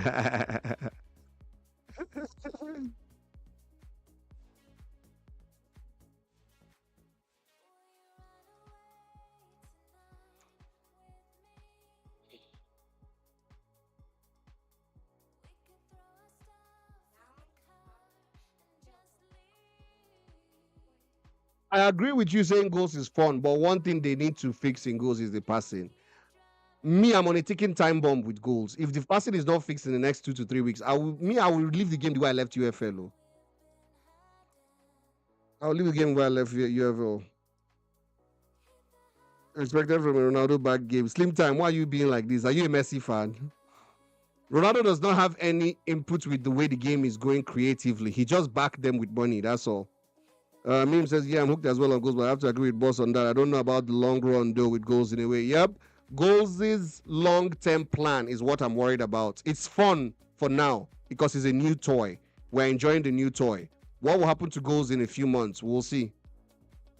But we're here for now. I would play EFC if it was responsive. Every game feels different. Every game feels different. But you should understand that with FC, there's a lot more graphics. So the responsiveness is slower than goals. Goals is like a PS2 game or a PS3 game, if we're being honest. Goals is what FIFA was 15 years ago. So the responsiveness will be faster because there's not a lot of graphics. There's not a lot of things for it to load. The FC, you have to load playstyles on every player. Load left foot, right foot, load playstyle plus. That's why the responsiveness feels slow. Players feel like they are gliding most of the time. My gold still playing World Cup. Yeah, so I know you're a Messi fan. For you to say backed by Ronaldo team, that means you're a Messi fan. Exactly. But he's demanding money from them. Is he? I didn't hear that part though. But they have to have thought about that though. Hopefully they figure it out. I believe they have a plan. Like I said, they're talking about aging players faster so that, people don't get bored of the game. Because how it feels like now is in the next 3 months, people are going to have orange cards and people are going to start getting bored.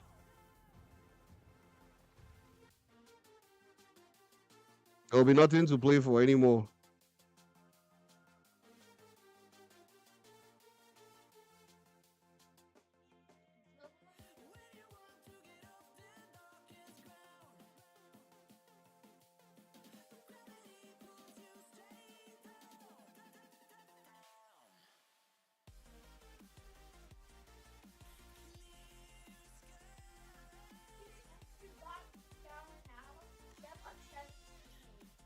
Mm-hmm.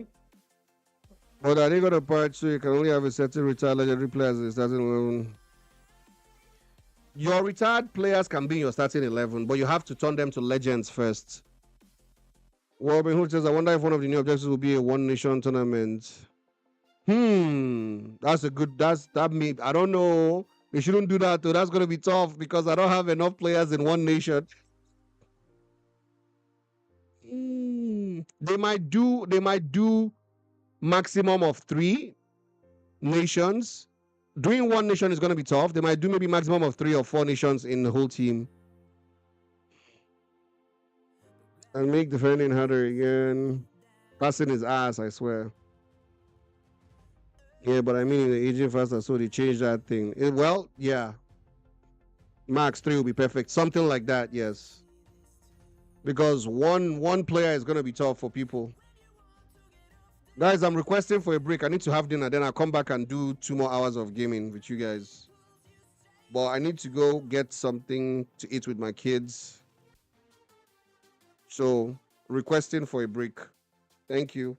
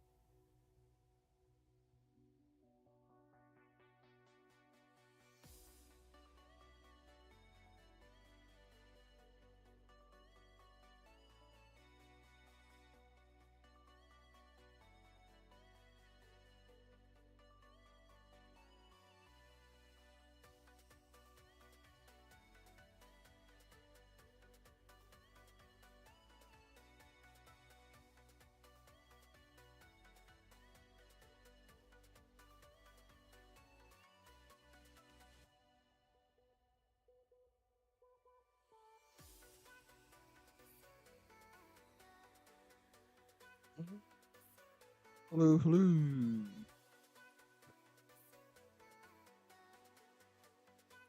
Hello, hello, hello.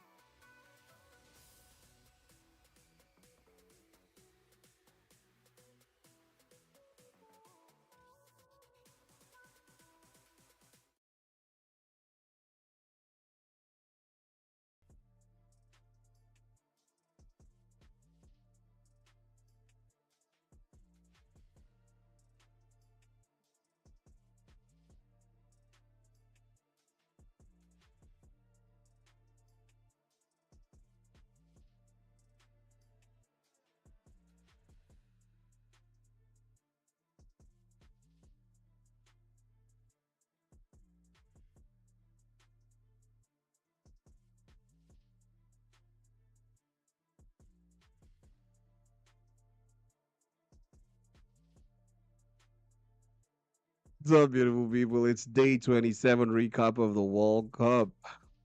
Egypt were just 11 minutes away from the quarterfinals, 11 minutes before Lionel Messi ripped their hearts out. Yep, the champions pulled off a stunning comeback and broke Egyptian hearts. The Pharaohs have been eliminated officially from the tournament. This is Bossman and DKD, and this is your day 27 recap of the World Cup. If you missed anything, I will be bringing it right to you. Now, in day 27, Africa Watch first, of course. And this one, it really hurts because Egypt, they led the defending champions 2-0 till the 79th minute. It was 11 minutes to go. Yes, Ibrahim and Zico scoring. And keeper Shobe even saved Messi's penalty in the first half. Now, Egypt could have been 3 goals up. Yes, Argentina came back and won this game, but the most controversial VAR call, well, not the most, but one of them controversial ones in this World Cup so far, there was a foul on Lisandro Martinez in the Egyptian half, all the way by the corner flag.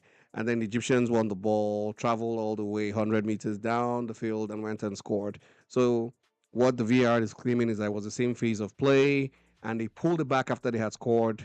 And the VAR called the referee to go look at the monitor. And he checked the monitor and said, yes, there was a foul in the build-up. Very controversial. A lot of people think it's right. Some may, of course, as you may understand, the Argentinian fans and supporters think that was the right call. And every other person thinks that that was a very controversial call. They call it the daylight robbery of Egypt. Egypt were robbed. So Egypt could have easily been 3 goals up, but they were not. They were 2 goals up, and they thought they had made it. In fact, if the World Cup ended in 75 minutes, I'm sure African nations would have been the champions by now, because all of the African nations end up collapsing at the end of the game, towards the end of the game. So it happened again. Lionel Messi, the GOAT, he took over, pulled one back with an assist for Romero with a header in the 79th minute, and then he himself, Lionel Messi, stepped up and blasted it home for the equalizer in the 83rd minute, and Enzo Fernandez got the winner in the 92nd minute. Very controversial, but it's Argentina win. My verdict is cruel beyond words, but Argentina are relentless. They don't back down. And in the other tie, Switzerland and Colombia played out a goalless 120 minutes. It was kind of boring, to be honest. And then it went to penalties, and Switzerland beat Colombia 4-3. So my two predictions, one came true. Argentina won, and Switzerland won in the second game. So Switzerland are through to the next round. Colombia are out. Sanchez hit the post in the penalty shootout, and Colombia and Luis Diaz have officially been eliminated from the World Cup 2026. And that's your day 26 recap. I'll see you guys in the next one. We have 1 day of break before the quarterfinals kicks off on Thursday. See you guys in the next one. Cheers. Bossman talking to you.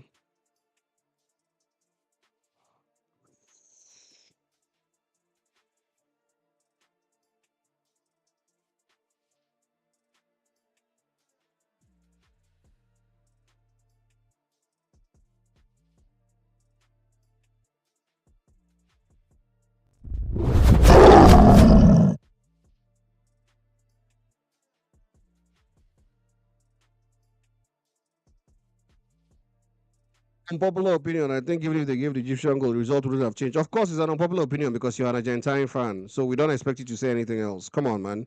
You've already shown your hand, so anything you say now won't be taken serious. Anything you say now won't be taken serious. You're an Argentine fan. Let's ask somebody who's neutral. 3-0 down would have been tougher to come back from morally, because mentally 3-0 down is not 2-0 down. But let's not talk about it. It didn't happen. It's fine. Argentina won. End of story. All we're now doing is ifs, buts, or maybes. So the same if, but, or maybe you're doing, or the same one that Robin Hood was doing, is the same thing. Robin Hood was doing if, but, or maybes with Morocco and Netherlands. That's what you're doing. Argentina have won. End of story. We will never know what would have happened if it was 3-0. We would never know.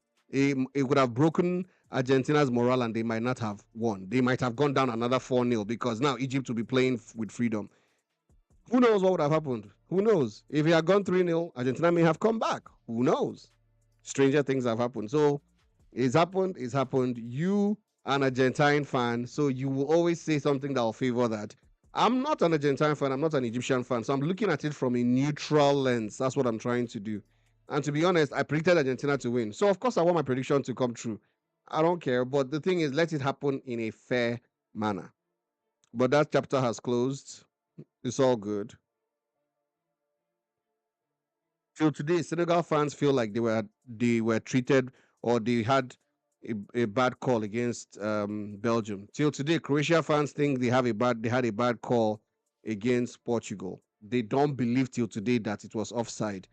No matter how many replays you show them, they'll tell you it wasn't offside. So it's just what it is. Well, my point is that the game would be 2-0, but they don't get the same chance they scored to make it 3-0. How do you know that? How do you know that they don't go to make it 3-0 after being comfortably 2-0 up? We would never know. That's what we're saying. The butterfly effect you're talking about could work in Egypt's favor. If they go 2-0 up, they'll be more comfortable playing. Who says they can't go 3-0 up? Who says so? After all, whoever thought before the game that Egypt would even go 1-0 or 2-0 up? Who thought? Even me, I don't think Egypt could score, because Argentina defends well. I did not think Egypt could score, to be honest. So let's just leave the ifs, buts, or babies. It could have been 2, it could have been 3, it could have been 4. Who knows? Who knows? Everybody was shocked when Egypt scored. Not to talk of scoring 2. Then it gets disallowed. Then scoring 3. You know. But it's all good.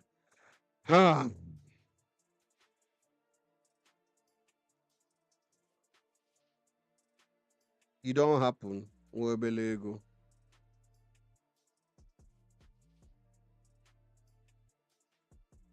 I get what you mean, but again, that's what I'm trying to explain to you, that the way you're looking at it from that lens, we can look at it through the lens of, if they go 2 goals up, they'll be comfortable enough to play and go 3 goals up. I understand what you mean. If a team can blow a 2-goal lead, they can blow a 3-goal lead. But who's to say that if they went 2 goals up, they couldn't have gone 3 goals up and then be more comfortable to play? And then it will now end up killing Argentina's morale. I say Brazil. Well, Jamie, thank you for following. Welcome to the channel. How you doing?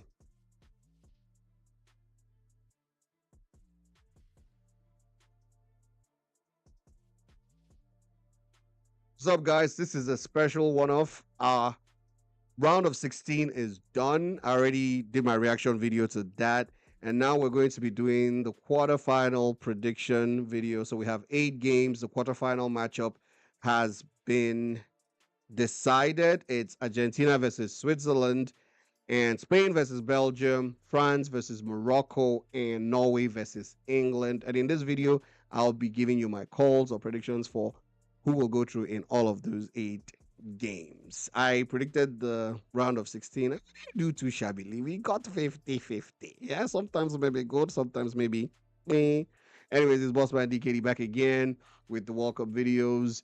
You know what to do if you want to keep watching them. Like, subscribe, comment, and let's dive right into it. So this is the business end of the business end of the business end. If you're a small boy, you're gone now. Only the big boys are left. The top 8 in the world officially. If you're on this list, that means you're officially top 8 in the world. And I'm proud to see Morocco, an African team, made it into the top 8 in the world officially for 2026. It's the quarterfinal.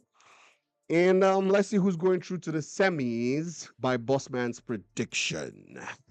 Ding, ding, ding. First game, Argentina versus Switzerland.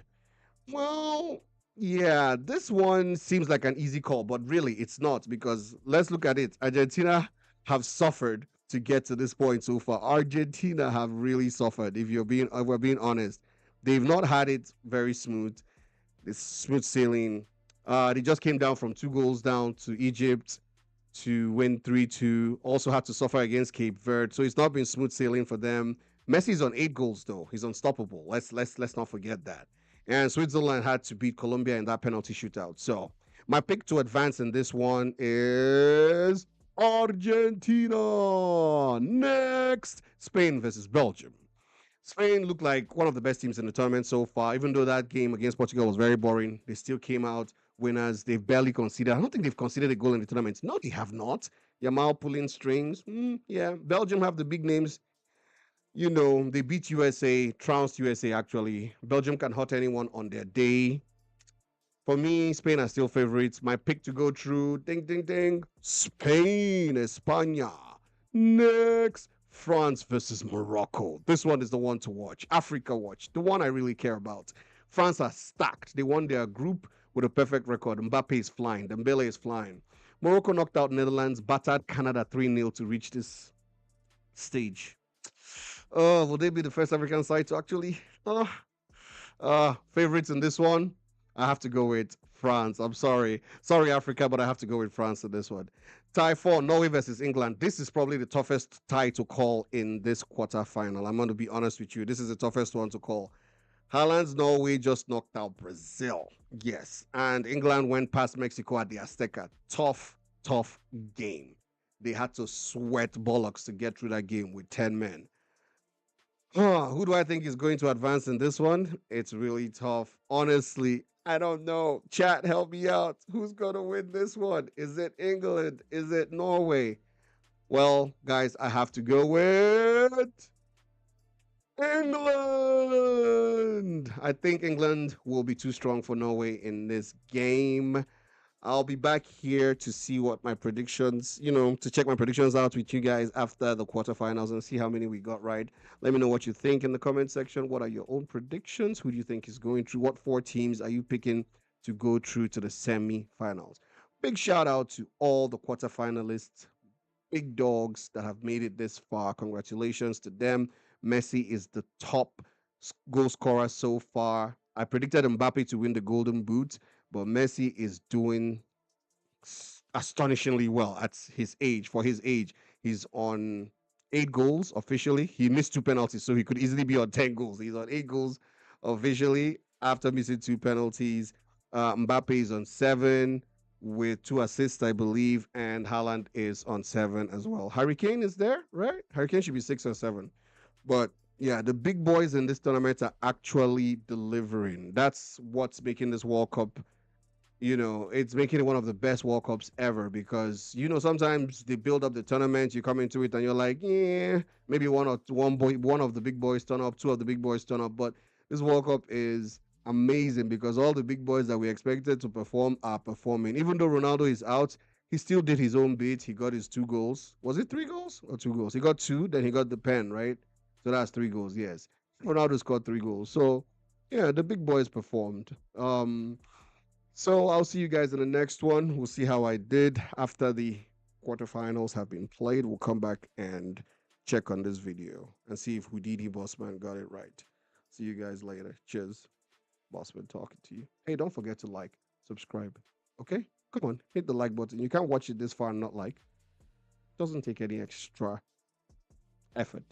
Hit like. Let's go. Why did I say Houdini, Bossman? Houdini is supposed to be like a wizard, a magician. So, behave.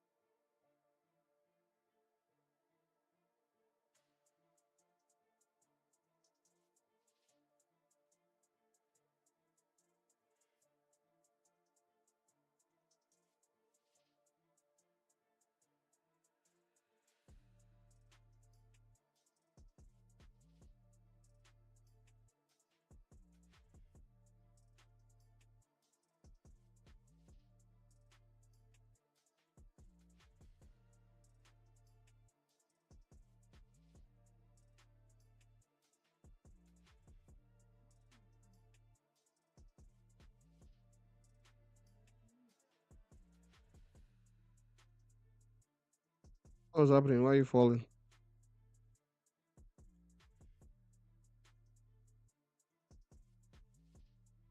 As you were on your tab while moving, right? Don't do that. You could hit your head and crash.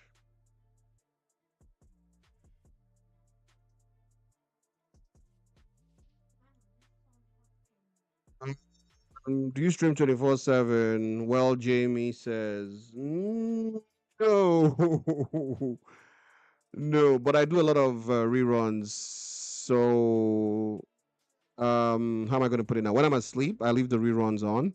Then I come online during the day, maybe like 6 to 7 hours, eight. I take some breaks in between. So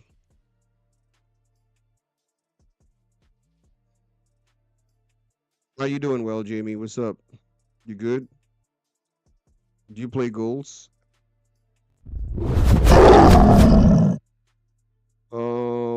Slim Time says, but they were comfortable enough with a two-goal lead, and that's what opened up the game for Argentina to equalize. They became too greedy and aggressive. Ororo, that small boy. Ay, ay, ay. Hey, Jesus. Oh, God. Mm. Slim Time, I'll put you in timeout, too. Don't disrespect Ronaldo here. I'll put you in a timeout. Don't disrespect Ronaldo here, please.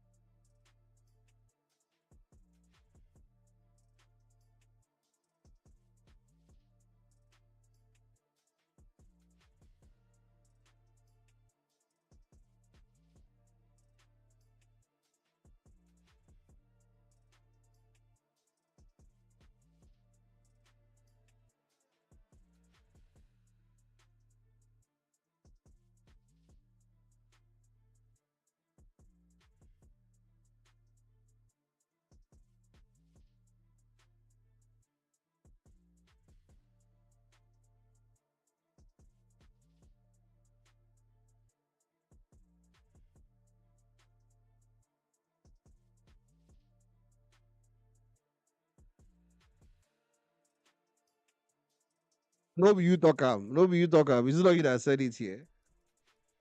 Is it not you that said it here?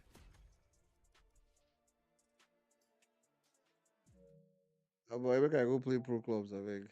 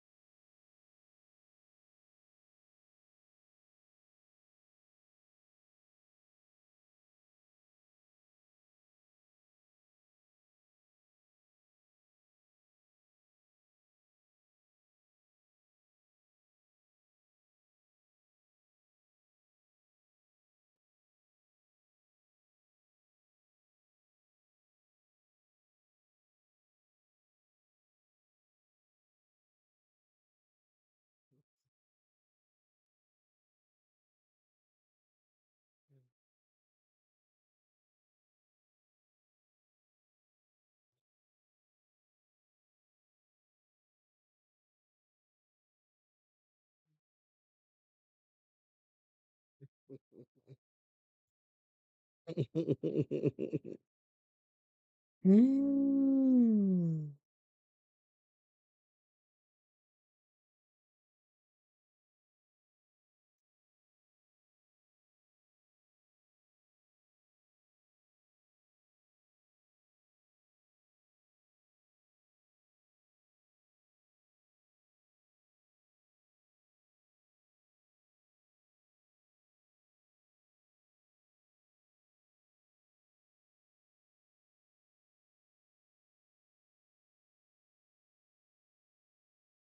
All right, let's play football.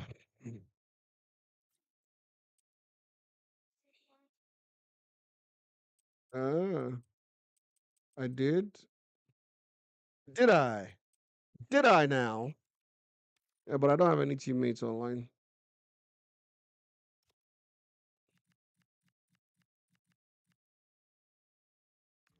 Even my son, that is my teammate, is not online. He's too busy on his tab, doing tab things.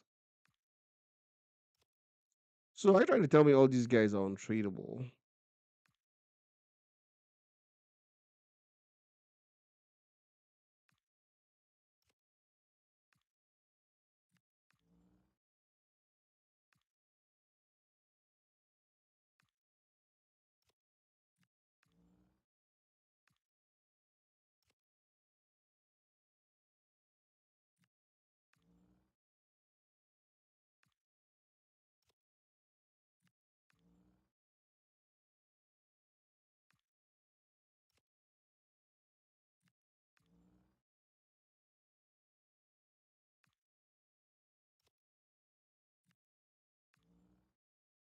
Can I claim all of them at once? I don't like claiming all this one by one, one by one, one by one. How do you claim all of them all at once?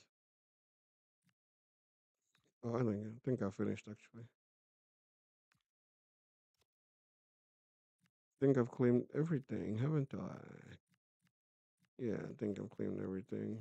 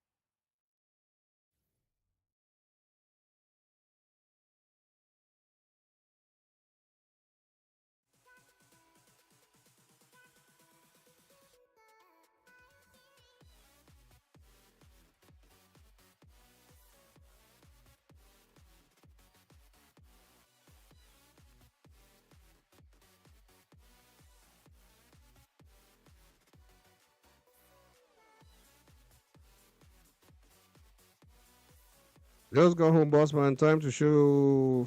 Make my coffee, eat, have you in the background, and grind some FIFA. Sounds like a good night to me. Shower, yeah. Sounds like a good night. Welcome back. Hope you had a good day at work. Hope you had a good day.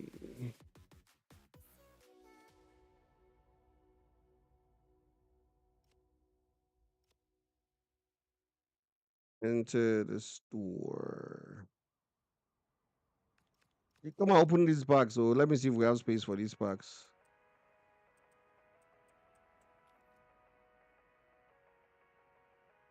You're here, Mr. Pack Opener.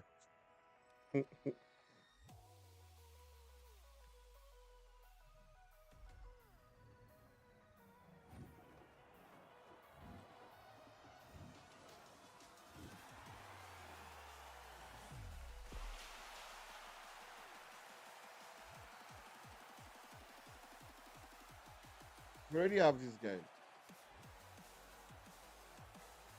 Next. Work was good. I'm excited for Friday. New promo, baby. Yeah. Wait, the drop the oh, that's on Friday. Yeah, tomorrow is Wednesday. I thought tomorrow was Thursday. Tomorrow is Wednesday.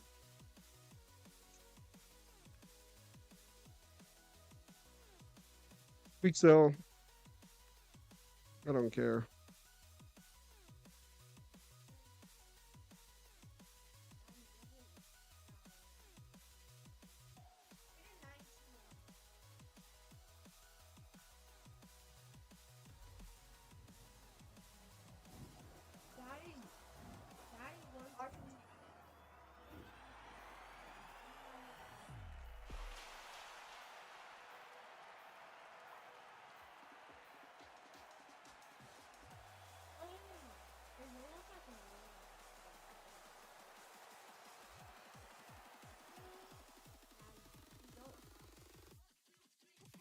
Mm.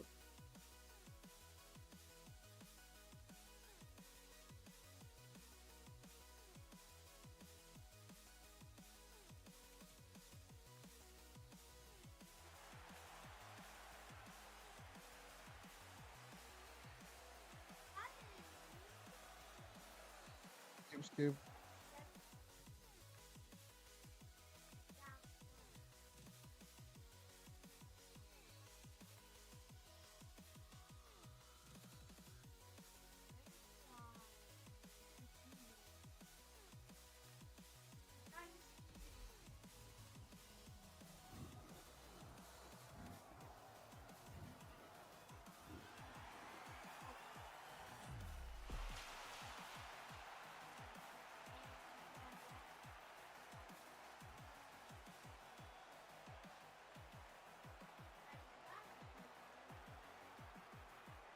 Not this one. Even if I have, it's not this. I have Gimares, but not this 96 one.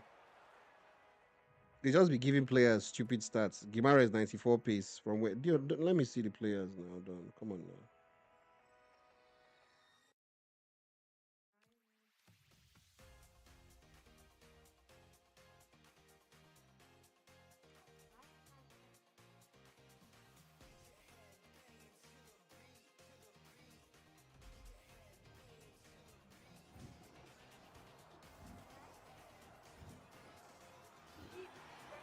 Ben Diaz.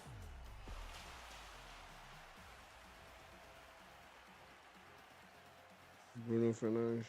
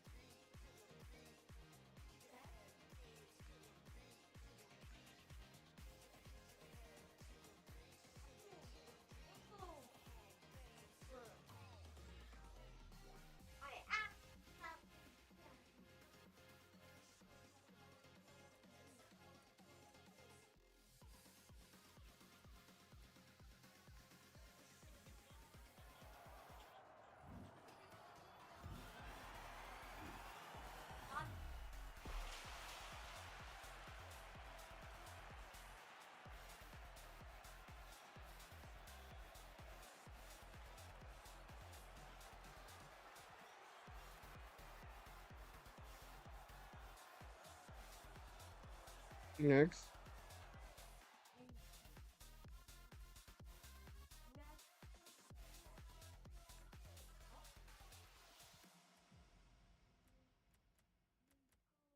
Next.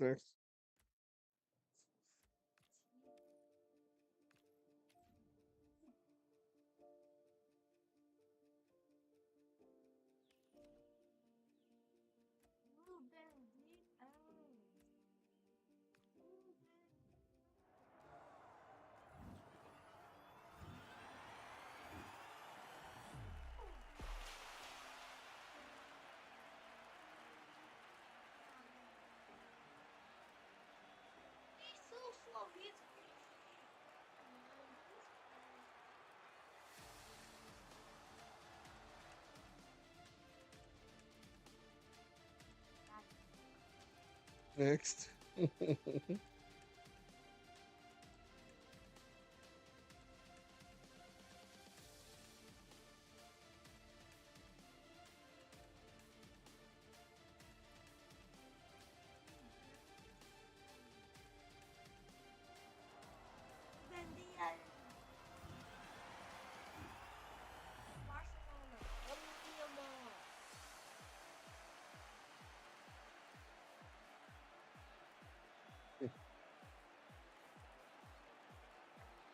Barcelona. Olympiacos. Also, how? How? Let me send.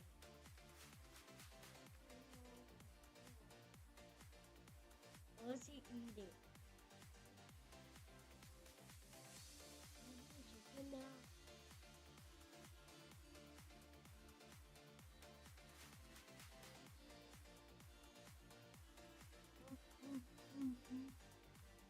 Free.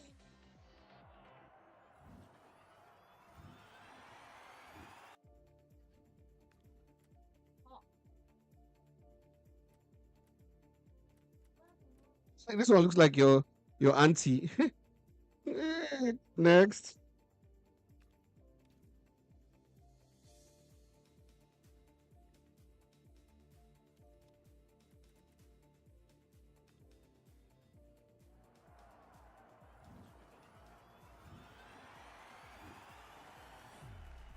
Yeah.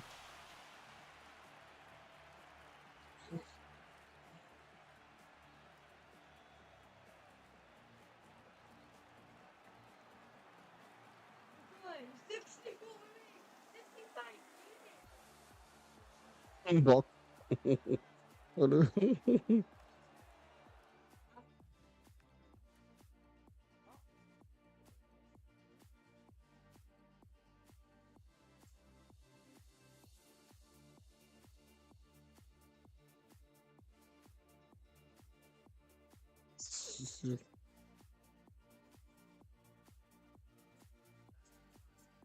Driving list. 5. What's that?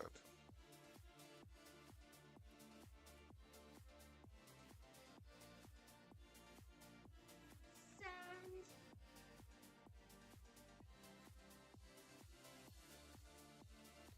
Why would I accidentally open? Oh, golden pack. Oh, Daddy, here's a golden pack.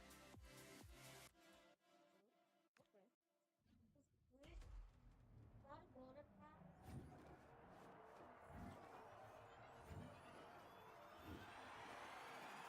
Is that a golden pack? It's you, Daddy.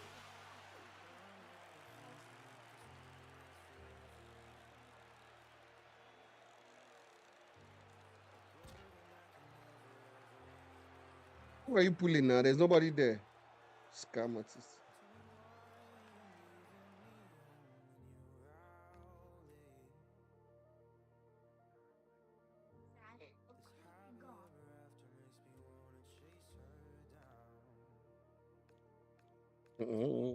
Yeah, my camera.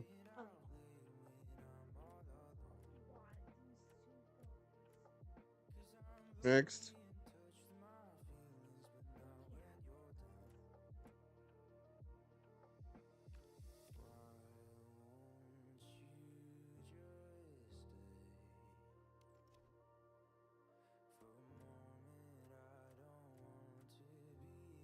Golden.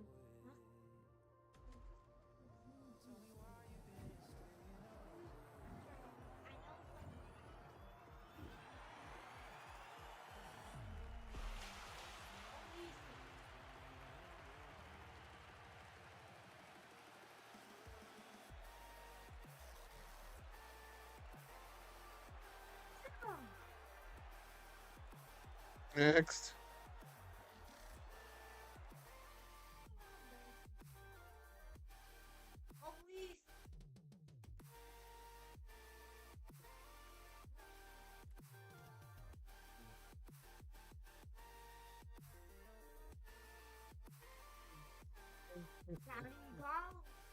Next. Mhm.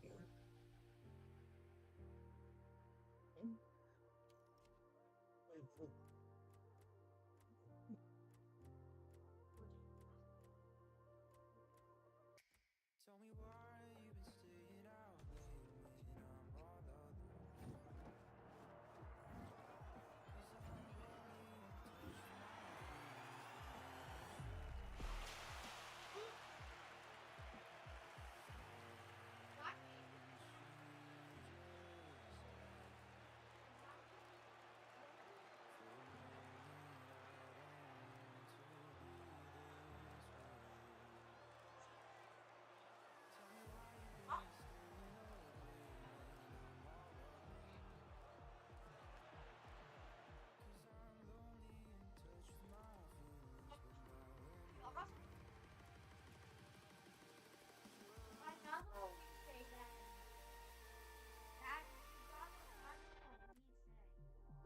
Okay.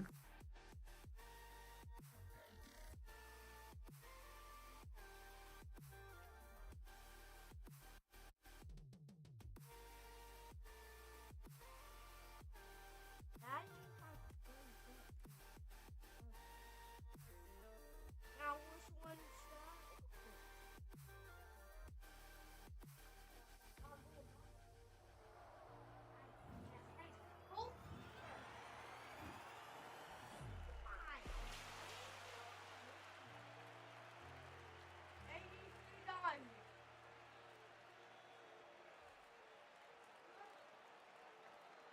Next.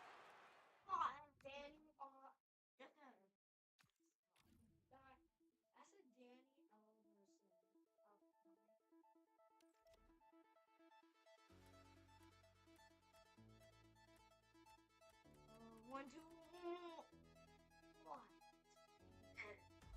I will. Ah.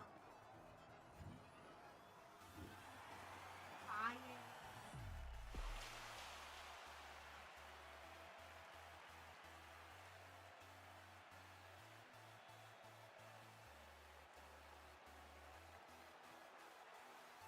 Deacon. Daddy's getting them.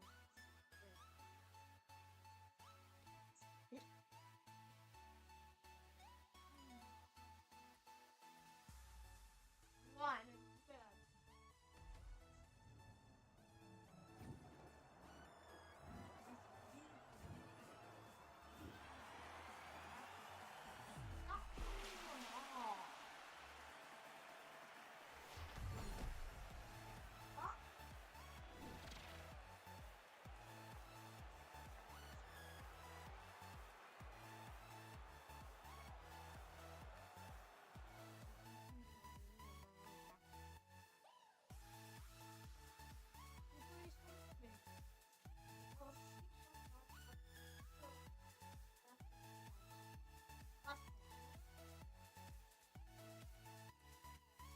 Another what? I'm just right back. It's the same girl. It's the same girl.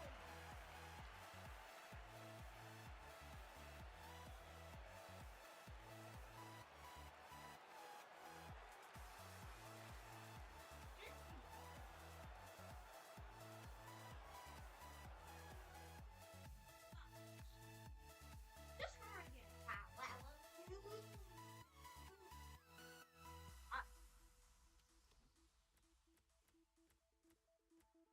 One.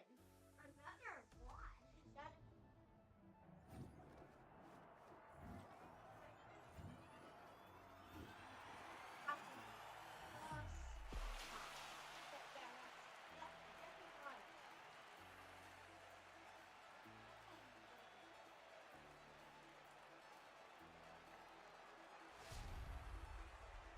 Next.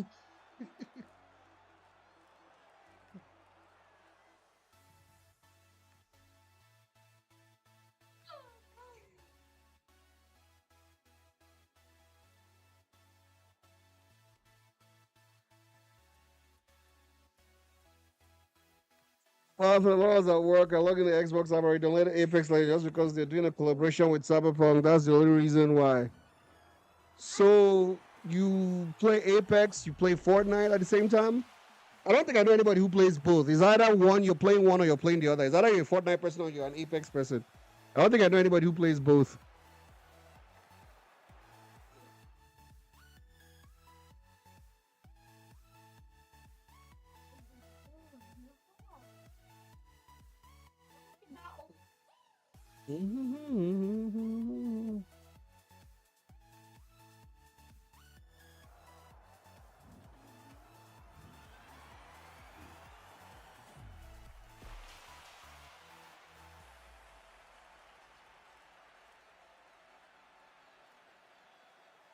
Let me play, please. It's too much pack opening.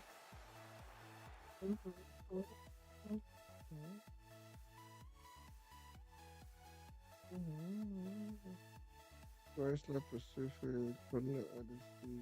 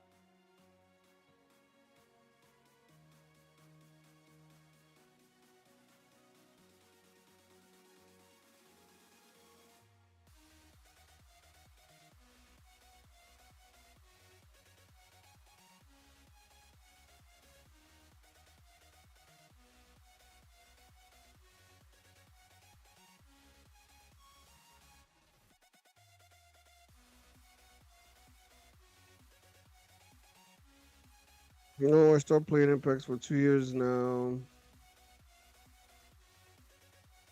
I stopped playing Apex for 2 years now, and I started playing Apex. With Cyberpunk, I downloaded just to see if I can get the player skins and weapon skin next week when it comes out. Okay, that's cool. I have the USA kit. That's cool. That's cool. But why do you worry about getting skins for a game that you don't play? Why are you worried about it? It's like looking for players in UFL when you're no longer playing UFL. So why are you worried about it? Or are you planning to start playing it again? Or you just want to get the kits for the heck of it?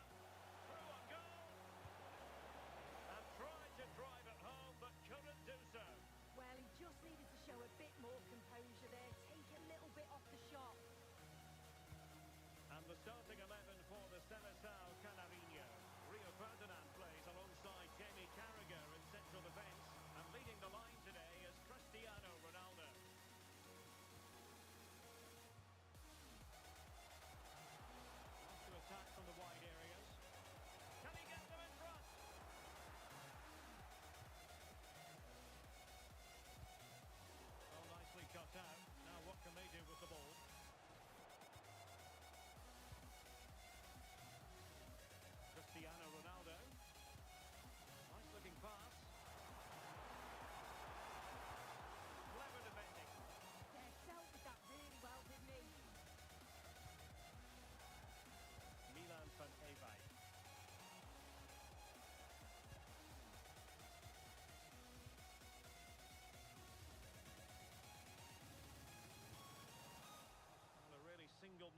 decisive defending to make sure nothing untoward happened. Trying to open them up. In it goes! The goal for 1-0, and that changes the dynamic. 1-0 then.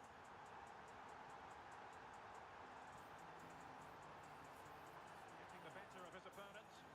Oh, he wasn't necessarily favourite to win that challenge. Neymar. Well, the Seleção being afforded too much room here. Neymar crosses it in. Will it be?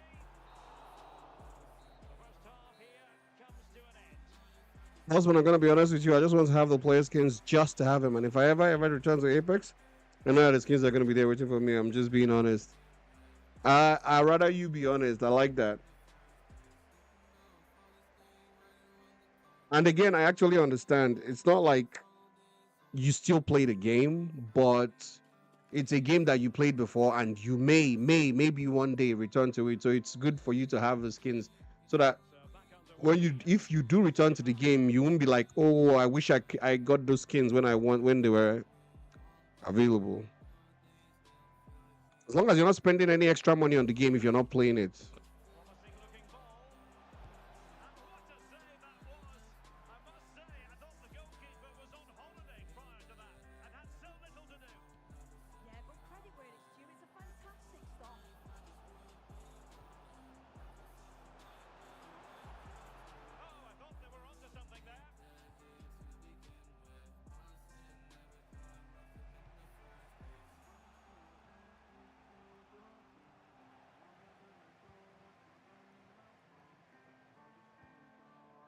Conditions for the counter. And finally up a cul-de-sac.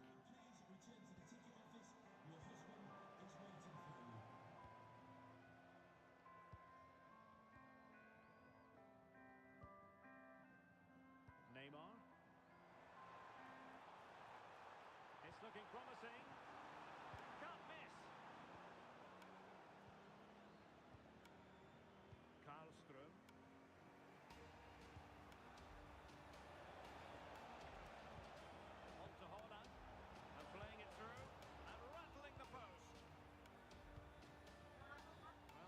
Survive that attacking push.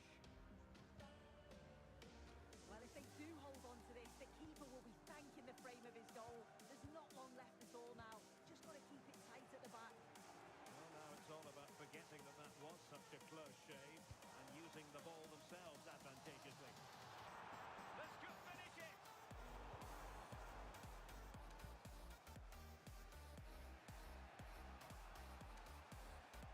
From Eva. Chasing this game, desperate for a leveler. Could be. Took a really smart piece of defending to stop them. And that is the end of the contest. Yeah, because that's a limited time only, I believe, for a weekend. Trust me, I have a lot of skins on that game that other people wish they had. I feel you. It's just like going back. Let me use a game I understand well. It's just like going back to UFL when there's a new legend, just to try and snag that new legend, just to make sure that you have that legend, just in case you decide to play the game later. You don't regret it. Or you don't regret it and say, oh, I wish I came back for that legend when he was free.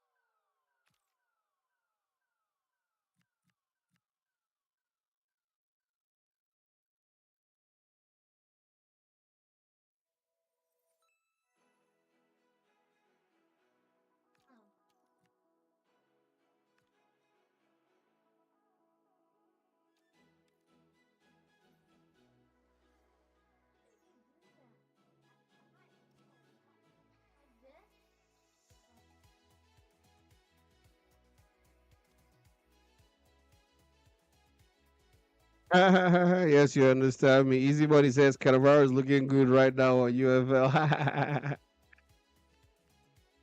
Easy Money. What's good, bro? How you doing? How we dey go? You've collected your own Cannavaro, Avi. You snagged up your own Cannavaro.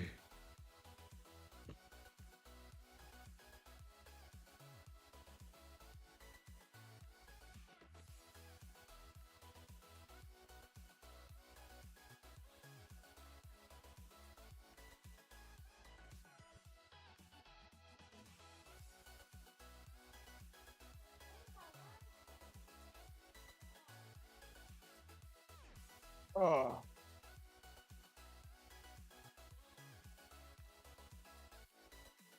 Was good.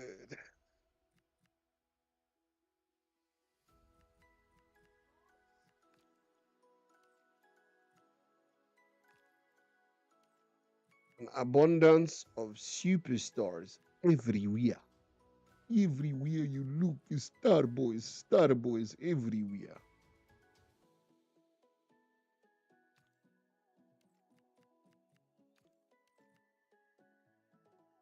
Skill moves, weak foot.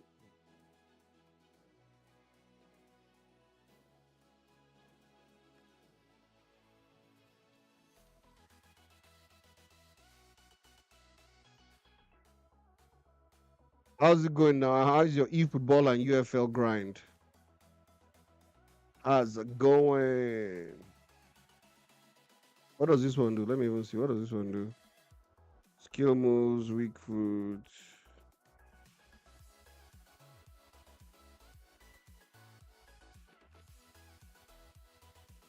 Doesn't even matter much. That bro is 5'9". Who Cannavaro is 5'9"? Are you serious? I thought he was like at least 5'11". That's a lie. Cannavaro 5'9". Are you joking?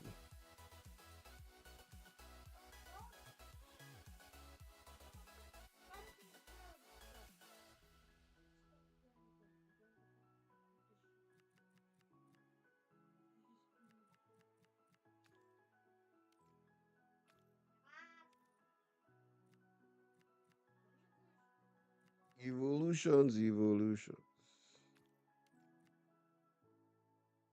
But this kid already has skill moves now. Yeah, he already has skill moves maxed out. To just add his weak foot.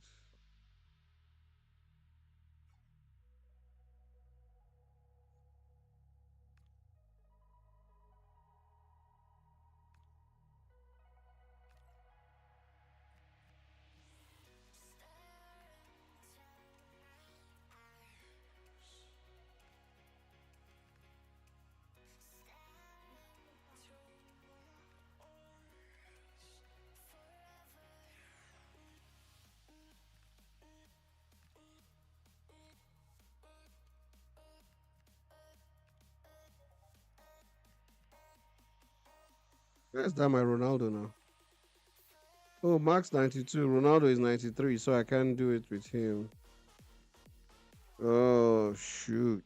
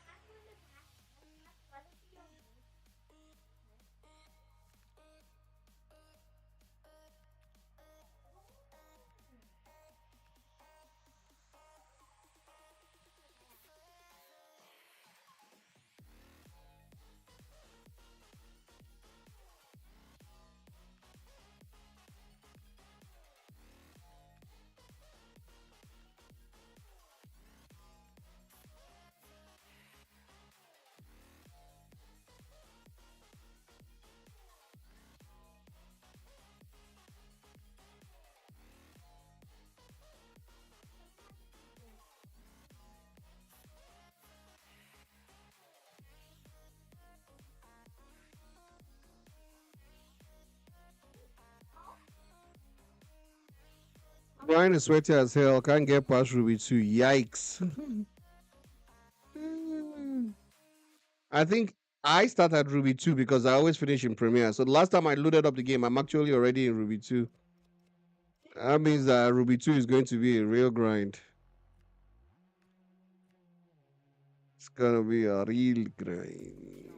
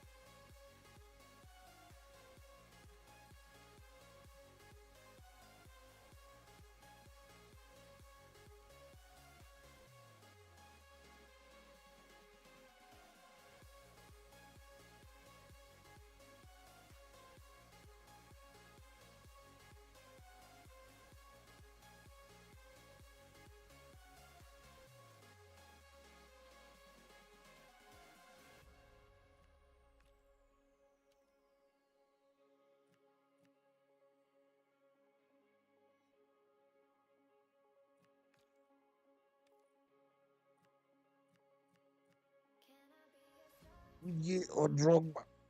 Didier or Ronaldo? 95, 94, 83, 85.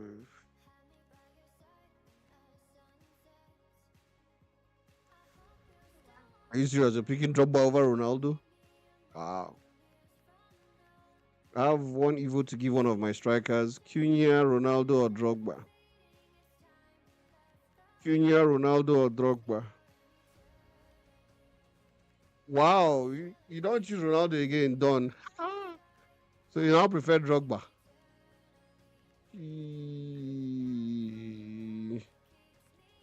No, I want Ronaldo.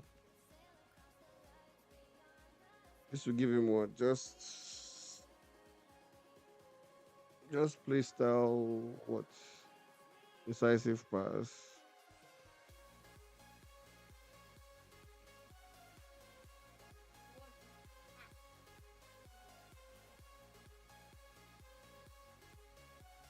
Wait, I think I can use it twice. Let me use one for Ronaldo, one for Drogba.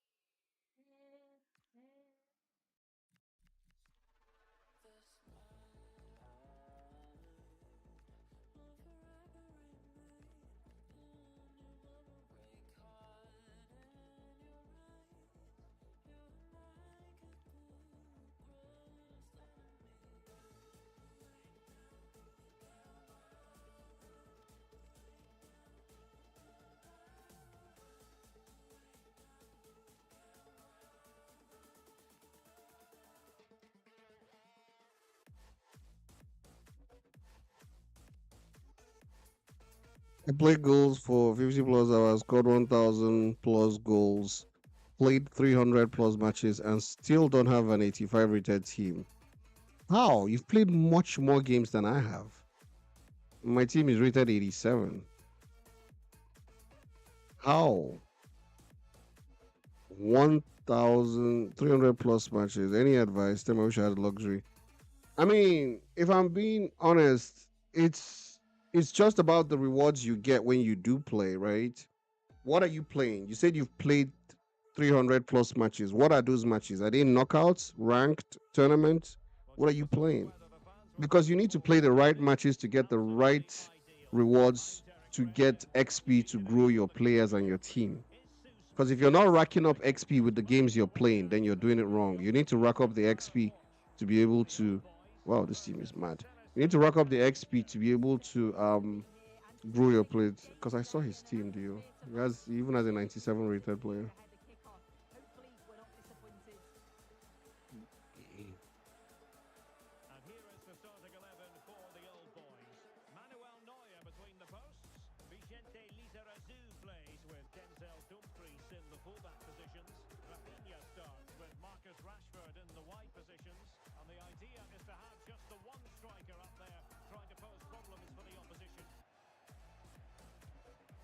Starting 11 for the Seleção Canarinho.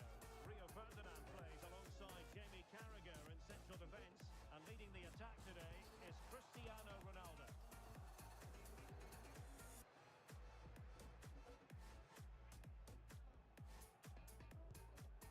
Ronaldo lost it.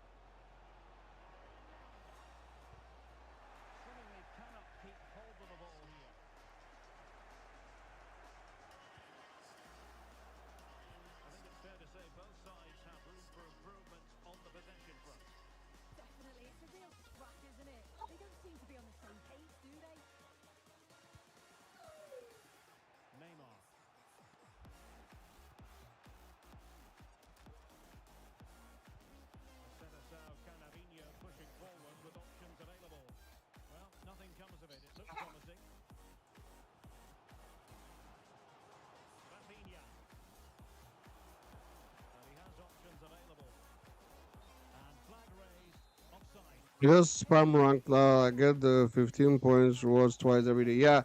So ranked is good. You will get the rewards, but make sure you play tournaments and knockouts when they're available. Because the truth is that tournaments is easy 1 million XP for you there if you can do it in about 2 or 3 hours. Tournaments is easy 1 million XP if you do all the bots tournaments and all the user tournaments. 1 million XP. Then knockouts, definitely you need the 1 million XP from knockouts too if you can get to gold or elite, and you also get the blue points. Then also, I think it's luck with the potentials with the players you're packing. Have you packed any players that have good potential?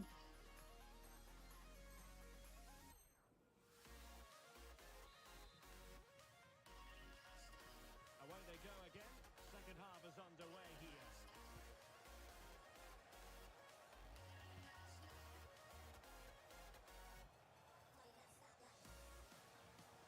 Now gliding through. Cristiano Ronaldo. Possession regained by the old boys. Marcus Rashford. Well, maybe a good position from which to counter. Outside, outside, outside the ball. Outside, outside now. Coming through here.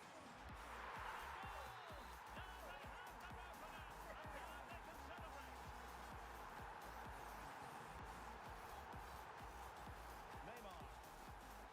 Seleção Canarinho moving the ball forward with purpose. Ronaldo! They just couldn't stay in front. And now this match is all square. So back underway. One goal apiece here. Well, it does look like they've changed tactics a bit here. It's a strong position that they've moved themselves into. It's pretty clear that the plan is to win the ball back in their own defensive third, break quickly, and then catch their opponents unaware. They've certainly got the pace for it. What to like about that pass?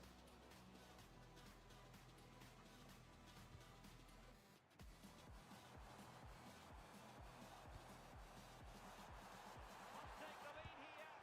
And a strong glove on the ball from the keeper. Might be a chance to break.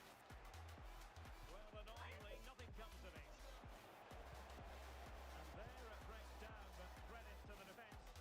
Yeah, I like the approach play, but just like that final pass, didn't they? Torres. A movement promising. A goal here. Surely would finish it. Can they forge ahead? Yes is the answer. And that could be oh so important. So 1 minute of stoppage time. That's what the officials have said. And that will be all for this game. Defeat for the visitors. That's the big story. Well, it was a real evenly matched game. Both teams played well. Looked like it was going to be a draw, but to concede so late on, they'll be disappointed.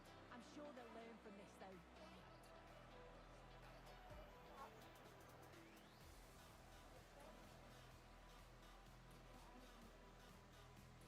Oh, not that again.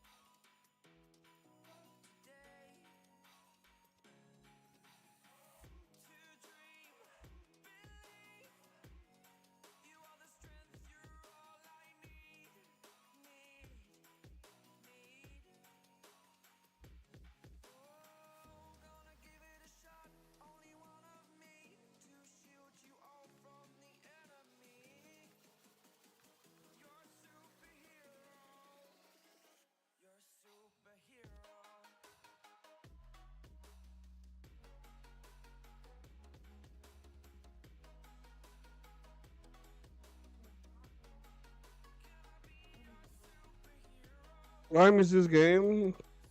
I'm not gonna lie, I'm enjoying goals a lot more. I'm being attached to non-real players and the uniqueness of my team, says Slim Time.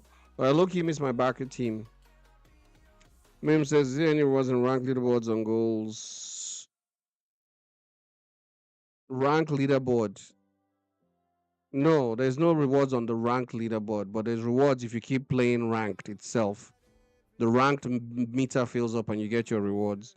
But there's no rewards for being on the leaderboard. It's just the pride of being on the leaderboard. Howlin' Wolf, how you doing? What's good?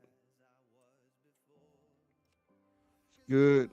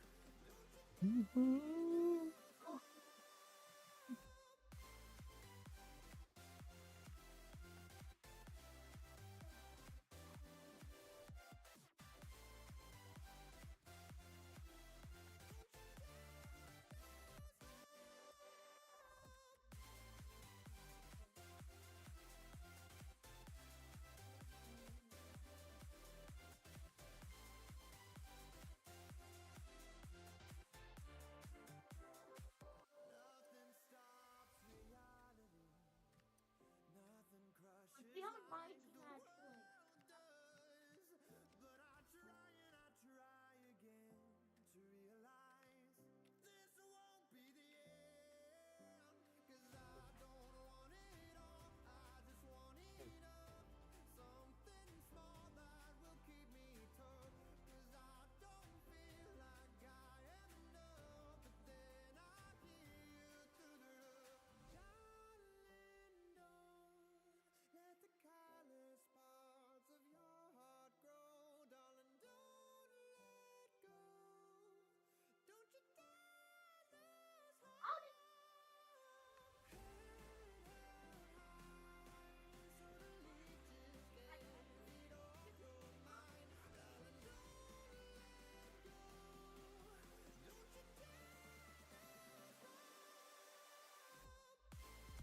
Welcome along to an evening that was made for football. The pitch is in great order too. My name's Guy Mowbray. I'm joined by Sue Smith in the commentary position, and we should have a cracking contest here. Your thoughts on this game then, Sue?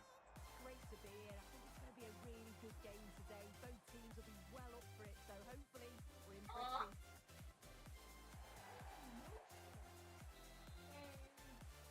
Off we go then, the first pick of the game. This is how the hosts line up. Thibaut Courtois is in goal. Denzel Dumfries starts with Luca Dean as the fullbacks. Mario Götze plays alongside Kevin De Bruyne in central midfield, and they've decided for this one to play with two in attack. This is today's Seleção Canarinha lineup. And that's a real chance, an early chance, but it's been missed. It has, and she should have scored. She'll have to refocus now because there's a long time left in this game. Well, it's only right that we're focused on him. 100 appearances for the club as of today. What an achievement. He settled in so well, and we've seen some good performances from him too. The fans seem to have really taken to him, and I'm sure it won't be too long before he gets another 100. The attack broken up. Yeah, it looks really promising, that, doesn't it? Jude Bellingham.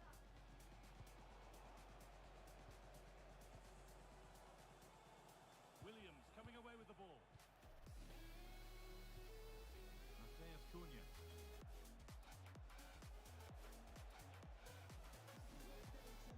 Barron Williams. Forcing things, moving the ball nicely. And they've got possession. What can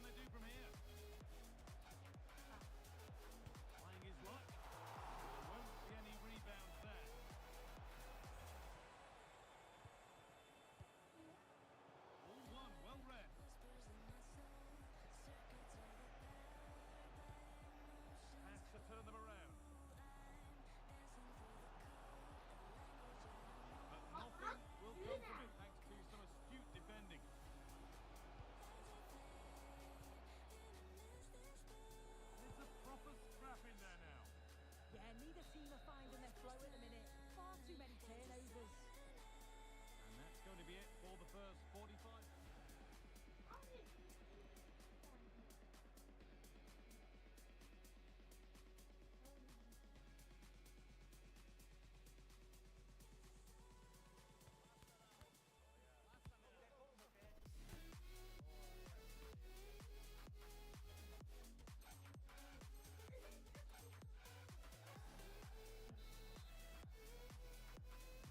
Moving once again then for the second 45. Let's hope it's a little more open than the first half.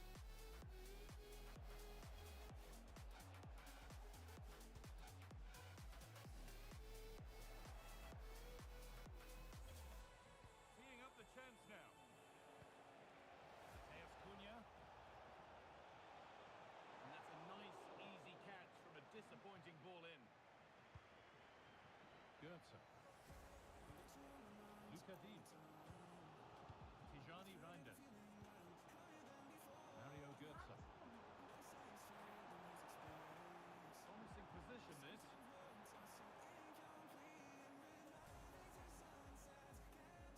They got so far, but no end result.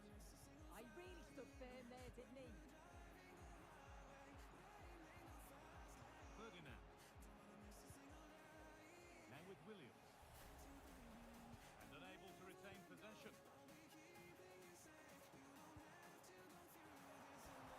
Gets to go ahead. Superb defending to stop an almost certain goal. Ronaldo.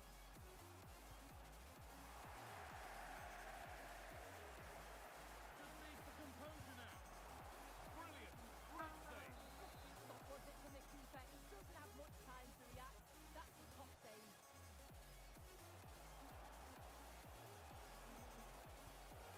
Good defending from company. 10 minutes left to play. Mario Goetze.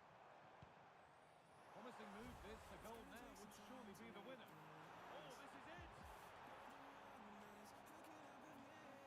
Waiting, not trying to force things. It's read his mind there.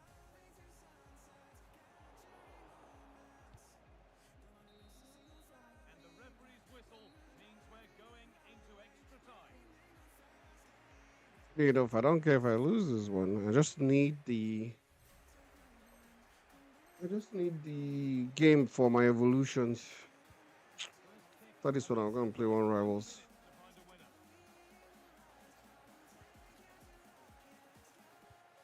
Goals have spoilt my hands. I play this game with so much speed and pressure instead of coming down to build up play. We're used to playing bad football, courtesy of goals.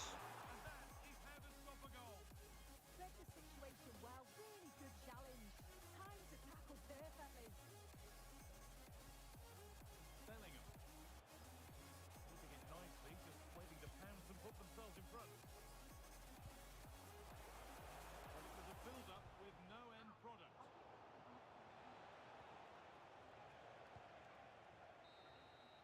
And that will do it for the first half.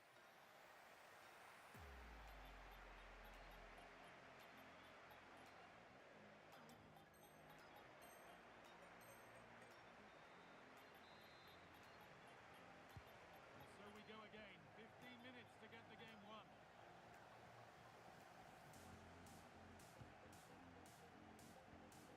Rio Ferdinand. Now Mateus Cunha.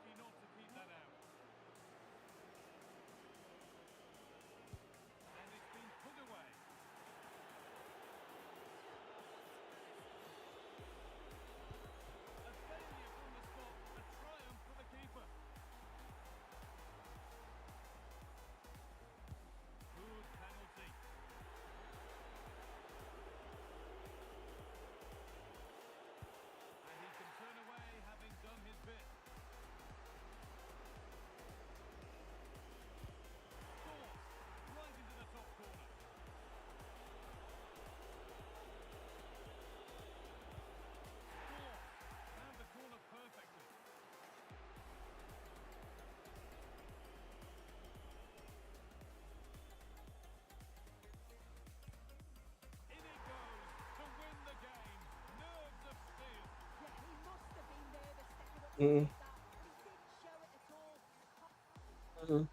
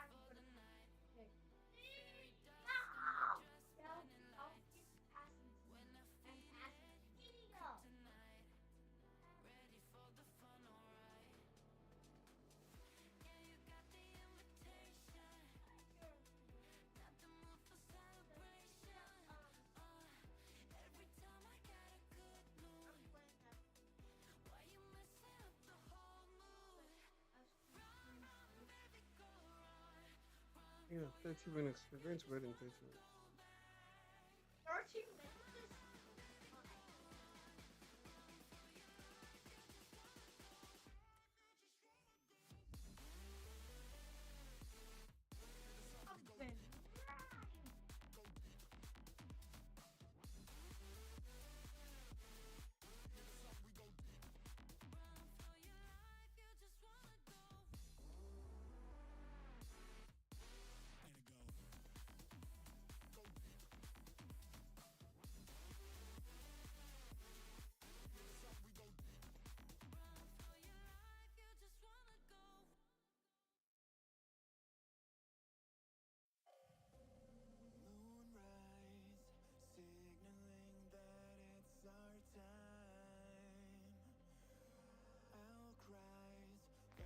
Well, just the sort of weather the fans were hoping for this evening. It's absolutely ideal. I'm Derek Ray, ready here in the commentary position, and alongside me is the former Arsenal, West Ham and Coventry midfielder Stuart Robson. And what we have coming up for you is a live division rivals contest. It's the Seleção Canarinho versus Real. Well, it doesn't matter how good your players are or what formation they're playing in, you have to earn the right to play. And I'm sure that would have been really...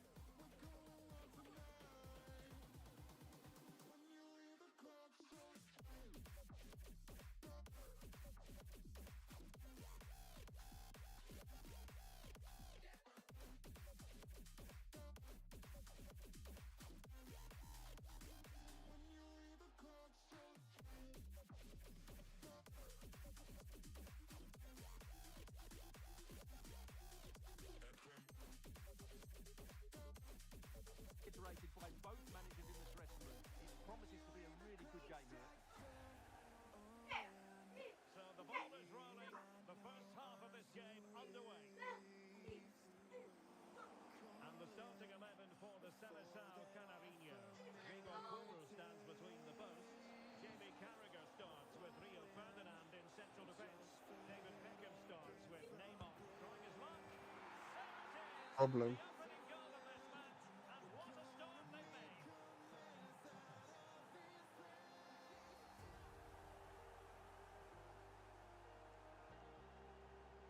Interesting pass. Well, fantastic reflex action from the goalkeeper. On a short corner here. Well, that's how to keep the opposition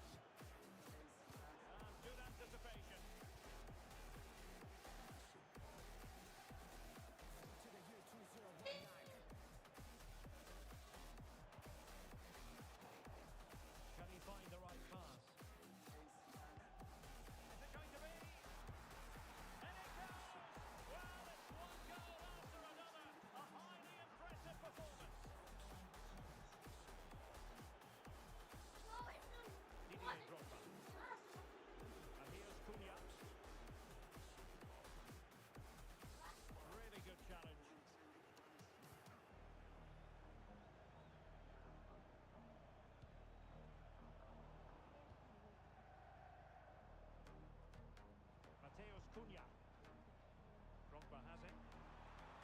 Drogba. And it's a double for him in this game. No way for the opposition to contain him. And no wonder he's off celebrating. So the whistle then. We're at the halfway stage. Is he that good or am I just careless? I think I'm being very careless. But he's decent, sure.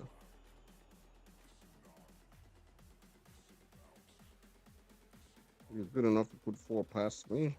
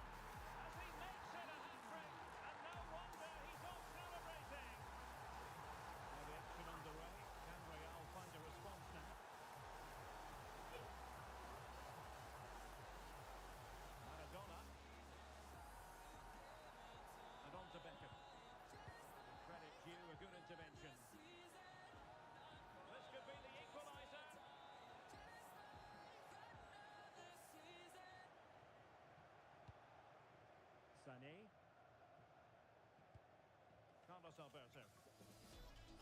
Good distribution.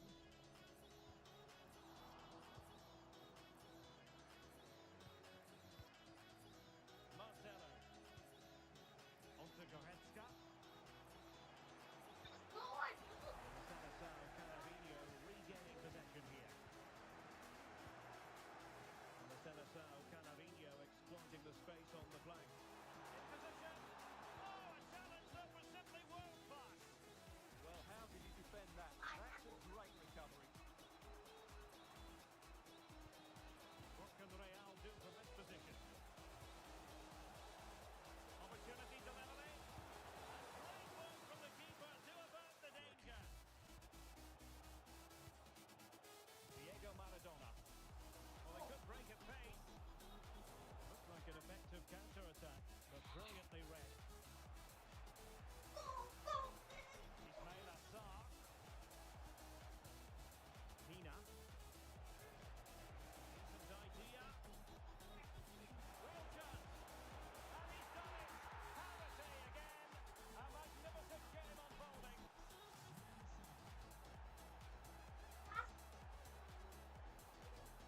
Leroy Sané. Carlos Alberto has it. Oh, nice ball.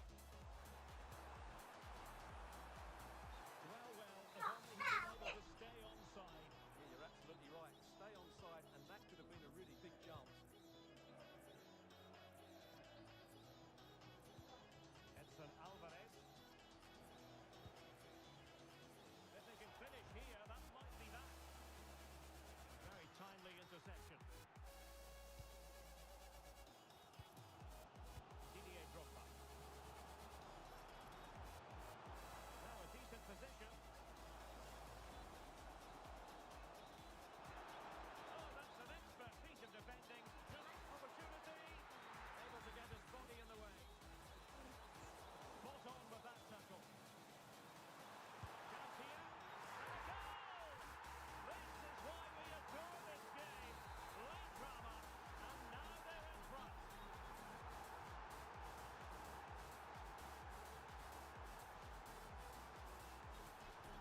So back underway here.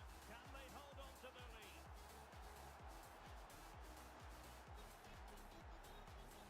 David Beckham. Is this the moment? Wow. I came from 3 goals down and I won this game. I won the game. But you lost your connect. No.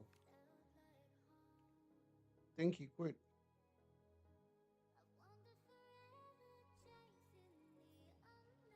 I won 7-5. Don't look at this. Oh my, the goalkeeper scored his own goal. That was tough. That was tough. That was tough. I'm proud of myself.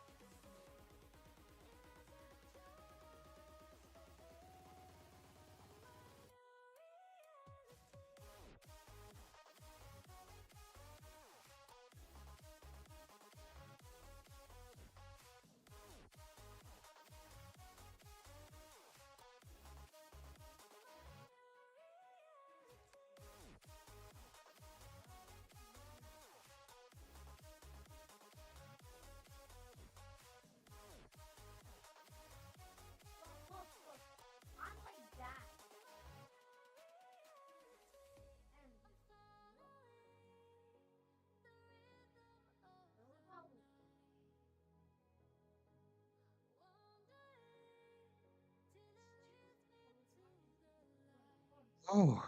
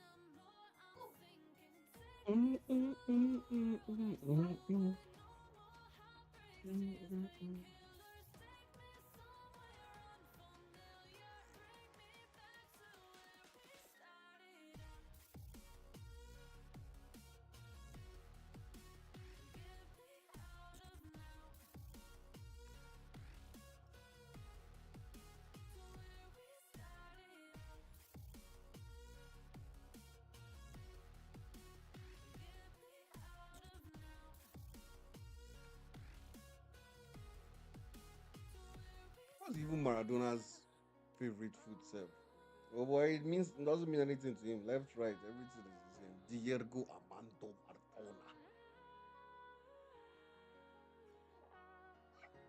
11 play styles. He's just stacking them up, racking them up, and stacking them up.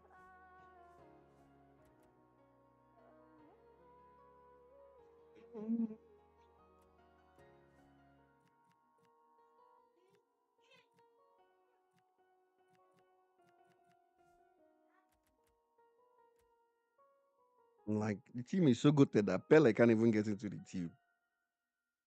So the team is too good that Pele can't even get into my team, man. Pele can't even get into my team. JJ Okocha can't even get into my team. Team so good, Muller can't even get into my team. Team so good, Sanchez can't even get into my team.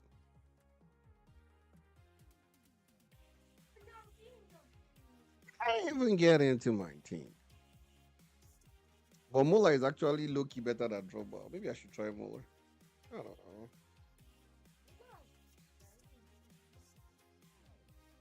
I like Didier. I like Didier. I like Didier.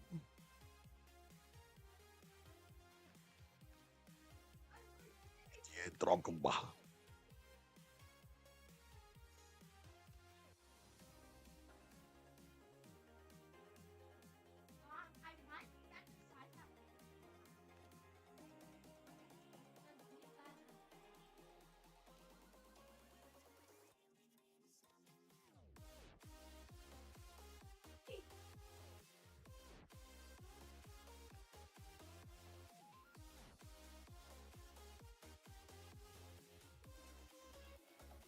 Okay, this is my last game. Then I will rerun you guys while I run off, go sleep, and get some rest. This event is too good to miss, is it now?